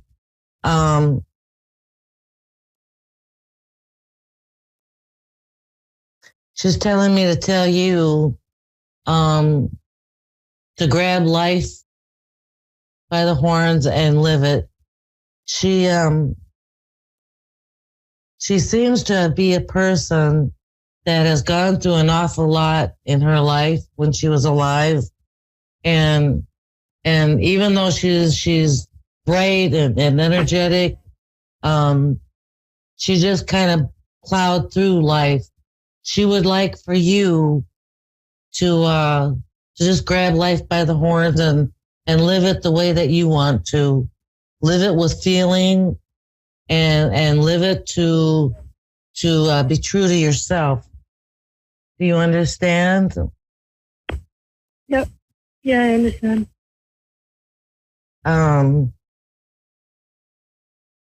She may be telling me something about schooling. She's telling me that we got 2 minutes. She just wants you to hang on in there and grab life and live life and go out there and do it. I know there's a logo like that, just do it. But that's what she's telling me to tell you. I hope that resonates. All right. It does. Okay. Thank you. All right. You have a very good night. You too. Okay. All right. Goodbye. Bye. Okay. So, yeah, sometimes there's a resistance in readings with the mediumship, and it could be all three of us. It could be the past loved one, the person that's asking, or me. So usually I try to discern that. But they did come through for her, thank goodness. And now I wish everyone to have a great week, and remember to be strong and persevere through some of these ascendings. And I will see you next week. Thank you, everyone. Bye.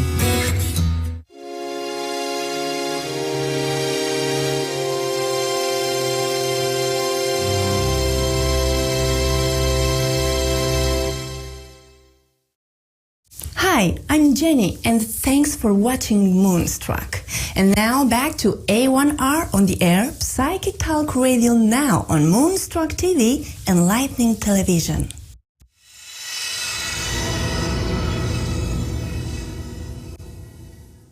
Hi, everybody. How you guys doing? Thanks for stopping by tonight.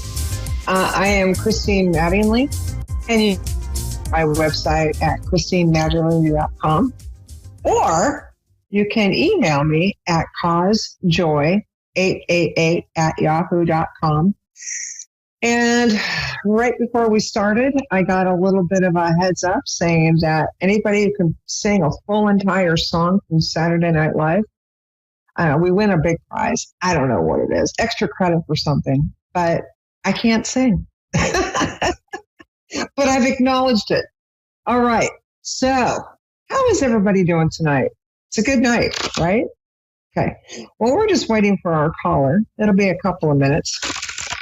So, and it has occurred to me that right before we went on air tonight, they gave me a song. And I believe that 2 artists did the song. One of them was Jethro Tull.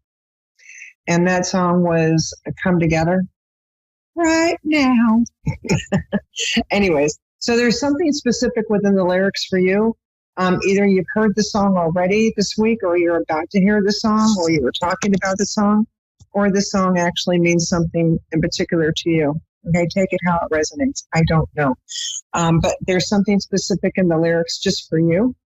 And there's just a little bit of heads up saying place closer attention to the message tonight. All right.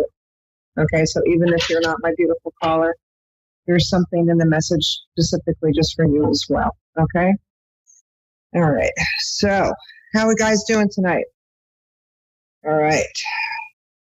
It's been a crazy week. Right? Okay. So, I'm just kind of wasting time, stalling time, because I'll be honest with you, I got nothing. Somebody asked me earlier today if I had anything to say, and I looked, and I got nothing. I got nothing.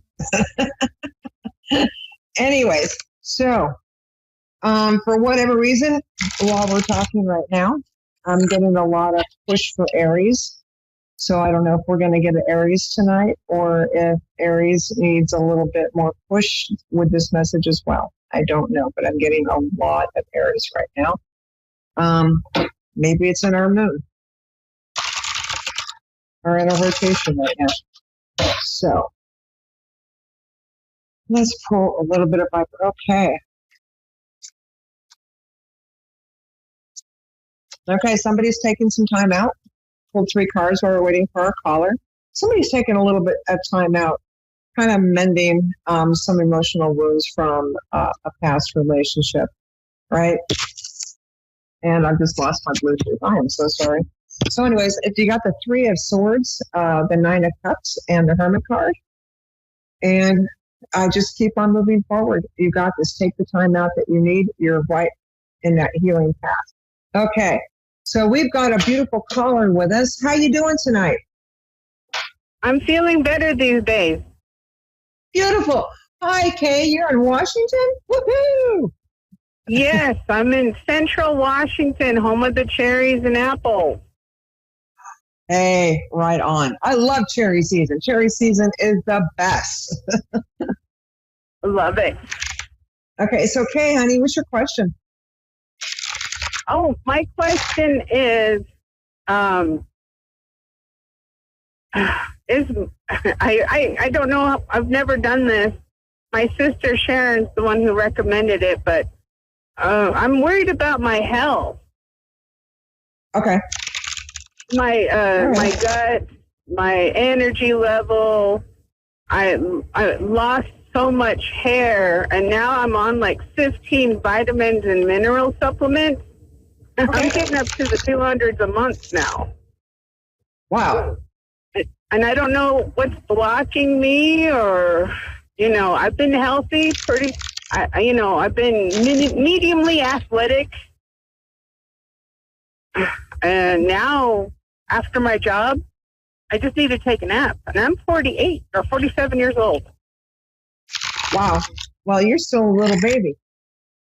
Yeah. All right. So what's your zodiac sign, Kay? I'm March 3rd.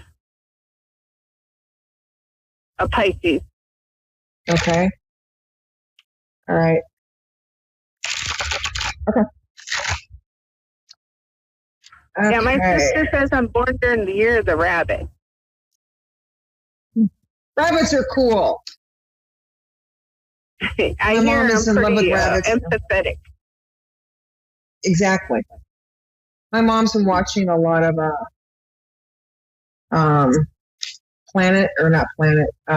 that Animal Planet channel, and she yeah. watches Dr. Jeff in Colorado.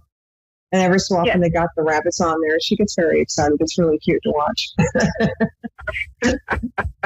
Okay, so I got some cards down on the table for you. Let's see what's happening here. Okay, so this is something that's just looks like it's just kind of started a little like within this last year. This is new.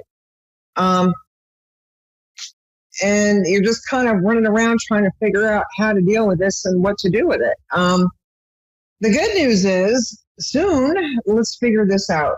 They're showing, okay, so your overall tone card, the reason why I came up with something new is we've got the Fool card, and that's typically the beginning of a journey and you trying to figure out what to do next, where to go. And you're just going to, it's almost like you're blindly like just kind of jumping into how to fix this, and you don't know how to. So the good news is on your first card, you have the Six of Cups. I love the Six of Cups. Six of Cups is about nurturing, about people coming together and a very beautiful partnership sometimes to kind of help with the give and the take and the back and the forth. You give, I get type of deal. And also something coming back in return, something good. And so this is talking about your health. So your health is going to start to come back. You're going to start to feel good. You're going to get that little pep that you need back. But honey, you're going to have to work a little harder. You have got the Three of Pentacles. You're going to have to work at this. This is not something that you make up your mind with, but you're going to have to pay attention to your thoughts around your health right now too. The more you tell yourself that you're sick, the more you're going to allow your body to be sick. Does that make any sense? Yes. Okay. So also between the Six Cups and the Three of Pentacles, it's also saying that you're not going to be doing this alone. Something or somebody is going to come back that you need that's going to actually be able to help you through this process to see what you need to see. So you're not going to be doing this alone. That's a beautiful thing. You're going to get the answers that you need through the Hierophant very shortly. It's basically you're going to have the answers. The keys are like right there in that box. Yeah. I actually have a doctor consultation on Monday. Beautiful. Perfect. Good job. So you're going to get a lot of help from him. I'm going to pull some cards on him as well. Two of Wands, you going forward with the work that you're going to be doing to get your health back. And you're going to be able to, maybe you're feeling a little bit of mild, that lethargy that you're feeling, that stagnation that you're feeling. When you're not feeling good, sometimes it pulls you down emotionally. So you get like semi-depressive as well. Oh, yes. Okay. Well, okay. Through this, what you're going to be doing, the good news, I love this, Kay, is that you're actually going to be able to take off what you don't need and understand it and start to walk away from it. So you're going to get some emotional healing as well on this as well. So let's get another row to find out more information. Okay. How's the weather up there right now for you guys? We just got out of a heat wave, and then next week we'll be back in the triple digits. Oh, beautiful. I understand. I live in Palm Springs. It's like hot here every day. Yeah. Okay. So we're going to be 110 and 9. Okay. Your tone on this one, I'm asking what the result is going to be. Your tone on this one is actually the Ten of Pentacles. You're going to find a lot of stability, and you're going to find you keep on moving forward. You're finally going to get the answers and the health back. I think this is just a little bit of stagnation that you're going through. Don't overthink it. Don't go in obsessively with it to where it's your only focus, please. You're going to have to take, again, what you don't need in this to help you so you can move forward. Again, please watch your thoughts and watch your actions. You're going to get rid of what is no longer serving you. You're going to go through a transition with the Death card. The Death card is not a bad card. It just means you're coming out of one situation into another situation, okay? And so you're going to go into a healthier situation. 9 of Cups, wish fulfillment, emotionally and physically. You're going to get what you're wanting. You're going to get the help that you need. Please continue to keep your plans, keep on pushing forward. Do not doubt yourself at all. Whatever you do during this time, do not doubt yourself. Don't overthink it, okay? You're going to get the help from family members. We have less than a minute. I am so sorry, Kay. And you're also going to get the help that you need from the doctor. The doctor is not going to be just a prescription pad doctor. He's actually going to be a little on the creative side. Thank goodness. It's a woman. I requested a woman. Good. Because she understands the female anatomy more than, I don't want to offend anybody, but come on. I requested a woman.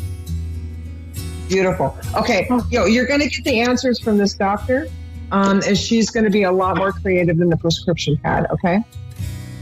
Oh, thank goodness. Yes. Okay, honey, thank you so much. I am so sorry. We do have a lot more to go through this, but we are officially out of time. But I just want to say thank you, good luck, and you don't really have anything to worry about. She's going to be able to help you, okay? Oh, thank you very much. I appreciate it. I needed to hear it. Thank you. Absolutely, Kate. Thank you so much. And everybody, thank you so much for showing up. I love you.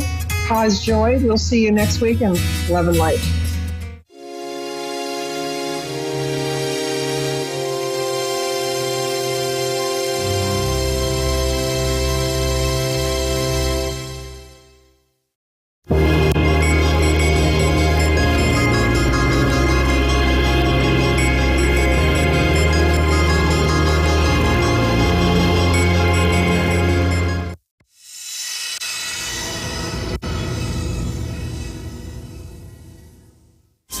Hi, welcome to A1R Radio, my show, my segment every week, Insights into Consciousness with Anna Olson.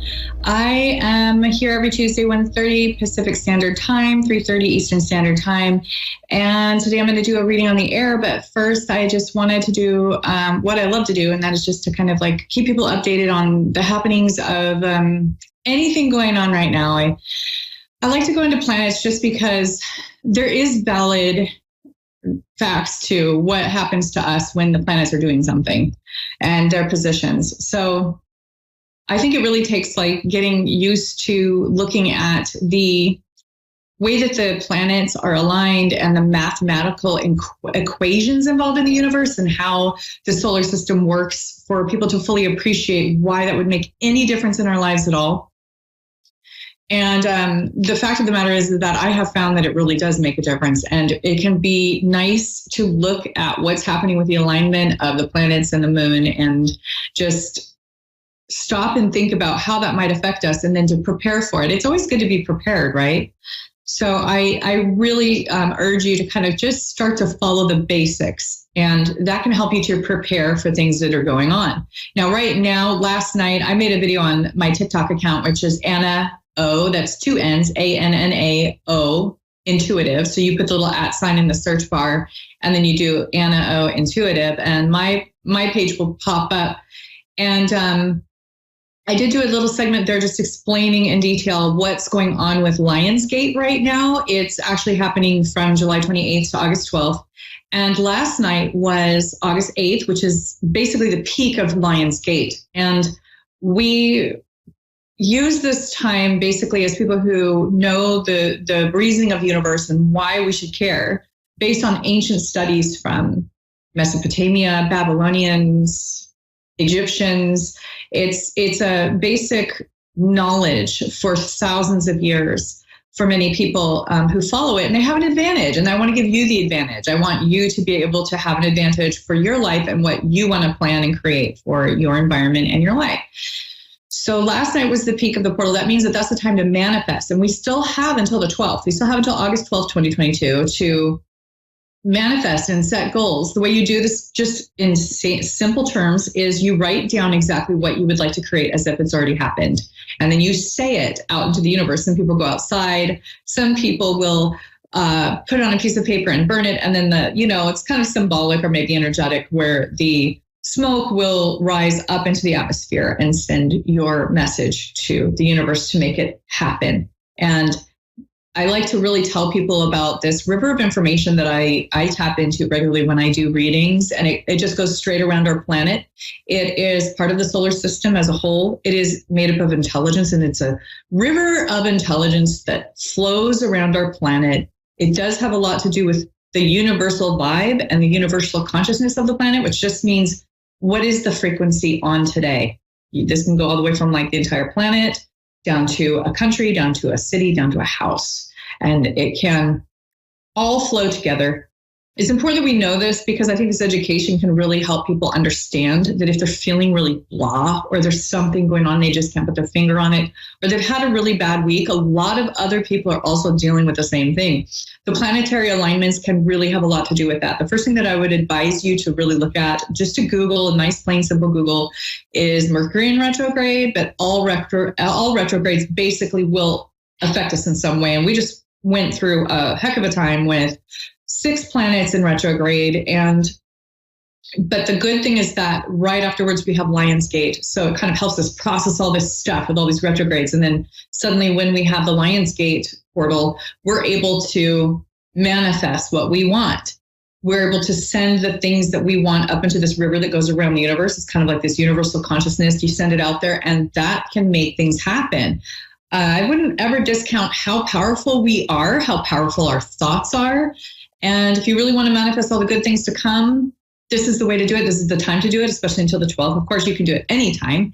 And especially around the new moon is a great time to set goals. You can do it anytime, but really there are planetary alignments and things going on year round that we can take advantage of. And you know the math and you know the reasoning behind it, that it isn't just a bunch of woo-woo, that there's some concrete evidence to this based on people's experiences, based on mathematical equations, based on lots of things. And now even NASA is recognizing horoscopes and all these retrogrades and things that's affecting us, since we know just basically that the moon, full moons especially, affect human beings.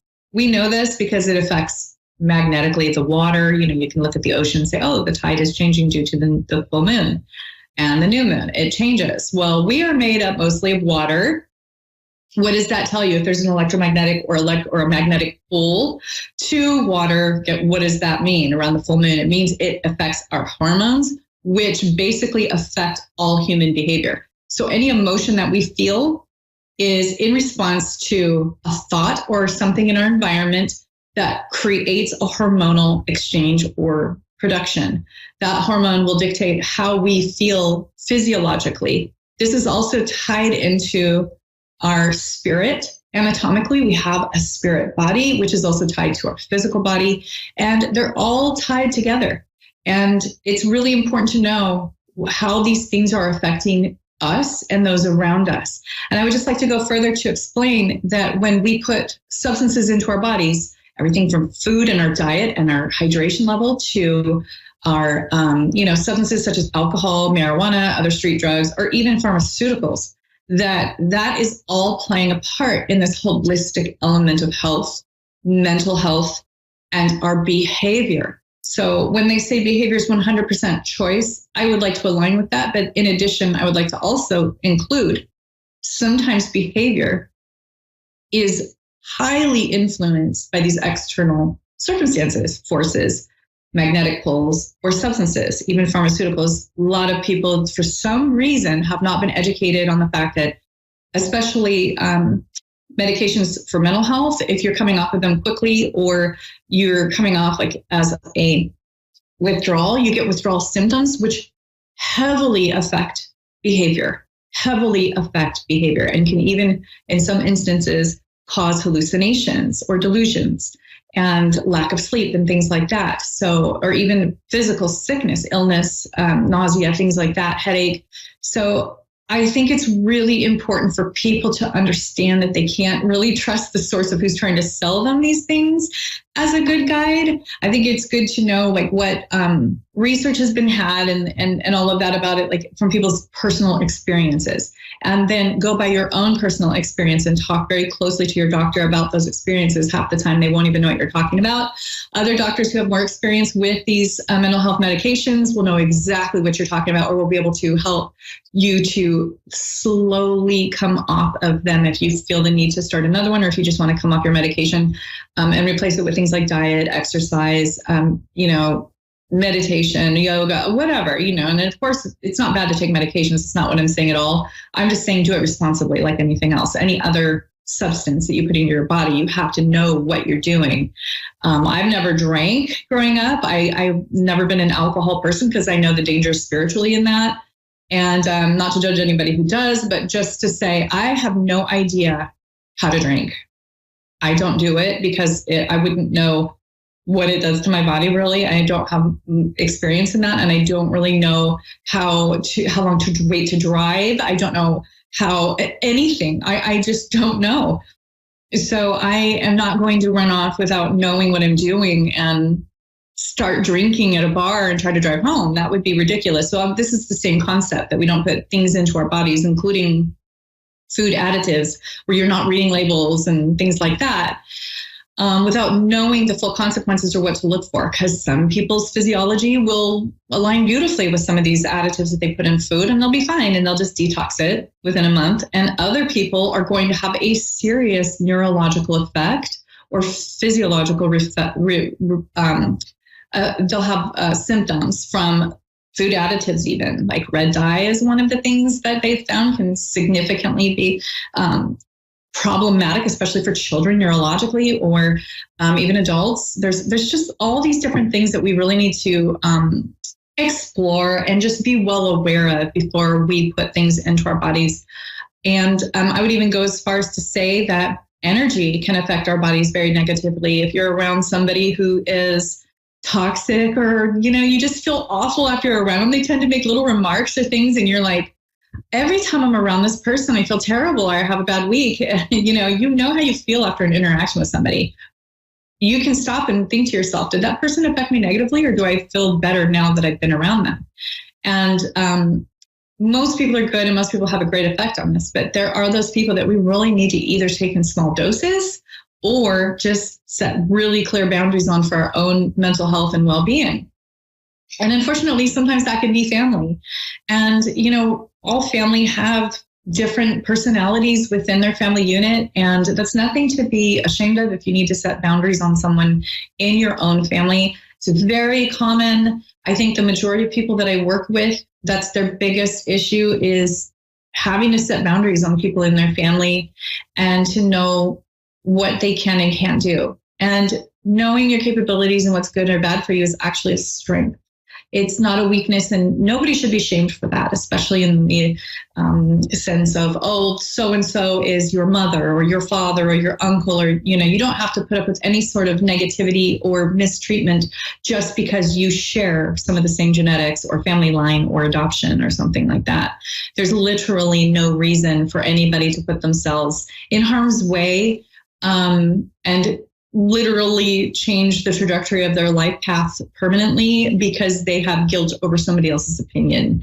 I think in that instance, it's a good idea to tell that person with that opinion, this is my reasoning, this is my choice, and we're going to leave it at that and set a boundary on them. And in that instance, you're also teaching that person how to set boundaries and being a great example for them so that maybe they can try to initiate that in the future, or they can at least start to understand that respecting boundaries is important. So I know I just threw a lot at you. You can always rewatch this video and go back and kind of figure out, what I was talking about. I go kind of quickly because I want to make sure I take full advantage of my time here on the air. But I also want to talk about how crystals can actually aid in healing in our energetic fields. So we have started to understand that this isn't just, those crystal gripping hippie things that Native American once told me, like people who believe in the crystals and all that are like crystal gripping hippies and they scare him. You know, I thought that's always a funny perspective when I was speaking to a Native American man, but it is more than that to me. I am really keen on understanding how this works and learning more about the science behind it, because I am very factual based. A lot of my experiences in working with anything is, how does it affect me? How does it affect the loved ones around me? That is my test subject, myself. If I grab a crystal and I love it and it makes me feel good and I know that it's good for my electromagnetic field, that's my proof. If I, for instance, what happened, this is the reason why I even believe in crystals, is that my son, when he was smaller, we all went to the lake and he went into the river and he grabbed a jade. He found a jade stone, which was exciting, right? And it was this beautiful green color. And on the way out, I had a dehydration headache. So I'm driving and I'm like, oh dear, I have a headache. I should have drank more water earlier in the day. You know, we had a long trip home and he's like, well, Mom, just put this jade to your forehead. And I was like, okay, sweetheart, I thought it was the cutest thing. Of course, I'm going to put the jade to my forehead because, you know, it's cute. And I put the jade to my forehead and my headache went away within 10 seconds. My headache was gone completely. And my son was looking at me like, told you so. So don't ever underestimate things that just aren't studied or researched well enough yet. Your research is your experience. So I have a caller now. I believe it's Cindy on the air. Are you there? Yes, I am. Hi, how are you? I'm good. How are you? I'm doing great. Are you in New Jersey? I am. Oh, okay. How is it out there? Is it warm? Warm, very warm. Okay. Well, what can I do for you today? What would you like me to focus on? Do you have a question or? I wouldn't say I have a question. Everything, is going pretty good with me right now, excepting that part of my life, my love life. Is there anything that you can tell me about what's going on regarding my love life? Yes. Well, first of all, Spirit is showing me that this has been a really difficult thing for you, the relationship part of your life. Yeah. You say you have a little trouble with it, and Spirit is saying this has been a very heavy burden for you. So that's the first thing that Spirit's showing me. And we tend to kind of downplay, what we're struggling with, for obvious reasons. But it's just, Spirit is showing me this is a very heavy thing for you, that you have dealt with one disappointment and kind of like a traumatic experience after the next. Does that make sense? Yes, it does. And the thing is that Spirit is saying that so far you've been settling for certain behaviors where it's more or less, it's not even like the person that you're with at the time doesn't care about you or really, really love you. It's that they have their own things they're dealing with. And that when you're making these connections, you're kind of not seeing the long-term consequences of the things they deal with. And it's more or less like having an understanding of looking at the trajectory of your life path if you're with this person and what these initial things that you're coming across may turn into, such as I'll just use an example of if I really don't think that I could ever deal with somebody drinking or having a problem with alcohol, I would probably want to date somebody who doesn't drink. And so I think Spirit is just showing Spirit is just showing me that sometimes I think maybe that you're just kind of overlooking some things. It's not your fault. It's just kind of a pattern. And it's basically like you're trying, what I'm seeing is like a balancing money. And I know sometimes when Spirit comes through with these things, it's hard for us to hear because I know I've had to hear these things myself. But Spirit's showing me, that this is really just like a thing about balancing, getting your emotional needs met and your financial needs met. So right now I'm kind of thinking about something that I was going over with a client earlier, and that was that when we are in a relationship, now, are you married long-term or in a long-term relationship, or are you dating? I was married to, my husband for 22 years and put up with a lot of nonsense with him and his family. And so I am currently not in a relationship, but I started seeing someone about a year later. And so that has been on and off. And I'm not sure what's happening right now. There hasn't been any contact for some time. So, I wouldn't say I have been in a lot of relationships, 2 or 3, but just have no luck. Well,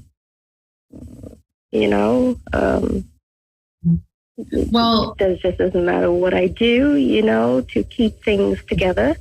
It just,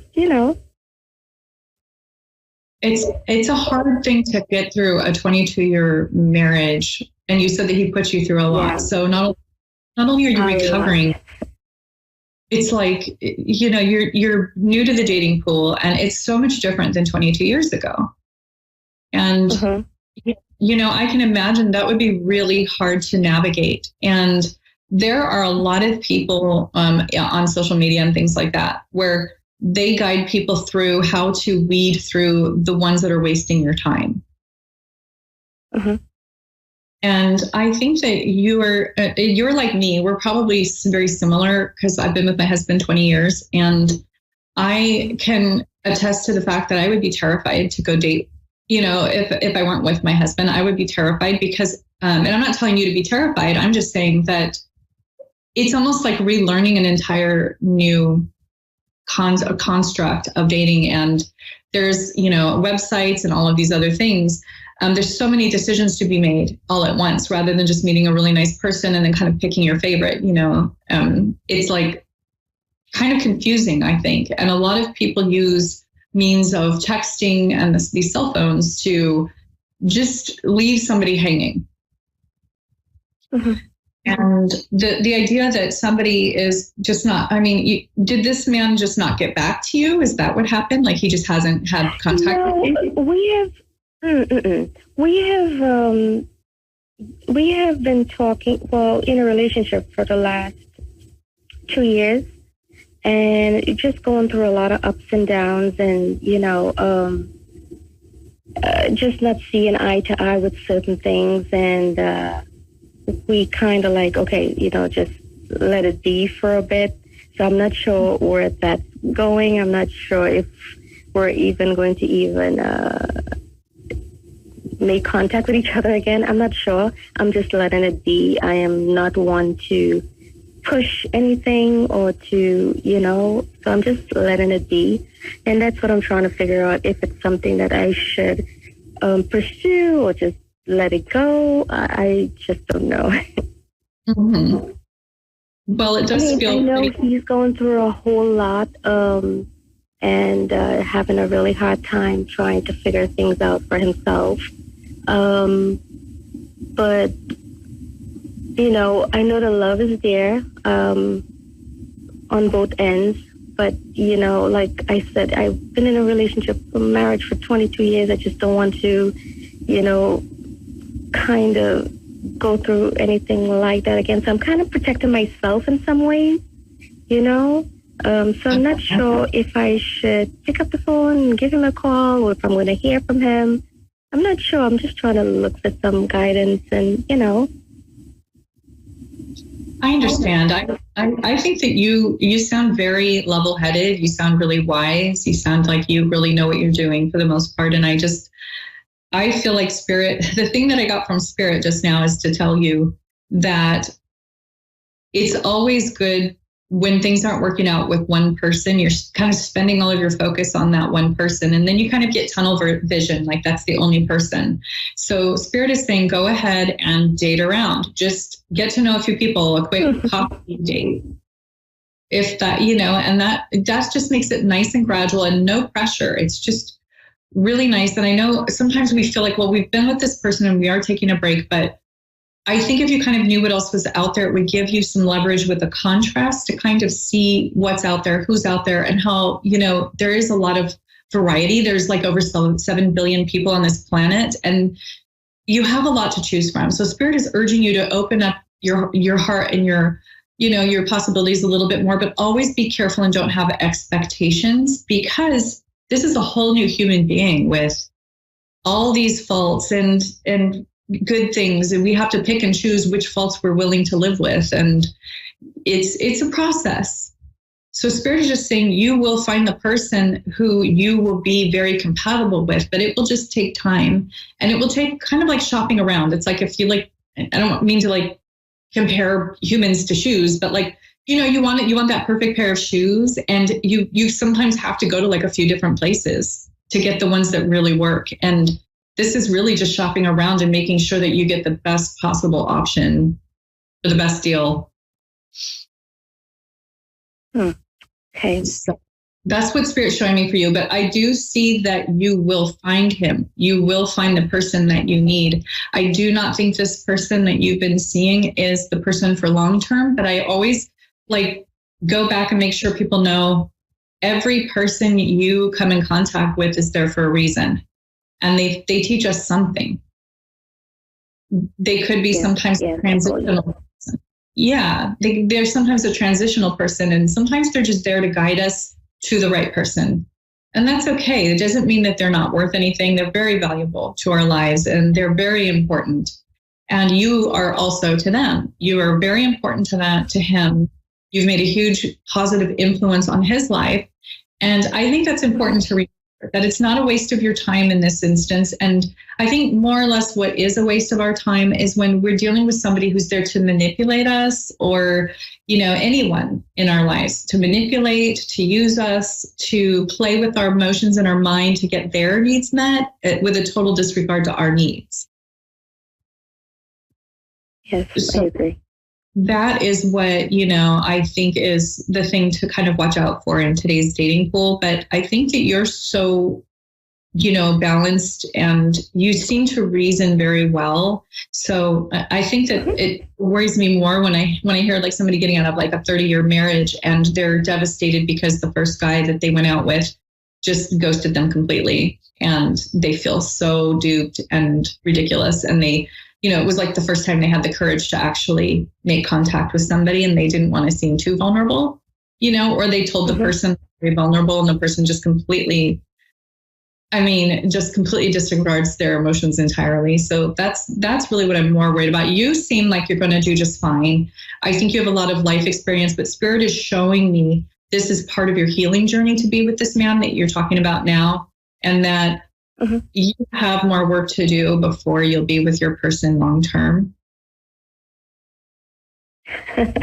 Okay. Thank you. Well, thank you very much for your for the reading. Thank you so much. You're welcome. Is there anything else I can do for you? No, that's about it. Thank you so much. You're welcome. Have a wonderful day. Thanks for calling in. You too. You too. Bye-bye. Okay, bye. So sometimes I do have to deliver some message from Spirit for people that is, kind of hard to take. And I did get that vibe from her when I was telling her that she's picking guys that are basically not always going to meet her needs. They have issues, and she's kind of overlooking the red flags. I think that she'll do a good job, but she kind of needed to hear that.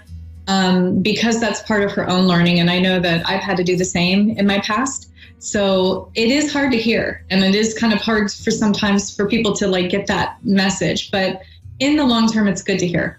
And, it's important to know that being a people pleaser when you're dating is not going to help, and it's not good, because dating is an exchange, and dating is going to be an energetic exchange. And so if you're not learning from the person temporarily as a kind of like a transitional person, it's really important to look at that person as long-term. And if they aren't long-term, and they're playing with you or whatever, they're just ghosting or dropping out of your life, then, you definitely don't want to waste your time, because there are a lot of manipulators out there. There are a lot of people who don't even realize that they have the issues that they have, and it's our job to protect ourselves from that. So anyway, that's my time for today. I have another show next Tuesday at 1:30 Pacific Standard Time here on A1R.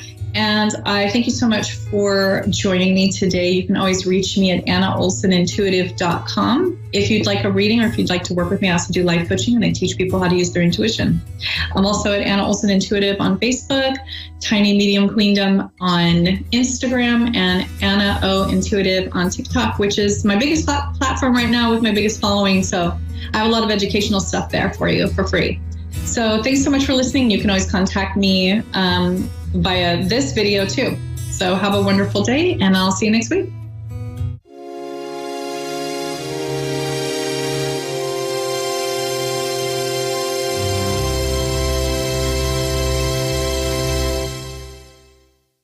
Amazingly accurate, clear answers to any question. You'll love Suzanne Marie readings. Clairvoyant reader and spiritual light trance medium. Tarot is used for spirit confirmation. She's been a spiritual reader for 30 years and would love to be able to bring accurate, clear, visionary readings for those who seek answers. Available online and phone. Call 320-455-2303 or email readingsbysuzanne@gmail.com. Suzanne Marie. Check her event page for specials.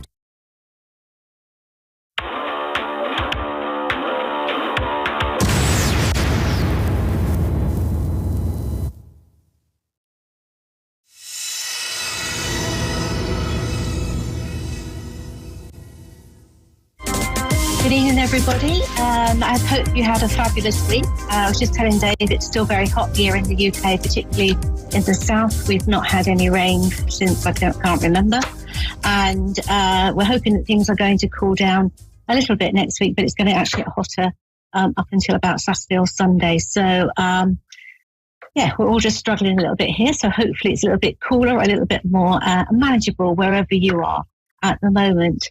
I've had a busy week with clients as ever, and I had a relaxing weekend finally, because I'd had a very busy, probably 4 or 5 weeks since I got back from holiday. There seemed to be something on all the time, which is lovely in one part, but another part is actually I need a bit of a break here.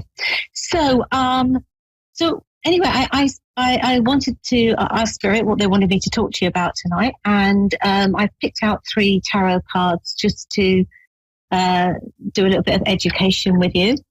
And the first card out is the Wheel of Fortune. And the Wheel of Fortune is about the ups and downs of life, really. It's the 10th card of the major arcana.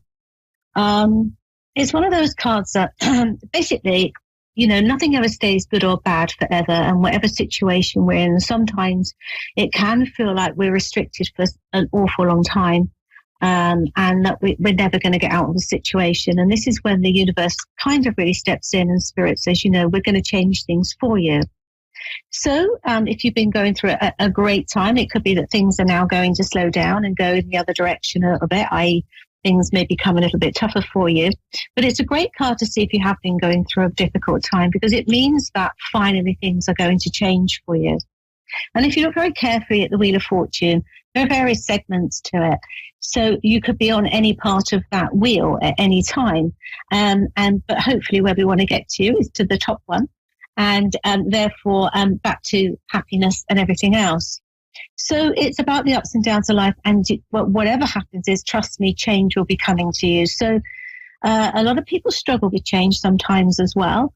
But, we can't stay static forever. We have to have change. Life does move us on. And whether we like it or not, sometimes some people are a little bit more reluctant.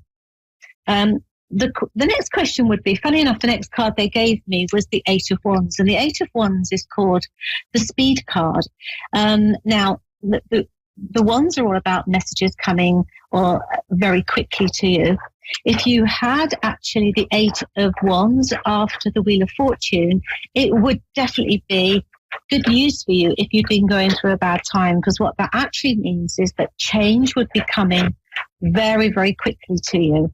And so the change would be coming sooner rather than later, because what with the Wheel of Fortune, which is all about how quickly is the wheel spinning, if it was followed by the Eight of Wands, you'd be saying, well, things are going to change very quickly, depending where it's at in your reading, would be, at what sort of time it was. Okay. So the Eight of Wands is that. And the other card that they gave me was the Eight of Swords, which is actually, although it's the number 8 in the minor arcana, the same as the Eight of Wands, it's a very different card. It basically says that the biggest problem you've got is you at that moment, that there would be a very easy way to walk forward, but you're stopping yourself moving forward with life for some reason. So it basically says, take your blindfold off and undo the things that's binding you and just walk forward bravely, because there's a very clear way, and only you are overthinking it, giving yourself a hard time, and it will be much easier once you just walk forward with it. Okay, I think I have somebody waiting for a reading, and I don't think I even saw the name. So Beth, hello Beth, how are you? Hello, I'm Beth, great. how are you? I'm good. I'm great. Whereabouts are you, love? I am in Louisiana. Louisiana, okay. Also down south, yes? Yes, ma'am. Yes, yeah, okay.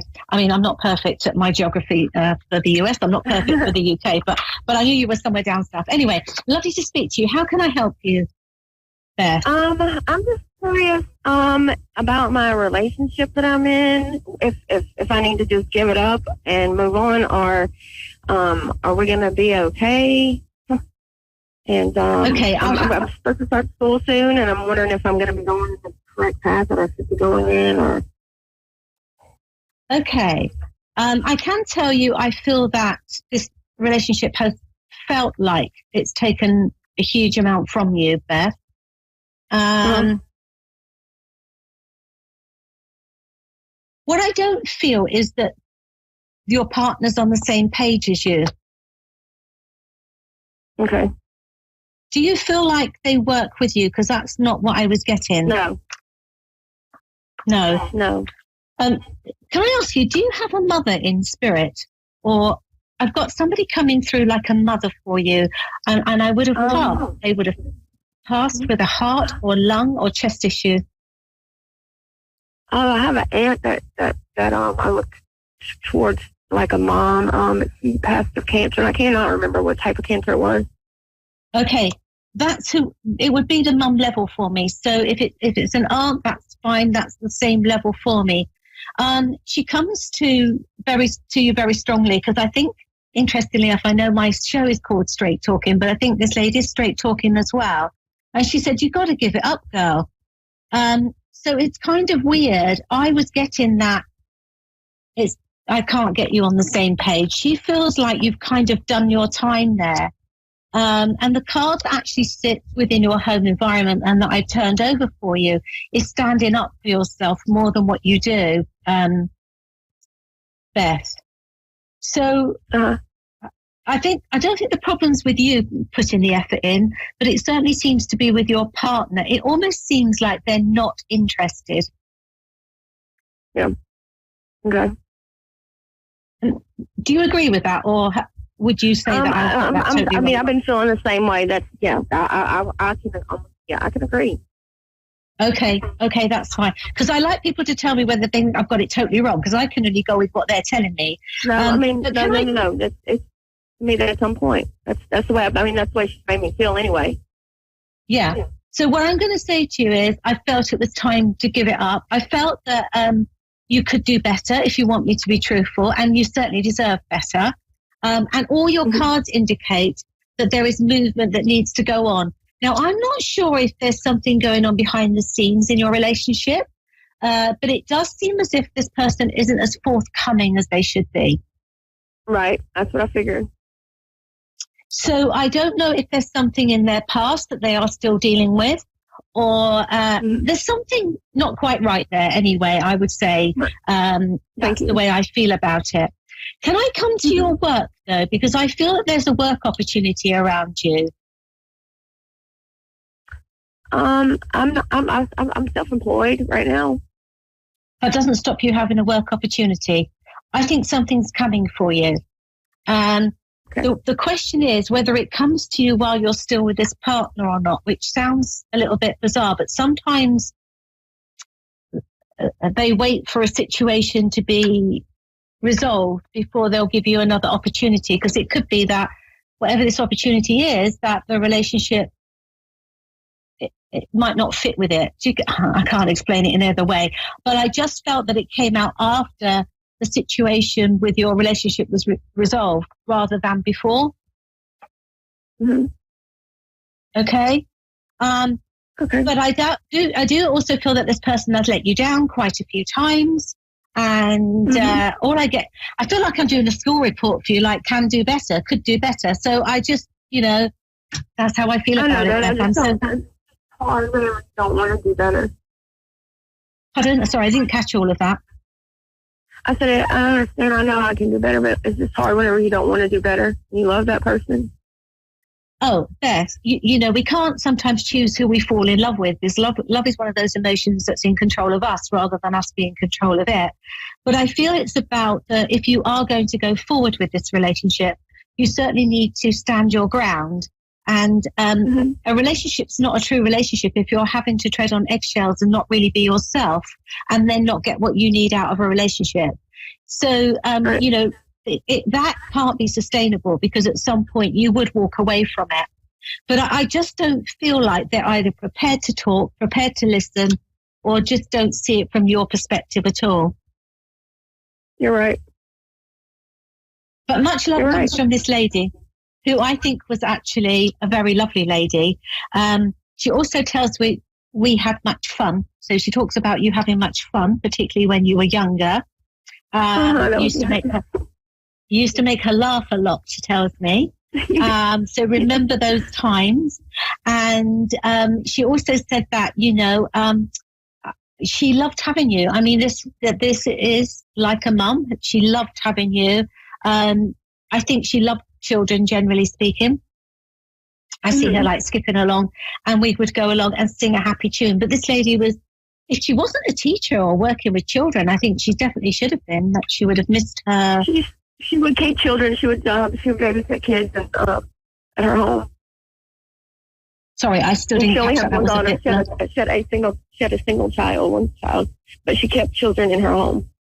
Yeah, absolutely. Because this is a lady that should have been working with children in some shape or form. So maybe, but I felt her home was always laughter and there was lots of children around. Do you understand what I'm saying? Like she needed, like children would have loved to have been there because it was always fun, always doing things. And it was all about the children. Yeah. One thing I do feel is you're a little bit detached from your mum, Beth. My real mother, yes. I'm not close to my mom or my dad. I don't have any support at all. Yeah, she does say that to me. She said, I wish I was here because I felt that mum's not been as support to you. Doesn't actually really understand you, Beth. Hasn't tried to understand you, more so. And also, but it's never been great. It's almost like you were cast aside a little bit from your family for some reason. Are you okay? For some reason, I don't know. No. Well, I'm not necessarily going to get the reason. Can I ask you, is there somebody called Helen? No. No, ma'am. You don't know if it's something to do with her, do you? Because she keeps giving me this. Helen. I know a Helen. Of a Helen. I did know a Helen. That was way back in my childhood. That was the lady that, yes, I did know her. She was an older lady, and it was she was raising her grandson. And when we moved to Georgia with my mom, we would always be at her house. We always went to her house. Maybe that's her. Maybe that's who it is. Maybe it's Helen. I think she's with this lady in spirit is what I get the message. So I felt like she's maybe reconnected with Helen or something like that. Wow. Nice lady. That would be right. That would be right. Okay. It's okay. It's just that I know the name she was giving me and she gave it to me about 4 times. And when they give it to me that many times, I know I've got to say it. So it was like, okay, there's somebody called Helen. Anyway, look, my lovely, I'm going to leave that all with you. I would have never thought of her. I would have never thought of her. Oh. Okay. Well, look, I'm sending you lots of love. Is there anything else you want to ask me before I close? And I hope this little few messages have been helpful to you. No, ma'am, that's it. Okay, my love, then all the best. Look after you, won't you? And yes, and you know, I think there's better things for you. Okay, Definitely. thank you. You're very welcome, love. All right, bye-bye. Hello, I think I've got somebody else. Have I? Have I got? Hi, this is Darcy. Oh, hello, Darcy. Sorry, again, I missed your name. Everything flashes up so quickly. I'm in my own little world and I missed it. How are you, Darcy? I'm good. How are you? I'm fine, thank you. How can I help you? I was just kind of wondering what you could see about my life right now. I've moved. I have a new job, and I have kind of a stable relationship. So I was just wondering what you could see on how things are going. Okay, one thing I do get immediately is that you've been under a lot of pressure. Maybe the move and everything just took it out of you. So I'm feeling like they're taking you into a calmer period, Darcy. Oh, good. I'm going to do you a few cards. It's stressful. Okay. Who do you have on the mum and dad level in spirit for you? Yes. Who do you have in spirit? Is it your mum or your dad or both? Both of them. Oh, it's fine, because I was getting mum, dad, and I wasn't sure if mum wanted to talk about dad, or are they both in spirit? Okay, well, they're very much around you. One thing they do, Darcy, is clap their hands. So one thing I do feel is that you have made positive steps to change the situations, to get yourself into a better position. I don't know if you've moved to like a cheaper area. I don't understand what she's given me, but I do feel that it's definitely the right direction. I feel it took some time to put it all together, Darcy. But Mum is really proud. Mum is really proud of you. And interesting enough, you have got the Wheel of Fortune, which was the first. I don't know if you heard at the beginning part of the show. I was talking about the Wheel of Fortune, and it's come out for you. And that's all about change. And it does mean that after a period of being down, the only way is up. And also that there's better balance to your life coming now. So I feel that the changes would have come quite quickly towards the end. There still may be a few things to slot into place, but basically we're pretty much there.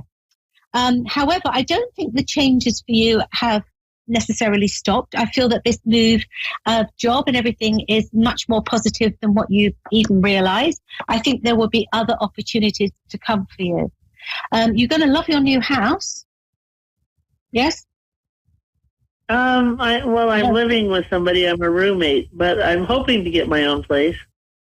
Well, it's coming very soon, literally within the next 6 to 8 weeks, and you're going to love it. So this is why I was saying change is coming very quickly. The star is above you bringing you gifts, and you're going to love your new house, which for me had already happened. So I understand why you're saying it hasn't, but I felt it had. And the new beginnings in your working environment is a completely different environment for you, or a different industry. And this will be great for you as well. Great changes for you, Darcy. And I have to say, Spirit is definitely behind you. So making that move to get out of where you were, to move into a different situation or a different place, perfect. And job-wise, absolutely brilliant as well. So yeah, really good news for you. I feel that your relationship is good, and I feel that you do have some fun. I think it's been missing of late, but that's just because a lot's been going on. But I feel fun coming back to that relationship in a big way. Oh, good. But I don't think we're at the end of the Sorry, I don't think we're at the end of the opportunities. I didn't need to interrupt you there, Darcy. So for me, even one job could lead to another job or lead to other opportunities. For your partner, there may be some other opportunities for them, because I still think in the wider environment, once you've got your house, there is other changes to come also. Okay. Does your partner work outside? My partner, he drives truck. Yeah, he's outside. He's not. You don't drive trucks inside. So what I meant, he's out. He's out. Yeah, he's out and about. Okay, because your mum said he needs to get his eyes tested. Oh, okay. When's the last time you had an eye test? I don't know. I know he has some glasses, but I don't know the last time he had his eyes checked. Okay, I feel like he needs to have an eye test. Your mum is like quite. Now he needs to get on top of that. She waggles her little finger in a nice way. But I have to say, I think he's been very good for you. She likes him. Yeah. I really like him too. I've known him for quite a while. So. Yeah, but this man is going to look after you. He's going to protect you. He's a good man. And your mum feels like, well, she's going to take the credit that she brought him to you. I don't know who brought him to you, but she's going to say, actually, she brought him to you, Darcy. She thinks it's great. So let mum take the credit. Your dad's going, don't forget about me. And it's like, no, we haven't forgotten about you. But actually, somebody needs to step forward. Your mum is so excited. I don't know when she passed, Darcy, but she's been waiting to speak to you for quite a while. So I don't know when's the last time you had a reading or, when did mum pass? But this poor lady has been waiting to speak to you. Oh, yeah. She's been gone for over 30 years. And have you had a reading? I haven't had a reading in a while, so. Oh, my goodness. The poor lady. She's like, I wanted to tell you how much I loved you, how this was all coming together for you, because, you were out in the wilderness for quite a while, wondering if anything good was going to happen for you, Darcy. I think you've been either married before or in some sort of big relationship. But yes, I have a long-term relationship, yes. Yeah, new beginnings for you. Like him very much. Your mum says he's a fine figure of a man. She does make me laugh. It's just her descriptions of him. I mean, I don't need to see his body or anything, darlings, but she was just saying he's a fine figure of a man. So, so she's very, very excited for you. Darcy, do you have a little girl? No, I don't have any children. No. Do you have a brother or sister that has a little girl who's like mum? Or are you like, was you like? I do have a niece. She's in her 30s. She lives in Canada. I don't live with her, but. No. But do you know if this young girl was like your mum, either by name or mannerisms or was same birth month? I don't know. Your mum claims her as there's a younger energy that is like her. Could be. She looks a lot like my sister. And she never got to meet my mom. My mom died probably before she was born. So she never got to meet her, but they could be kind of alike. Yeah, well, there's something special about the young girl anyway, and she's just saying she's a lot like me. So if your sister never got to meet her or your niece never got to meet her, I feel it's almost like a gift from mum. That she's very much like her anyway. And the name Margie or Margaret or M-A-R is what I get, is also relevant for your mum. And they may be passed also. But your mum, I think, was quite fun, quite feisty as well. She'd tell it how it is. But she's just so excited today. I don't think she liked your last one, thought they were a bit of a waste of space. Your last partner. She didn't like your last partner. Oh, one that I had before? Yeah. She had met him. I thought she liked him. Maybe she didn't. I don't know. Well, she would have seen a lot more that's gone on in spirit than what we ever see this side of life, trust me. But didn't feel he was quite suited for you. I feel this one is much better for you, Darcy. Oh, this one is, I want to say, tick in the box. And for me, I don't ever see you splitting up with this person. I've always got to say that a little bit tongue-in-cheek, because sometimes people go through some sort of mental breakdown and things happen, but I cannot see any reason why you'd split up from them at all. So, my love, there is a birthday around. Your mum wants to acknowledge that. Your dad's dying to get a word in edgeways as well. He wants to tell you. He talks about his little girl. So I'm assuming you were pretty close to Dad, yeah? We were, but I had a younger sister, and they were pretty close too. So. Oh, okay. But he talks about his little girl, who I felt he was very protective towards, and his girls were his world. So a really lovely dad you've got here. He's going, don't forget about me, but we've not forgotten about him. It's just your mum was so forceful presence that she wanted to speak first. They can sort it out in spirit. They can have a row. It doesn't bother me as long as I only speak to one at a time. But there is a birthday acknowledgement. Whose birthday is it, my lovey? Right now? Usually last 2 weeks. No. Well, I'm going to overrule you. Mom's birthday was in November. Dad's October. So. Right. Well, I don't know. Okay, well, there's a birthday coming up. I don't think they're past whoever it is. I think it's this side of life, so you can work that one out. But it would be somebody in the family somewhere connected to Mum, she says. So it's somewhere connected to maybe her side of the family. Anyway, Mum is delighted for you, Darcy.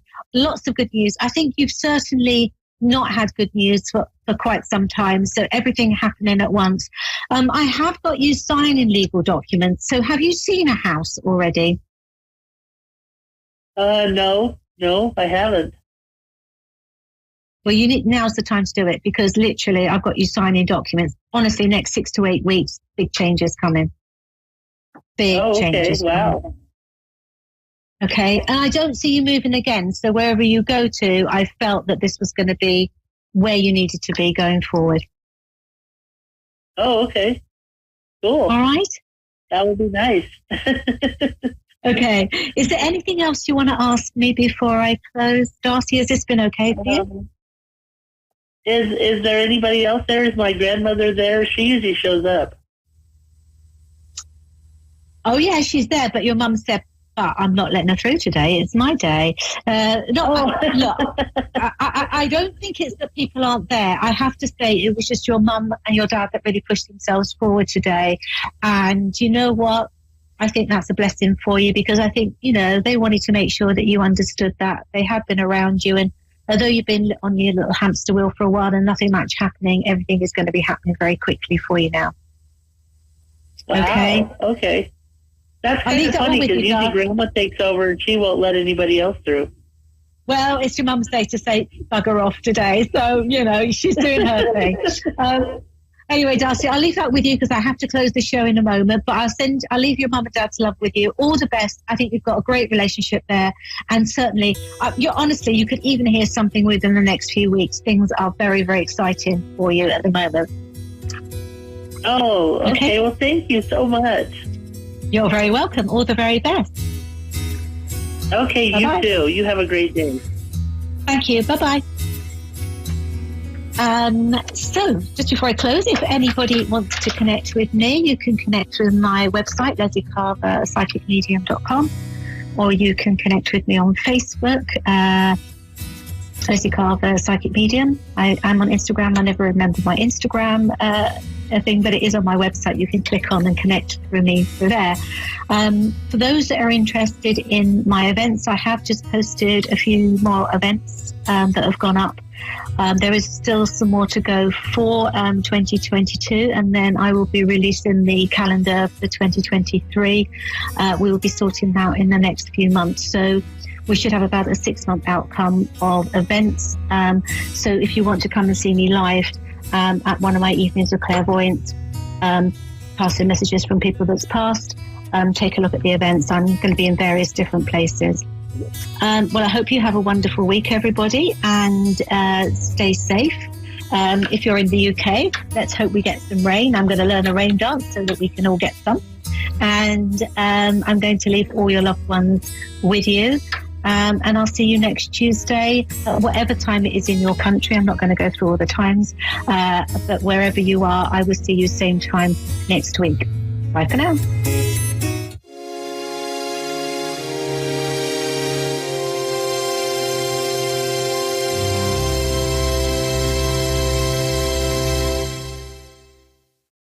Hi, I'm Mark.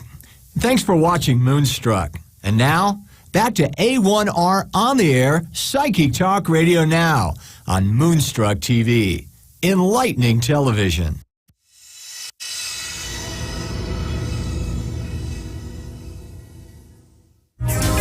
Welcome to A1R Psychic Radio here on Moonstruck TV with Amanda Hall, psychic all the way from the Gold Coast in Australia. What an interesting week it's been around the world. I mean, there's just so much going on with, China sort of flexing its muscles and telling the US that, your speaker shouldn't visit Taiwan, all those sort of wonderful events that we can all do without. But it's just an interesting time that we live in where everything is making the news cycle, isn't it? I mean, once upon a time, dignitaries could fly overseas and visit a country and it didn't cause all this hullabaloo that it does today. And it just makes me think that the world's gone crazy. You know, we should be able to have diplomatic relations with countries that are, you know, are in our stratosphere, you know, that we shouldn't have to think twice before we step on a plane and go and represent your country. I mean, the world has gone mad. Anyway, on to the Simply Tarot card of the week. I've had my little soapbox moment. The Fool. Now, the Fool card is one of those very, very interesting cards because people look at this card and think, oh, I don't want to be a fool. I don't want to be somebody that's seen as being foolish. The Fool card doesn't mean that at all. It actually means good friends and happiness and maybe needing to take a giant leap forward in your life. It's the time to sort of really sort of take that giant leap into the unknown. It's the time to push yourself, motivate yourself to do something that maybe that you haven't had the courage or the opportunity to do before. Because if you look carefully, he's standing on the edge of the cliff. He's got all his worldly goods with him, including his dog, and he's just surveying the kingdom and saying, well, will I take that leap of faith or will I not? And I think we could all do with maybe a little bit of energy like that of taking a leap of faith, pushing yourself forward, sort of saying to somebody, hey, I'm here. This is my time to shine and I'm going to do something different. I'm going to dare to dream and, you know, make my dreams a reality by sort of taking that first leap forward. It's been a very, very interesting card to work with today because I know that there's many people around the world that are still coming out of our lockdowns and our COVID catastrophes and opportunities that came out of COVID and saying, now I am ready to take that giant leap forward. I've done my soul searching. I have plenty of time to contemplate my navel, and now I will bring in the energy of this card. So we're going to move on to the astrology section now. Each week, I think it seems to get longer and longer, or just maybe that's my imagination, or there's just so much more to talk about. This week, we still have the Sun in Leo, and it's a really exciting time of the year, I think. I think it's when a lot of people sort of come out and perform a little bit more than they normally do, even if they're not a Leo. We see people come out of their shell a little bit more at this time of the year, and it's sort of a time of high energy, and we're starting to sort of gear up to sort of think, we've only got a few months left of this year. I better hurry up and get things moving, make my dreams a reality. So it's not surprising that it's a very high energy time of the year. And I know in the US it's as your children are going back to school and starting school again for the year after the summer break, and many people are sort of starting new ventures. So I think it's interesting that it all coincides. Now, Leo is the planet of the planet of opportunity and expansion and wanting to be noticed. Now, I want to take you on a little journey with astrology now. We have many aspects in astrology that make up what astrology is all about, and quite often we talk about the more pleasant aspects here on the show. Today, I want to talk about one that's not necessarily unpleasant, but it stretches us. It makes us sort of look at things maybe through a different lens, or says, no, hang on a minute, we've got to find another solution, and it's known as a square. It's a 90-degree angle, like a right angle. It's a 90-degree angle that is forming in the astrological chart with other planets or other luminaries or other parts of astrology. So this week we've got the Sun in Leo is actually squaring the following situations. Now, it's the Moon's North Node, which we know is a luminary. It's also squaring Uranus, the planet of the unusual and the unexpected, and also squaring Mars, the planet of action, the planet that gets us out of bed of a morning, that says, hey, come on, let's go and do something, all sitting in Taurus. Now, Leo and Taurus are both fixed signs. The difference between Leo is fiery, outspoken. It is a fire sign. It's a sign that likes to get things done, and maybe in a flamboyant way, and don't forget to look at me on the way through. Where Taurus is a fixed sign and it's in Earth. So it's quite stubborn, it's quite deliberate, it's much, much slower. It likes to think about things methodically and make sure that when they do take a step that they've thoroughly researched it and it's the right time to do so. So it's really interesting here when you've got the Sun sort of geeing everybody up and say, come on, let's get out there and strut our stuff and be a little bit like Peter Allen and go out and shake the maracas. And then you've got these other three situations saying, no, hang on a minute, let's err on the side of caution. Now, when we see that the moon's north node is the first one that it's making the square to the sun, the north node is showing us the way forward. It's what we're supposed to be aspiring to do, or how we're hoping to achieve what it is that's in front of us at the moment. Now, with the north node here sort of trying to show us the way forward in Taurus, I feel it's the moon's node here is trying to show us the way that we can come together as a globe. If we were to look at this on a global stage, it would be saying it's trying to show us the way forward through sudden situations that we can all come together as a globe. We can all come together. We don't necessarily have to create a war with Uranus sort of saying, you know, I'm going to flex my muscles a little bit here and sort of, you know, I'll throw the odd missile around the place and I'll show you that I'm ready for war, even if you're not. And if you don't do as I say, well, then that's what's going to happen. Now, that's on a world stage. If we want to look at this on a more personal level, the sun is telling us to get out there and shake our maracas, but also we're being advised here with the square to be a little bit more cautious. What is it that we're trying to achieve? What is our way forward? Where is it that we can achieve our highest pinnacle in life at the moment? There can be openings that can come out of nowhere with Uranus. It can be that bolt of lightning, that left of field situation, something we hadn't thought of. That job offer that comes out of nowhere, that inspiration, the light bulb moment that says, yes, yes, yes, you can do this. You've just got to find the way to make the doors fly open. And then you've got the energy and the drive of Mars here saying, well, it's about time, isn't it? I've given you all the energy. I've given you the openings. Now let's just get up off your tail and let's make it happen. Now, with all those planets sitting and the luminary sitting in Taurus, it means a time there where we can really start to look at our own personal finances, the things that are important to us on a personal level. It's a time that we can really bring our lives into some sort of balance and really lay down the foundation stones, I believe, for many, many years to come. So it's a time that none of us should waste at the moment, irrespective of what your star sign is. It's open to all of us. It just means it's slightly stronger for Leos and Tauruses, but for every other sign of the zodiac, the same equal opportunities are there. You've got to be the one that gets out there and sells yourself and says, hey, here I am. This is what I'm about. This is what I can offer you. Did you know that I was capable of doing X, Y, Z? Maybe not. Maybe you've forgotten. Maybe I wasn't at the top of your radar because I wasn't like the squeaky wheel. I wasn't getting the attention. So now's the time to push yourself forward in a positive, dynamic way. And don't be frightened to sort of stand up and say, hey, I have these abilities. I'm very capable and competent of bringing this, this, and this, and this to the table. Have you considered me for the next promotion? Or have you considered me moving forward that I might be able to lead the team? So it's the time to really go out and shake your maracas and say, here I am. It's really, really important. This will only last for another couple of weeks before this energy is completely gone. So I don't want you to waste any valuable time here.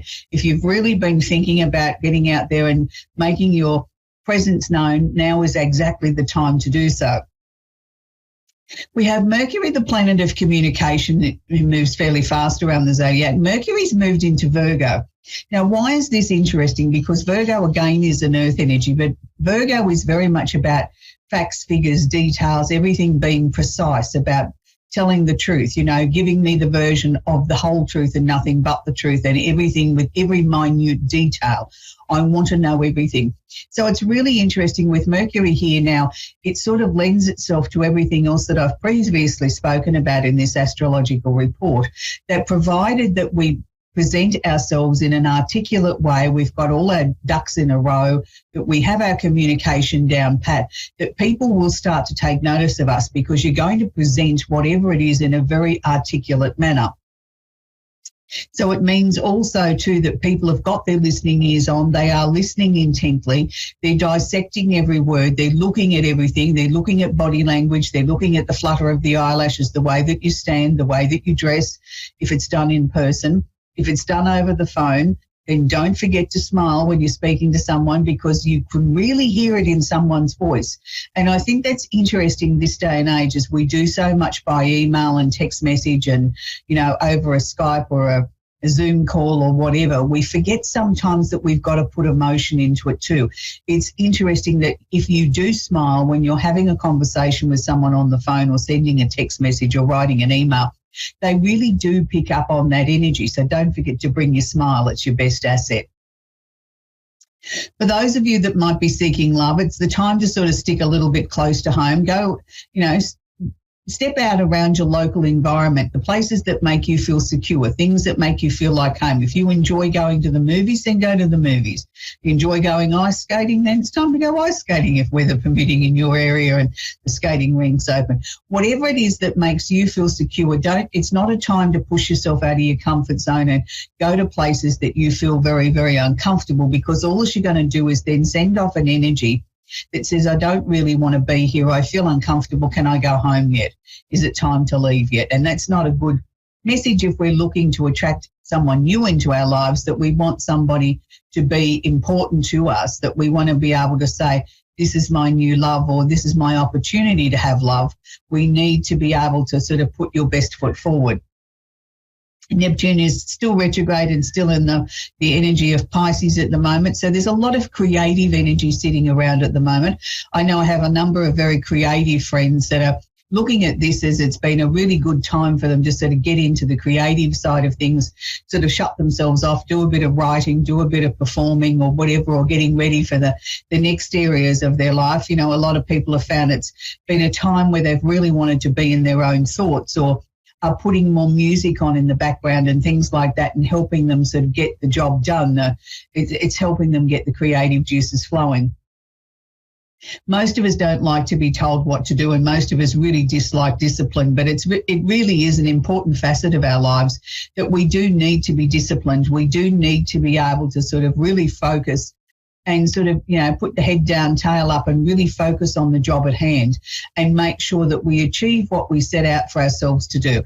We still have Pluto sitting in Capricorn, and, I talk about it every week, about Pluto's role trying to ask us to completely transform the planet and to really take climate change seriously. Just before I came on air today, I heard that South Korea was having a major flood in Seoul that they haven't had in goodness knows how many years, and that they were talking about that they have to start taking global warming a little bit more seriously and start to look at their plans for natural disasters. They just seem to be happening all over the world. Every time you turn the news on, there's a flood or a fire somewhere. We really do have to start taking this seriously. I know here in Australia our politicians are still fighting over what the percentages should be. I mean, instead of just getting on with the job and saying, okay, what can we do now? We've all got to work together, irrespective of the political party that you vote for. This is a collective problem. It's not, one side of politics versus the other. It's a whole. It's the whole of the country. It's the whole of the world that needs to get behind this now. We're going to have a chat with Marissa in San Francisco in California. Are you there, Marissa? Yes, I'm here. Hi. How are you? Hi. I'm good, thank you, sweetie. Do you have a question I can answer for you today, Marissa? I'm just curious on, I'm just so stuck on, where it is, how I want to move forward, career-wise and just, in general. So I guess that would be a question. Yep. Okay, Melissa, that's fine. It's really interesting that you're ready to move forward now, because as I was sort of connecting with you, they were showing me the symbol for endings, changes and transformation. So you're right on cue with actually sort of listening to your inner voice, or your psychic ability, or your spirit guides, whatever label that you want to put on it. It's there's no particular, I believe, correct title. It's what personally resonates with you. You are in a time of change. I want to say to you, I don't know that we've necessarily finally decided on what it is that you want to do career-wise. To me, they're showing me three potential options. Now, out of those three options, there's one in particular that you may have the least amount of experience for or the least amount of training for, but it's the one that keeps pulling you back. And it's like, I want to say, what can we do to make that part of it a reality? Is there more training? Is there more study or something that would make that a reality? Because if you keep being pulled back to that one out of the three strongest contenders, then there's a reason for that. It's like on a soul level, that's where you're being drawn to. Can you relate to what I'm talking about there, Marissa? Yes. Yes, it can. Yeah. And it's like it might be something that you can achieve in, 2 weeks' time. It might be something that's going to take a little bit of time and a little bit of effort to get there. But I think it's certainly worth it. The other thing that they were showing me too is that sometimes I think you're a little bit too tough on yourself, Marissa. There's been, like a lot of us in, during this period of, where the world's been in a pandemic, I think many of us have sort of taken the time to soul search and look at where am I going? What do I want? Where's my, am I happy with my life? Am I satisfied with the way things are? And for you, it's been sort of like peeling layers back. It's like you've peeled the layers back and you've sort of put some things to one side and said, well, they're going in the too hard basket. Here's the bit I'm prepared to deal with, and that bit over there is going in the trash. And I think that that's important, that you keep evolving in that way, that you don't just say, well, this is the only answer. This is where you are at this point. Tomorrow you might see something differently, or in a week's time you might feel differently. So don't be at all surprised if some of the people that were once upon a time important to you in your life, that you couldn't see that there would ever be a softening of the friendship or the connection or whatever, and all of a sudden they're no longer as important to you as they once were. And this is part of your evolution. In some ways, Marissa, you're a little bit of a loner. You tend to sort of do things by yourself. You don't necessarily look for other people to help you achieve what you're trying to achieve, do you? No, not at all. No, but that's okay. There's nothing wrong with that. You can still be a loner and still have friends. It just means that you're more resilient, that you'll rely on your own judgment, your own ability to get you where you need to go. And in a lot of ways, I think that's probably the best way, because you're not relying on someone else at whether or not they're going to come through for you at the time when need be. The other thing that they were showing me, Marissa, too, was there potentially a move of residence coming up just after Christmas this year? Yeah, I'm actually in the process of that now. I don't know where I'm going yet, but I'm in the process. No. I had to, leave the house that I was at. Yeah, but I just sort of feel that the answers are going to come to you. I just want you to be patient. Just take day by day. Don't put too much pressure on yourself, but know that the answers will be guided to you. I think your major focus at the moment is getting that career thing sorted out, is looking at what it's going to take to get you to where you want to go, and then the rest of everything will just fall into place behind it. Yeah, I definitely would say that it resonates with me, especially like with the career thing. One of my things is I never thought of it as a career, but I do card readings, but it's just something I do for my family. So it's something I do for a job. If that's what you're being drawn to, there's no reason why you can't incorporate that into a major part of your life, but still have a day job as, say, a nurse or a checkout chick or whatever the case may be. I mean, a lot of people that go into this sort of work that I've been fortunate enough to be in for a long time have another parallel job at the same time, because, they don't find that they can make enough of an income out of this, but, they get the balance in that way. So, look at, learning as much as you can. Go with the cards that you're drawn to. Don't be frightened to read something, and if it doesn't resonate with you, well, then that part's not for you. There's no one way is just the right way. I mean, I taught tarot for over 30 years, and I used to always teach my students, if it doesn't feel right to you, then it doesn't belong to you. Take on board information from everywhere. You'll get lots of different answers, and you'll find your own repertoire to the cards that is right for you. So, always make sure that you work with something that you feel comfortable with. Your cards should be an extension of you, Marissa. Yes, I have like 5 decks, but I work with like 2. So I understand. That's fine. Yeah, and you'll find that, you get your favourites, and they're the ones that you end up working with, for a long, long time. And then all of a sudden you might find something else that all of a sudden becomes your new favourite. It's whatever's right for you. They are only tools that open you up. They're not necessarily that card has to be that particular meaning and that's the only meaning it can be. There can be many different meanings for a particular card. It's what you're being shown at that time. So if you follow what your heart's telling you, you can't go wrong. Okay. Well, thank you very much. You're very welcome, sweetie. I have to move on now with Salita in Dallas in Texas. Are you there, Salita? Yes, I am. Do you have a question I can work with, please, Salita? Well, kind of just general, where's my life going? Well, it's a very popular question besides love. I feel like I've been under a black cloud.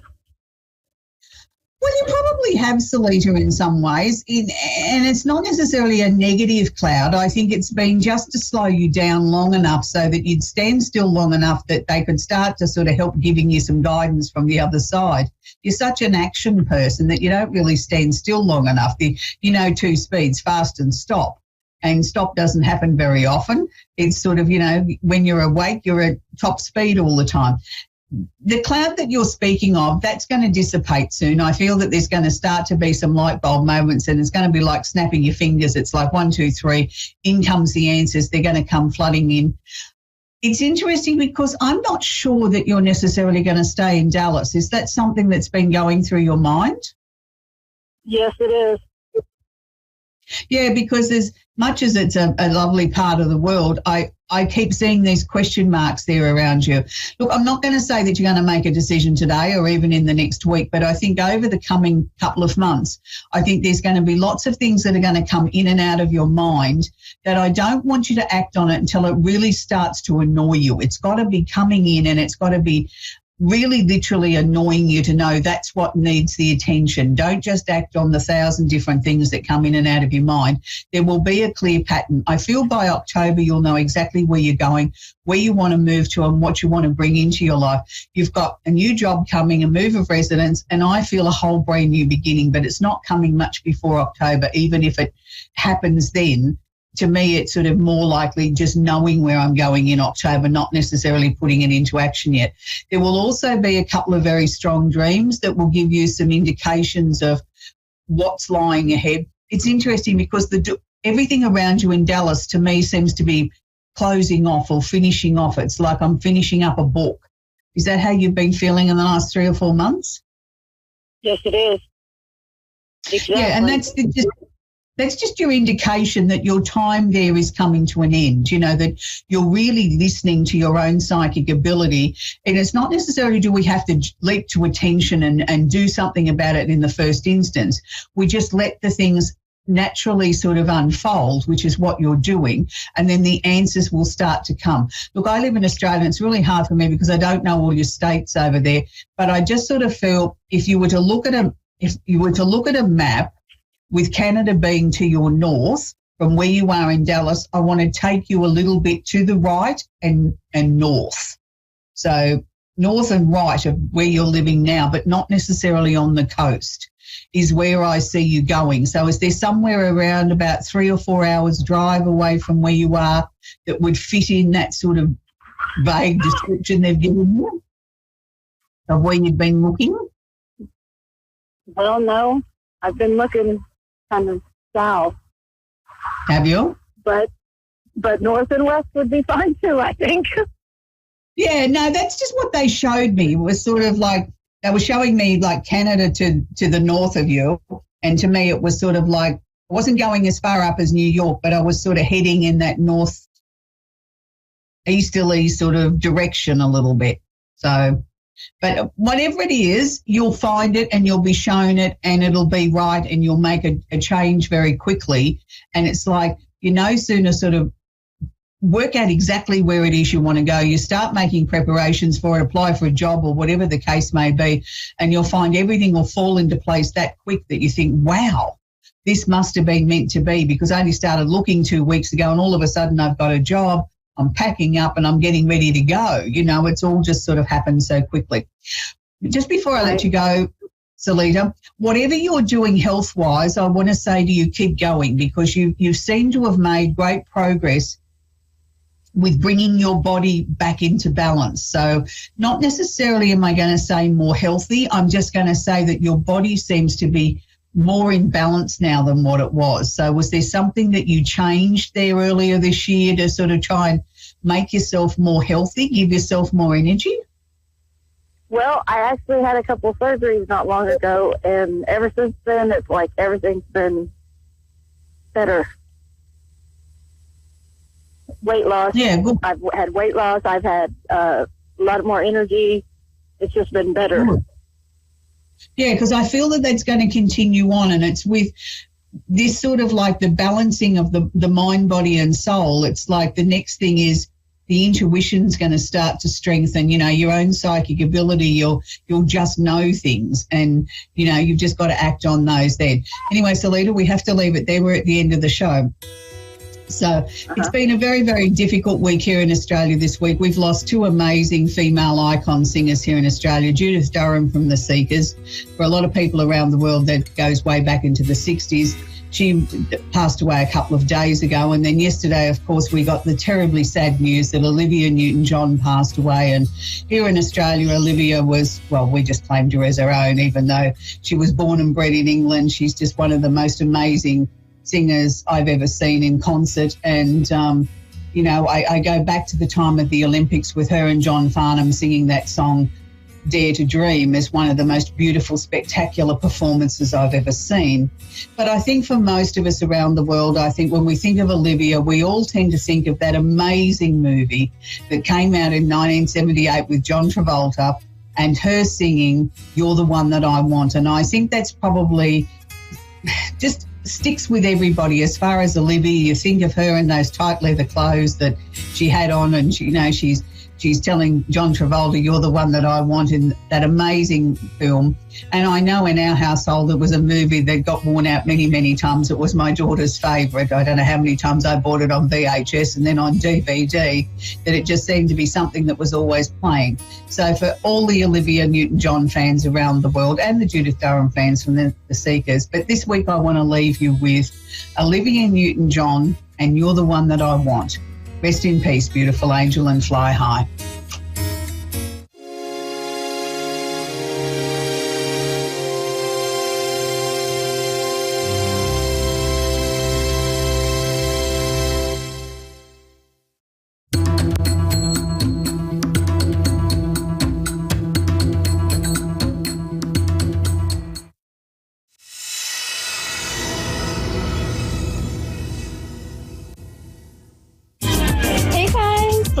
Welcome. This is Stephanie Cowan. I am your mini medium.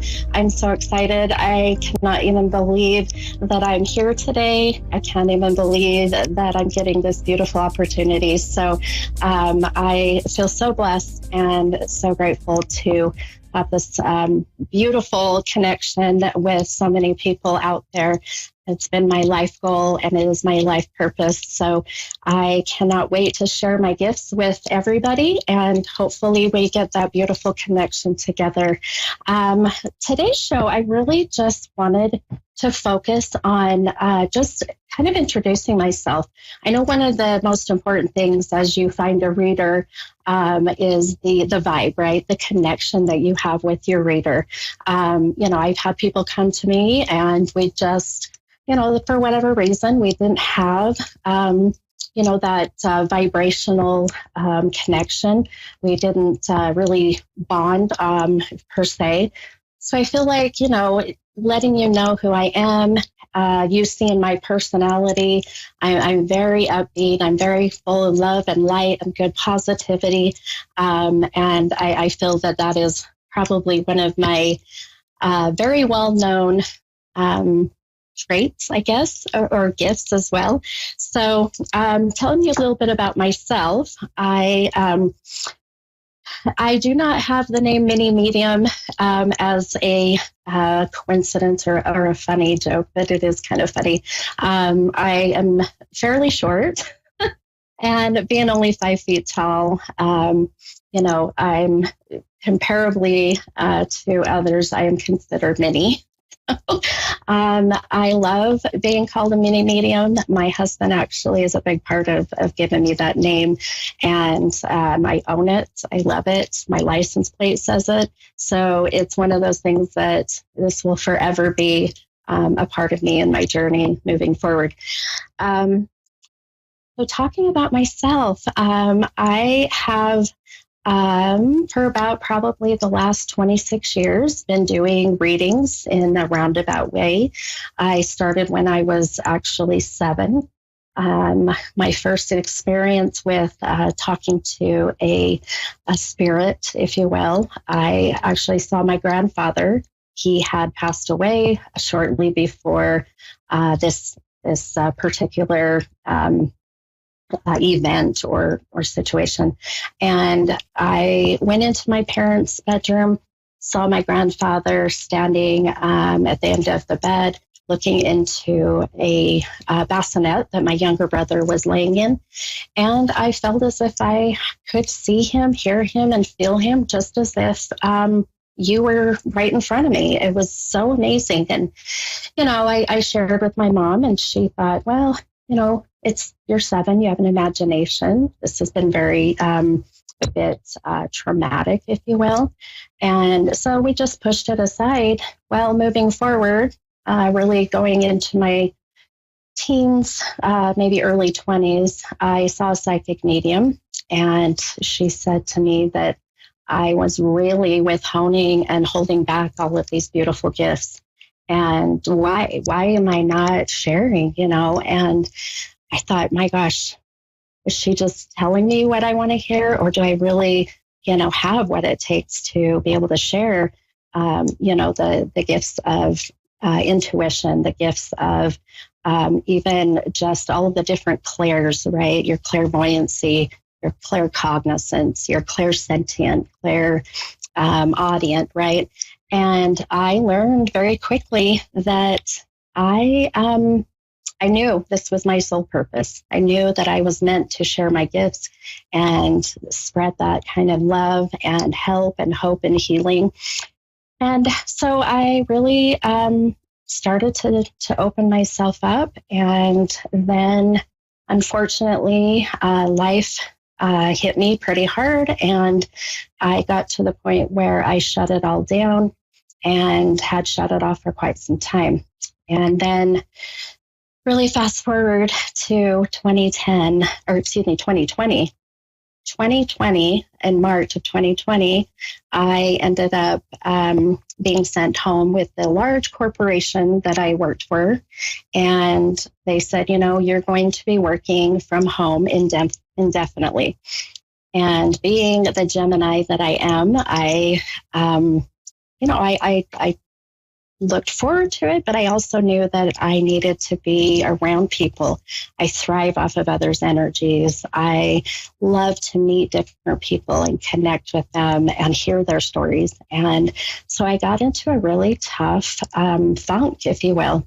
And my husband, he was worried, never seen me depressed or have any of that kind of darkness, if you will. And so he said, honey, you've got to find a purpose. You've got to find a passion or a hobby. And okay. And he said, why don't you pull out your tarot cards? Sure. So I pulled them out, and I literally sat on my bed in my bedroom, laid out a TV tray, this old wood TV tray, spread out my cards. I had probably 4 crystals. Now, if you could see my desk, and maybe at one of the shows, I'll give you a tour of my room so you can see how my studio looks. But I started out at the bare minimum. I was charging $10, if that, or donations for my time and energy. And next thing I know, things started opening and flowing, and my gifts just started just getting even stronger, more intense, more connected. Kept getting beautiful validations from, the people that I was reading. And I thought, okay, all right, this is good. I was getting momentum. I felt great, and still working from home. And next thing I know, fast forward to 2 years, about 2.5 years to today. And I recently, it's been maybe only 2 weeks, if that, maybe a month. I was able to quit and resigned from my large corporate job. And I am now pursuing my soul purpose and my passion and what I love to do. And I honestly can say I've never felt more happier than I do now. And I feel that I'm on the right path. And I feel that this is where I'm supposed to be. And just even being here with you all, there's no coincidence. My my schedule as far as booking private readings has pushed me completely out to October of this year, November. So I know without a doubt this is where I need to be. And I'll tell you, the people I meet, the stories I hear, the validations I get from clients, even people I've never met before that have heard about my story, have heard about others' readings.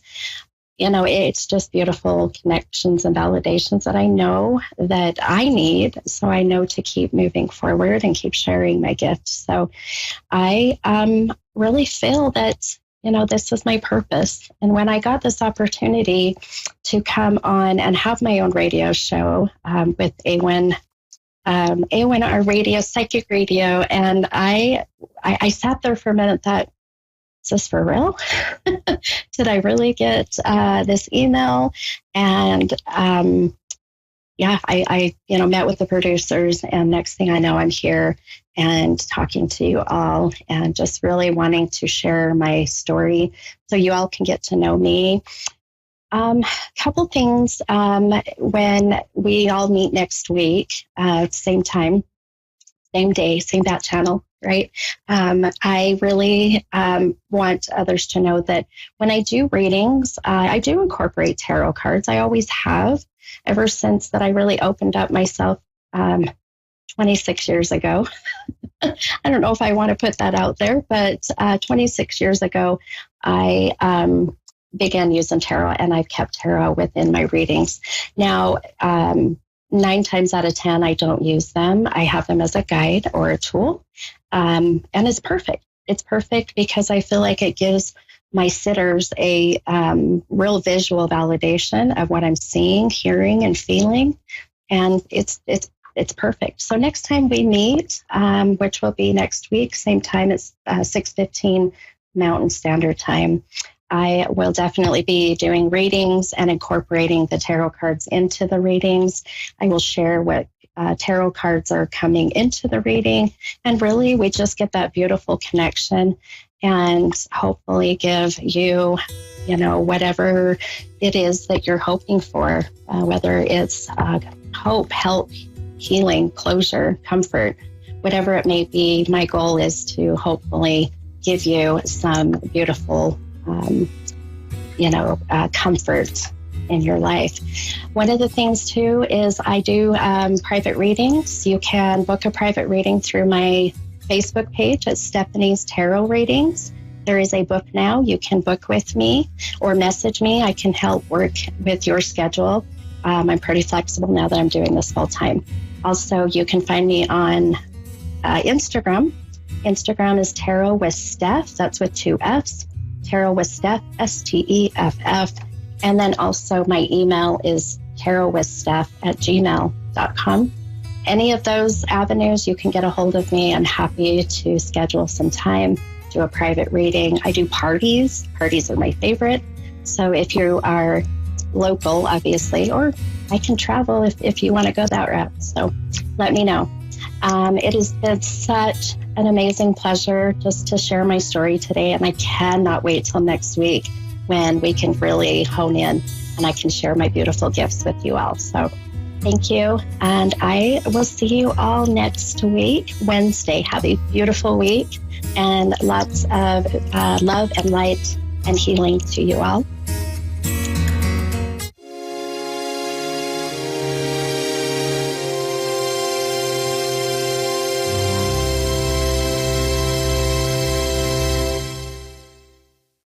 Hi, I'm Stephanie, and thanks for watching Moonstruck. And now back to A1R on the air. Psychic Talk Radio now on Moonstruck TV. Enlightening television.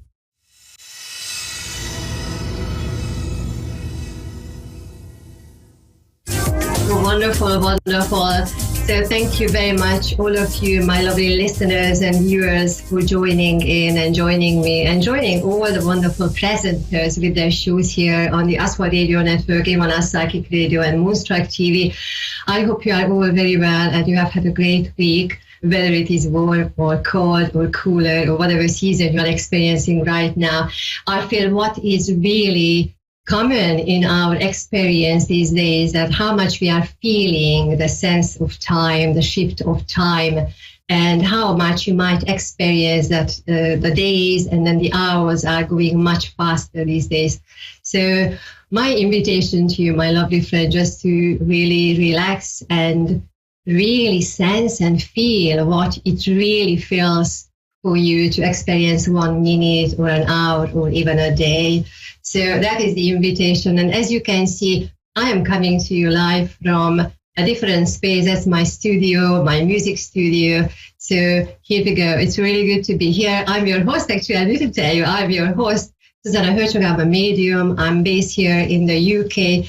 And you can find all my information on my webpage, susannamedium.com, and all the main social media pages as Susanna Medium. And you can find me doing various things and doing readings and live events as well. So if you live nearby, if you live here in the UK, check out my pages, because I might be coming closer to your home to do maybe a presentation, maybe a talk, maybe a live demonstration of mediumship. So anything which is, I believe, very much timely, scheduled or being scheduled for the autumn term and for the winter term. So this show today, I'm going to take one live caller. And then I know it's been a little while I have spoken to somebody here, apart from my wonderful guest the other days here on air. And I tell you, while I'm talking about my wonderful guest, while I'm talking to about my wonderful guest, if you remember the Full Circle podcast, the other day, wonderful 3 people, they released a conversation, an interview with me this week. So if you come to my pages, you can find a link to that conversation, which was actually quite interesting and beautiful. And I felt very humble to be invited and being able to talk to them. So you can check that one out. But I can see I have a caller, Jillian, in Cherry Hill. What a wonderful place, Cherry Hill in New Jersey. So Jillian, how are you? Good. How are you? I'm very well, thank you. I can hear you very clearly, so it's really, really brilliant. You live in a wonderful place called Cherry Hill. Oh my goodness me, that's lovely. So how can I help you? Yeah, I just wanted to see if I could connect with my mom. Your mom, okay. Did you say it's about 2.5 years ago? Yeah. Okay, 2.5 years ago. Okay. Now immediately, so I know having someone's mom passing, and it's quite recent, 2.5 years is quite recent to you. But what she's immediately showing me, if you understand, my hand needed to come in a form of prayer. And I'm also feeling I'm holding flowers. So I'm feeling the sense of flowers, the love of flowers. Would you understand that with her, please? Yeah. You do. Would you also understand that I also know how to organize the flowers, the flowers, and then whether I'm going with the colors or a different types of flowers, but as if I have a deeper relationship with the bouquet and then the flowers in my hand. And I also feel that she was able to tell you different stories, whether they were fairy tales or different stories in relation to the flowers. Would you understand that, please? The flowers, yes. The stories, maybe more my daughter. Maybe your daughter. It's quite interesting, because while I was feeling the flowers, her message through the flowers is that people can be very, very different in our lives, just like how we have the flowers here. And what she's saying that, sometimes our intention is to keep everything and everybody together and really looking after everything. But sometimes it happens that some members, whether they are family members or people around you, they stand out or they want to stand out for some reason. And we might have the intention to wanting to keep everything together, but we need to recognize that we cannot hold on to things and we cannot hold on to people, situations, because they have their own lives and they have their own stories. So would you understand this conversation around you, please? That I feel that I need to look after a group of people, and then I need to be very organized. But at the same time, I am just observing some members of the family with different situations, different conversations, and as if I am trying to understand their point of view. Can you take that, please?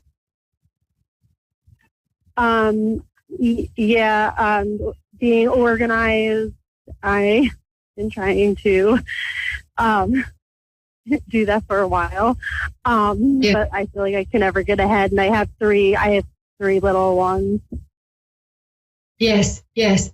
But what she's saying that, you are doing everything well. You are doing very well, in fact. And then while I'm holding my hand like this, her energy is as if open your heart, open the options and open your ideas and your view to consider things from a different angle. And how sometimes you want to really organize things, sometimes we need to take a different point of view, or sometimes we just need to relax and sit back and see how things unfold, as opposed to step in the middle of the picture and trying to do things for others, for the other people. Now, would you understand with her, because I'd like to say more from her, that a little discomfort in my throat.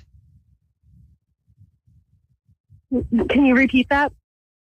Yes. Would you understand the condition with her, with the discomfort around my throat, please?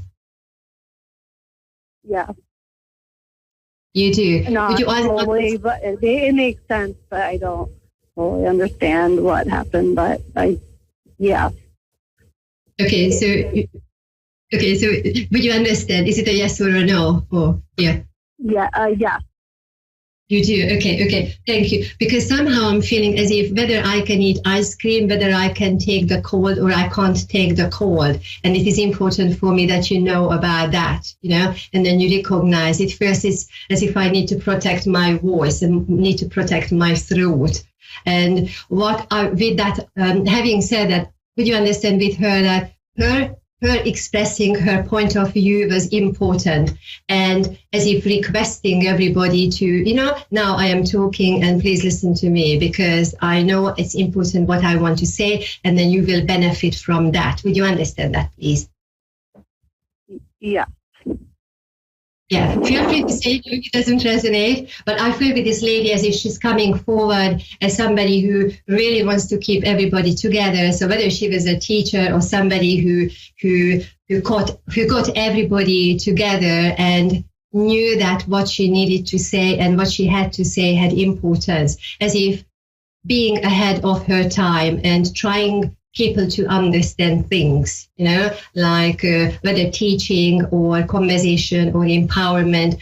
I feel that she felt that her voice, her point of view needed to be heard, and it is important, and it was important. And through her, what she's saying is that don't underestimate your conversations and your point of view, because right now you are experiencing them in your mind, and then you are running your conversations in your mind as opposed to directly saying what you need to say and to the person when you need to speak. And what she's saying that the words what you need to say to certain people and situations, there will be there when you need to speak. Your only job is just to take a breath of air, take a big breath and have the courage to say exactly what you need to say. I also feel that because she's giving me a pen in my hand, and then would you understand a gentle trembling or condition in the hand that I know I want to hold my pen, but it is a little bit difficult for me. Can you take that for her, please? My mom had arthritis and carpal tunnels in her hand. Okay, bless her. But what she's saying that I'm making an attempt, how I'm holding the pen because my mind is there. And as long as my mind and my thoughts are there, I know what I am doing. I feel that she was really holding herself very strongly and all together until the very last time, until the last moment. for you through the writing. I'm sorry to interrupt you, but yeah, her hand as well. I was holding her right hand. Okay. At the end. Okay. Bless you. Bless you. Through her own experience, Julian, she's showing that when an opportunity comes to you, you grab it. Just like how she was hanging on to the pen, and the pen represented her point of view. And then she's there very much to support you. And what she's showing with the forthcoming 2, 3, 4 months will be important for you. And then what you have started putting down, like building blocks, now it is the time that you put your foot down. Not just putting the building blocks, how you are paving your own road, but then how you are putting your foot down. People need to hear your conversation and your opinion. And then I feel that once you get the courage and the strength going within yourself, quite a few people will be surprised by what you are saying and how you are expressing yourself. Now, while it's quite interesting because I'm here in my music room, I've got about 60 seconds here, Julian. I'm also aware her coming around and humming a song. So would you understand that music or humming or singing that just very, very gently was important for her? Because that is what I'm feeling here. Yeah, I mean, we sing around our house all the time, my daughters, and plays and sings, and yes. She's very much joining in. This is what she's showing me. She's very much joining in, and then she's here to lift the energy and bring you that uplifting energy. So, Julian, thanks very much for calling in, for being here. Feel free to let me know how everything is happening with you. And my lovely friends here listening to my show, Susanna Medium, thanks very much for tuning in. And this is our show, Susanna Medium. And I'm sending you lots of love and many, many blessings. And come back in 7 days' time. Bye for now. Thank you. Bye. Bye.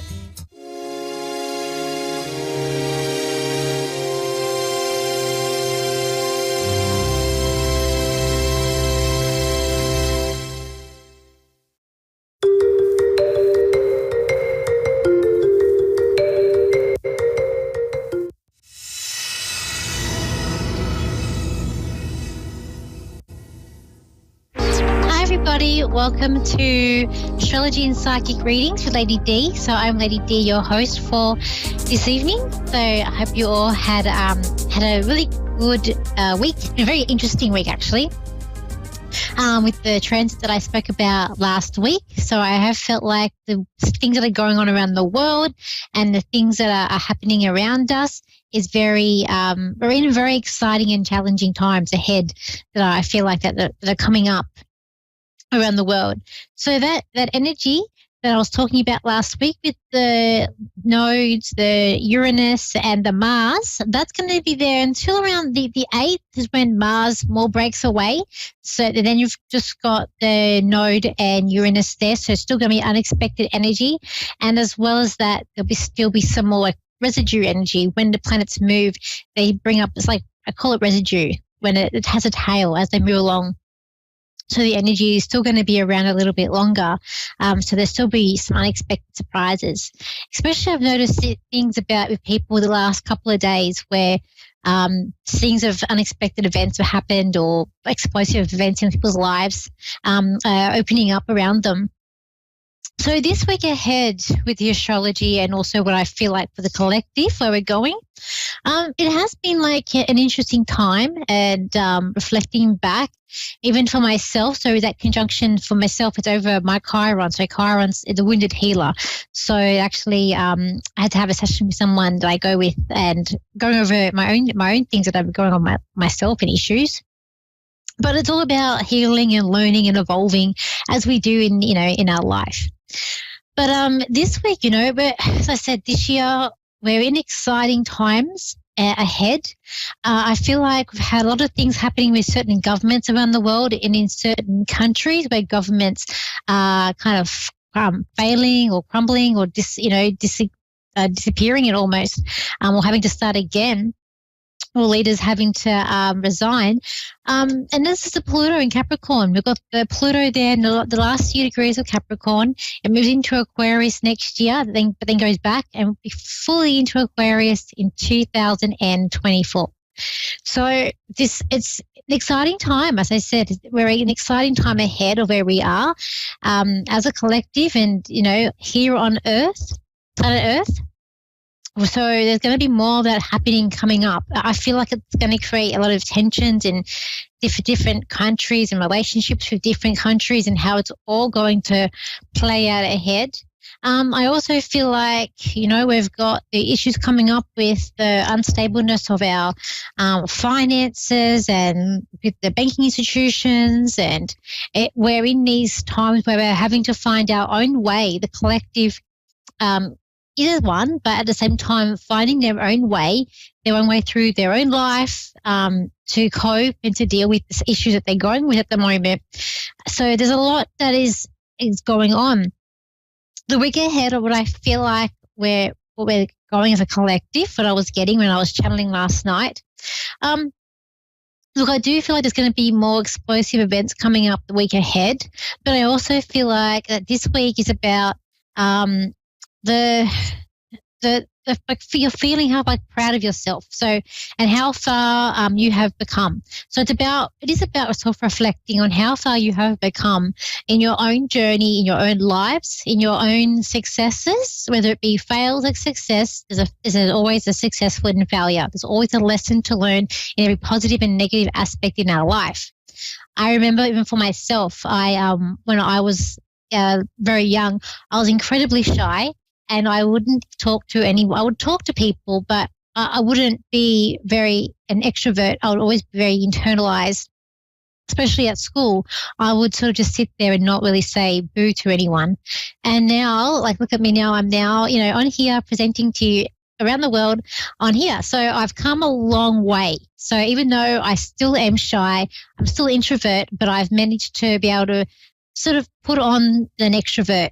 To be able to speak up and to actually, have a voice and to say what I need to say to people. And that's come a lot. It's been a long journey for me to do that. And I feel like this week is going to be bringing up these things, how proud. Think back your journey so far, but what has happened to you? How have you gotten to the point where you have now? And that self-reflection, there will always be some sort of positive aspect to that. So I feel like also we're here celebrating the wins and even successes. I have a YouTube channel and I'm not a big channel. I don't have thousands of subscribers, but although, it's growing, and I've managed to get this week to over 600 subscribers. And I'm just I'm happy with that. Every subscriber, every time I reach that extra 100, I am very happy in the success that I've come with that and how far. Because it's not easy, coming up with the content, making the videos, editing videos, uploading them, and then seeing, how people, what people want to hear, if they don't want to hear, try something different. This is all trial and error. So, but it's celebrating those wins that come up. I also feel like there could be some emotional cry outs that I got, but not something not being fair. So I feel like there could be issues coming up about fairness or not being fair.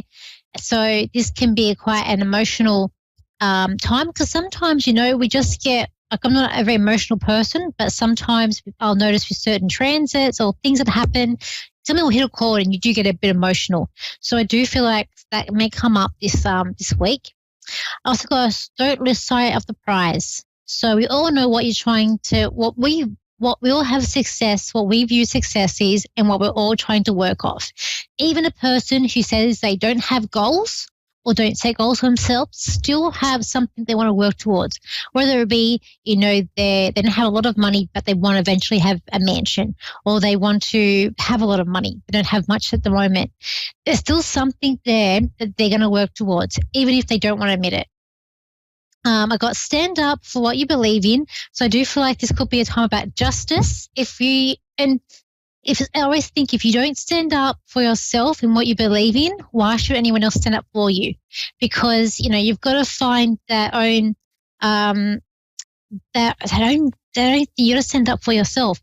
Yesterday I went and watched that movie, The Black Phone, and the actual part of the lessons or the things in the movie was that, yeah, exactly that. There will be sometimes, like the boy in the movie, his friend, beginning of the movie, his friend stood up for him, but he said to him, "It's going to come a time when you need to stand up for yourself," and it did happen in the movie because there was no one else there. So it is like about believing, but in yourself to be able to stand up and speak up. And sometimes I've been there where you've been in a group of people and they will say, all of them will agree about something's not right, and you'll suggest, someone suggests say we need to speak up, or you say something, and usually it's me. I'm the silly one who will speak up in the where it comes to people of higher management or a level above, and there'll be no one there to back me up. But so it just sounds like it's me complaining. But hey, if you don't stand up for what you believe in and what you think is true, who's going to do it for you? No one will. That's the thing. It's got do things that make you happy, and I got conflict coming up. Lines being drawn in the sand. So whether this is a global thing or in our own lives, there's to become issues coming up where there's lines drawn. So people are just reaching their limits. I also got it's time to heal old wounds from the past. And it's a week, but try not to get too oversensitive to this week, I feel. So that's what I feel like we're going to be dealing with the week ahead that's coming up. So it is looking to be an interesting week ahead. I do feel like there's going to be some aspects coming up with the moon and the sun, but other planets here, which is going to create a little bit of conflict there. As a collective, and as we all go through this journey together, we're always going to get through it. Everything has a cycle. Everything has a beginning and an end. So no matter when people say I can't see an end, there always will be an end, because it has to be a beginning and an end, a cycle that happens. Okay, let's start with the callers. So let's see here. My first caller, Carol here. So we've got Carol from Clearwater, Florida. Hi, Carol. How are you? Hi, how are you? I'm good, thank you. How can I help you today? Like a mediumship. Okay. Medium? Yep, sure. So it's a mediumship coming through. Okay, let me just connect to you and let me just see if there's anyone over who I can see for you. Okay. I do have a man that's coming through. So this is a man, I feel like this could be like a grandfather figure coming through. He has more people with him, but I'm just going to go with the man first. So he has glasses, and he's I feel like he's tall, like up and down. He's tall. I feel like he's very clever. He's showing me his hands, so I feel like he could do a lot with his hands. I feel like he's very hardworking. Maybe he worked with his hands. I'm seeing him like shoveling, so I don't know if it could be just like hardworking, like laboring. But as well as that, I feel like this person is good with numbers too, because I'm seeing him add up things with calculator. So I feel like he was good with numbers, or good with going over things. I'm also seeing him in a suit and a hat too. And I feel like that he's showing me a car, but the car that I'm seeing, I'm going back in time, because I'm going back to like the car is I don't know what its car's called. I don't know if it's like a Chevy or Chevy, but it's an old car. I don't know how to describe it. Can you relate to this information? It does. It sounds like it could be like my dad. Mm-hmm. Do you think it could be my grandfather? And you could be your dad. Like I feel like I did feel like I feel like there was other people with him too. So unless there's two coming in together, but I was seeing my grandfather. That's why I was saying grandfather. So I was like, but this person is very.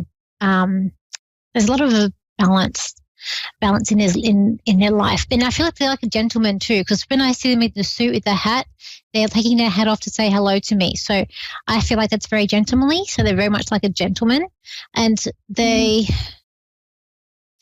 applauding you too. Okay, your dad, he passed away in a hospital. So I'm seeing him in a hospital bed. No, he didn't. Passed away at home. At home? So it wasn't my dad, yeah. Okay. Okay, so that was was it your grandfather? I just got someone they're in a hospital bed, like they're dying in a hospital, passing away. Same die. Sorry, passing. Sorry, wrong word. Passing away. Okay, let me just see with this. I feel like I've got two people coming in here together. Because I feel like these two men that are here with me, they're best that they get along very well. They got their arms around each other, so I feel like they get along quite well and they're quite close in spirit. But they're okay. Let me just see what's going on here. Let's see. I'm also getting something with my heart too, with them, but I'm just seeing them with you, and they're just okay. I feel like you've been a bit down at the moment, like you haven't been at your I just see them they're just at your just they're around you, and they're trying like to talk to you and communicate with you, and I feel like there is like a forgiveness, but it's like begging. So I feel like they're trying to, but I see you feeling a bit down. So I feel like they're trying to give you comfort, but also trying to like lift you up and to try and get you to move forward. So it's like they are trying to show you a path to go on, but you're not moving. Can you relate to that? Yeah. Yeah. Okay. Cool. Yeah, and then my grandfather did pass away in a hospital bed, so I'm wondering if it was my grandfather. Okay, so it could be like, look, I could have, as I said, I do feel like there's two men here, so I feel like it could be your both father and grandfather, because I feel like, so were they close? Were they quite close? Because these people are they're quite close together. They're showing me they're quite close. Yeah, because they're coming around. Yeah, they're like arm in arm, and they were showing me that they are quite close. So that's why I was like, okay, I've got two here, which gets mixed up. Okay, there's one person here. One of them who didn't listen. I'm going to try and separate them so I know who I'm talking to one at a time. It might have been the dad. Someone didn't listen. And when they were passing, their health went downhill quite fast. I feel like it was rapidly, and I feel like towards the end, like I don't know if it's like there's maybe back issues here as well, and I didn't. If I didn't listen or something with my ear, I was going to say I didn't listen, but they were very much independent men who would take on their own problems. They wouldn't want to burden people with what's going on in their life, because they would put themselves second, and they would put people in front of them to make sure that they're okay. And they're saying, and it's like you're doing the same thing. It's like I see you stepping back and letting other people go forward, and you're not doing what you need to do is being put to the side because you're taking that step back, like what they were like. And I feel like they want you to put yourself like number one. So put yourself number one, put yourself forward, and do what you have to do. And I'm saying it doesn't matter if you're going to go over someone else or you get past them. That's what they want you to do, because there's something that's coming up for you in December that is I feel like you're going to be in a better place. You are going to be a lot happier. Also, I feel like there's someone, like they're here and living. There's someone in the forces. You got someone in either like in Armed Force, Navy, Army, Air Force. Is there someone in the forces there? And seeing someone in uniform with you? I don't. My boyfriend's dad, he passed away. He was in the Navy. Okay.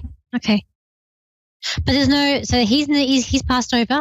So is anyone living also in there, or someone wanted to go in his path? No one I know specific. No one I know is in the military. Okay, that's okay. It could be the father-in-law. So I just see the men in uniform here, but I felt like he was. I feel like he's saying, tell me he's here. Okay, let's see where we're going to go with him. Again, this man, he was very he was like a regiment, his regiment's son. Okay, son. Okay, you've got to say, do you have your children? I feel like there's a son around you. Do you have a son? You've got a son there. Yes. Yes, Okay. I do. And he's okay.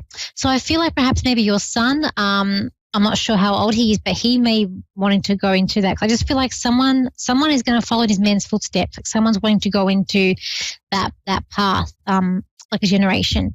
But but this man is saluting you as well, and he wants to tell he's saying you're a good mum. But there's like with your son, I just see him like as a gate. And he's ready to take off at the gate. The gate's closed. Once that gate opens up for him, he's going to take off and do an amazing job with things, he's saying. There for you.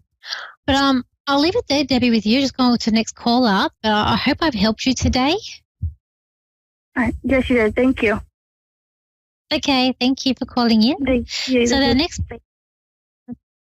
next caller we got here, which is Deborah in Delaware. So hi, Deborah. How are you?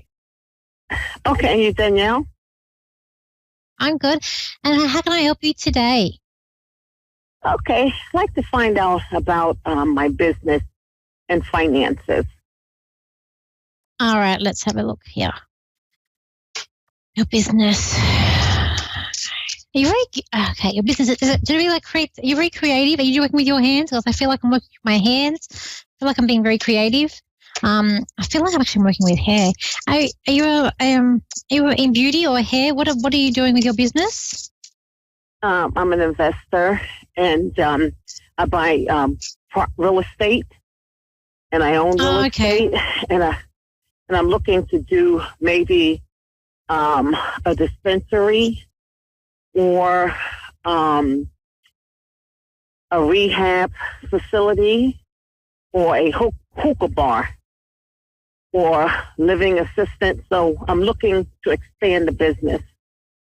I'm doing many different things. I'm not sure why I'm seeing a hair. I'm seeing a hair salon. So I'm not sure why I'm seeing a hair salon or someone doing someone's hair. So I don't know whether or not you're good at doing hair or you're going to invest in a business or a business going to come across to do with the hair. So I keep on seeing hair salon. Let me see with you in your business.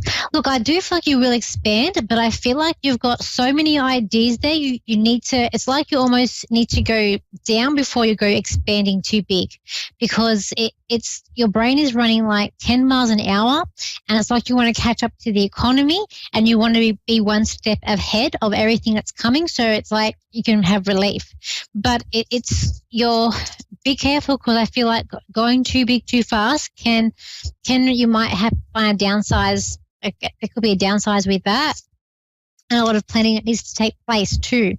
I do feel like there's something about like two, and it's like 2 locations or something about 2. I feel like that's coming in around February next year. It is about in planning, and I feel like more research needs to be done in what you're wanting to do as well.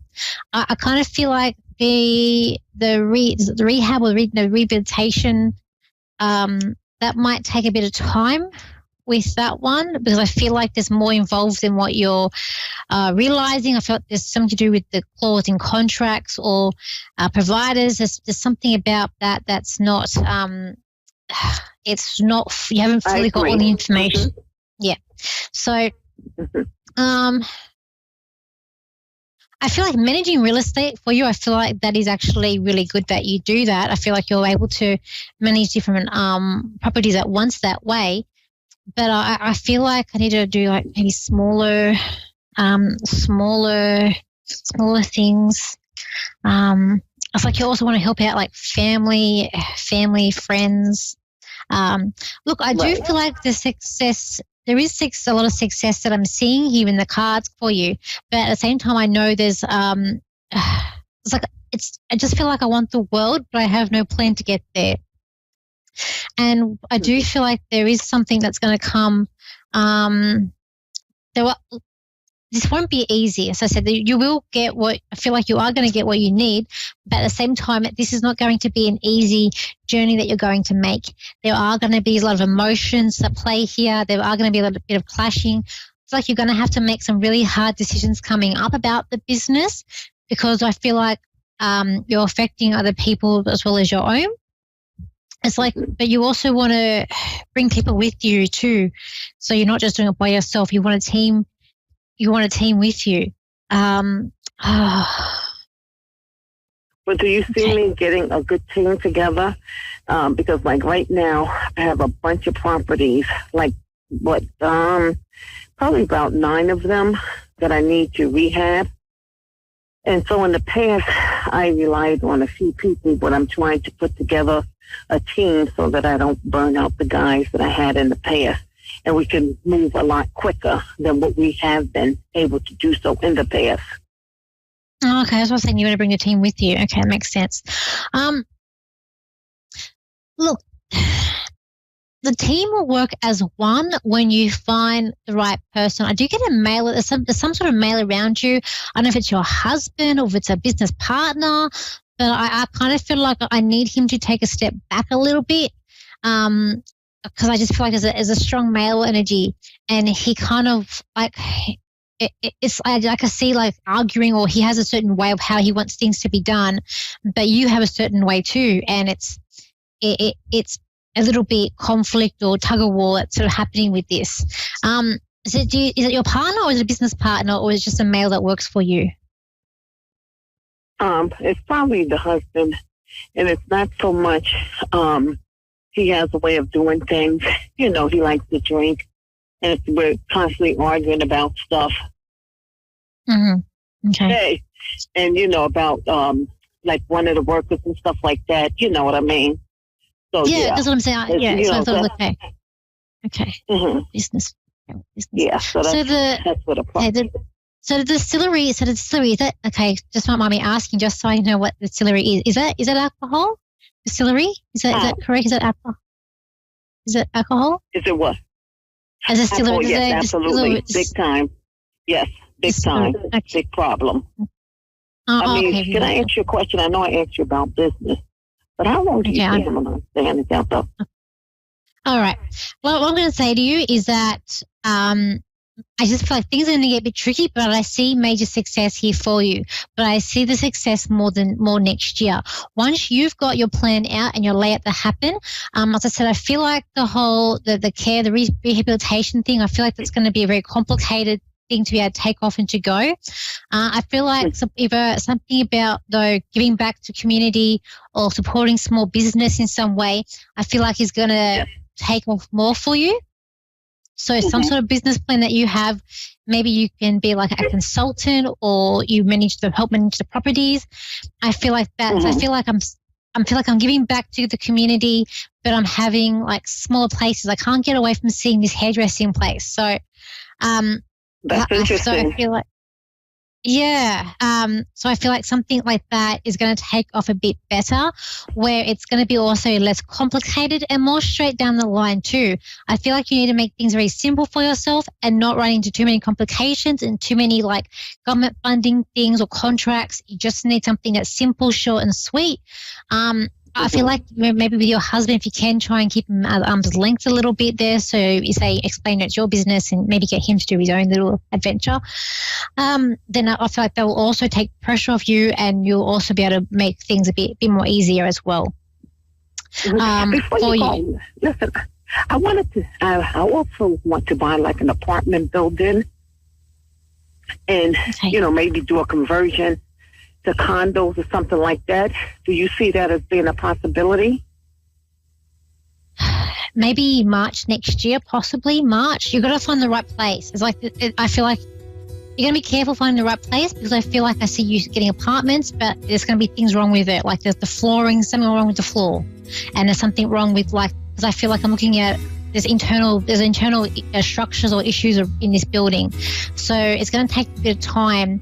I feel like you just got all these ideas. You need to somehow simplify it and go with the idea that's more simple and straightforward with less complications going into that. Right. But I'll just let you go now, Deborah. And I hope I've helped you today.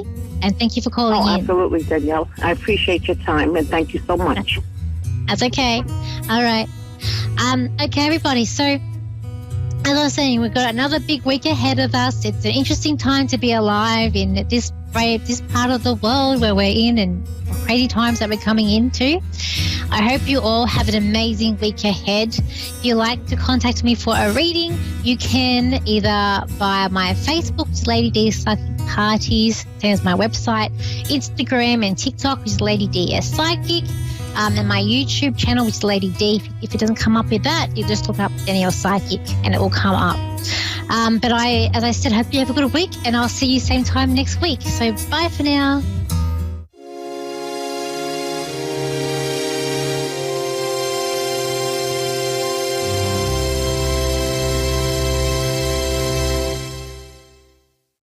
Hi, I'm Ron, and thanks for watching Moonstruck. And now A1R on the air. Psychic Talk Radio on Moonstruck TV. Enlightening television.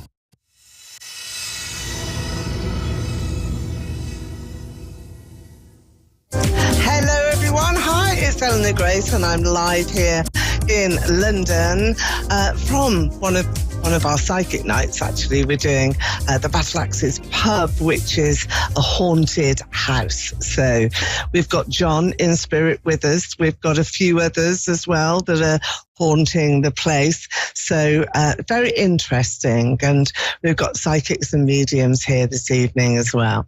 And we are in this evening here in London in the UK at 7 o'clock.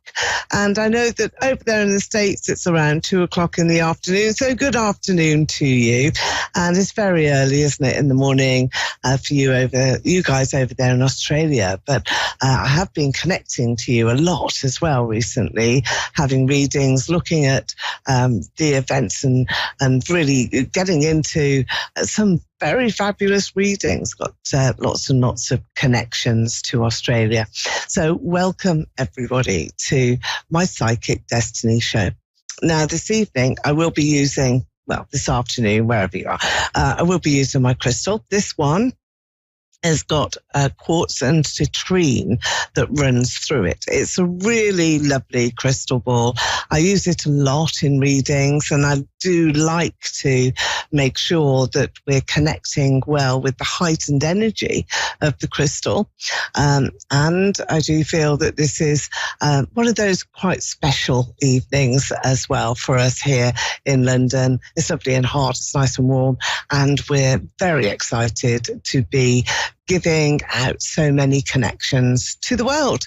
And we are on Moonstruck TV and Psychic Radio. And of course, that holds some of Earth's best psychic mediums. So let's get going, shall we? Here is the crystal. I like this crystal because it uplifts your spirit and it brings in prosperity with the quartz and citrine combination. So that prosperity brings in abundance. It brings in some opportunities as well for everybody, really, to look for a sign. So look for signs, set your intentions, really be on it with regard to your life, live your best life. And this August is what we all should do. We should all gather our resources together and live our best life. So as well as the crystal, I will be using cards. These are my lovely Victorian romantic cards. Look, these are beautiful cards. They've got lovely, lovely images on them. They're tarot, but they do reflect back to the French times here at the turn of the 19th century and also in the UK. So lots of history connected to these cards. And I'll be shuffling these and taking a few as we go through the session. And callers will be calling through as well. So it's really interesting when we have live readings on the show because it does give you an insight, doesn't it, into how clairvoyance works and how everything is really possible. So we've got Kendra from Middlesbrough in the UK on the line. Hello there, Kendra. Welcome. Good evening to you. Hello. Hi there. I'm shuffling cards already here, Kendra, so I'm connecting to you straight away. I do want to give you Peter as well. Peter may be in this haunted pub that I've got, that I'm sitting in at the moment, or it may be for you. So do you have anyone in spirit with that name of Peter, or anybody around you, Kendra? Who is this Peter character? If it's not for you, we'll just ask him to move on, you see, because... I've got a partner called Peter, and there's also Peter in spirit. You've got Peter in spirit, have you? And there's also Peter around me as well. You've got a Peter in your life as well, yeah? So yeah, Peter's quite special to you then. Well, I'm in this haunted pub in London, and we've got lots of spirits hanging around. And I think, the callers here tonight, and also people who are coming for psychic readings tonight, will have the benefit of that sort of spirit of bringing people in. So I've got Peter in spirit for you. And what that message is all about is telling you to look for a sign. I've just taken this card, which is look for a sign from the angel deck. And I love this deck because it really does allow you here to really think, Kendra, about what it is that you need to do. You've got plans. I can feel them. I can see them, that you want to make so many plans in your life, but you've been blocked, you've been stopped, you've been given some diversions along the way. It's as though you've got a straight road and you want to drive down that straight road, but you can't because there's diversions everywhere. So this is your life right now, and you are being told by Peter here in spirit, a long, long way. He's come forward a long way to say to you, look for a sign. And I think it's a little sign, something that is significant to you. So just going to take some cards here because I feel that this is really important. Now look what you've got here. This is fabulous. This is the world. It's you really turning your world upside down.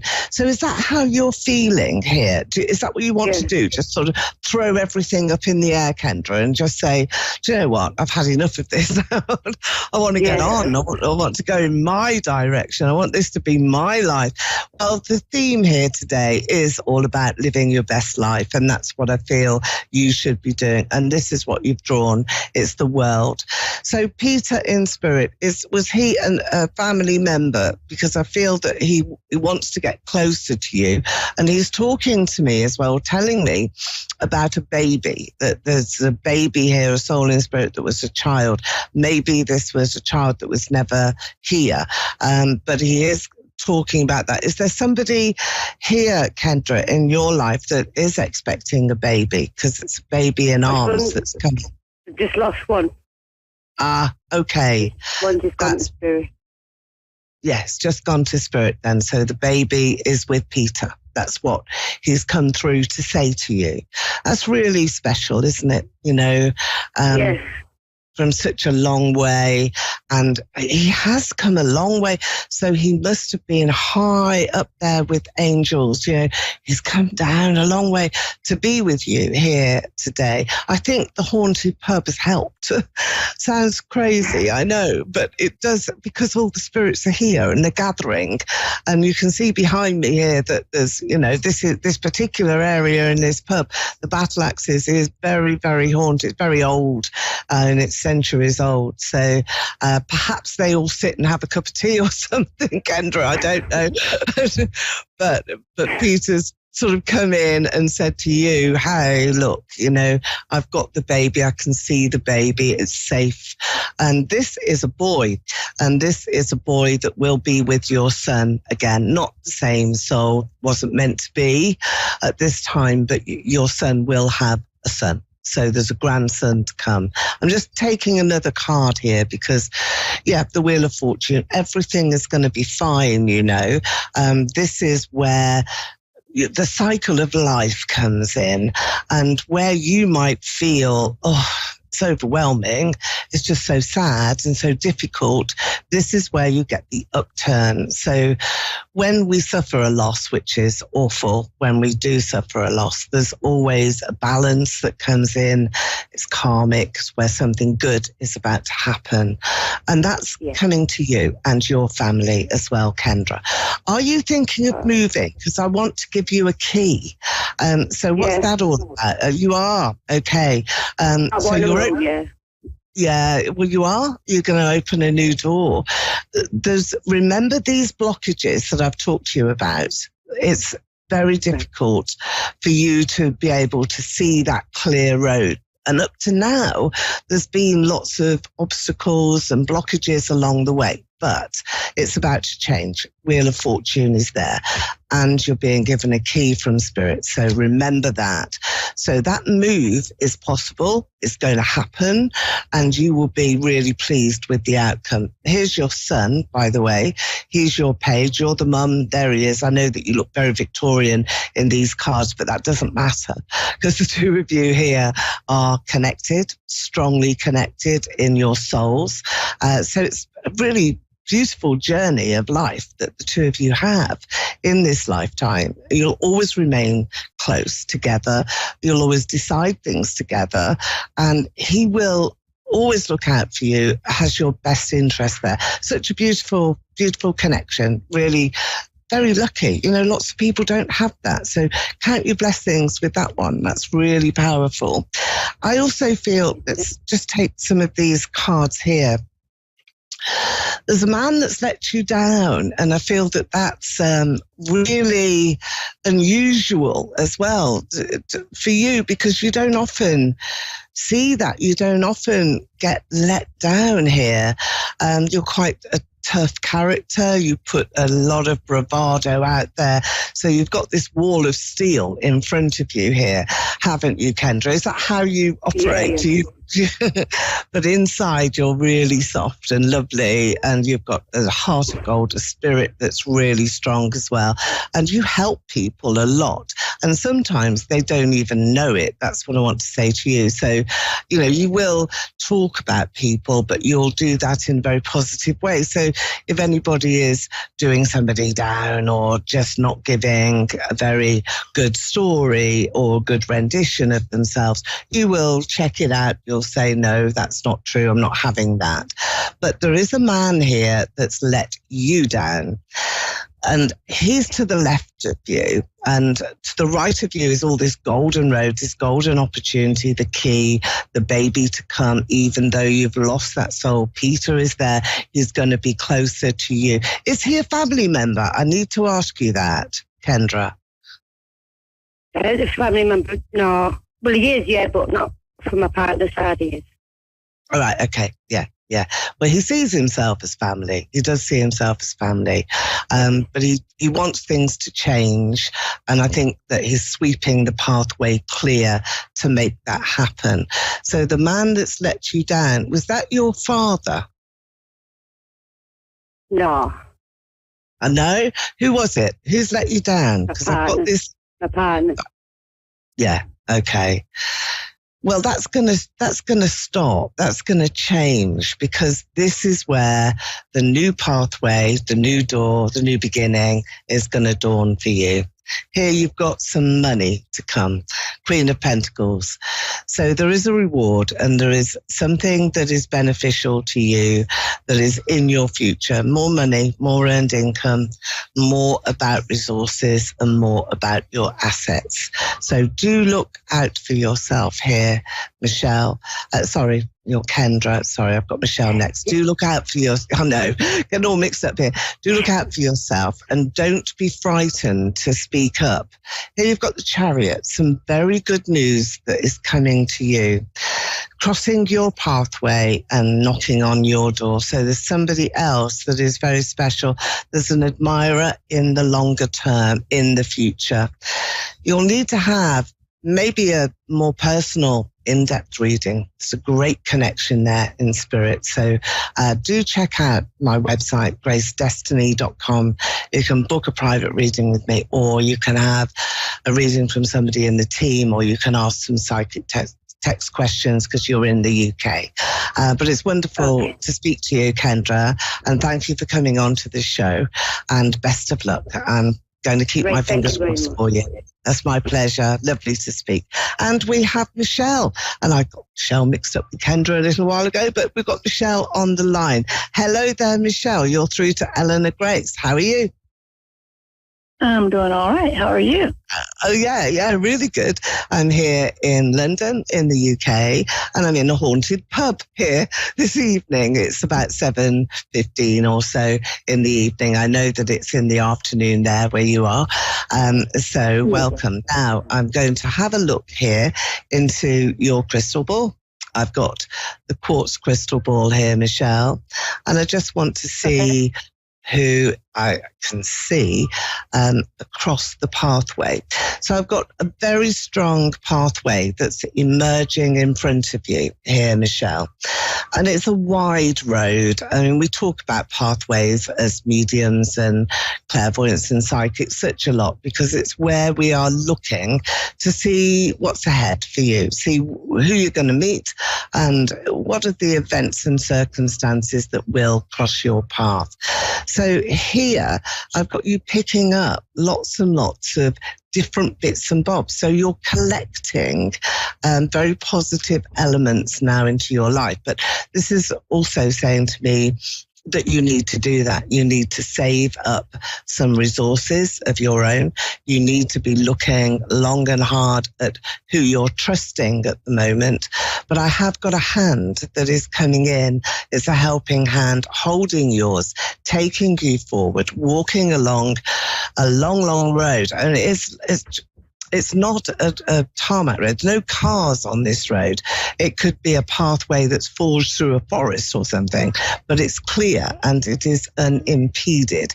So you don't have obstacles along the way. What you have is a very positive determination here to be able to make decisions for yourself, by yourself, but also taking a hold of this person's hand. I think it's a man's hand, walking with him, solidly, trusting in the relationship and trusting in your own judgment.